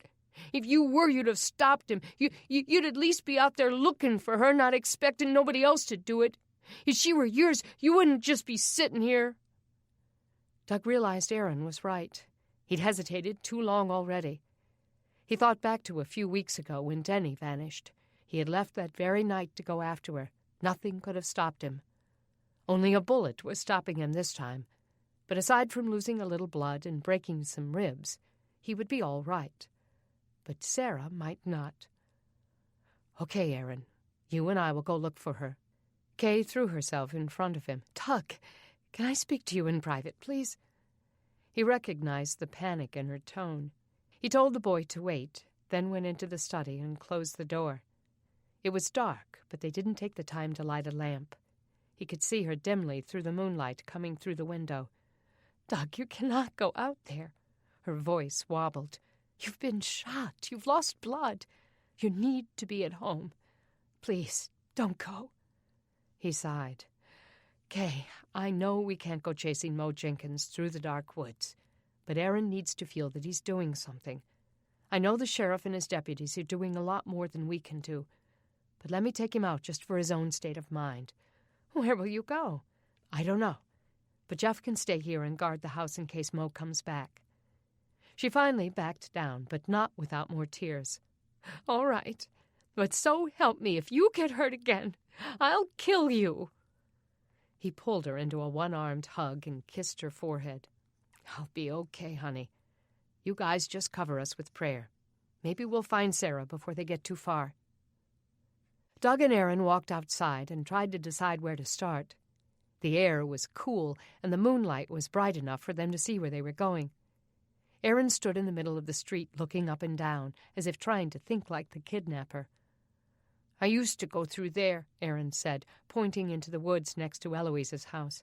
"There's kind of a path. We used to hide our empty boxes there." Doug followed him between the houses to the woods. Shining his flashlight, he tried to find a path. If there was one, it was small and hard to see at night. He imagined Mo Jenkins running through here wounded with a bag full of drugs, a gun, and a fighting little girl in his arms. Didn't seem likely. If he had a bike, Doug said, he probably didn't have to cut through the woods. "But Jeff got out there pretty quick," Aaron said. "He would have saw him if he rode off on a bike." "Not necessarily. Jeff came to me first. That gave the kidnapper time to get away. He very well could have ridden off on a bike." "But holding Sarah? She would have been fighting, unless she was hurt." Aaron stood there for a moment, staring at the woods. He was sweating, and his face was tight, every muscle rigid, as he turned that over in his mind. A light emerged from the woods, a flashlight beam between the trees. "Doug, is that you?" It was Brad's voice. "Yeah," he said. "Have you guys found anything?" Brad came out of the woods. "Not yet. If he was here, he got away before we started looking." He eyed Doug. "You okay, man? Shouldn't you be taking it easy?" "Not until Sarah's found. Wish we could do an Amber Alert. Let everybody know to be looking for her. We can put up some signs, but no one will see them till morning." Aaron started back across the street. "We can't wait until morning. We have to find her now." "Where are you going?" Doug called. "To get a bike." Doug opened the garage and they mounted their bicycles and rolled to the end of the driveway as Jeff closed and locked it again. "I don't know which way to go," Aaron said. "Where does Mo Jenkins live?" "Follow me. I've been there." Doug rode in the lead, the weight of his body pulling on his wound. He tried to lean on the bars with his good arm and kept his other arm against his broken ribs.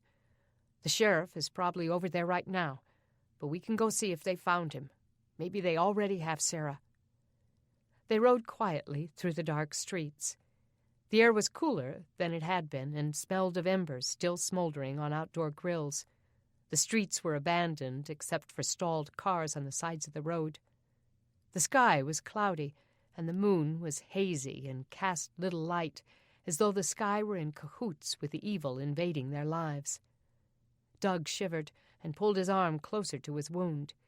He glanced at the boy. Aaron still had tears on his face, but a look of grim determination had hardened his young features. Doug's heart ached for him. Doug kept his eyes open, but prayed aloud as he rode. "Lord, we need your help. I'm asking for angels to surround and protect Sarah. God, please keep the kidnapper from hurting her, and keep her from being frightened. Show us how to find her." Aaron just kept his eyes fixed on the road ahead of him. Doug glanced at Aaron. "Aaron, why do you think God's mad at you?" The boy didn't look at him. "I don't think. I know. He's punishing me." "But why? Is it the stealing?" He rode for a moment without answering. Finally, he said, "Yeah, the stealing. And other stuff." Doug wished he could see Aaron's face better. "What other stuff?" "It doesn't matter," he said. "I can't undo what's done." "No, you can't. But you can be forgiven, Aaron. The Bible says that if you confess your sins, Jesus is faithful and just to forgive us for our sins." "Well, that doesn't work." Doug caught his breath. "Of course it does. Why would you think it doesn't?" "Because I did that, and he's still punishing me. Some things are too big." His voice trailed off. "Too big? For what, Aaron? Too big for him to forgive?" Aaron shrugged. "Aaron, you know God has provided for you and your family through some pretty rough stuff. He led you to our house so we would learn about your situation and take you in. Don't you believe that?" The boy's face was intent on getting there. "I guess. Maybe." "That means he loves you. He's watching out for you. He can forgive you for whatever you've done, Aaron." Aaron snapped his chin up. "Oh, yeah? Then how come Sarah got kidnapped, huh? How come God would do this if he doesn't hate me?" "Aaron, there are things going on that we can't see. But I can guarantee you that God is greater than any evil, and he's in control. And he doesn't hate you. He loves you. And he loves Sarah, too." "Well, if this is what his love looks like, then I hate him, okay? I hate him for doing this to Sarah. If there's a God and he didn't stop this, then I hate him." Doug was quiet. He knew that nothing he could say could change the boy's mind. Instead, he prayed silently for God to make himself known to Aaron, and for Aaron to see that God answered these prayers, so he could understand how much he was loved. But even as he prayed, Doug knew that God sometimes had plans that humans couldn't fathom. "God, you can stop this if you will. Please, Lord, deliver her just like you delivered Denny. For your name's sake, let Aaron see answered prayers." At Mo Jenkins' apartment, they saw the headlights from the sheriff's old vehicles illuminating the building. Residents stood outside in their pajamas and robes, watching the activity around his apartment. "See? The sheriff's already here," Doug said. They made their way to the sheriff's van. Doug pushed through the crowd of deputies standing around him. "Scarborough, have you found Sarah?" Scarborough looked annoyed to see them. "Guys, what are you doing here?" "You were shot tonight, Doug. You should stay home." "I had to look for my sister," Aaron said. "Did you find her?" "No, not yet, son." Aaron looked crestfallen. "Where's Mo? What did he say?" "Mo's not at home, and his neighbors haven't seen him since the disbursement. We're searching his room right now, but so far there's no sign of Sarah." Aaron got off the bike and let it fall to the ground with a crash. "I want to go in." "No, Aaron," Doug said. "You stay back now. This is police work." "But you have to ask him who his friends are, where he might have gone. Somebody knows something."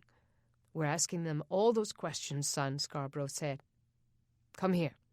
You and Doug can sit in my van and wait until we've finished searching his room. We'll let you know the minute we find anything." Aaron started to cry again, his face twisted and his lips purpling in his grief.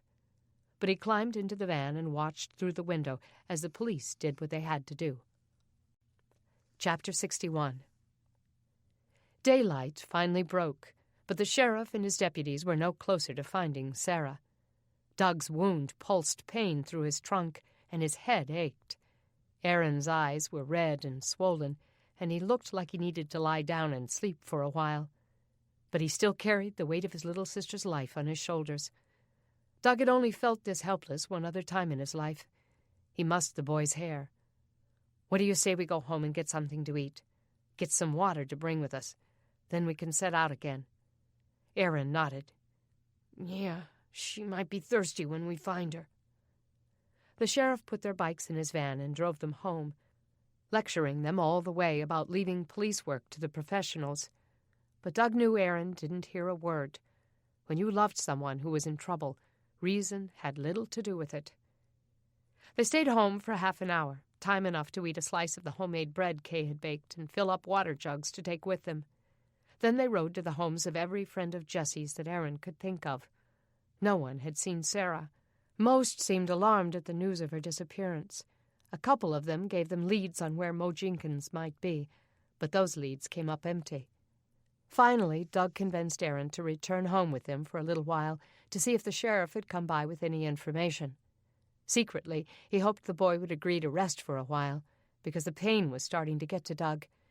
He needed to lie down, take whatever analgesic Kay had in the medicine cabinet, and give his injury a chance to heal. Then he'd get up and look for Sarah some more. The innocent little girl was in grave danger, and Doug wouldn't rest easy until he found her. Chapter 62. Hours passed with no word on Sarah. Denny paced the house with her mother, too frazzled to do the usual chores that kept the family going. But they needed water, and since Jeff was needed to guard the house in case the kidnapper made another appearance, the job fell to her.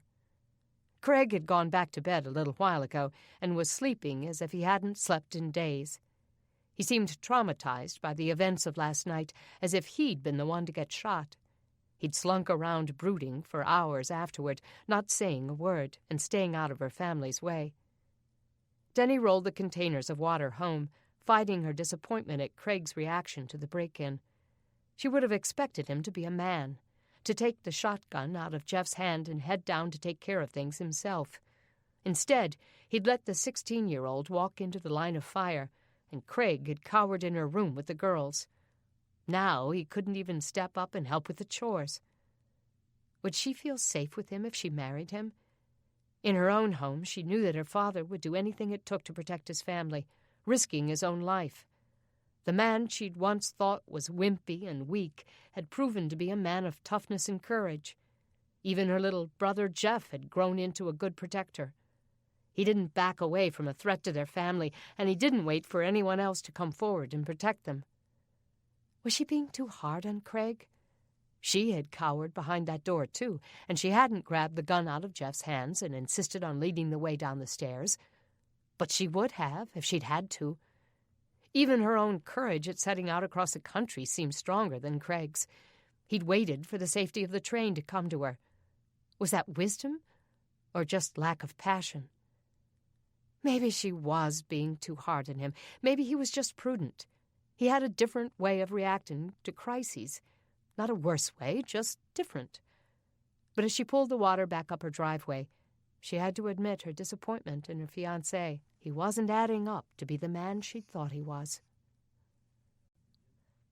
Chapter 63. The kids had eaten nothing but bread today because Sarah's disappearance had kept Kay so preoccupied. Doug and Aaron had been gone for hours, and Kay feared where their search might take them. Doug's injury was still fresh, and last night he had lost a lot of blood. He wasn't in any shape to hunch over his bicycle. He had 2 broken ribs and a wound that could break open. Then again, they had to find Sarah. Whatever it cost, they had to rescue the child. When the knock sounded on the front door, Kay rushed to open it, hoping it was the sheriff with good news. But a couple she'd never seen before stood there instead. The man had a shotgun hanging from a sling on his back and a suitcase in his hand. "Mrs. Branning?" Her hand went to her hair. She couldn't even remember if she'd brushed it today. "Yes?" The man, who looked about Doug's age, reached out to shake her hand. "I'm Alan Gatlin, and this is my wife, Marie." It took a second for the last name to sink in, but then she caught her breath. "The grandparents?" "Yes, we came as soon as we got your letter." What timing! She burst into tears. How could she tell them that Sarah was gone? Unable to speak, she let them into the hot house, hugging both of them. "I'm so sorry," she choked out. "Sorry for what?" Marie pulled back, looking up at her with a mixture of compassion and concern. She was a small, attractive woman, not much older than Kay, with short brown hair and big, warm eyes. "Where are the children? Don't you have them?" She wiped her face, trying to pull herself together. "Joey and Luke are out back." The Gatlins didn't wait another second. They shot to the back door and looked out into the yard. The children weren't working today. Luke and Joey sat in the dirt at the back of the yard with Beth and Logan. Beth was talking, and they were all listening with rapt attention. "Luke and Joey are the ones on the—" "I know which ones they are," Alan cut in. He rushed out the door and into the yard. "Joey? Luke?" The children looked up. Luke showed no recognition, but Joey slowly got to his feet. "It's Grandma and Pop," Marie said. "Do you remember us, Joey?" He regarded them cautiously and took a step toward her. "Oh, I know you do." She swept him into a hug. Alan picked up Luke and kissed him on the cheek. "I'm your Pop, Luke." He squeezed the boy so tight that Luke squealed. The man broke into tears. "I thought I'd never see you again." He put Luke down and reached for Joey. "Hey, Pop," Joey said as he went into the man's arms. The boy began to cry with them as they all embraced.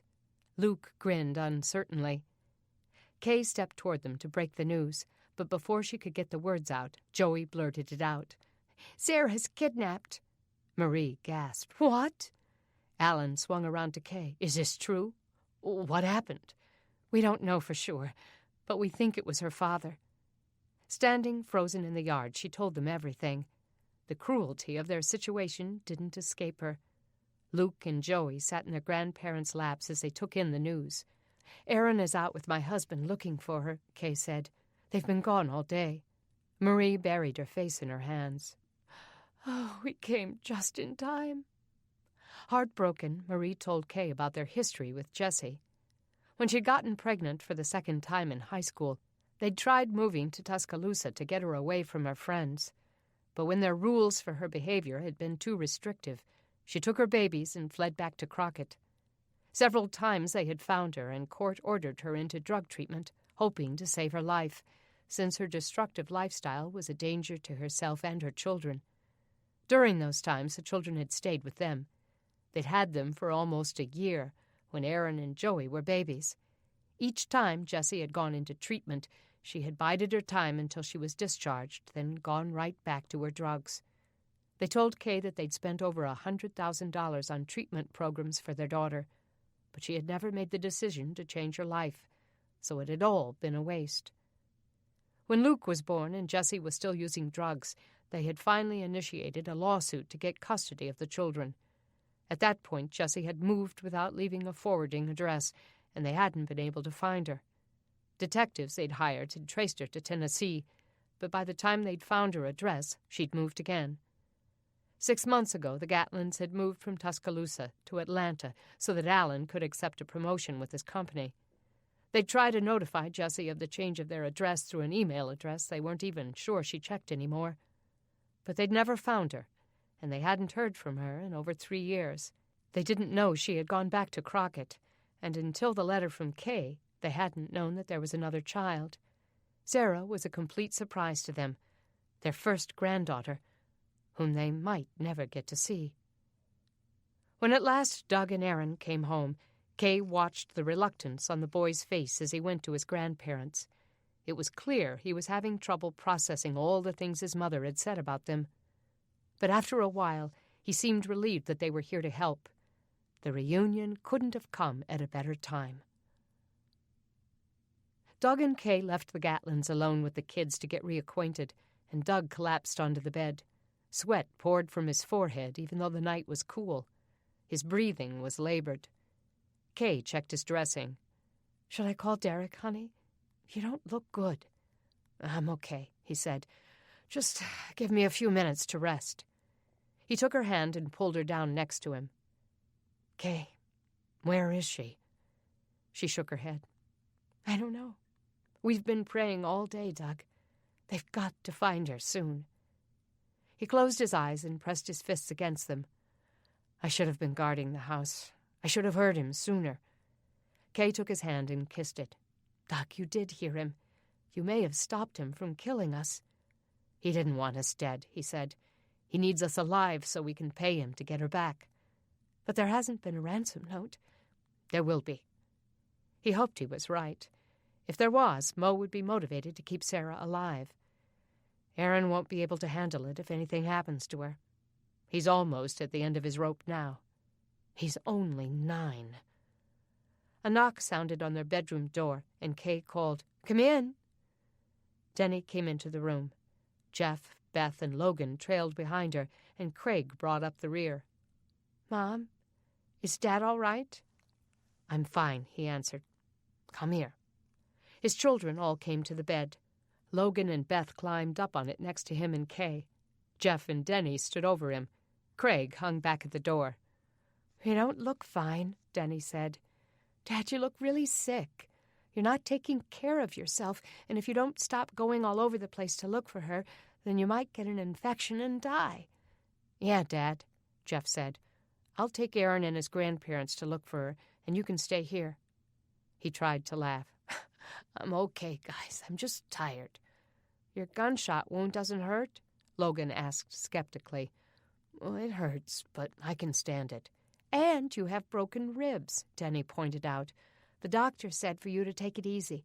You could puncture a lung or something." "I can't take it easy right now. Sarah's still missing, and I have to do everything I can to find her." He settled his gaze on the ceiling. "I'm hoping she'll be found tonight. The police have several leads they're working on." "So how are the Gatlins doing?" Kay asked Denny. "Some tears," Denny said. "Oh, it really stinks, you know?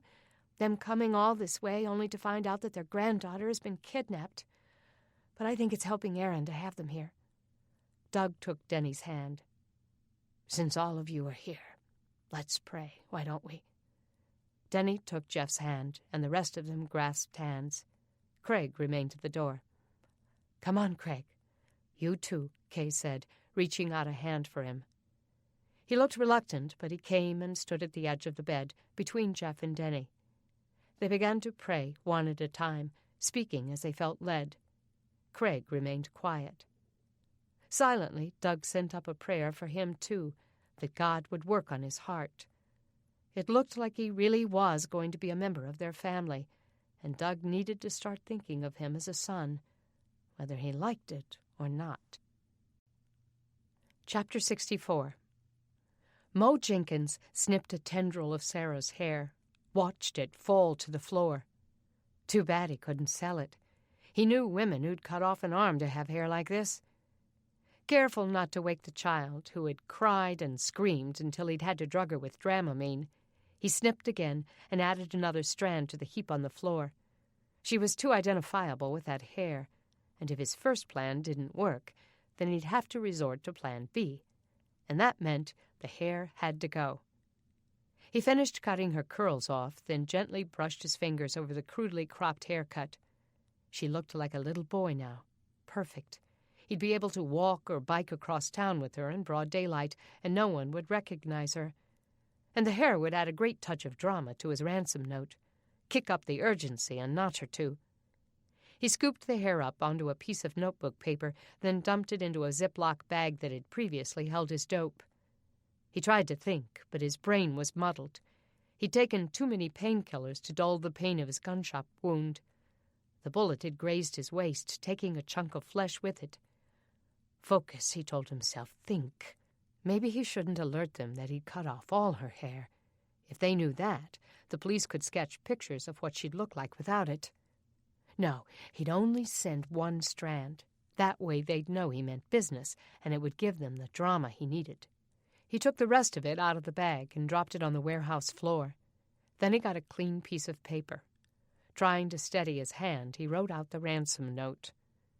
"If you ever want to see the kid alive again, bring $200 to the 10th Street Bridge tonight at 11:30. If I see police anywhere around, Sarah dies, and you can bury her dead body next to that tramp of a mother of hers." There, that ought to do it. He sat there and stared at it for a moment, aware of the irony that he would go to all this trouble for $200.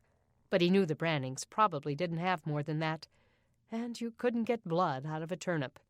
He figured the Brannings would have already spent some of their disbursement, but if they'd gotten enough for 10 people, The 6 of them and the 4 Gatlin kids, that would have been $250.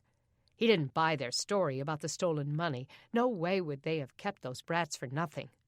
$200 wasn't outside the realm of possibility, and if they didn't have it, they could get it from others. Hopefully, they cared enough about the kid to pay it. If they didn't, he could go to Plan B, move to another town and keep her until the next disbursement. She was his, after all. And if she gave him too much trouble, he could always go to Plan C. He could keep his promise to bury her next to her mother. Chapter 65. The sleeping arrangements were crowded tonight. Though Aaron's grandparents had been offered that Eloise lady's house for the night, they had decided to stay at the Brannings in case there was word from Sarah.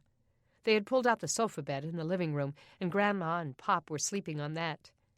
That made it difficult to sneak out without being caught. But Aaron had had plenty of practice. He figured he could make it. He slipped off the bed without waking his brothers, then quietly got dressed. He had given sleep an honest try, but he couldn't stop thinking about Sarah. He imagined terrible things happening to her. What if she was locked up somewhere in the dark? He pictured a damp dungeon or a cage like in Hansel and Gretel, and Sarah screaming until her throat was raw. She had such a fear of the dark after all those hours she'd spent in their mother's closet. What if that man had beaten her? Or worse, what if she was calling Aaron's name? What if she was dead, lying somewhere in the woods like their mother? Fears circled like vultures in his mind, keeping him from sleep. He had to go out and find her. Lying in bed had given him ideas. There was a house his mom had taken them to once when she'd had to get her dope.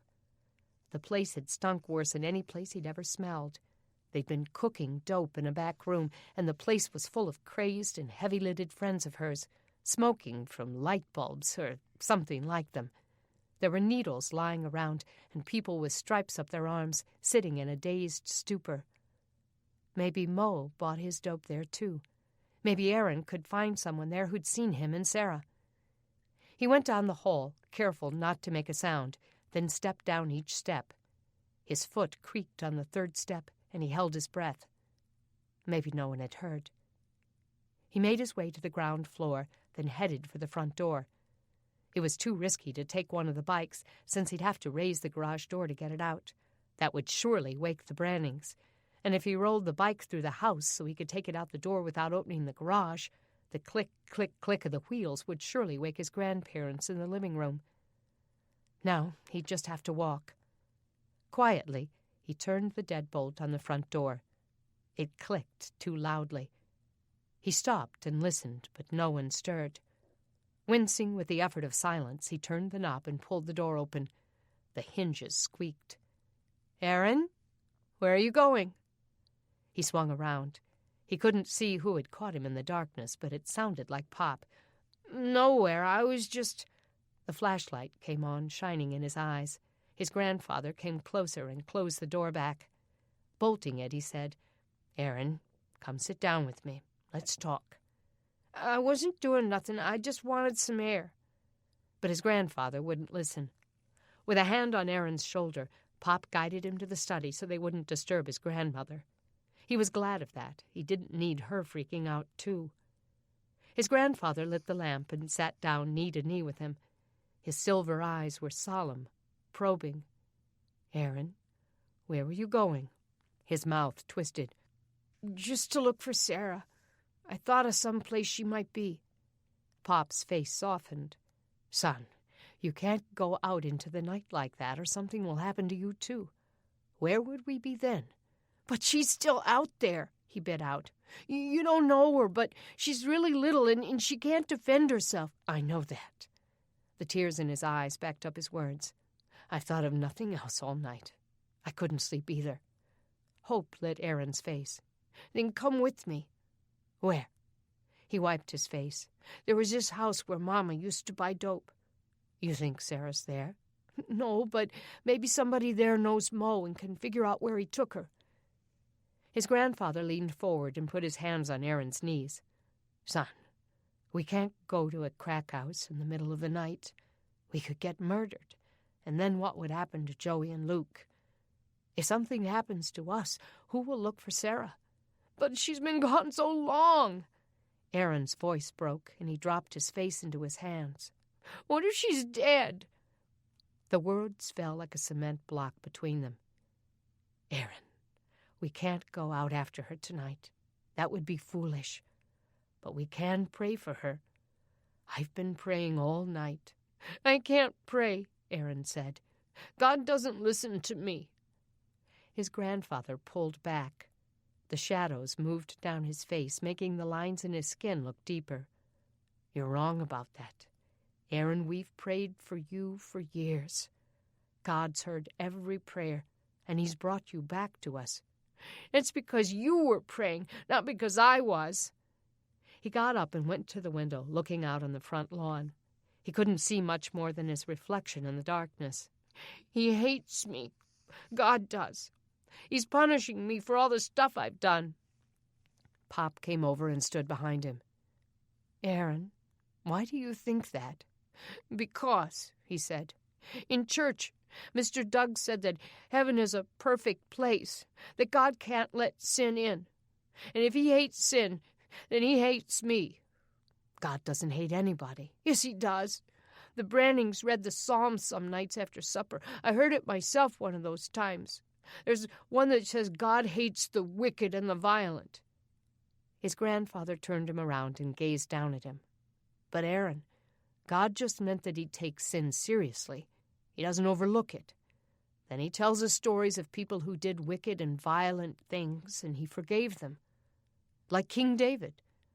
Did you know that there was a time when he was so wicked that he stole another man's wife, then had her husband killed so he could have her for himself? Aaron just looked at him. David? From David and Goliath?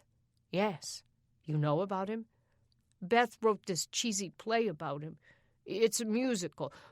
We're talking really lame, but all the kids in the neighborhood were in it, even me. Good. Then you know how close he was to God when he was younger, and how God worked in his life. But later on, he still let wickedness in and was responsible for a murder. How much worse can it be? Aaron swallowed. God forgave murder? Of course he did. And the Apostle Paul was a murderer, too. Do you know about him? Aaron tried to think, but nothing came to him. He shook his head. Paul turned out to be one of the greatest preachers who ever lived.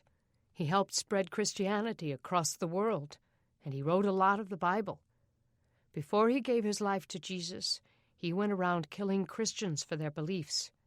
There's no telling how many he killed.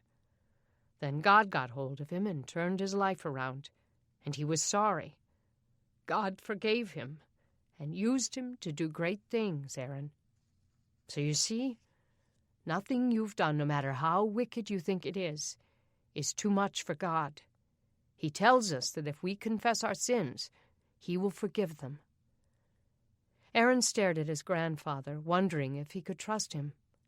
For so long he'd believed his mother's stories about how they were out to get her and break up their family. But now he could see that wasn't true. Grandma and Pop really seemed to love them. Maybe Pop could be trusted about God, too. How do you confess your sins? Aaron asked. You just tell God what you did, and tell him you're sorry. Sorrow welled in Aaron's chest, and all his past deeds paraded like drunken dancers in his mind. His face twisted with his pain, and he tried to hold back his tears. Pop stroked his hair. Do you want to tell me what you're sorry for? Aaron sucked in a sob. I can't. You'll hate me. Aaron, I could never hate you, not in a million years. Why would you think that? The tragedy of his sin rushed up like floodwaters, trapping and drowning him. Because you're her daddy, that's why. His grandfather stared at him, stricken. Tears rimmed his eyes. Aaron? Aaron's sobbing grew harder. Sometimes we do things we don't mean. Sometimes we're sorry, but we can't tell nobody. And then God punishes us by taking our sister. His grandfather reached out and pulled him into his arms, crushed him against him. It's okay, son. I'll never hate you, and neither will God. You don't have to tell me what you did. Just whisper it to God when you're alone, and you'll see." Doug stood just outside the door to his study, listening to every word. The pain had gotten him up, and he'd come into the kitchen to get some water. That was when he'd seen the light in his study. He stood in the shadows, listening to the boy's pain. As Aaron's words sank in, he tried to get his mind around them. What violence was the boy talking about? And why would his grandfather hate him if he knew? What did it have to do with Jessie? Somehow, Aaron blamed himself for his mother's death. New questions ignited inside Doug. Did the boy have something to do with his mother's death? Or had he merely witnessed it? Doug peered into the study again, saw the pain on Alan's face. It was clear that he was thinking the same thing. But could it be true? Doug backed against the wall in the hallway and breathed a quiet prayer for clarity. If the boy had somehow killed his mother, what did that mean? And what should be done about it? No, it couldn't be that. The boy would never have killed his mother, not in a million years. But as Doug went back to bed, the thoughts wouldn't leave his head. Aaron was hiding something important. Somehow, Doug would have to get it out of him. Chapter 66. Denny lay awake in her bed as the night turned into morning. Sleep seemed more and more rare for her these days. Her heart ached with all the tragedy in her life, all the turmoil, all the worry. The Bible said to be anxious for nothing, but how did someone stop worrying about the life of a little girl in mortal danger? As the first gray light of morning came through her window, Denny got up and prayed some more. Life had been so hard lately, so full of sadness. She wanted so much to put it all behind her, to stop the dreariness and the constant labor, the danger and the turmoil. She wondered if things would be easier in Washington. Maybe there wouldn't be such hard work. Maybe Craig was right about getting the provisions that came in for the senators and their staff. Maybe she could even get a job in Crawford's office, filing or doing paperwork, and eventually, when the lights and televisions came back on, she'd be in the hub of broadcast journalism. She'd be one of the first on the scene to apply for the jobs.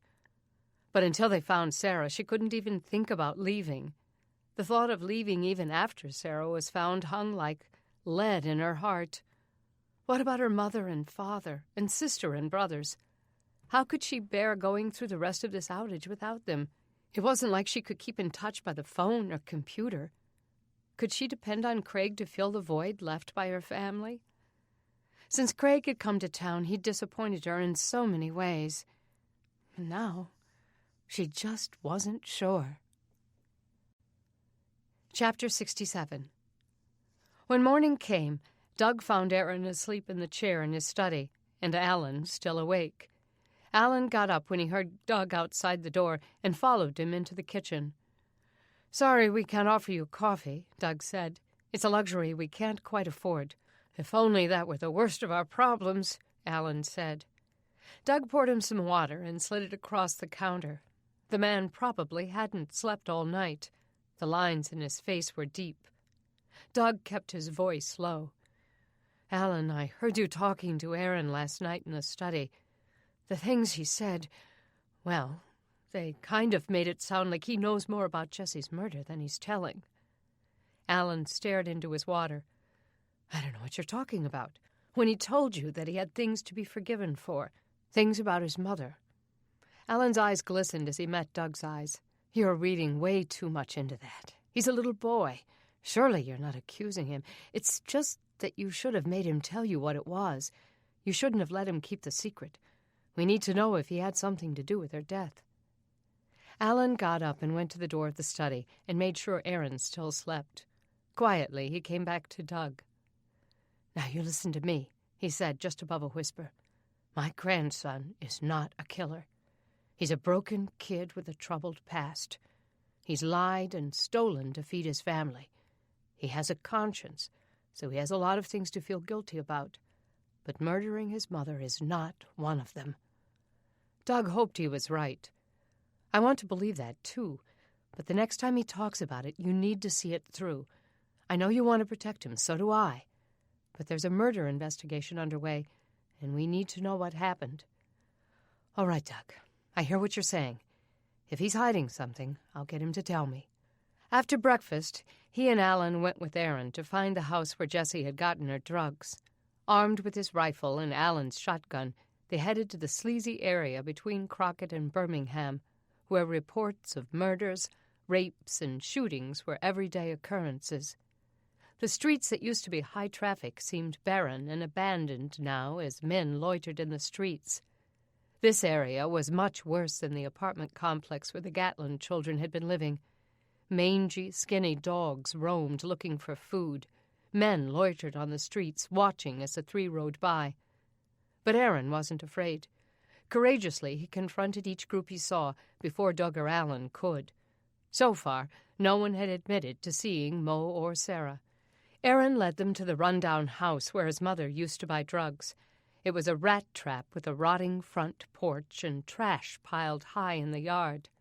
Doug swallowed his anger. How could Jessie drag her kids to a place like this? The building had been condemned long before the outage, and the windows were boarded up. But the door was open. A terrible smell wafted out of it, and as he stepped into the doorway and gazed into the darkness, he saw three people through a haze of smoke. A man lay sleeping on a torn-up sofa, and another on a big red beanbag. On the floor, a girl sat rolling a cigarette, deeply engrossed in her task. "Hello?" Doug said. The girl looked up. "You cops?" "Course not," Aaron said. "I'm Jessie Gatlin's boy. This is my grandpa and my foster father." She finished rolling her cigarette. "What do you want?" "My baby sister," he said. "I think Mo Jenkins kidnapped her." That got her attention. "Mo Jenkins?" Doug touched the rifle hanging from his back and stepped into the house. "You know him?" "I might." "Have you seen him in the last day or so?" "I ain't seen him in weeks." She licked the paper and folded it over. "Anybody here who might have seen him?" Alan asked. She shrugged. "I don't know who all's here." Clearly, Aaron took that as an invitation. He shot through the smelly living room and into the kitchen. Doug followed after him. Two men sat on the filthy counter. One had a tourniquet around his arm and a syringe in his trembling hand. The other was counting change on the dirty counter. Doug grabbed Aaron's shoulder and kept him from moving toward them. "I remember you," Aaron said to the one shooting up. "You knew my mama." The man's lids were heavy. "Get out of here, kid. You don't belong here." Doug agreed with him. "We don't want any trouble," he said. "All we want is Mo Jenkins. Have you seen him?" The two men exchanged looks. Then the heavy-lidded one popped his tourniquet loose. "I don't know nobody by that name." "I think you need to be leaving." The voice came from behind him. Doug turned. A scruffy man stood in the doorway, aiming his shotgun at Doug. He was bone-thin, and the whites of his eyes were as yellow as the enamel on his teeth. The man chambered around, and Doug moved his free hand to his wound. Doug moved to Aaron behind him, and his grandfather grabbed him, but Aaron wouldn't be silenced. "Look, I know you don't like to rat each other out, and that's fine. We won't tell the cops nothing about you. I just want my sister." The girl from the living room came to the other door, as if curious about the tension. "We don't know nothing about her, kid," Yellow Teeth said. "Now get out." Doug didn't like being a drug addict's bullseye, but Alan blocked the door where the girl stood. "Some of you have children," Alan said in a raspy voice. He turned to the girl. "Are you a mother?" Her face slackened. "Yes." "Then think of that tiny 3-year-old in the hands of a maniac." His voice broke and tears filled his eyes. "I've lost my daughter. I don't want to lose my granddaughter, too." There was silence in the room. No one moved. The man with the gun had steely eyes. "Empty your pockets," he said. "We don't have any money." Doug pulled his pockets inside out. Aaron and Alan did the same. "Then we don't have no information. You got 10 seconds to get out of this house." Doug raised his hands. "Okay, put the gun down. We're going." But Alan still wouldn't budge. "You people have families somewhere. People who love you and want better for you. People who are praying for you to come home." Doug shot him a look. This wasn't the time for a sermon about the social perils of drug abuse. But Alan went on. "You had a choice. You came here of your own free will. You chose where you are. But little Sarah didn't choose. She's the hostage of a man who's not in his right mind." He looked from one to another of them, beseeching. "You're not zombies. You're human beings. You're worth more than this. And you can still feel something for a little girl who's in jeopardy." The man with the gun wasn't impressed. 10, 9, 8. Finally, Alan gave up and led Aaron through the living room and to the front door. Doug followed, fully expecting the boy to erupt and run back in. 5, 4, 3. Doug shoved both of them out the door. Aaron was drenched with sweat and breathing hard. "They know where she is. All of them or some of them, they know. We gotta make them tell us." "Son, they have a gun," Doug said. "I don't care," Aaron screamed. "Let them kill me." He started to sob. Doug reached for him, but he wouldn't be comforted. Tears spilled onto Alan's cheeks as he cried, "God help us!" In a low voice, Doug said, "It's dangerous here. We can't stay. We'll get Sheriff Scarborough to come back and shake the place down. That's the best we can do right now." Aaron's eyes flashed, and he turned on him. "My sister is missing," he shouted. "She could be dead. I'm sick of burying people." The words shot straight to Doug's heart. "My mother was mean, even to Sarah. She deserved to die, but Sarah doesn't." The words stunned him. Alan straightened and turned to the boy. "You've never said that before," Doug said. "That your mother was mean." The boy was falling apart, and his voice was hoarse with his ranting. "She went psycho sometimes. That last day, she came home all high on something and started beating us all up. And when she hit Sarah and locked her in the closet, I couldn't take it anymore." His voice faded as if he realized he'd said too much. The girl in the house stepped out on the porch and looked out at the boy. Doug just gaped at him. "What did you do, Aaron?" Aaron smeared his tears. "Nothing," he cried. "Nothing. I didn't do nothing. I just distracted her, and she came running out after me. At least I got her away from Sarah before she bloodied her nose like she did Luke's." As the boy raved, the events of Jesse's last day began to take shape. Aaron had something to do with his mother's death, as Doug had suspected. Had Aaron shot his mother in self-defense? Was he Jesse Gatlin's killer? Before Doug could put the thoughts together, the woman hurried off the porch, looking furtively over her shoulder. She headed straight to the frantic boy, tears welling in her eyes. "I saw your sister," she said. Aaron sprang to attention, and Doug caught his breath. "You did? Where?" Aaron asked. "Came by here yesterday," she said. "The little girl was asleep, and he said she was his kid. I didn't know he had a kid, but then they looked alike, so I figured it was true." "Where did he take her?" Alan demanded. "He got a key from somebody. I heard him say something about the old Firestone building over on Lime Street." Doug's heart raced. "Lime Street, I know where that is." She stood there a moment, glancing back at the door. "I had to tell you," she said, wiping a tear. "I'd want somebody to if it was my kid." She swallowed and touched Aaron's shoulder. "Your mama may not have acted like it, but she loved you. She bragged about you all the time, the way you took care of things. Sometimes she cried because she knew she was doing wrong." "And why didn't she quit?" Aaron bit out. "Because of dope. It had her in chains. Took over her mind." The girl's mouth trembled as she got out the words. Doug looked at her, thinking she may have once been pretty, but now her skin was dry and drawn, and fine wrinkles dug into her face. Was she describing her own bondage as well as Jesse's? The girl folded her arms in front of her, and her mouth trembled. "You don't mean that when you start out," she said. "You don't expect to trade in your kids for a fix. You just want to control how you feel for a little while. Then the next thing you know, it's controlling you." Alan's face contorted with the pain of her words. He looked at her with the sadness of a father watching his child self-destruct. "There are places where you can go to get help," he said. "Find them. Don't let the drugs win." She made no promises. Wiping her face, she went back inside. Aaron just stared at the door, his face blotched with his pulsing emotions. Alan touched the boy's head and pulled him against him.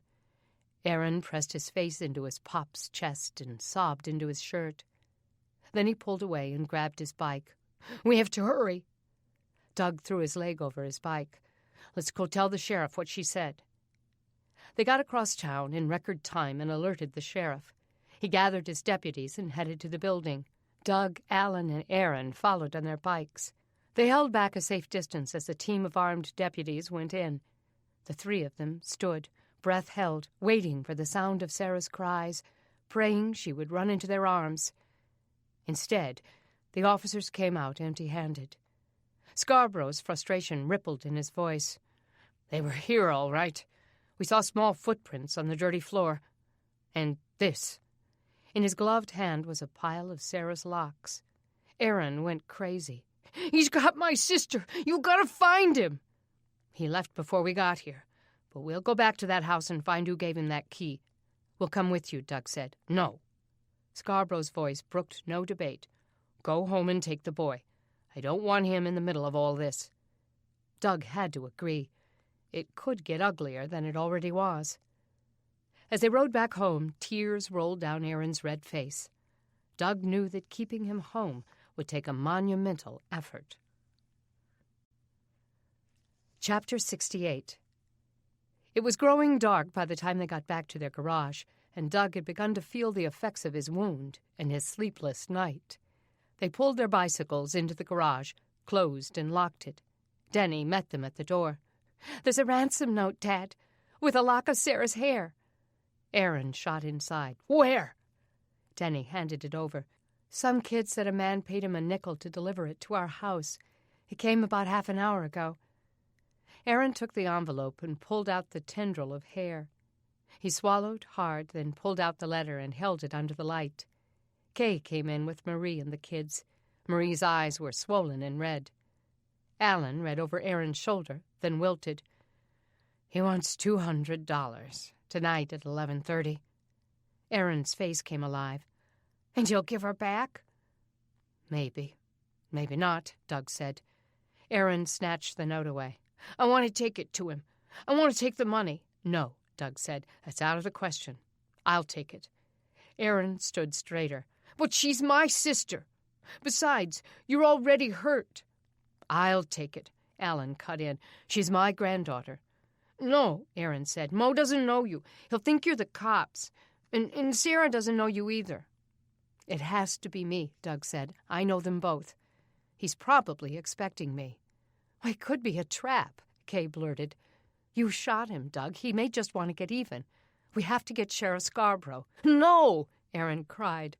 "I won't let you. He said he would kill her. We have to do it his way." "We can't trust him, Aaron," Doug said. "He's a criminal, a kidnapper." "I don't care. There's a chance that Sarah's okay." Doug turned to Jeff. "Son, go to the sheriff's department and send someone after Sheriff Scarborough." "No!" Aaron screamed. "You can't do that. He said he'd kill her." Doug stooped in front of the boy. "Aaron, listen. We'll do this smart. We'll have the police hiding. He won't see them.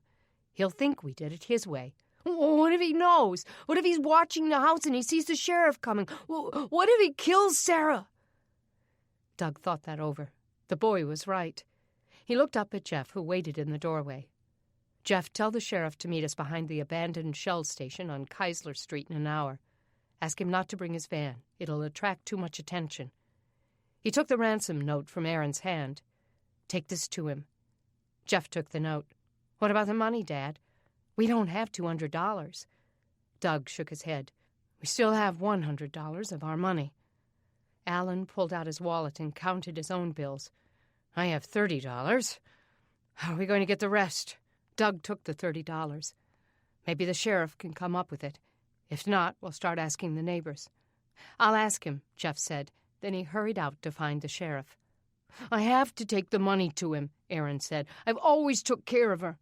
I'm not afraid of criminals and mean people. I kept my mother off her, didn't I? Doug exchanged looks with Kay. He couldn't let that comment go, not now. It was too important. He sat down at the table, pulled Aaron into a chair, and looked at him, his face close to his. Aaron, Doug said gently, I want you to tell me what happened that day when your mother locked Sarah in the closet and bloodied Luke's nose. Aaron's face tightened. Nothing happened.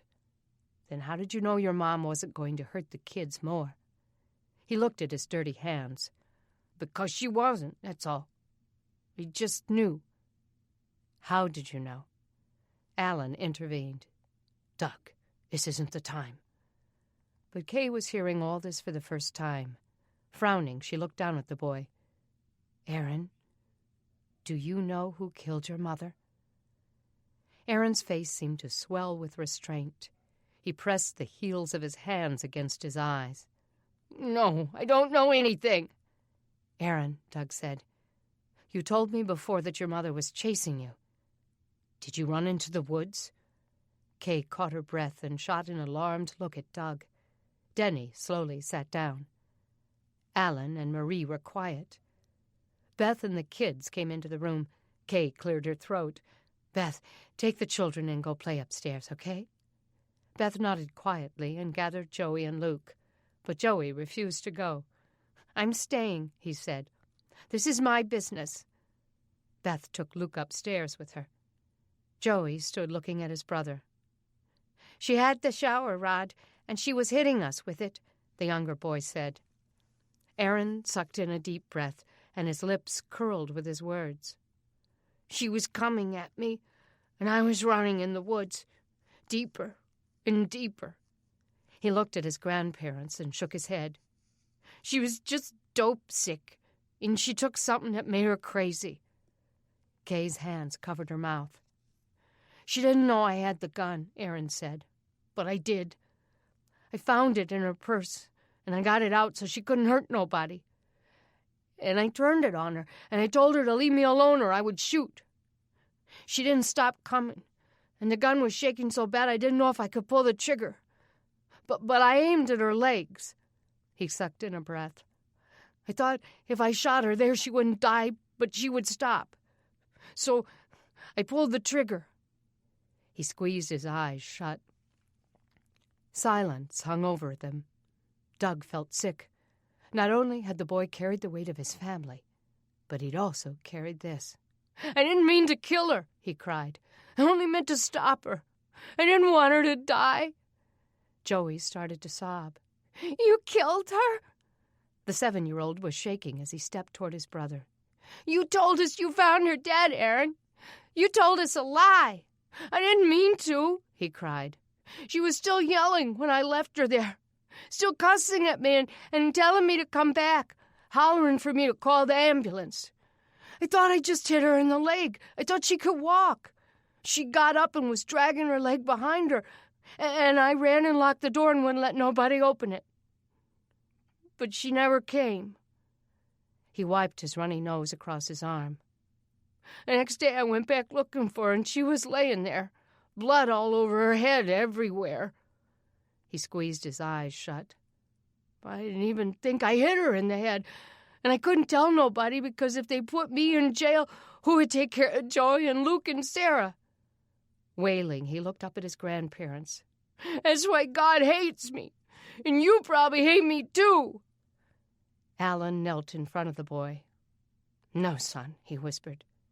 We love you. I had to leave her there because I was scared to go back.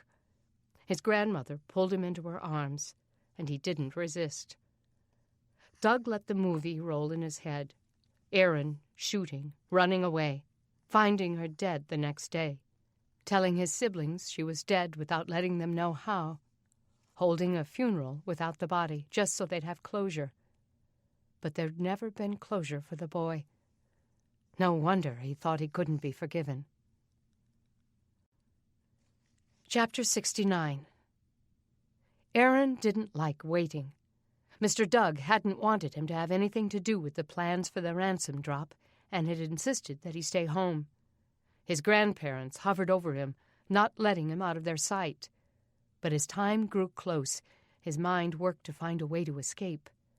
If Doug or the sheriff messed things up, maybe he could convince Mo to give Sarah back. Besides, the painkillers Mo had stolen from the doctor's house might make him careless. He might make mistakes. What if Mo caught a glimpse of the deputies hiding in the trees, waiting to arrest him? What if he got away and took it out on Sarah? What if the drugs made him violent? Before they locked up the garage for the night, Aaron made Joey get one of the bicycles and hide it in the bushes. Aaron couldn't shake his grandparents even for a moment, and when he told them he was tired and wanted to go to bed early, they didn't buy a word of it. "I'll lie down with you," Alan said. "I'm tired, too." Aaron just stared up at him. "I don't really like sleeping with nobody else." His grandfather gave him a sad smile. "Aaron, you sleep with your 2 brothers every single night. You wouldn't be planning to sneak out, would you?" He felt his cheeks getting warm, but he shook his head. "No, I'm just tired, that's all." "Fine. But tonight I'm going to sleep with you." Aaron had no choice, but he waited, wide awake, for Pop to fall asleep. Unfortunately, his grandfather never closed his eyes. Aaron's mind raced. He sat up in bed. Pop looked over at him. "What is it, Aaron?" "I have to go to the bathroom." He saw the hesitation on Pop's face. "Okay, go and come right back." He thought of running down the stairs and out the door, but Pop followed him into the hall. Aaron went into the bathroom and closed the door, locked it. A wind-up clock hung on the wall. He grabbed the flashlight they kept by the sink and shone it on the numbers. It was 11 o'clock, 30 more minutes before the drop. He still had time. There was a window over the toilet. He stood on the commode lid and quietly unlocked the latch. Slowly, he pulled the window up. It made little noise. He leaned out into the night air and shone the flashlight, looking for a way down. He couldn't jump from the 2nd story, but in the moonlight he could see that part of the roof extended under that window. By the time Pop realized he was gone, he'd be on his way.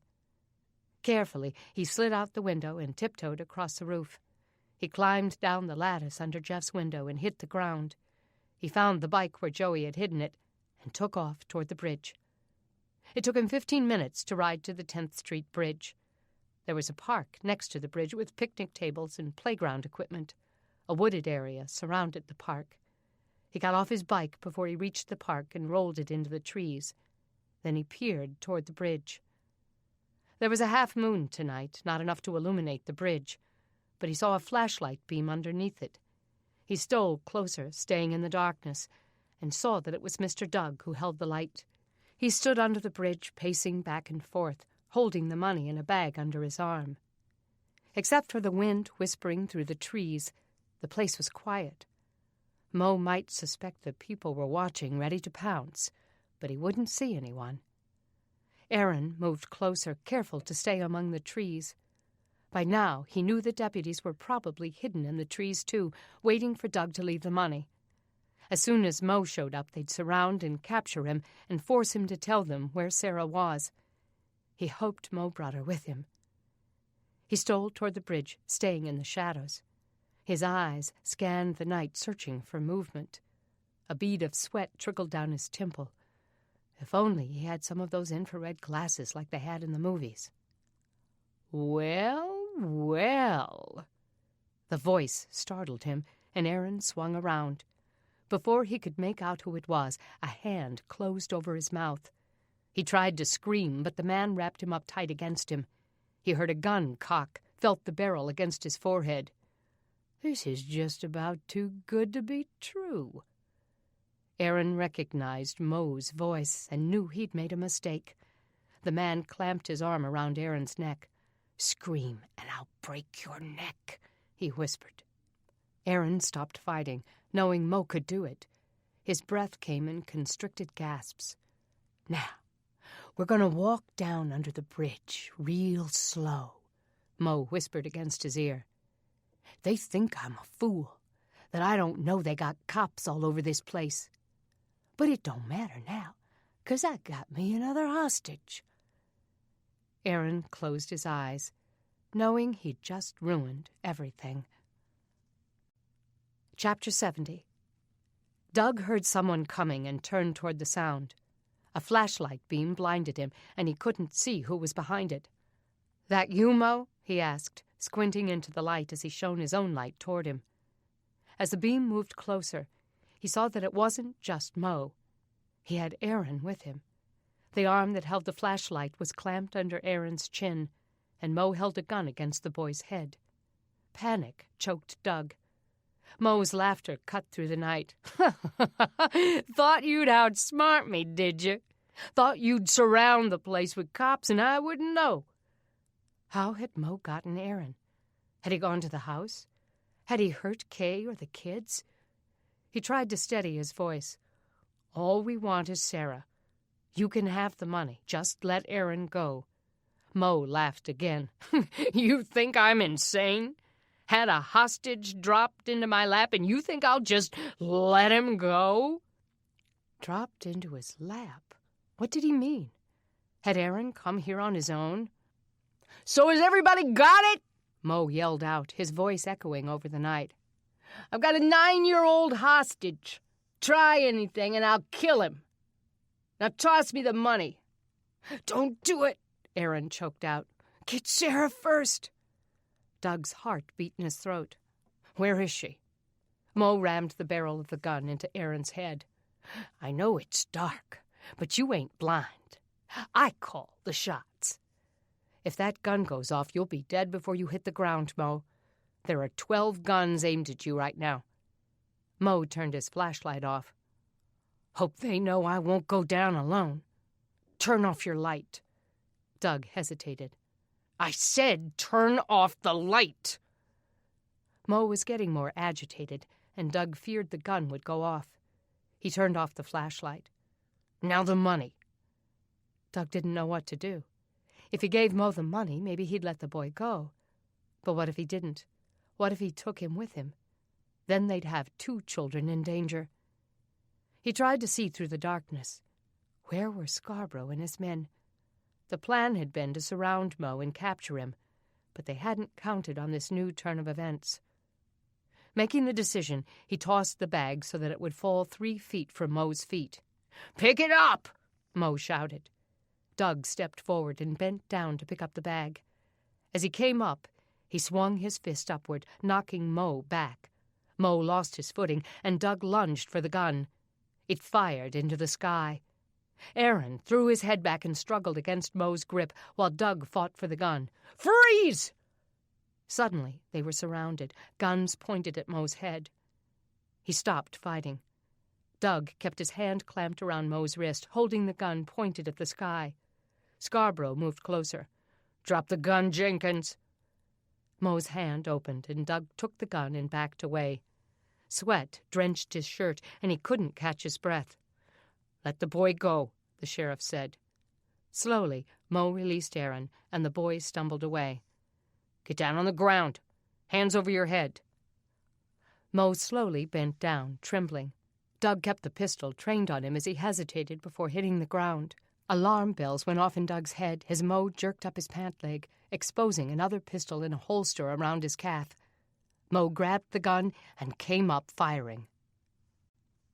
Chapter 71. Darkness threw everything into confusion, and Doug grabbed Aaron and hit the ground. Gunfire rang in the air. When it stopped, he looked up and saw flashlight beams shining on Mo, who lay slumped on the ground. "Aaron!" Doug saw Alan running toward them, horror on his face. "You could have been killed!" Aaron began to scream. "He didn't tell us where Sarah is! Make him tell us!" He ran to the limp body and pushed the sheriff aside. Grabbing Mo's bloody shirt, he screamed, "Where's my sister?" The sheriff checked his pulse. "Too late now, son. He's dead." Alan pulled him off. "It's okay," he said. "We'll find her." "No, we won't!" Aaron threw himself at the sheriff. "You shouldn't have killed him before we found her. Where is she? My sister's still lost. You've got to find her." "I think we have, son." Scarborough pulled a set of keys out of Mo's pocket. A tag on the key said, "You store it." Doug caught his breath, and Aaron got to his feet. "Jones, Anderson, and Black," Scarborough said. "You three stay here and work the scene. The rest of us are heading to the used store in my van."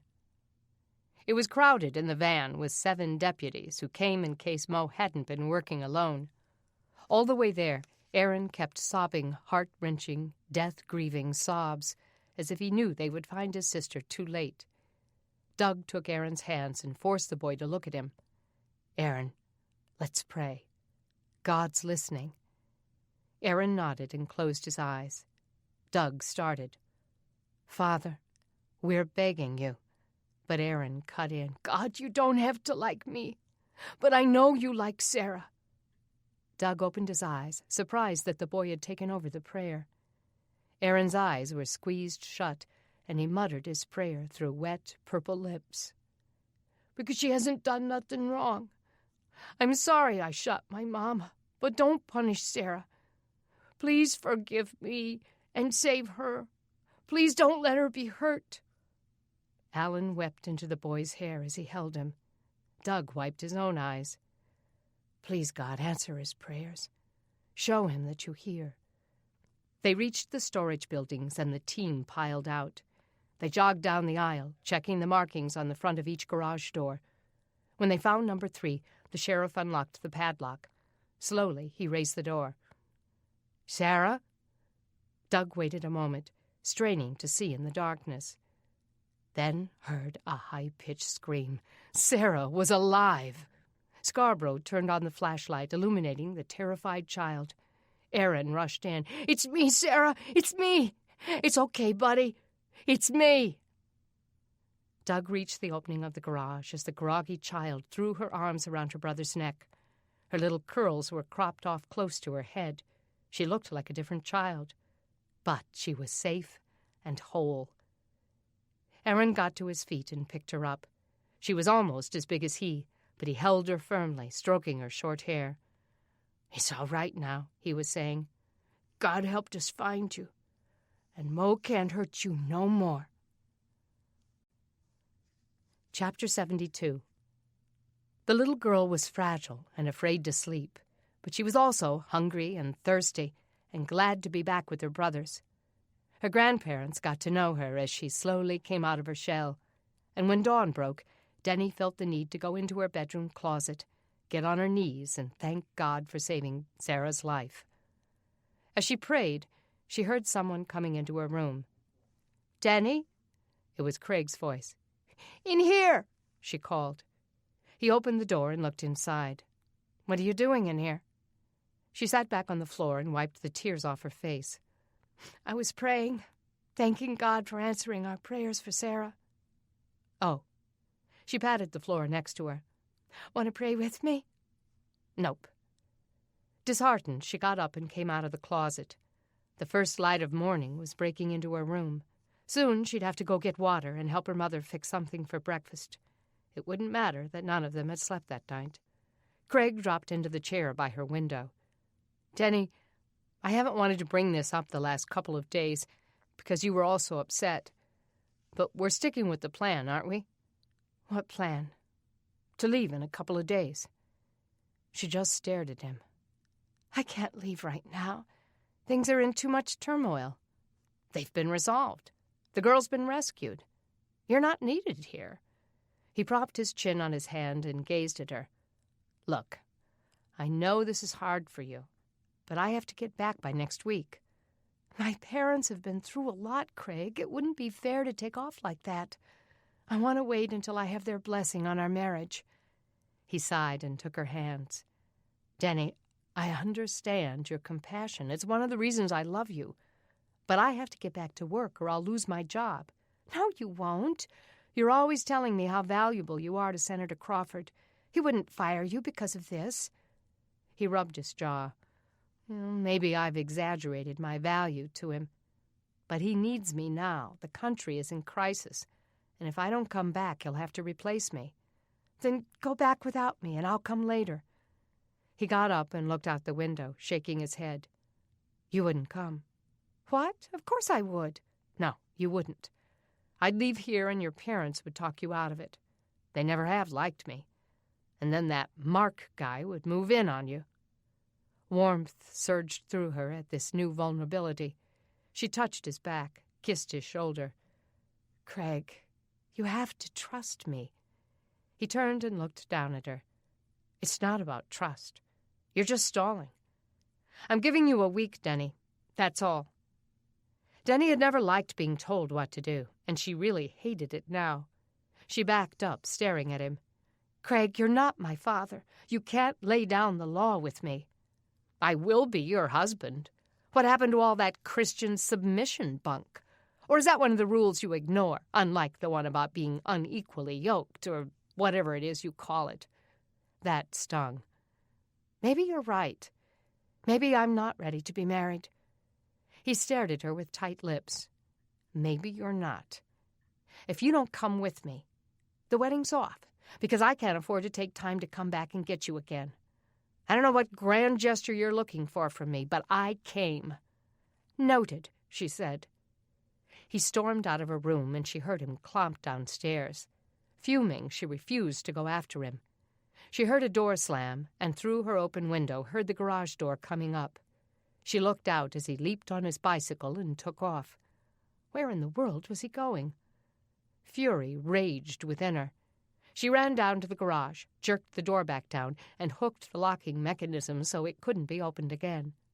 Her mother came to the door and looked out. "Who's leaving?" "Craig," she said. Her mother looked confused. "Where did he go?" "I don't know." "Is he coming back?" "He must be. He didn't take anything with him." Kay grunted. "Well, did you two have a fight?" Denny stormed back into the house. "I don't want to talk about it." She went back into the closet and wept her heart out. Getting on her knees, she prayed for her future. She asked God to show her whether she was wrong, whether she should leave her parents and cleave to her husband-to-be. If she was going to marry him, was she supposed to start submitting to him already, when everything seemed so wrong? Could she, really, to someone she couldn't respect? She wanted to marry him, but not like this. And then she thought of being without him again, of him getting on that train and riding off to Washington. Would she ever see him again? She didn't know Senator Crawford well, but he seemed like a compassionate person. Surely he would understand. But it didn't matter, because he wasn't going to wait. He had laid down the timetable. She had a week to decide whether she was going to marry him and leave. She couldn't get married here, not with her parents feeling the way they did. She would have to get married in Washington without them to support her. She'd have to learn to be a wife on her own, without having her mother to call for a recipe or to vent about an argument she and Craig had had. Her dad wouldn't be there to help her move in or repair the things in their new home that would need fixing, and Craig sure wasn't handy. She would miss Beth and Jeff and Logan and the Gatlin boys and little Sarah. And she would miss Mark. She thought of the way Mark had been with the children when he'd helped Beth with the backdrop and all the props of the play. He'd been with the volunteers who'd gone out looking for Sarah after she'd been kidnapped. Craig had decided to sleep instead. But it was Craig's ring she was wearing. She'd made a promise to him. She just had to decide if she could keep it. Chapter 73. 2 hours passed with no word from Craig. Most of the family had gone to bed after the grueling night, but Denny couldn't nap. Where had he gone? He'd left his suitcase and taken nothing with him except for his bicycle. She wondered if something had happened to him along the way. New worries crept up inside her. Was he hurt? Maybe he had been mugged or murdered for his wallet or his bike. Why else would he stay gone in a strange town all day? When he finally returned about mid-morning, she almost threw herself at him. "I'm so glad you're okay. I thought something had happened to you. Where did you go?" He was drenched with sweat. He looked angry and stepped back from her, pulling 2 tickets out of his pocket. "I went to the train station. I got us tickets to leave on the train a week from today. Are you going with me?"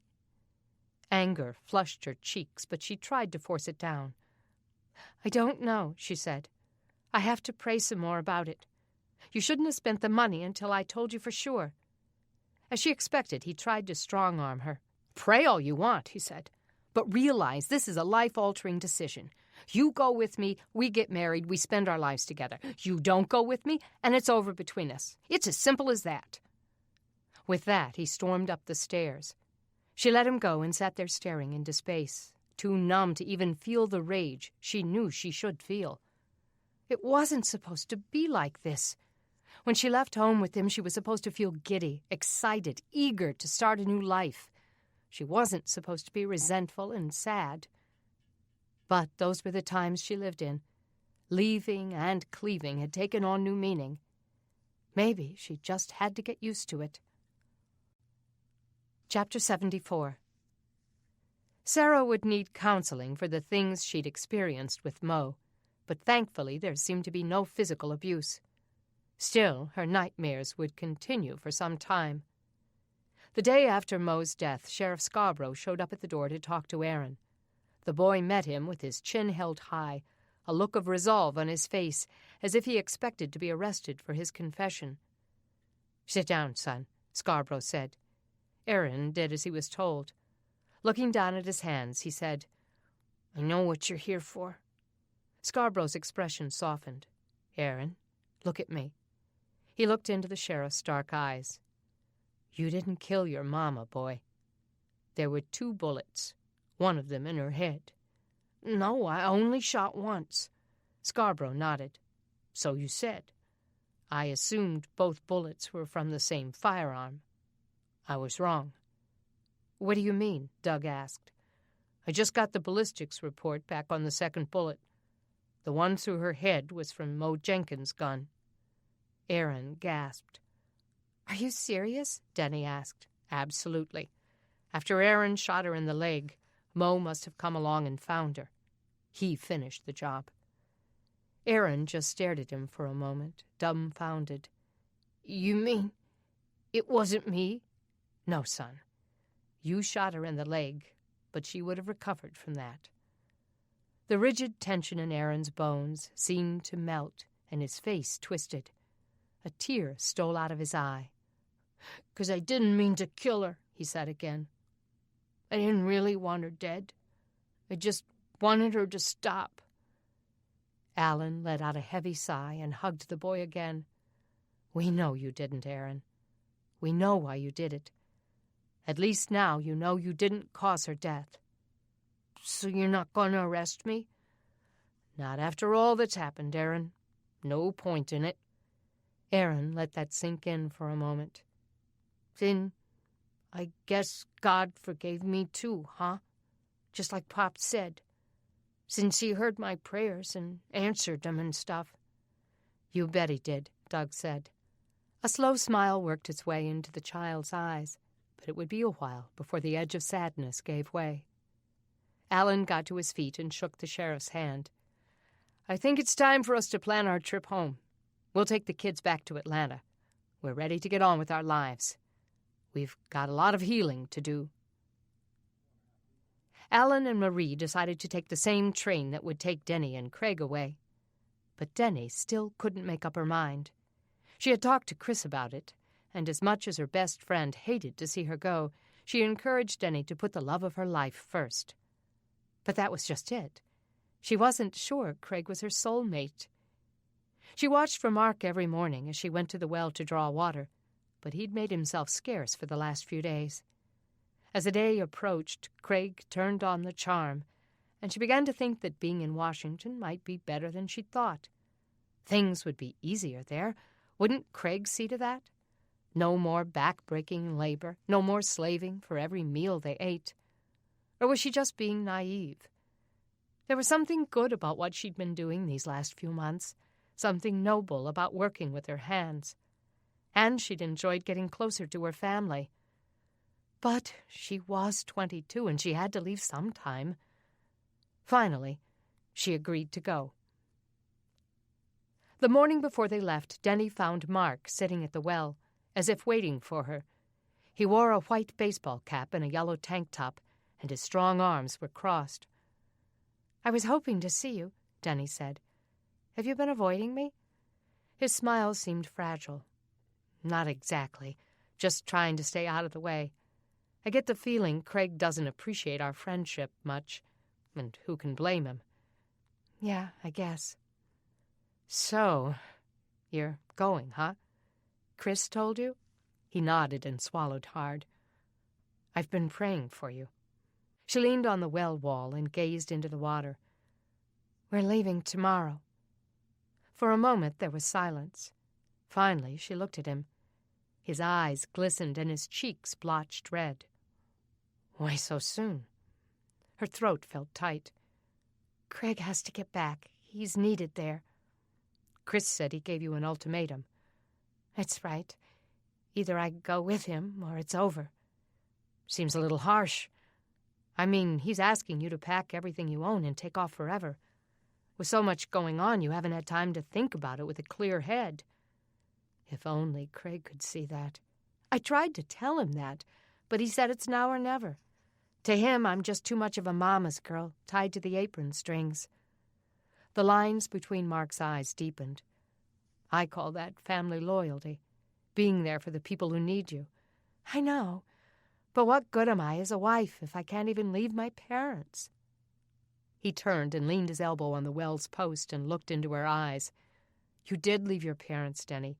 You've been gone for the last 4 years. He knows that. You don't have a problem with separation anxiety. It's just a weird time. Not everyone has family. Those who do should be allowed to be close to them. He made so much sense. Her heart swelled as she looked at him. I told him. I tried to make him understand. So why are you going? She turned away. Because I want to marry him, she said. We have plans. We have hopes and dreams. And maybe when I get on that train, I can leave all these worries behind. Everything's so hard and depressing. Maybe if I start over new with him, we can have a life that's not so hard. I don't think you're going to be happy, Denny. The words came out cracked. Tears rimmed her eyes. But you don't know, Craig. He hasn't been his best here. He's really a great guy. He makes friends everywhere he goes. He's so smart, and he has so much promise. As a politician, maybe. But does he have promise as your husband? As the father of your future children? As your companion? He turned her to face him. His eyes were piercing, undebatable, as he held her tearful gaze. Denny, I'm saying this as your friend. Forget whatever happened between us. This isn't about me wanting you for myself. I just don't see Craig making you happy. Well, can any human being ever make us happy? She asked. I mean, don't we have to let God fill all the voids in our lives? In a way, yes, Mark said. But Denny, God gives us spouses to comfort us and keep us company and help us through life. I don't like thinking of you stacking up disappointments for the rest of your life. She wished she hadn't come here. This was just confusing her. But he will be there for me. If I didn't believe that, I wouldn't go. He's a statesman, a loyal public servant, an all-around great guy. She knew her words were weak. Denny, he's probably really great. Someday he'll run for president, and I might vote for him. But we're talking about you. She put her back to him and started drawing out the water. You're wrong, she muttered as she worked the pulley. We'll have a happy life, just like we planned. He stood behind her, silently watching as she pulled up the water and emptied it into her container, then lowered the bucket for more. When she'd filled her container, she finally looked at him again. He was standing there with his hands in his pockets, gazing at her through those deep eyes that seemed to read her every thought. Finally, she sighed. We can say goodbye or not. He took off his cap, raked his fingers through his hair. I'll miss you, Denny. I really wish you wouldn't go. But if you do, you can always know that I'll be praying for you, every single day. The sweet words were more than she could bear. Thank you, Mark.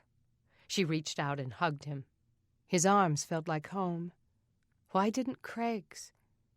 He held her for a moment, not letting her go. Against her ear, he whispered, If you marry him, Denny, It has to be for life. You know that, don't you? It's a covenant before God. You have to mean it. There are no safety nets, no easy ways out, no back doors. She squeezed her eyes shut and nodded. Promise me you'll pray about this really hard. Promise you'll ask God. I have, she whispered. He kept holding her. Promise you'll listen to what he's saying. I will. He let her go, and she saw the tear escaping down his cheek, but he quickly wiped it away. I have to go now, he said. She didn't want him to leave, but he started walking away. Bye, Mark. He stopped and turned back. Be happy, Denny. He got the words out, then didn't look back again. Chapter 75. Sheriff Scarborough breached protocol and gave them a ride to the train station. It took 2 of the department's vehicles to get all of the Gatlins and Brannings there, but Denny was glad she didn't have to find a way to carry her luggage on a bicycle. Her mother had been weepy all morning, wiping her eyes and trying to stay strong, but she had gently and kindly helped Denny get packed. They said their goodbyes as the Gatlin children climbed onto the train, 2 cars back from where Craig and Denny would sit. Marie Gatlin held her little granddaughter close to her, stroking her short hair as Sarah sucked her thumb. Already they'd bonded like mother and daughter, and Denny knew the child would be all right. She cried as she kissed Sarah goodbye. Bye, Denny. Bye, sweetheart. I'm going to miss my little sleeping bunny. Sarah smiled and hugged her. She bent and hugged Luke, then Joey, and finally Aaron. You're a good man, Aaron Gatlin, she said. The smile in his eyes told her that that was what he needed to hear. Craig pulled her away. Time to go, babe. Denny hesitated. She turned back to her family. Even Jeff and Logan said teary goodbyes. When she got to her dad, he hugged her so tightly that he lifted her off her feet. Then she reached for her mother. She didn't think she could bear letting her mother go. I want you to be happy, honey, Kay choked out. I really do. Her mother touched her face, and Denny saw the resolve in her eyes. Her mother was strong, stronger than Denny had ever been. She would be fine. But Denny wouldn't. Cut the apron strings, Craig muttered. Kay let go and shot Craig a bitter look. Take care of her, Craig, she said. She's precious to us. He looked annoyed. Taking Denny's hand, he led her to the platform and waited for her to step up. She looked back at her mother, saw her wilting against her father. Craig's voice was impatient. Come on, Denny, you don't have to drag this out. She looked up at him through her tears. This is hard, she said. I don't know if I can do it. Denny, the train is going to leave. She stood there a moment, struck by the biggest decision of her life, weighing how deeply she would grieve for her family versus how much she loved Craig. And suddenly, she wasn't sure it was worth it. I can't, she said. He gaped at her. What do you mean?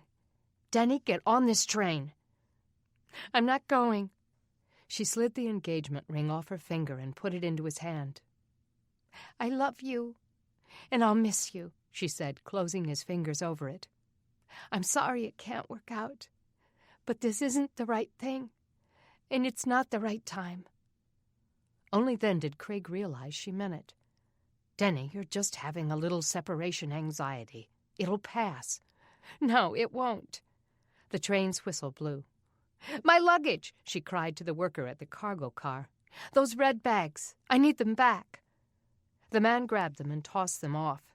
Craig came off the platform. Denny, do you realize what you're doing? No, she said. I'm confused, Craig, but I'd rather be confused here than there.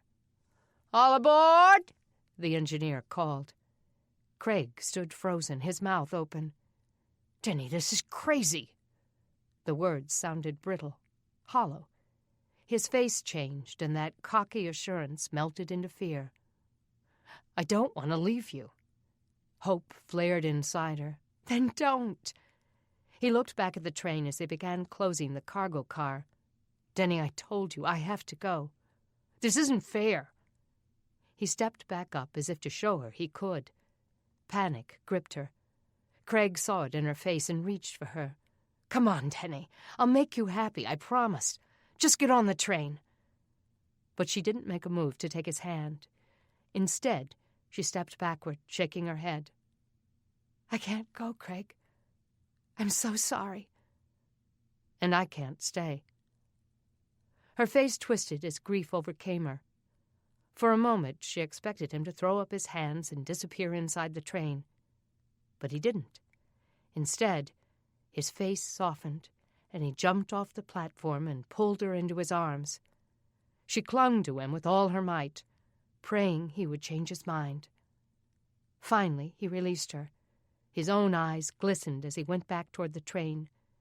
It started to move, its wheels slowly rolling, the steam engine doing its soft chug-chug. Then he stepped back onto the train. This was it. She looked up at him through her tears, wishing things could be different, but knowing they couldn't. "I love you, Denny," he called over the steam engine. "Despite what I said, it's not over." Then he turned and went inside. She stood still and watched through the windows as he moved through the car to his seat. He looked back at her out the window and touched the glass. She pressed a kiss into her palm and blew it at him as the train took him away.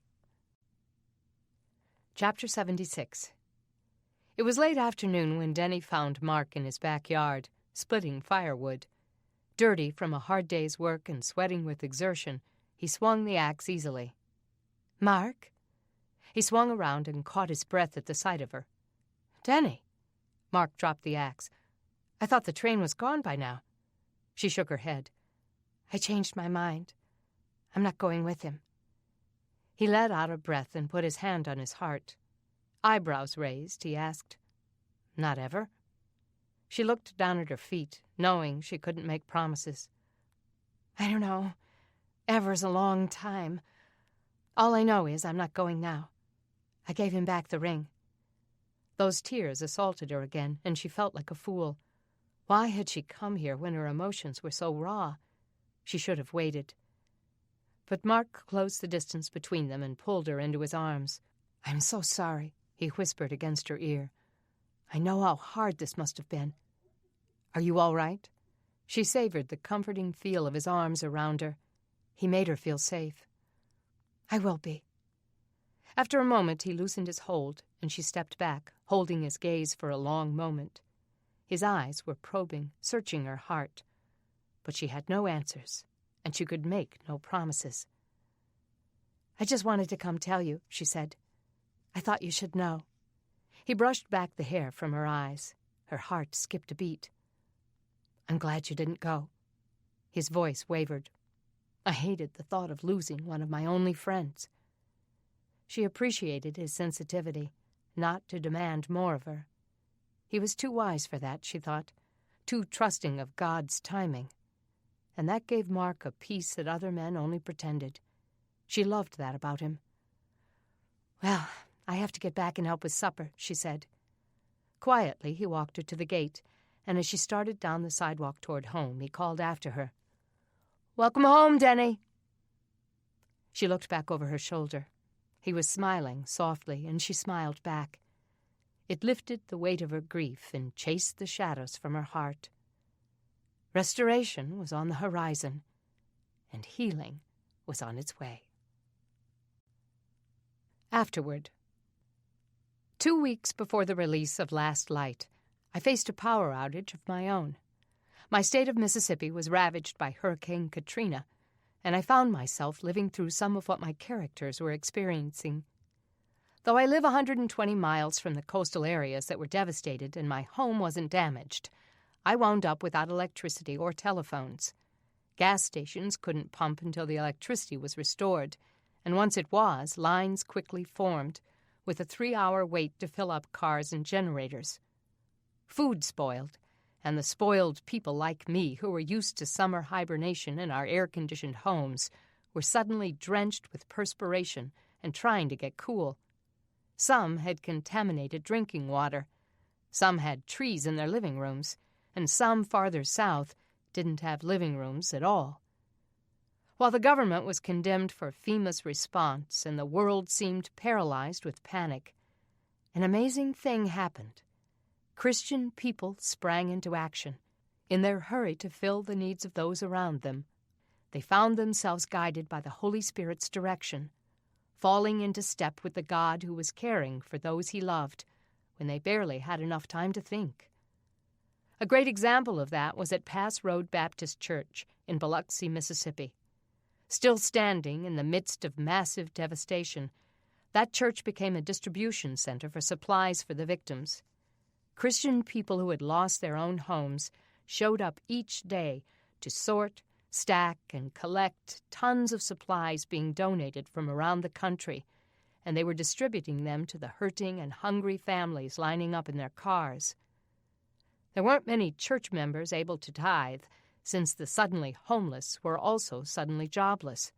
So another church farther north committed to paying the salaries of the staff and helping to support the work going on in that place. Mission groups from all over the country began a pilgrimage there to help out in any way they could. It wasn't just that church either.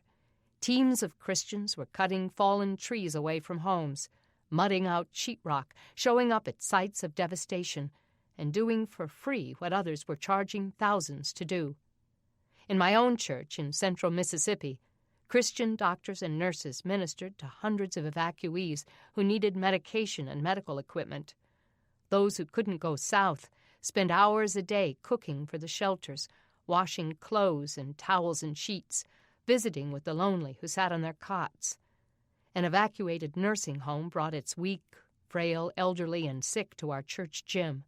Those who had to be carried and wheeled off the buses were revived and cared for, and later were able to walk back onto the buses that took them to their new facilities.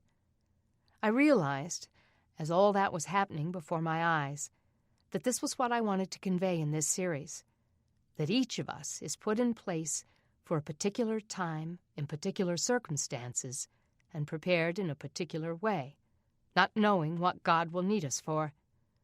Some of us have experienced tragedies and crises with no answers from God about why he would drag us through such pain, only to find that it qualifies